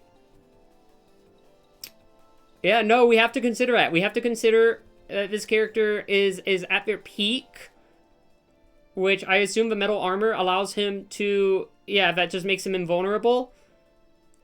Which means that if Bloopy... without the armor, he is a 10C. But with the armor, he's free A. And that gives him, like, immortality. Here's the immortality list again, by the way. You can figure out which one Bloopy is with the armor. Is there a weakness to the armor? Oh shit, this is huge. Is there a weakness to the armor? Is it timed? Is it timed?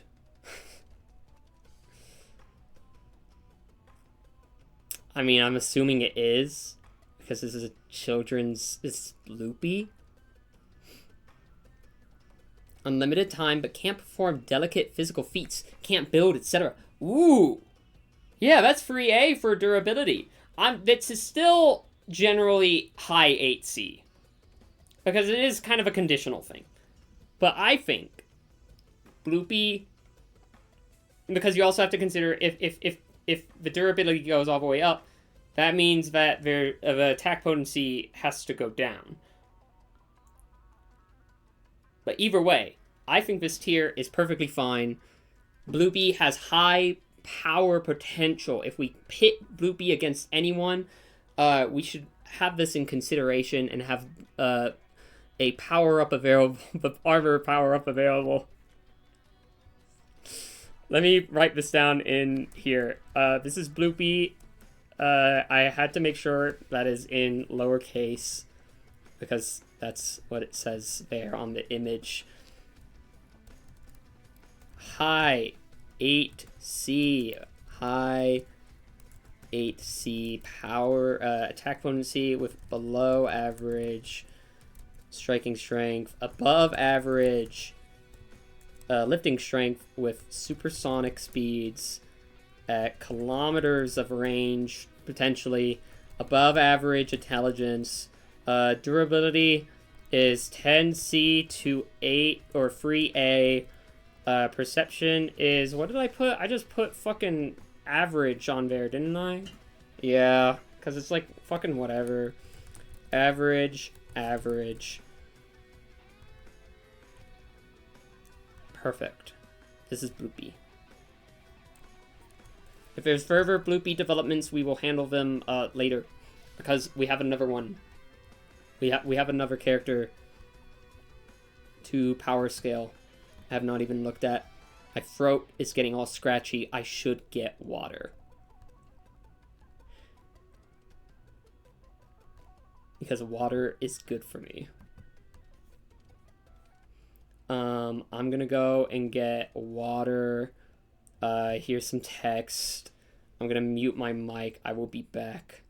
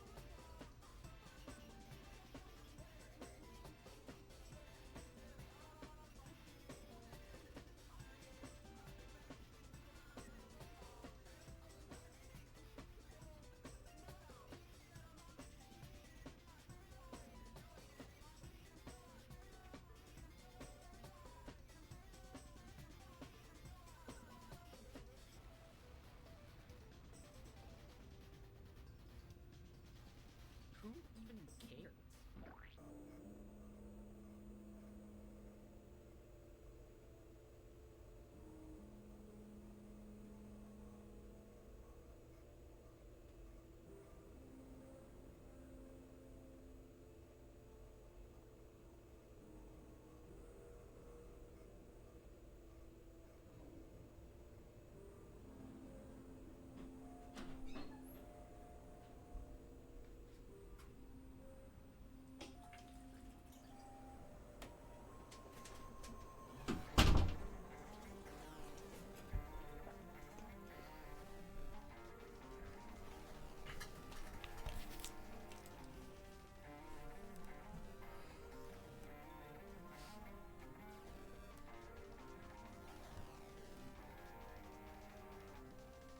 Has my microphone been on this entire time? I thought I muted it.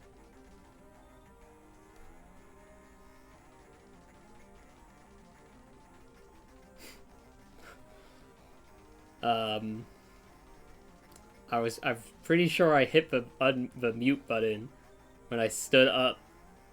I wonder if I click. Have you been able to hear? Did you hear the door close? Hello?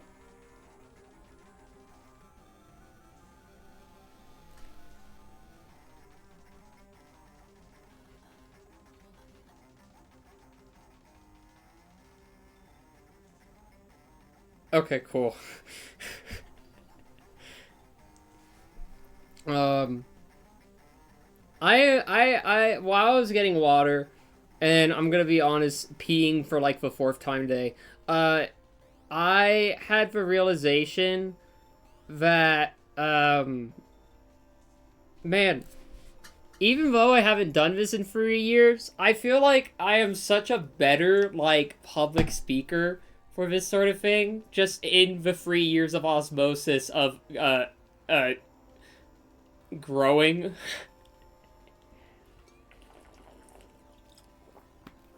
It has been different. Things have been fucking different. There is something underneath my fingernail, and that is really annoying me. It is gone. I have defeated it. That is, that is immediately gonna get me high numbers in the power scale.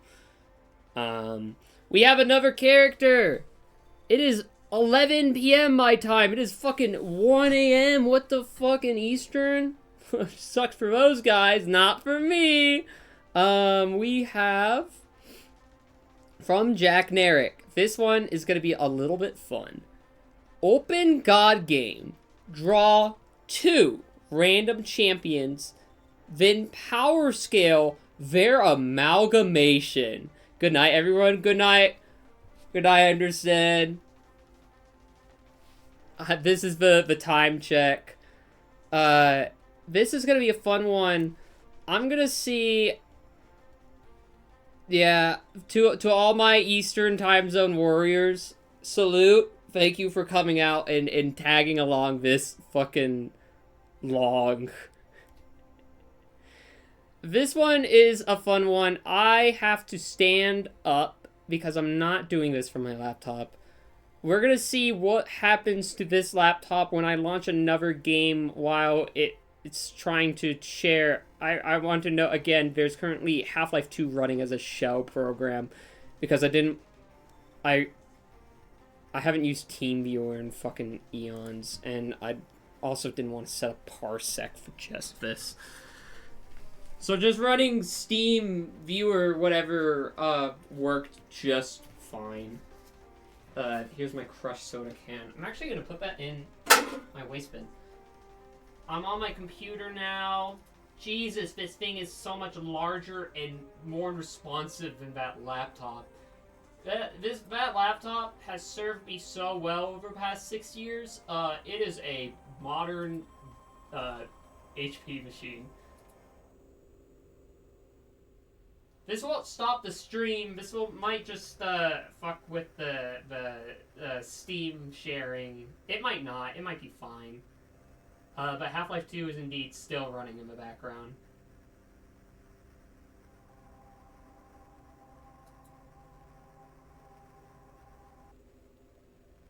You can take this opportunity to check my fucking pings.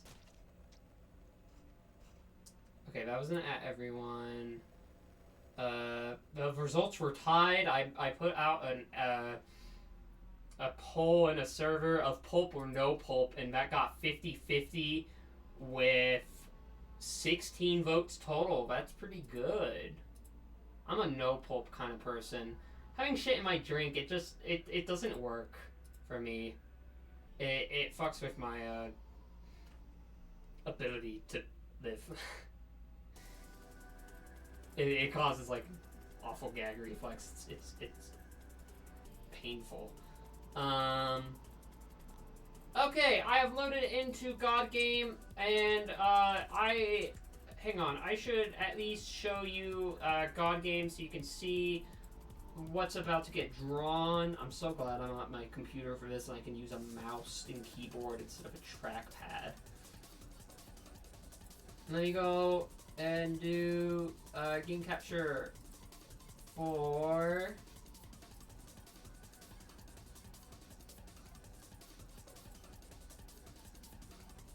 Tabletop Simulator. Hi, hello. This doesn't have any overlays, but I don't care. The specific request was to draw 2 champions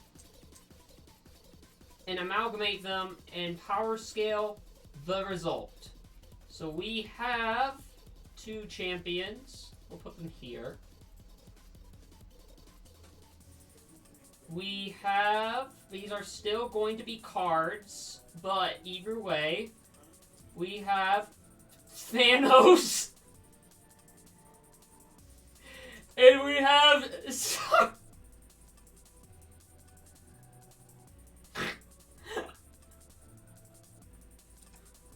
I'm gonna go ahead swap these two and then close Tabletop Simulator. We have our two champions. Let me return to my laptop and see if that, wrecked. Oh, it did. Oh, it did. Hang on. Give me one moment. I have to... Hang on. I think closing that killed my laptop display to my desktop. I'm gonna try and remotely stop Half-Life 2 and reconnect it. I see the Half-Life 2 client hasn't closed, so I should just be able to connect. Okay, I have... it just got really loud for me. Did it just get really loud?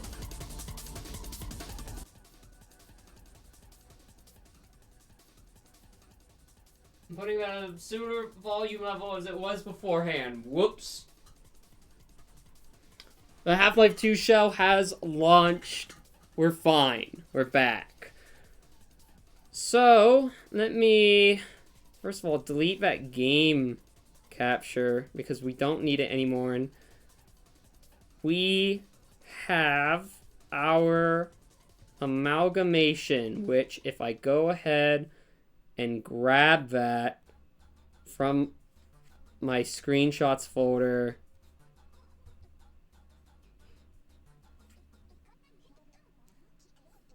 go ahead and appear Phanosaria. This seems like it's gonna be a very, very normal amalgamation. I'm gonna go ahead and very briefly, actually, wait, there's the God Game Wiki. Hopefully these two characters are on there. Godgame.wiki.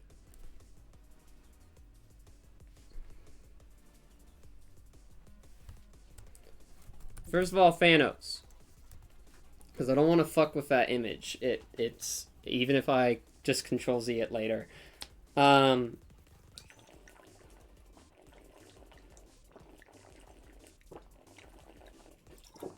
throat is killing me. So Thanos. Battle cry. Random delete half of all characters on each field, rounded up, excluding this card. As a 7 HP, 4 damage card, no statuses as the quote, Thanos snap and he kill you. That's great. Insaria is a 5 HP, 3 damage elusive card. Only basic cards can attack as long as this card is in play.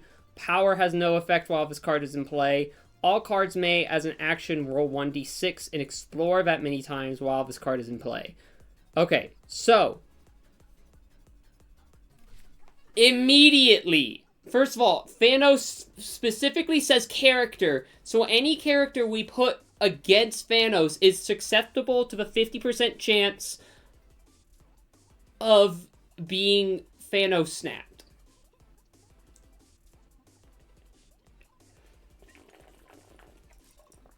However, Saria specifically says cards. Yeah, basic cards. Power has no effect while this is in play, which I don't know what kind of analog we would give that. But it is power nullification. I'm getting ahead of myself. We are not considering, we're still trying to do, general tiered stats. So this card is... So this card as a full, our Phanosaria, this is the funniest two cards that I could have rolled, is a 12 HP, 7 damage card with elusive. Okay. Only basic cards can attack. Yeah, so if this gets paired up, again, if this gets paired up against Doge, Doge is like Cutesy Wootsy Doge. Cutesy Wootsy Doge is fucked until it gets attacked. Because that's cards, not the characters part of Thanos is the really important one because that just says characters. So immediately, I feel like, just right out of a gate, I mean, easily, this is just universe level for attack potency, because, Phanosauria can wipe out half of all life, like, in the universe. Just wipe out half of it.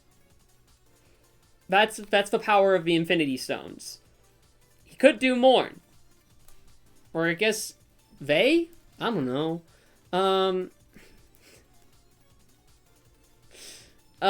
So striking strength, it is a high, that's a, well, how much damage was that? That was 7?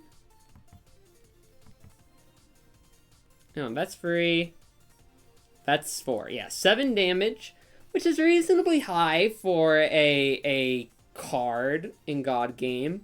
Champion, I'd say that's about maybe around average. That's pretty high amounts of damage. I would say less so about how much actual, like, less so what the words that are about to appear in the text box, because there's still no numbers associated with it. But I feel like 7 damage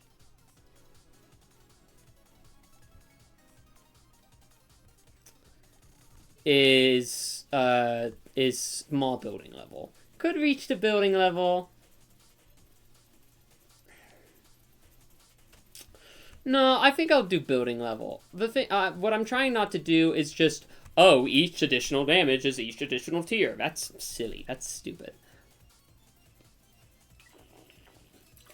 Lifting strength, it is a card. Speed, it is a card. It doesn't have that. Range, I think I also put, the thing is, it's a card. In the realms of God game, however, range is just the average. So actually, I guess I should realize that that is just the average in God game cards, but it also doesn't really affect the tier because these are cards. So I'd say, like, I'm not actually going to skip over range. I did for Cutesy Wootsy Doge. Intelligence is a card. Durability, it has very high HP. What was that, 12 HP total? 7 and 5 HP, yeah. So 12. Would Thanos' effect be factored into range? Ooh. Ooh, you are right. Wait, no, I did do ranged. I did do ranged.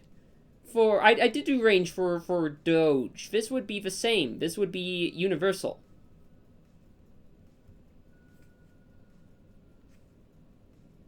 I did do that. Range.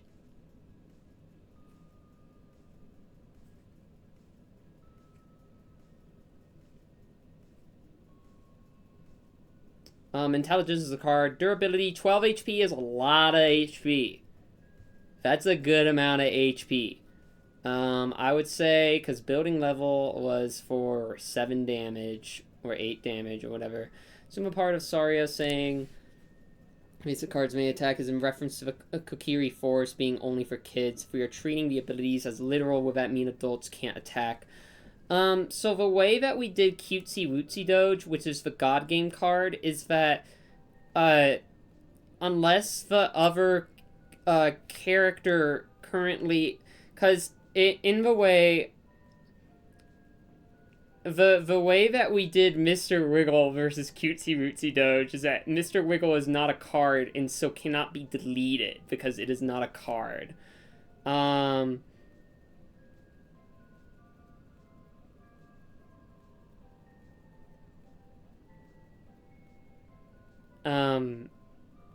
on, for durability, 12 HP is a lot. 12 HP is a fucking lot for a card. I'm gonna put, while I process this information and think about it, I'm gonna put that at island level. The thing is, oh no, my 3DS is on low battery because I unplugged it. Many God Game cards phrase things in reference to cards when they mean characters. I understand that. I'm going by what is written.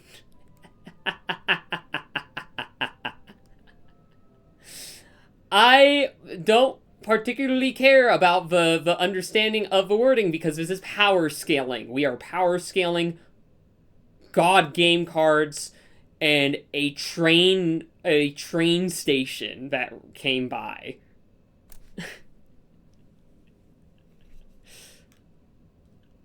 Perception and stamina, it's stamina within God game is regular, it has one action.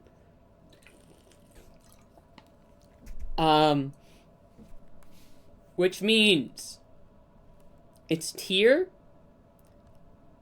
kind of has to be the same as the fucking cutesy wootsy doge, which was free A, right? That was universe level. Yeah, that was universe level. Yeah, no. Phanosaria is free A universe level. Which, because, like, that's half of the fucking universe. Just gone. Let me write this down. And, hang on. Phanosaria. I'm combining those two together with a single S. This is free A with attack potency of free A, striking strength of building level. No lifting strength is a card. Speed, it doesn't have that. Range is universal. Durability is 6C. And there we go.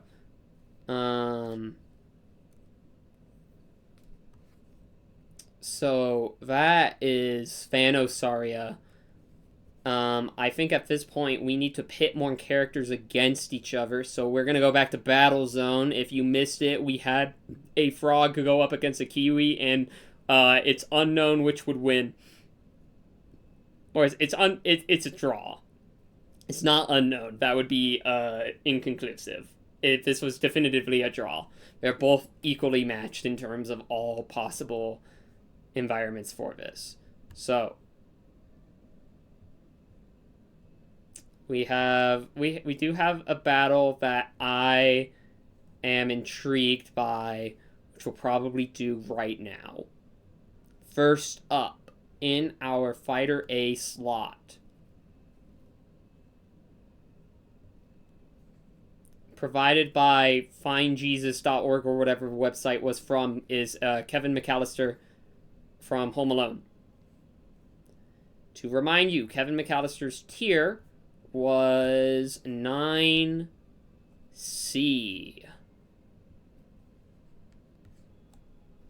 Boom. Now, in character slot B, we have... This is going to be the matchup of the preparers. It's Mr. Peterson, who got... What the fuck was his rank? What did I rank him at? I ranked him pretty high. Oh, it was continental level. Which one is that? That's high 6A. Mr. Peterson is a high 6A. Here is the concept. We are going to assume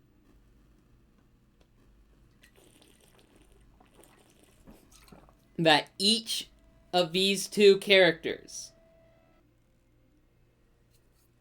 is capable of sitting down and preparing what we're going to call their areas, their starting areas, which, first of all, for Two Fort means the entire Kevin McAllister gets red base, Mr. Peterson gets blue. This is with prep time. What we are considering here is what each... I'm actually tempted to... Nah, we'll keep at this. We are considering, with prep time... Now, this might be a little flawed, because neither of these characters are necessarily known to be on the offensive. They are very defensive oriented. Well, not Mr. Peterson. He can take on armies. But what we're generally trying to do here is figure out in each of these scenarios which would be able to make a more impenetrable fortress. I actually didn't really consider this far forward.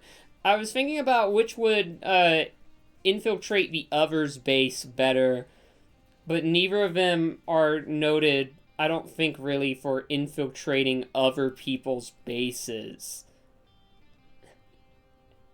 I think that is something that they kind of explicitly... This is more of just a sporting competition, though. Yeah, of just, like... Whichever one of these two... Yeah, no, when you put it that way, Mr. Peterson does have a universal level of durability. He clears it all. I think this is more so, which one of these two could make a more impenetrable fortress? Using the environments that they are in. 2-fort is the best for both of these two. Because it is 2 forts.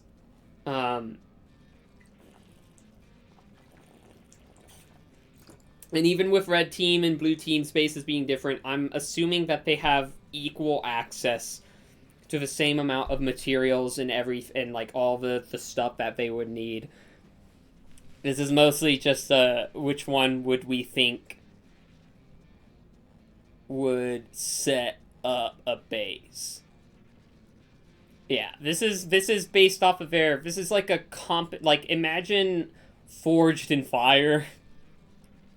I fucking guess, or a cooking show. Or Destroy, Build, Destroy.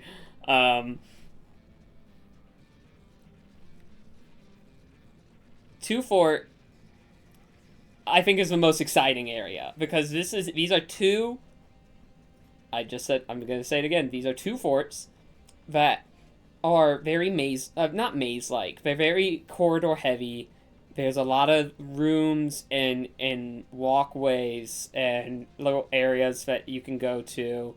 It's all relatively narrow, which makes both of these two rather adept for that, a closed-in area with not a whole lot of ways of getting around. Fortune Fire Neighborhood Fortress 2. Yes! Which one of these two do we think are like say we gave him a whole night? Which one of these two would be able to utilize the, actual, a beautiful, the beautiful world of 2-fort? With just, so many farming materials available, like pitchforks and rakes and hammers and, construction material. Because Kevin McAllister is noted... His expertise is creating intricate traps with the objects around him. Mr. Peterson... I feel like he's more adept at booby-trapping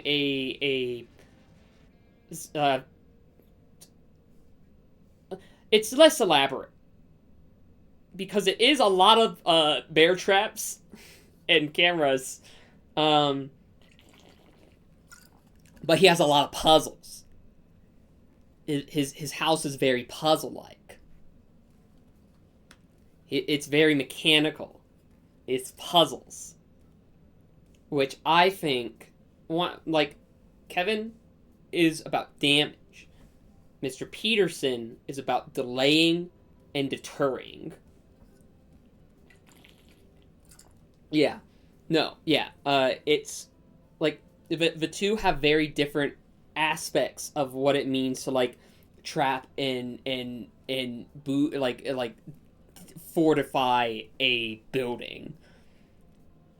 Yeah, Peterson fucking, Hello Neighbor Act 2 and 3 houses are just, in utter insanity.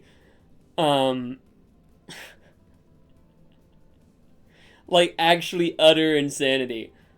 So I think Mr. Peterson would be more incapable. Mr. Peterson to me is more incapable of augmenting a building versus Kevin McAllister, who uses the building. The capability is using the building as is and booby trapping it. The neighbor could just, like, add 50 more floors because he just kind of feels like it to put a red key on top. That unlocks the record player. And then you have to freeze a globe in your freezer. And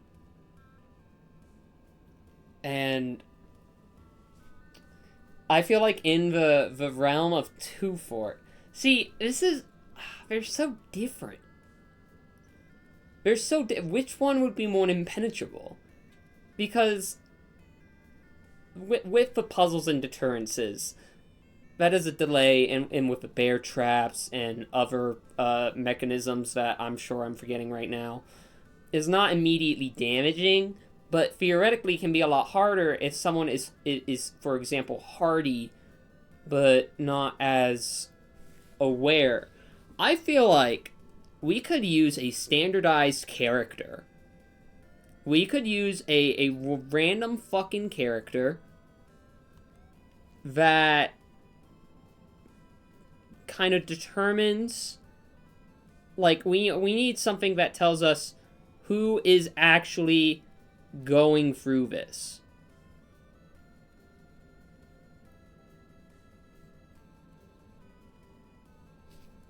I'm gonna make sure I add Bloopy onto here before I roll this. Oh, and Phanosaria. Could have both the Wet Bandits and the main character kid run through them. Oh, you're so fucking right. No, what am I fucking talking about? No, that's actually so right. I only know this because I got it as once. There's a whole cartoon. Yes. Where some kids are some sort of home aloneing Mr. Peterson, but it's like they're hiding from him while trying to see what he's up to. Yes.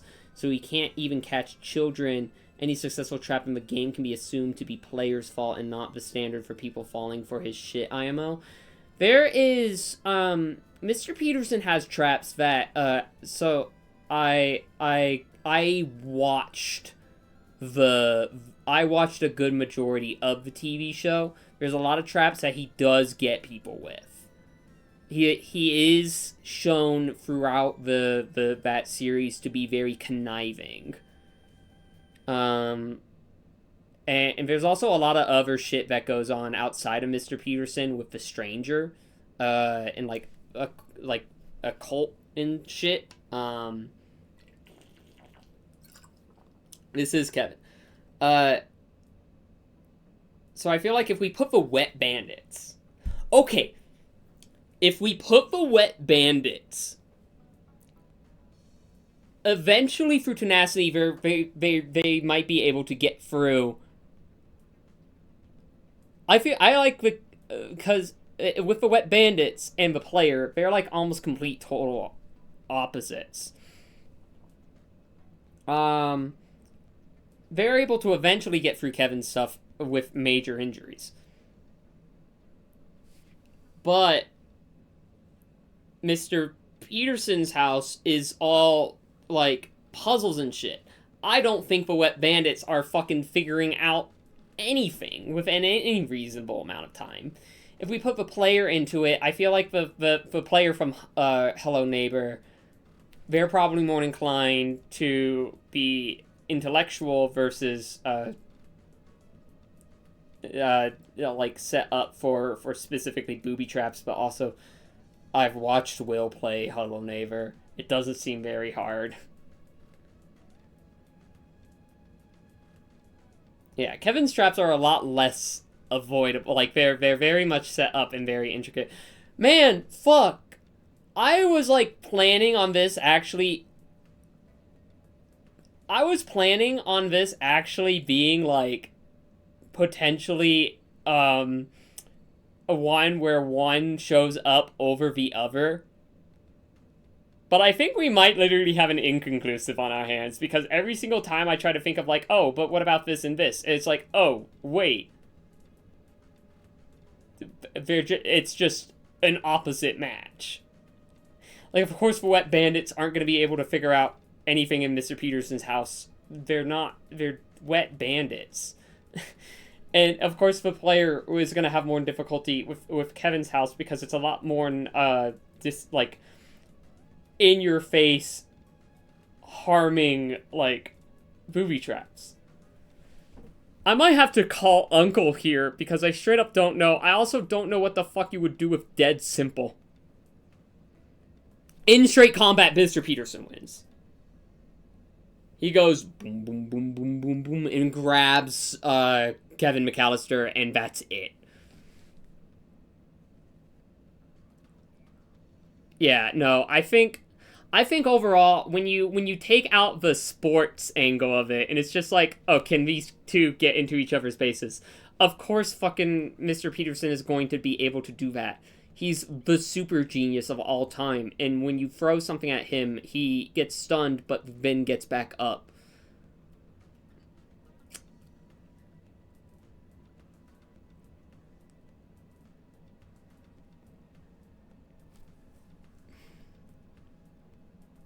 Can I call Uncle on this one? This one requires such a deep level now. I wonder, actually, has the Versus Battle Wiki pitted these two against each other? Because if they haven't, that's like... Hang on. Theodore Peterson. They only have one for the animated series? Damn. Wait, what's his tier here? They put him at 9C. That's what I put Kevin at. That is the series, the TV series too, which I'm combining game and TV series 1 into 2, or the 2 into 1. 1 versus Banshee. What is Kevin McAllister? I imagine Kevin McAllister is also probably 9C. Because the thing is, I didn't want to put Mr. Peterson at the same level as Kevin, because Mr. Peterson is capable of fighting. Kevin McAllister is 10C, because he's a child, up to 9B. They actually do 9B with preparation time. They actually put him one tier higher than I did.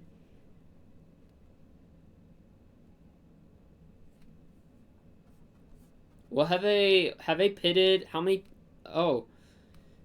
They have pitted Kevin McAllister against Ghostface, Swamp Monster, Michael Myers, Paul Blart, and Zombina. Notably, he lost to Paul Blart.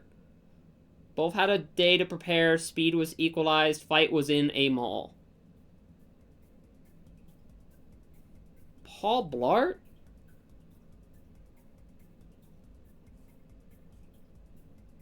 Paul Blart is 9C. 10C during hypoglycemia. That's cool. So, 9C.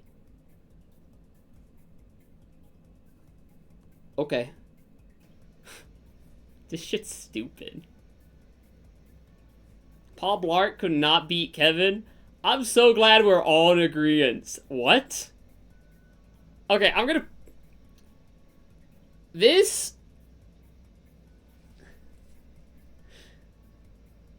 Like, how does Paul Blart win that?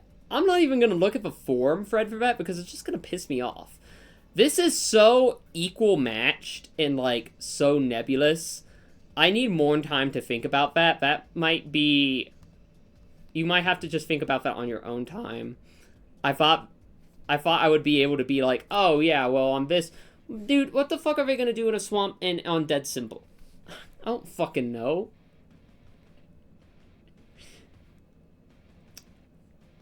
I am going to go ahead and roll for 2 random characters to fight, and hopefully I don't get the fucking railway, because of that, I'm just re-rolling that. That's a building. I am rolling it. You can probably hear it.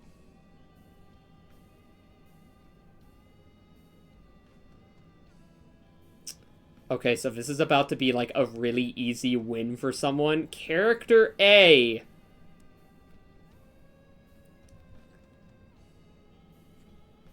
is Dark Springorg,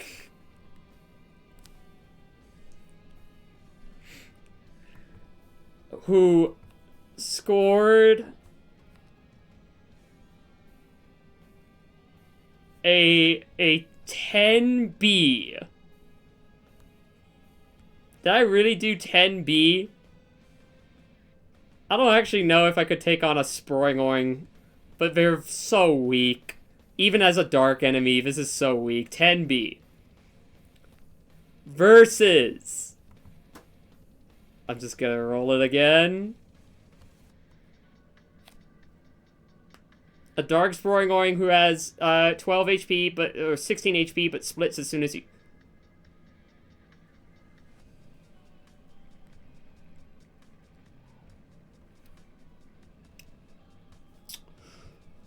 So this is about to be the easiest win you ever see in your life.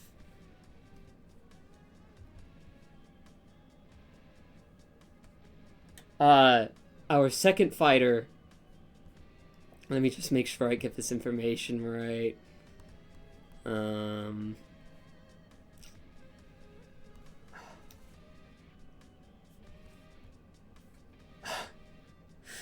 Are you serious?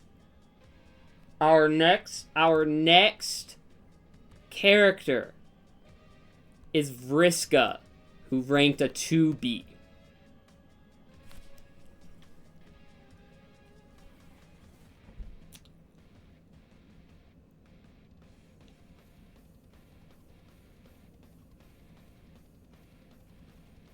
So, let's think about this. The capabilities of the Springorg is, it's a spring. It bounces and it tries to jump at you. It deals, what was it, 4 damage? 4 entire damage. When you attack it, it becomes 3 mini Sprongs that deal 2 damage.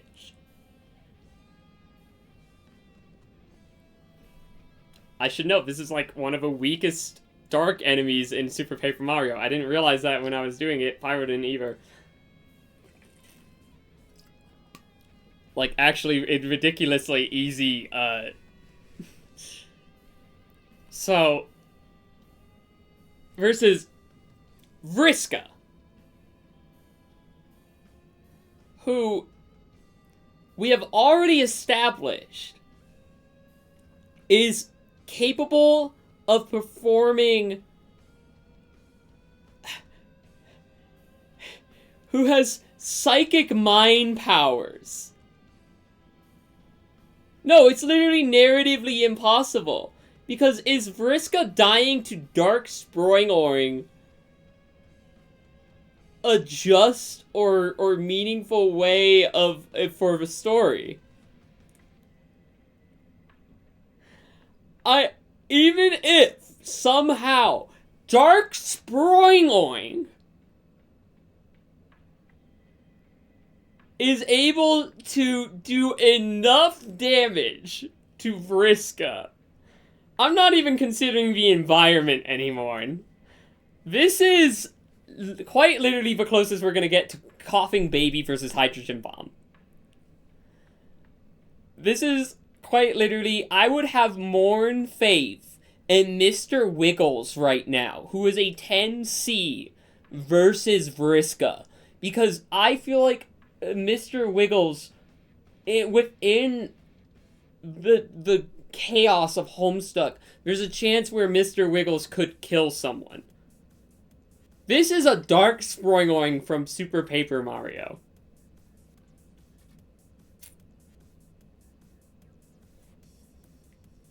I literally have more faith in a frog,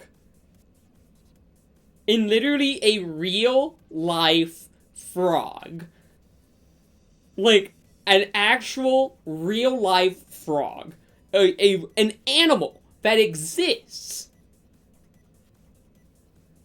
than Dark Sproingling.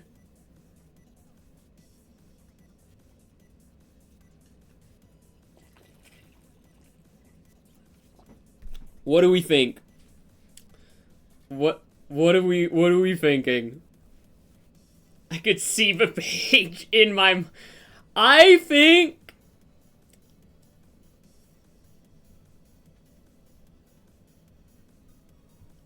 You know? That's right. I'm kidding.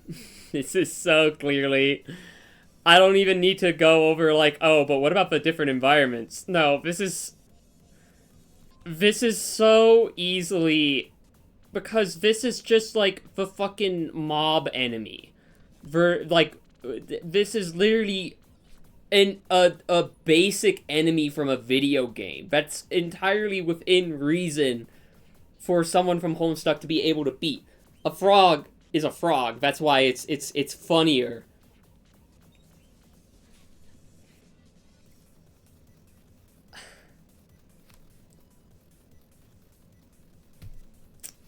There you go.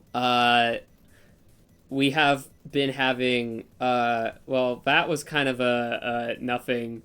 Yeah, she's literally a video game pro deck. Like, there's nothing. Like, what the fuck do we do?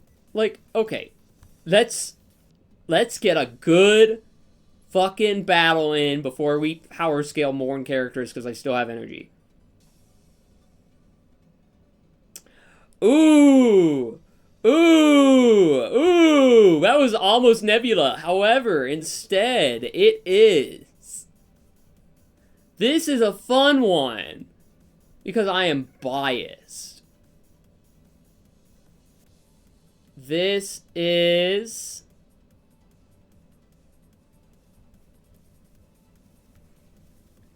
the... what was this called again? This is the unupgraded gun anomaly field agent. Which this whole TTRPG concept still fucking, like, amazes me. And, like, intrigues me so much because it's totally just control. This is a TTRPG, I forget the name of it. It's called, Triangle Agency?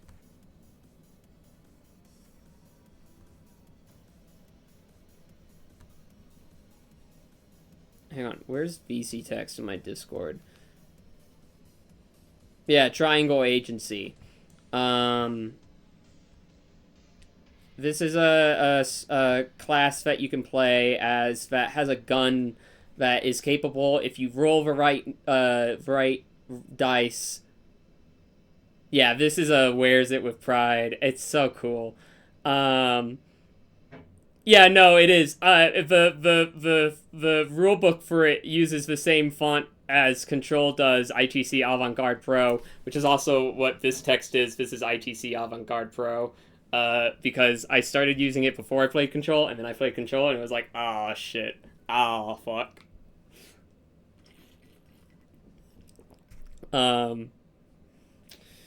But the unupgraded gun field agent ranked a 5B, which was a mixture of their potential for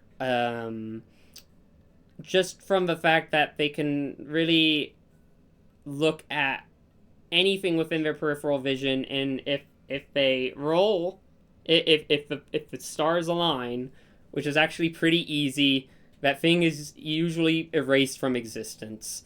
Otherwise, that is, hang on, can I... How do I show you the... That's planet level. Because the pack, the amount of damage that the gun can do is universe level. Let's just be up front. But it's the fact that you are just a fucking normal human that can die in 2 hits. 1, if you're, like, oh, you could die in 1. Actually, let's be real. You could die in 1. Let's be completely fucking real and honest. You die in 1. Next up, this is a fun matchup because the gun does this with if you fail to roll, you just kill them. However, this only works against things that are mundane. We get something that isn't mundane. Yeah, no, you're right. There is the quality assurance. I forgot about that. I did put that down on the list and then I forgot about it. Are you fucking kidding me? I mean, sure.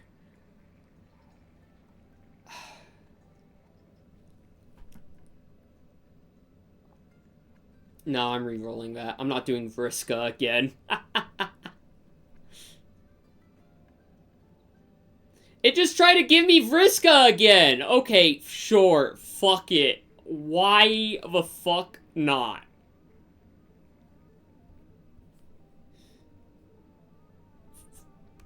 She has all the luck. No, it's true. She has all the fucking luck. We have... What the fuck is this?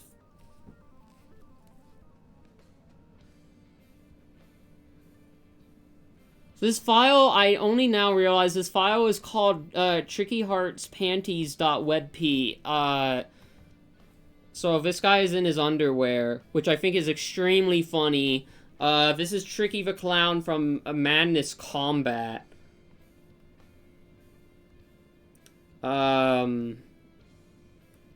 Which ranked at,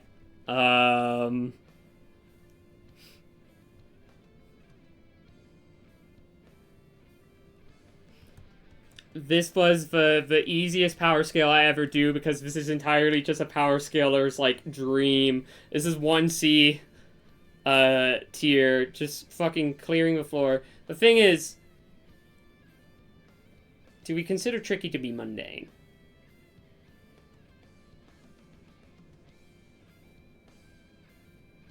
Do we consider that Tricky is mundane somehow, some way? Because Tricky's whole deal is that he has the probability fucker device. Tricky is not an anomaly from a triangle agency setting. That's extremely... That is, I don't think he's mundane. He's like an extra-dimensional being. I think anything complex multiversal level is mundane. Okay, you did get me. But he is not an anomaly from triangle agency. If that's a big deal...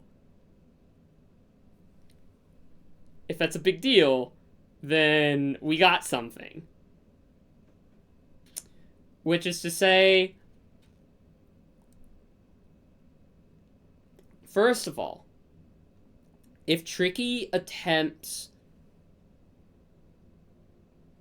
There's the non-mundane, magic and taxes can be mundane. Okay, got it. Here's the thing. Even if Tricky is not mundane, there is still quick draw, which is whenever this field agent is gonna get attacked, can roll. First of all, for reality shit, reality bending bullshit, which could make Tricky, like, not necessarily fail, but be, like, less ready for an attack or whatever. I don't know. The field agent can prevent an attack by rolling right, by pulling out the gun and shooting them, like, being able to fire first. And if that rolls well, the attack is considered, the Tricky is not allowed to attack back. As far as I know from Tricky, it's Madness Combat. There's the probability fucker device, but I have straight up no idea how that works, because I don't want to open up a fandom article again.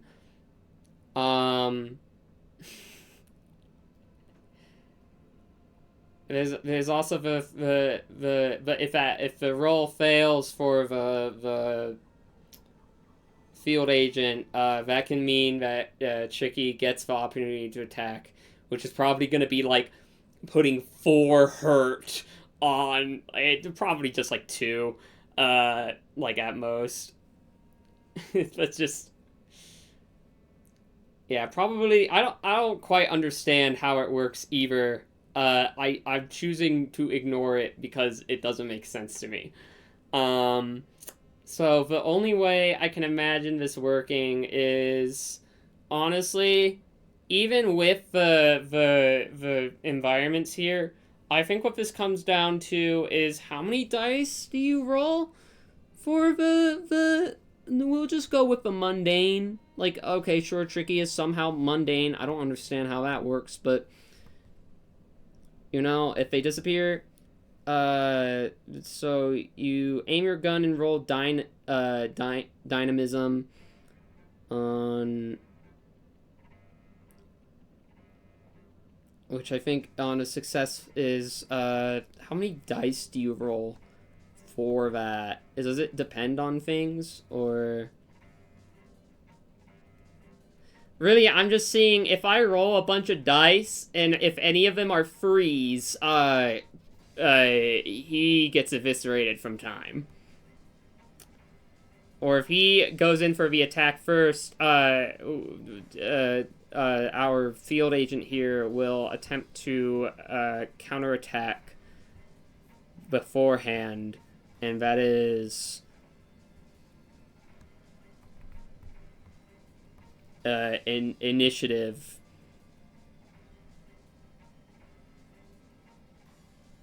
I don't know how many dice get rolled. 6d4? Okay, you can spend a QA to make it a success if they all fail. Okay, gotcha. Here's what we're gonna do. I'm just gonna roll 6d4 6 times in a row, and if any of them are freeze, I think that is a success. This is how we are going to do it. I just did a roll. That's a free. Wins a 2 fort. Ooh! None on Metro. Okay. So, none on Metro, but that just means the target is killed? Wait. Okay, so, if our... Okay, I just realized... This still kills. In a gruesome way. But kill is different because remember, this guy is incapable. It will get resurrected, so that's pretty bad. I'm gonna go ahead and roll for Dust 2. That's a free. Okay, eviscerated. I'm gonna roll a 4th time. Ooh, none on Wetland Aspect. Okay, so that's 2 for 2. Okay, got it on Shadow Moses Island, and then okay, got it on Dead Simple. Dead Simple makes sense. They're probably starting within direct eye contact of each other. Now for Operation Metro and Wetland Aspect, he probably dies, but he'll come back, which I think is still a win. I think I just realized I have completely wasted my own time, because this is just rolling dice. The field agent... Hang on, the winner and loser areas are swapped around. I have to do it anyway, just for visualization, and also so people can screenshot this later and say, why the fuck would you allow that to happen? Here you go.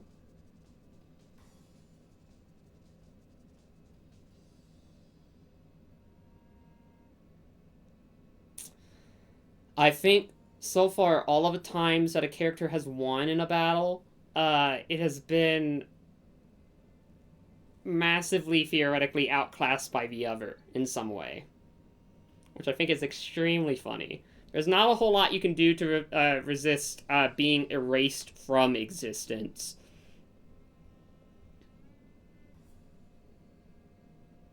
So that's cool. That's how all good stories go, yep. Okay, so I think we are all caught up on submission ones. Yes. I still have power scaling to go because I asked my friends to give me care. Oh my god, I forgot about Phanosaria.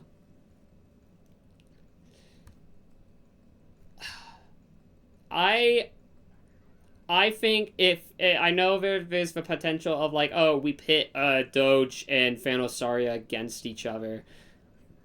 I don't know if that will really do anything because I think those two will one of them, Phanosaria, will attack Doge and be deleted, and that is a draw. Just in any scenario, or somehow Cutesy Wootsy Doge is able to deal 1 damage to Phanosaria enough times to it's or no, the 50% snap ratio could snap Cutesy Wootsy Doge, which is not death, that is deleting.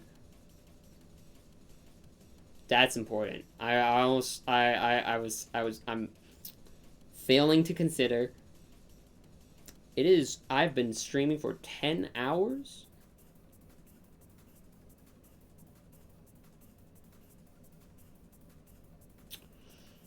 Why not keep fucking going? Why not actually keep going? Hi up, down banana. Why not be like, what are we doing? We are power scaling characters. Let's see. What's in my characters folder that I haven't done yet? I put A in there. I put Alan Wake in there. I put my girlfriend's characters in there. I put my my girlfriend-in-law's character in there. We did Boulder Guys. It's you, it's you. Why did I put this image in here? What the fuck was that for? Alright, I put you in here because I thought I was gonna, like, that was gonna be one that I do. I am realizing while I was doing the pre-stream, I did put the Wiggles in here, but we already got Mr. Wiggles. So I don't know what the fuck. I feel like we cannot do anything because it's just Mr. Wiggles now. There is Mario. I'll let you know now, Mario. The only image I have of Mario is look.png. Do you see?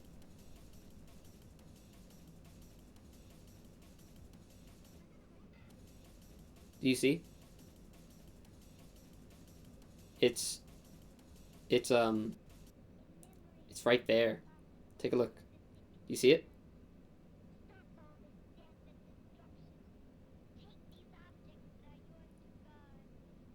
I believe in you to see, but not anymore, and it's gone. What else do we have? I have Familiar in here. Familiar is like fucking right, Strong Bad. Fucking Strong Bad. Because the Power Scaling Wiki versus Battle Wikis does not have Strong Bad or any Homestar Runner characters in there. Because some reason. First of all, let's so attack potency, yeah, he's Strong Bad. The thing is that this is partially Cartoon Logic. This is Toon Force, but good because it's Flash and not because it's. Sorry, I can't make that rage bait work. I think so. My issue is that I have never seen Homestar Runner. YouTube has begun recommending me Homestar Runner videos, but only as of today. So I don't have that much experience with Homestar Runner. It is not a series I watched when I was growing up. It was a series I knew about. Like, it is a series I knew about for a long, long time. Like, I would hear always a series that I would hear referenced in things. Yeah, I think Strong Bad just bullies Homestar, and I think the only other thing that I have to go off of for attack potency is the fact that I think there's a video game, but also he's in fuck. What if I do his appearance in Poker Night at the Inventory? You know, the one with Heavy and Max and fucking Tycho, I guess. In Poker Night at the Inventory, Strong Bad is a very chaotic character.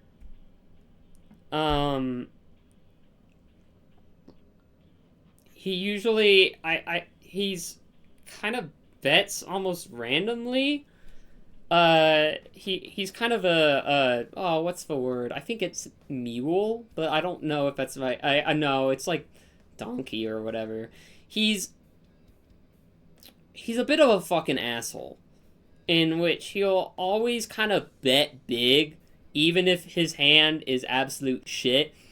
And then also when he bets big, he could just have a really good fucking hand. So he's a difficult character to tell out.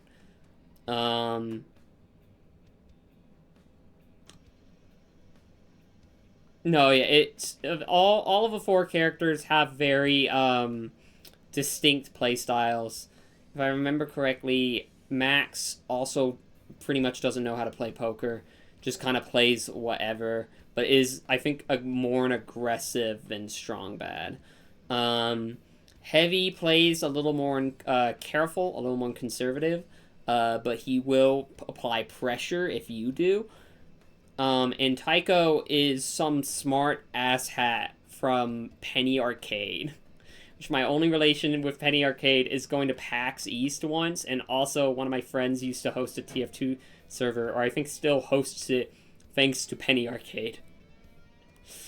So that's my only relation. I think Tycho... Unfortunately, Tycho is in the game, and as such, you have to listen to Tycho.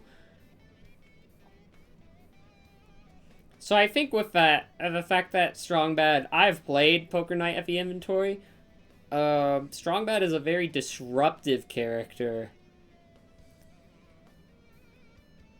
I think I'm gonna put him. You know, this is gonna be an interesting one. I'm gonna put him at 9C. I'm gonna put him street level. Because this is a little bit of an inverse. It's like, I think... Please don't make us listen to Tycho. I would fucking never do that. Tycho says some shit in that game, and it makes me frown a little bit. Now, striking strength, I have no idea. Based on his fun little cutscenes, see, that's the thing. When you beat him and he waves his fucking boxing gloves in the air and then goes and does anything else. Lifting strength, he is able to lift cards and presumably drinks. And he carries the Dangeresque too. So that's average. This is what we have proven so far. Striking strength, I don't know for now. Speed. The only times we see him walk around is when he loses and he's just kind of walking. However, when you reset a game, he magically appears there. But time has not moved forward, so we could put him at massively FTL+. I just realized how stupid that sounds. So we're not going to do that. Range... I don't know.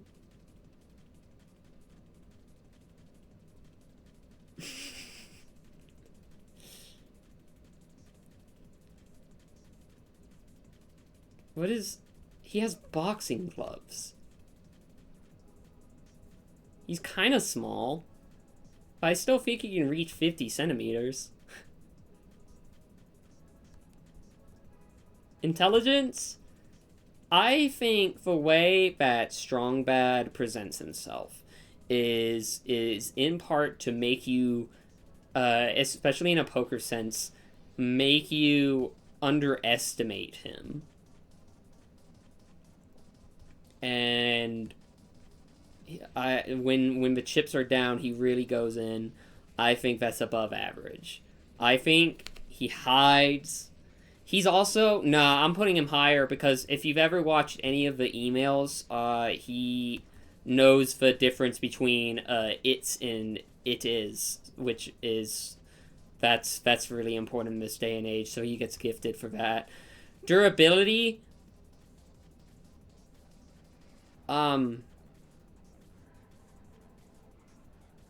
What's already in here? Okay, I'm not doing Island. Yeah, he is a very smart individual in the fact that he knows a lot. He definitely knows more. He's definitely smarter than Homestar Runner. From the 3 episodes I've ever seen, that seems like a very important case. He's able when in the Flash is dying video, he's able to recognize specific parts of the Flash. He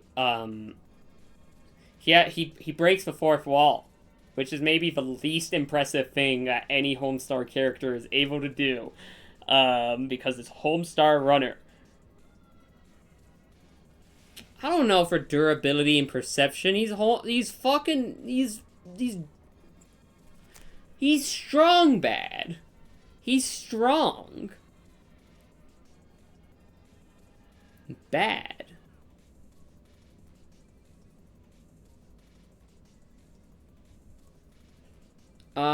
I'm gonna go ahead and do BA because it's the first 2 letters of bad if you consider that leet speak. And no at symbol.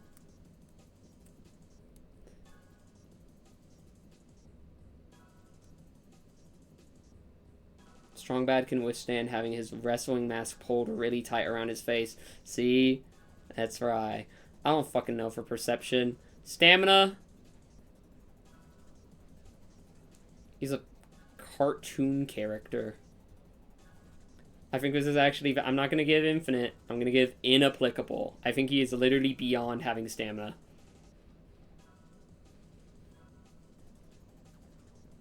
Oh, he cannot outrun Homestar Runner. Oh. Does that go into speed, or does he specifically get tired?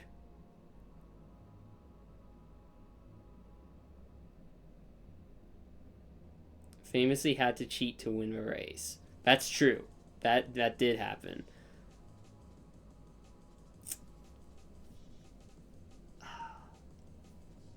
Nah, I'm gonna go to the other gray one. Unknown. We simply don't know his limits. And I don't think we want to find out. With that all said and done, I'm gonna go ahead and just...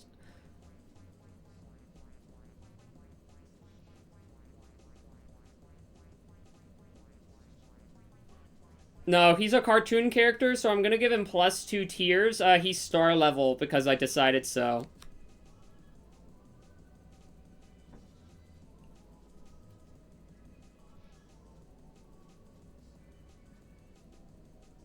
The energy's running really low. This feels, like, correct to me, though. I'm gonna go ahead and add him to... So, strong bad is 6C? Is that what I said? 5? I'm going to bed. Good night. Star Tiger reviews. Happy Powerscaling. Good night, Bob, dude. Alright. Attack potency is 9C. Lifting strength is average. Speed is average. Can't outrun Homestar Runner. Range is just melee. Intelligence is gifted, durability is 6A, and stamina is unknown. We simply don't.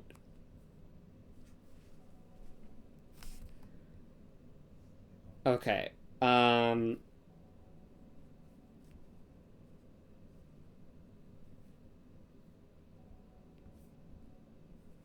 Strongbad was a really important character. I did want a power scale because that was because I couldn't believe they just don't have him on there. Now, what the fuck else is there? Because there's a bunch more characters.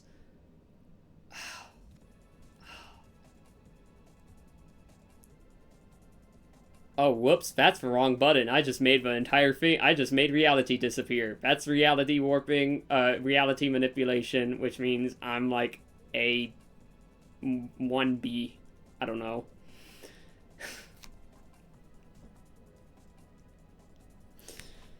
I have been live streaming for 10.5 hours. How is this possible?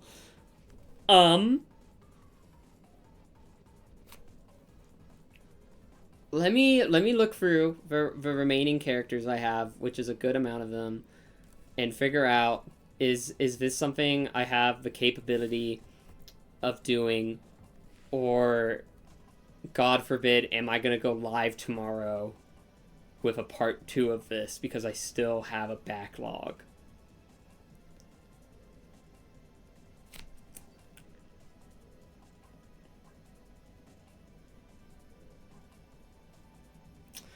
Nah, fuck it. We're gonna keep going. If I have to do a part 2 of this, I think I'm actually gonna, like, feel like I can't stay committal to power scaling. I need this out of me. What characters do we have left? We did Nebula earlier. I'm looking at mine. There's my persona. There's Star from Scrungecraft. There's Familiar from a lot of things. There's, the wife's. Do I have the mental fortitude to do this?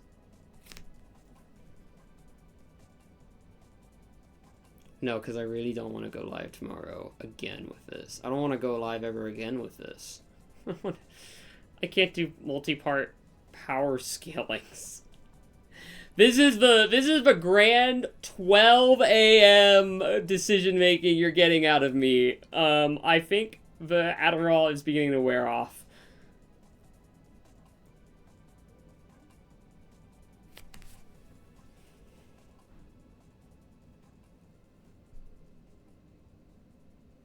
I don't want to leave off with so many.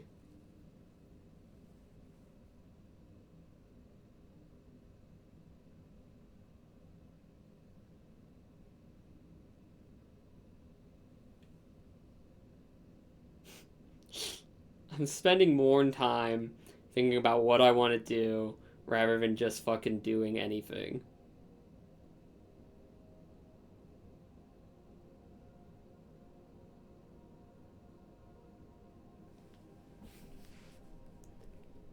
Adderall wearing off is gonna make this a lot harder.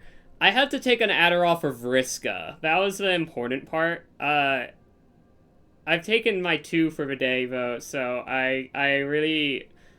And I cannot afford to take a third at 12 a.m. I'm gonna be up all night. That's not good for me. I should not be doing that either way. That is going over my dosage. I know one. Let me do one that is near and dear to me just to see if I still got the energy. This is one that I know. This is a character that I know. This is from, if you watch Gibson's stream, near the end of it, I talked about this character because on Gibson's stream, it was specifically about Scrungecraft, Royal Royale, and Balloon S&P. And from all of those, I really had one character that I felt like, okay, let's power scale this one. And that was my character from Scrungecraft, Star. I'm going to be saying Star a whole lot.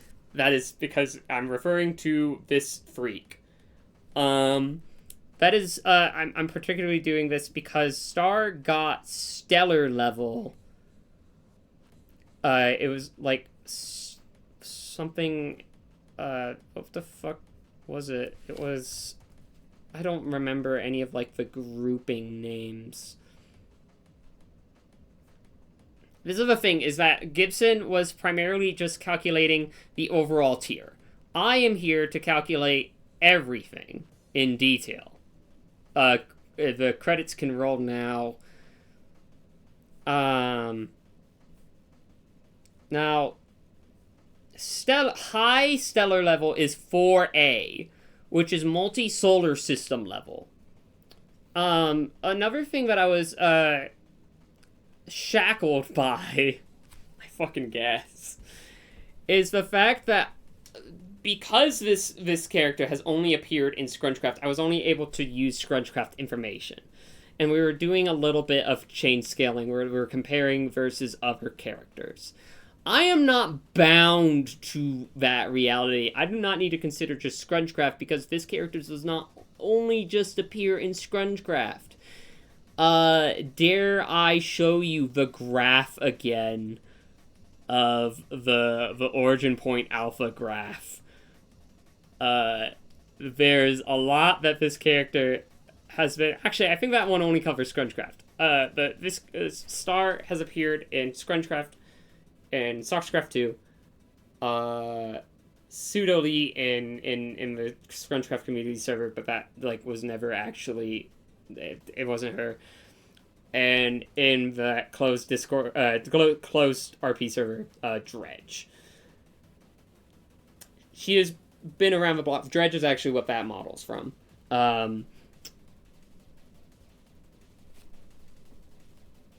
If we start with Scrunchcraft, first, to start, Star is a... See, I was so excited talking about Nebula. Now I'm now I'm 10 hours in. This is going to be way more mellow. Star is a Void Sentinel.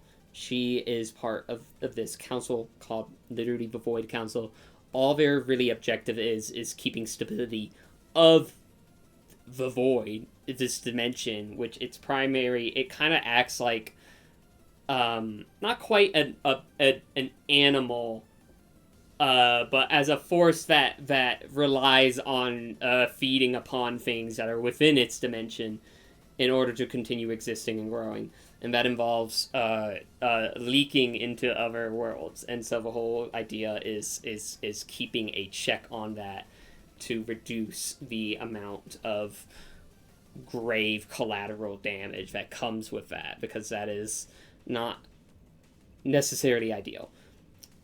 Her role is keeping an eye on things, is checking out places that have been absolutely fucked, that are absolutely completely wrecked, and figuring out what to do. She's like the first responder for that. She's not adherent to the fact that the Void eats shit inside of it because she's made from its energy. So it's just, she's part of it.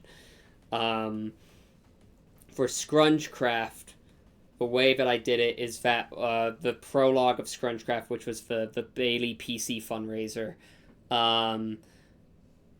the big explosion that I think involved Jib Jub, I don't remember, but Jib Jub isn't real. Star was part of that, and it fucking exploded in a nuclear explosion. This is the same one that killed Rick and Morty. I feel like this is also just the third Scrunchcraft Everything in Detail episode. I hope you enjoy it. That caused her to be recalled to the Void. She is immortal in some way, but I would call it more so resurrection than anything. Although it's not quite. It's more so. I think more so it's immortality versus via regeneration. It's a mix of the two. Just from the fact that she's not organic. That's the important part. She is very much not an actual human being. She's weird. And so the way she gets into Scrungecraft, when she gets back, the council's in a fucking mess. It's in complete ramshackle. She helps with that however long that takes. The void doesn't have, like, not necessarily non-linear time, but it's a very it's a very abstract amount of time. Scrungecraft. There's a fucking void leak in it. If you know of Scrungecraft, you might remember there's a biome in the Nether that was the Nether Wastes, and it was just this fucking hellhole of these weird fucked up Wither reskins that Zach Mayaswa made that are fucking freaky, and that's what she was going for. She couldn't get into the Nether because it was closed. She'd fucking die. There's like a ward specifically for that. And so, the way she decided to do that is, the way that I've always written these sort of characters is to be outcasts. They're not actually truly part of a community of wherever they happen to be working in. They are always kind of weird outcasts. And so she decided, okay, what do? I'm going to go ahead and give myself amnesia so I forget everything I know. So, like everyone else waking up, I have no idea what's going on. And those memories will return over time. But this is like a fucking million IQ play to get into here. I decided on that in the moment, also because I thought it was really funny. But it made sense for me when I was actually writing her background. Which I say writing, I don't think I wrote a single thing of that during Scrungecraft. That was just, oh yeah, this is what happened. Which is what happened. So, she has an anti-material rifle. She also had a grenade launcher. She had a lot of weaponry. I should note, I had, by the end of Scrungecraft, I think I had one of the highest sword and axes rank. I think I had the highest in axes. I had the highest in archery because I grinded that out. Really high excavation because of the foot. Really high acrobatics because that's just what happens when you play with MCMMO, is that you get really high in that tiering, whatever. Like it's MCMMO. It's fucking stupid.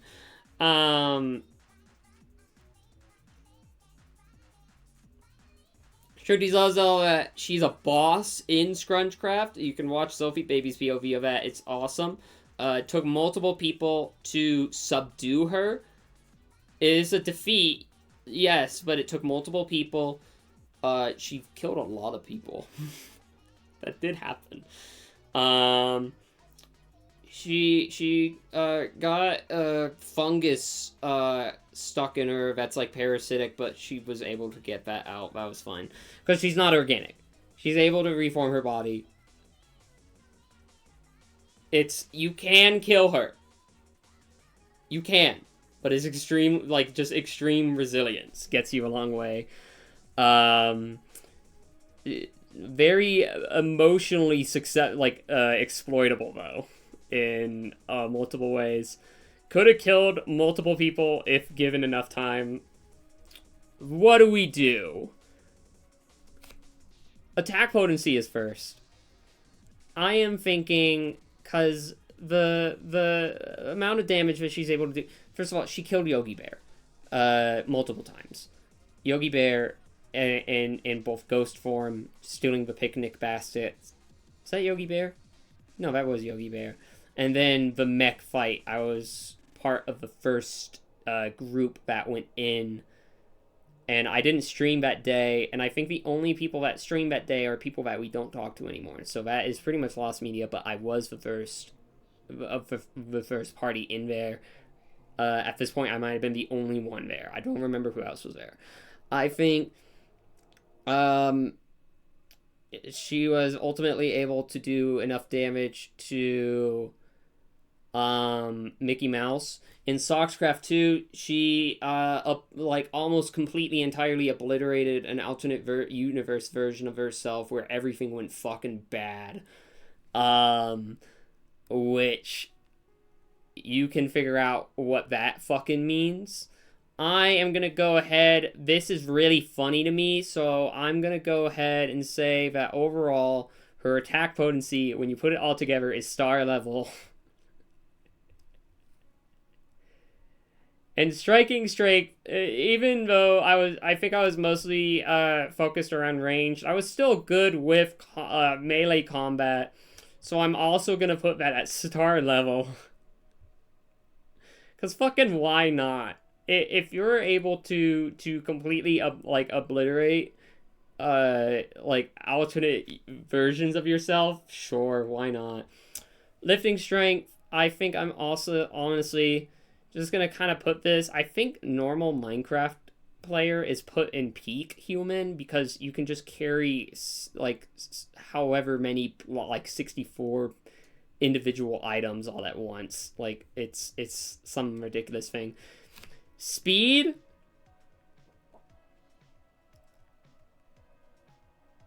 particularly if we're considering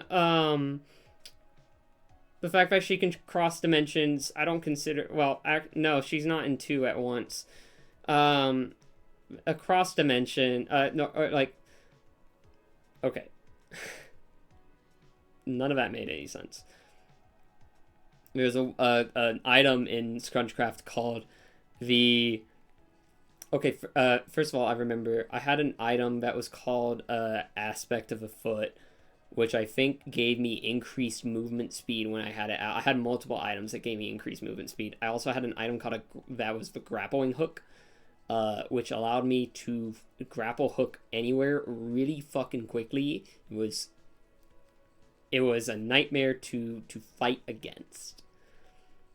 And so, not necessarily supersonic. I would say, due to just the amount of speed that I was ultimately able to do, I'm going to go ahead and say subsonic plus. Now, range. I had the achievement for the sniper achievement where you kill a skeleton from like 100 blocks out, which 100 blocks is hundreds of meters. But generally it's like Minecraft. If you consider the fact that she has an anti-material rifle, she can attack from kilometers away. However, she never did that because they are just reskin crossbows. So that's tens of meters, I'm gonna say, is effective range. Potentially hundreds. Actually, I'm considering the boss fight probably hundreds of meters. Yeah, I'm gonna say that. Hundreds of meters. Intelligence, you have to be fucking ridiculous to think giving yourself amnesia to implement yourself into a place to get closer to it because that seemed like the best idea at the time. You have to be some form of fucking... I don't know if I think she gets very conflicted about choices in front of her, which... I think... Just because a lot of those were my decisions also. I mean, I'm going to put genius just for the character. For me, I'm average human. This is not me. Even though this character, like, at the moment was very emblematic of me, not anymore. This is, like, that's the reason why she's not my persona, is because she has flaws that I do not think I have. Durability. Regenerative immortality is huge. The fact that she survived a nuclear explosion and, like, did not necessarily die from that, but was recalled to her home dimension. I think the fact that it takes a fucking hell of a lot to actually... It's not impossible. I would put this at... It's not impossible. It's just extremely hard. That's the big thing. It's the same thing with Nebula. Actually, what did I put for Nebula? Nebula is pretty much going to be the same as Star. Probably Nebula a little harder because Nebula is a hive mind collective. Yeah, it's a complicated plan. It is quite the decision to decide, oh yeah, the way I'm going to do this is give myself amnesia. Like, something that did end up start making her, like, kind of fall apart a little bit. I'm forgetting that she also had an axe called the Genderizer, which is really important. She doesn't have it anymore, and that's what my, the Persona character A has. Nebula I put at 3A. I put Nebula at the highest. I'm honestly going to put Star a little lower at 3C. Perception, did I also say that? How quick perception is for Nebula, or did I not give a shit? I put FTL plus?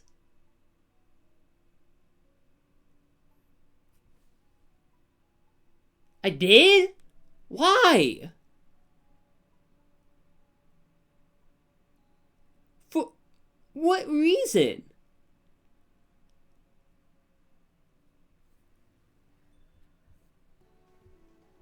I mean, fuck it. We'll do the same for you. FTL plus perception speed. Fuck it, why not? Stamina is also, that's, Nebula is just superhuman. She doesn't necessarily need to eat or anything. It's just that her power is dependent on being in her home world. There's a limit, eventually. That's the big thing. Is it doesn't take a whole lot. Considerably, like, superhuman levels of being able to just exist. I'm realizing this is probably going to make Star less powerful than Nebula, which I think is actually accurate. The thing is that Nebula and the Void Council are like arch enemies of each other. They fucking hate each other. And the fact that one individual could not be able to take on Nebula or the whole Nebulae collective is actually extremely emblematic of the whole idea of this.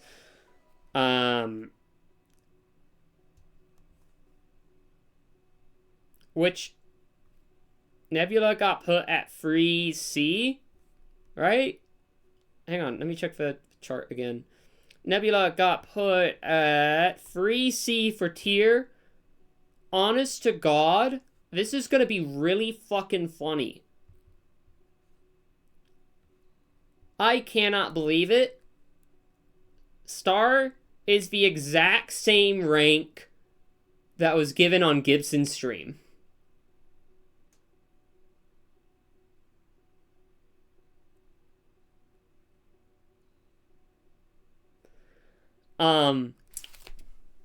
Which means that the whole idea of this of, oh, I'll find some way of getting Star even higher than that, has completely failed. Because she's the same. Because when you put the durability and attack potency together, as well as the fact that she has really high striking strength either way, the fact that her perception is really quick, the fact that her stamina is, because she's non-human, the fact that she has so many feats and abilities, she can shapeshift, that is a big thing in Scrunchcraft, is that she has different, like, appearances. She's either an elk or a human. The fact that she's non-organic, she's able to reform her body, she's immortal in that sense. She has a fucking anti-material rifle. I feel like that gets you a couple points. The fact that she's able to cross dimensions, the fact that that's her whole job, the fact that she does not... There's no necessary age to her, because that's just not something that she experiences. So this is like thousands of quote years of experience just because there's not really time here. It's the fucking void. The fact that you're crazy enough to give yourself amnesia to get into a location, to get familiar with the crowd, specifically to get around the fact that you're a fucking outcast, and it works at some detriment.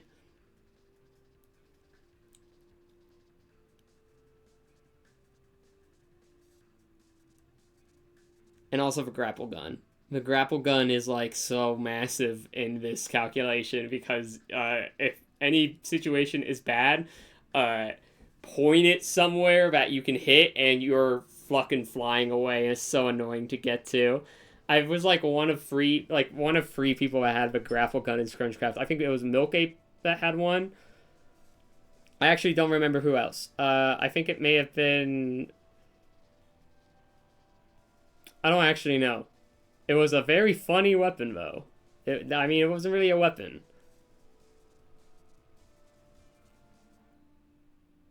With that in mind, let's go ahead. I'm going to write down star. That is 4A. I can't believe it's just the same fucking... It's just the same. It's just the same fucking thing again.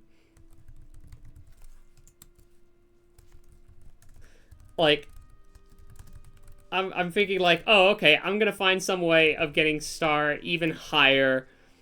And then I have to contend with the fact that I just chain scaled my way out of that by saying, oh, but she's not necessarily stronger than Nebula because it's like a whole collective versus one individual. That is like the whole reason they're written that way is so one individual is not able to take them on. That's the whole reason. So, whoops!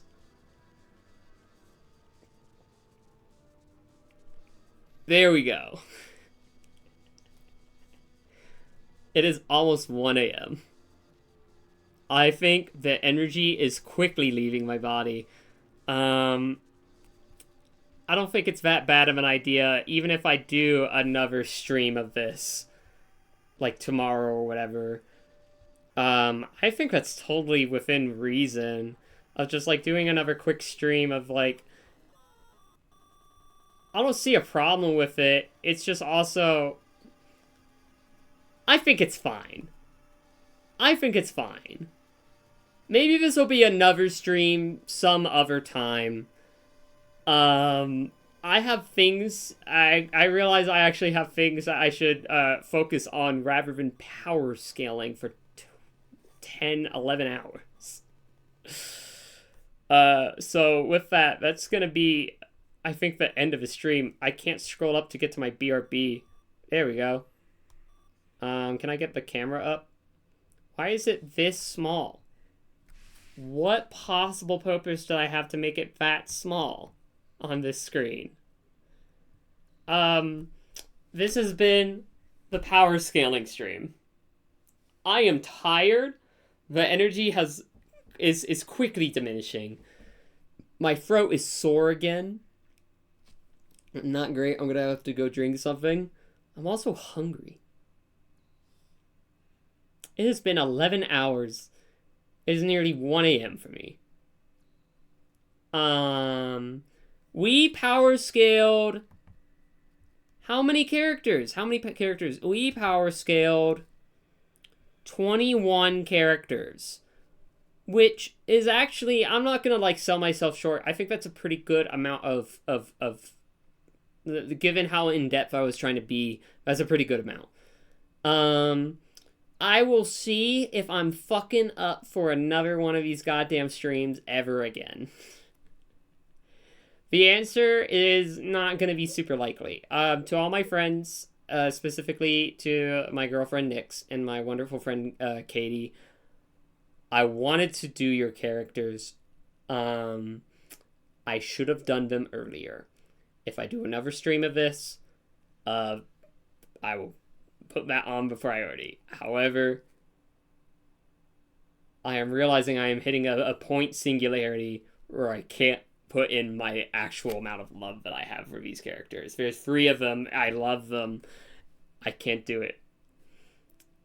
So that'll probably be another time. I don't know when. I'll really fucking think about it. The issue is, if it's not like tomorrow, I'm never gonna want to have to set up my room like this ever again. This was such a complicated fucking stream.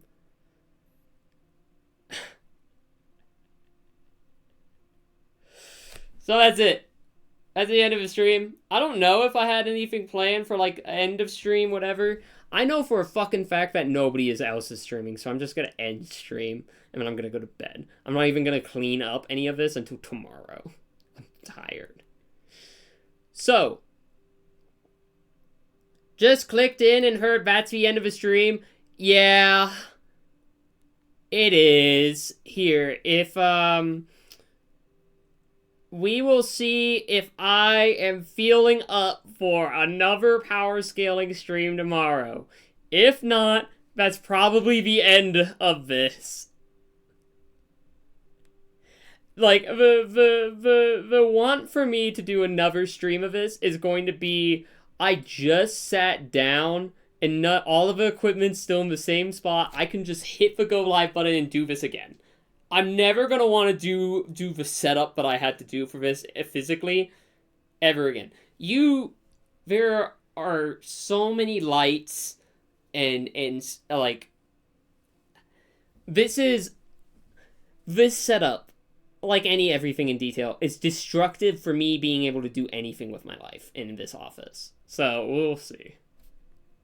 For now, that is the end of the stream. Thank you very much for coming by, everyone. Thank you for everyone who tossed in some amount for anything, for whatever, for all of that. That means a lot to me. It relieves a lot of stress that is on my back. So with that noted, I want to thank everyone that came around. I want to thank everyone that sent in stuff. Pyro sent me $60 worth of things, which included Dark Springwing. That was awesome. If you see me tomorrow with this, understand that will be the last stream of this ever, because I want to stop being the power scaling expert. I want to do other things. I'm actually super happy with how this came out, because everything in detail means a lot to me. But I just haven't had the itch for it until very recently. So that's it. Thank you for coming around. If you see me tomorrow, say hi. I will be very happy to see anyone here again then. Or just doing whatever. We will see. I will post the spreadsheet of what I had. I'll post a screenshot of that, since obviously I'm feeling rather invigorated to do another of this tomorrow. It will be very impromptu. We'll see. I am, of course, doing the classic move of I keep delaying the end of my stream because I don't know how to end streams. I think the way that I end the stream is I click the stop streaming button and I go to bed. So, with that in mind, thank you very much for watching. I will see you again, hopefully very, very soon. And that is it. I have my button. I have my mouse over the button. Goodbye. Go do whatever you do at 3 a.m.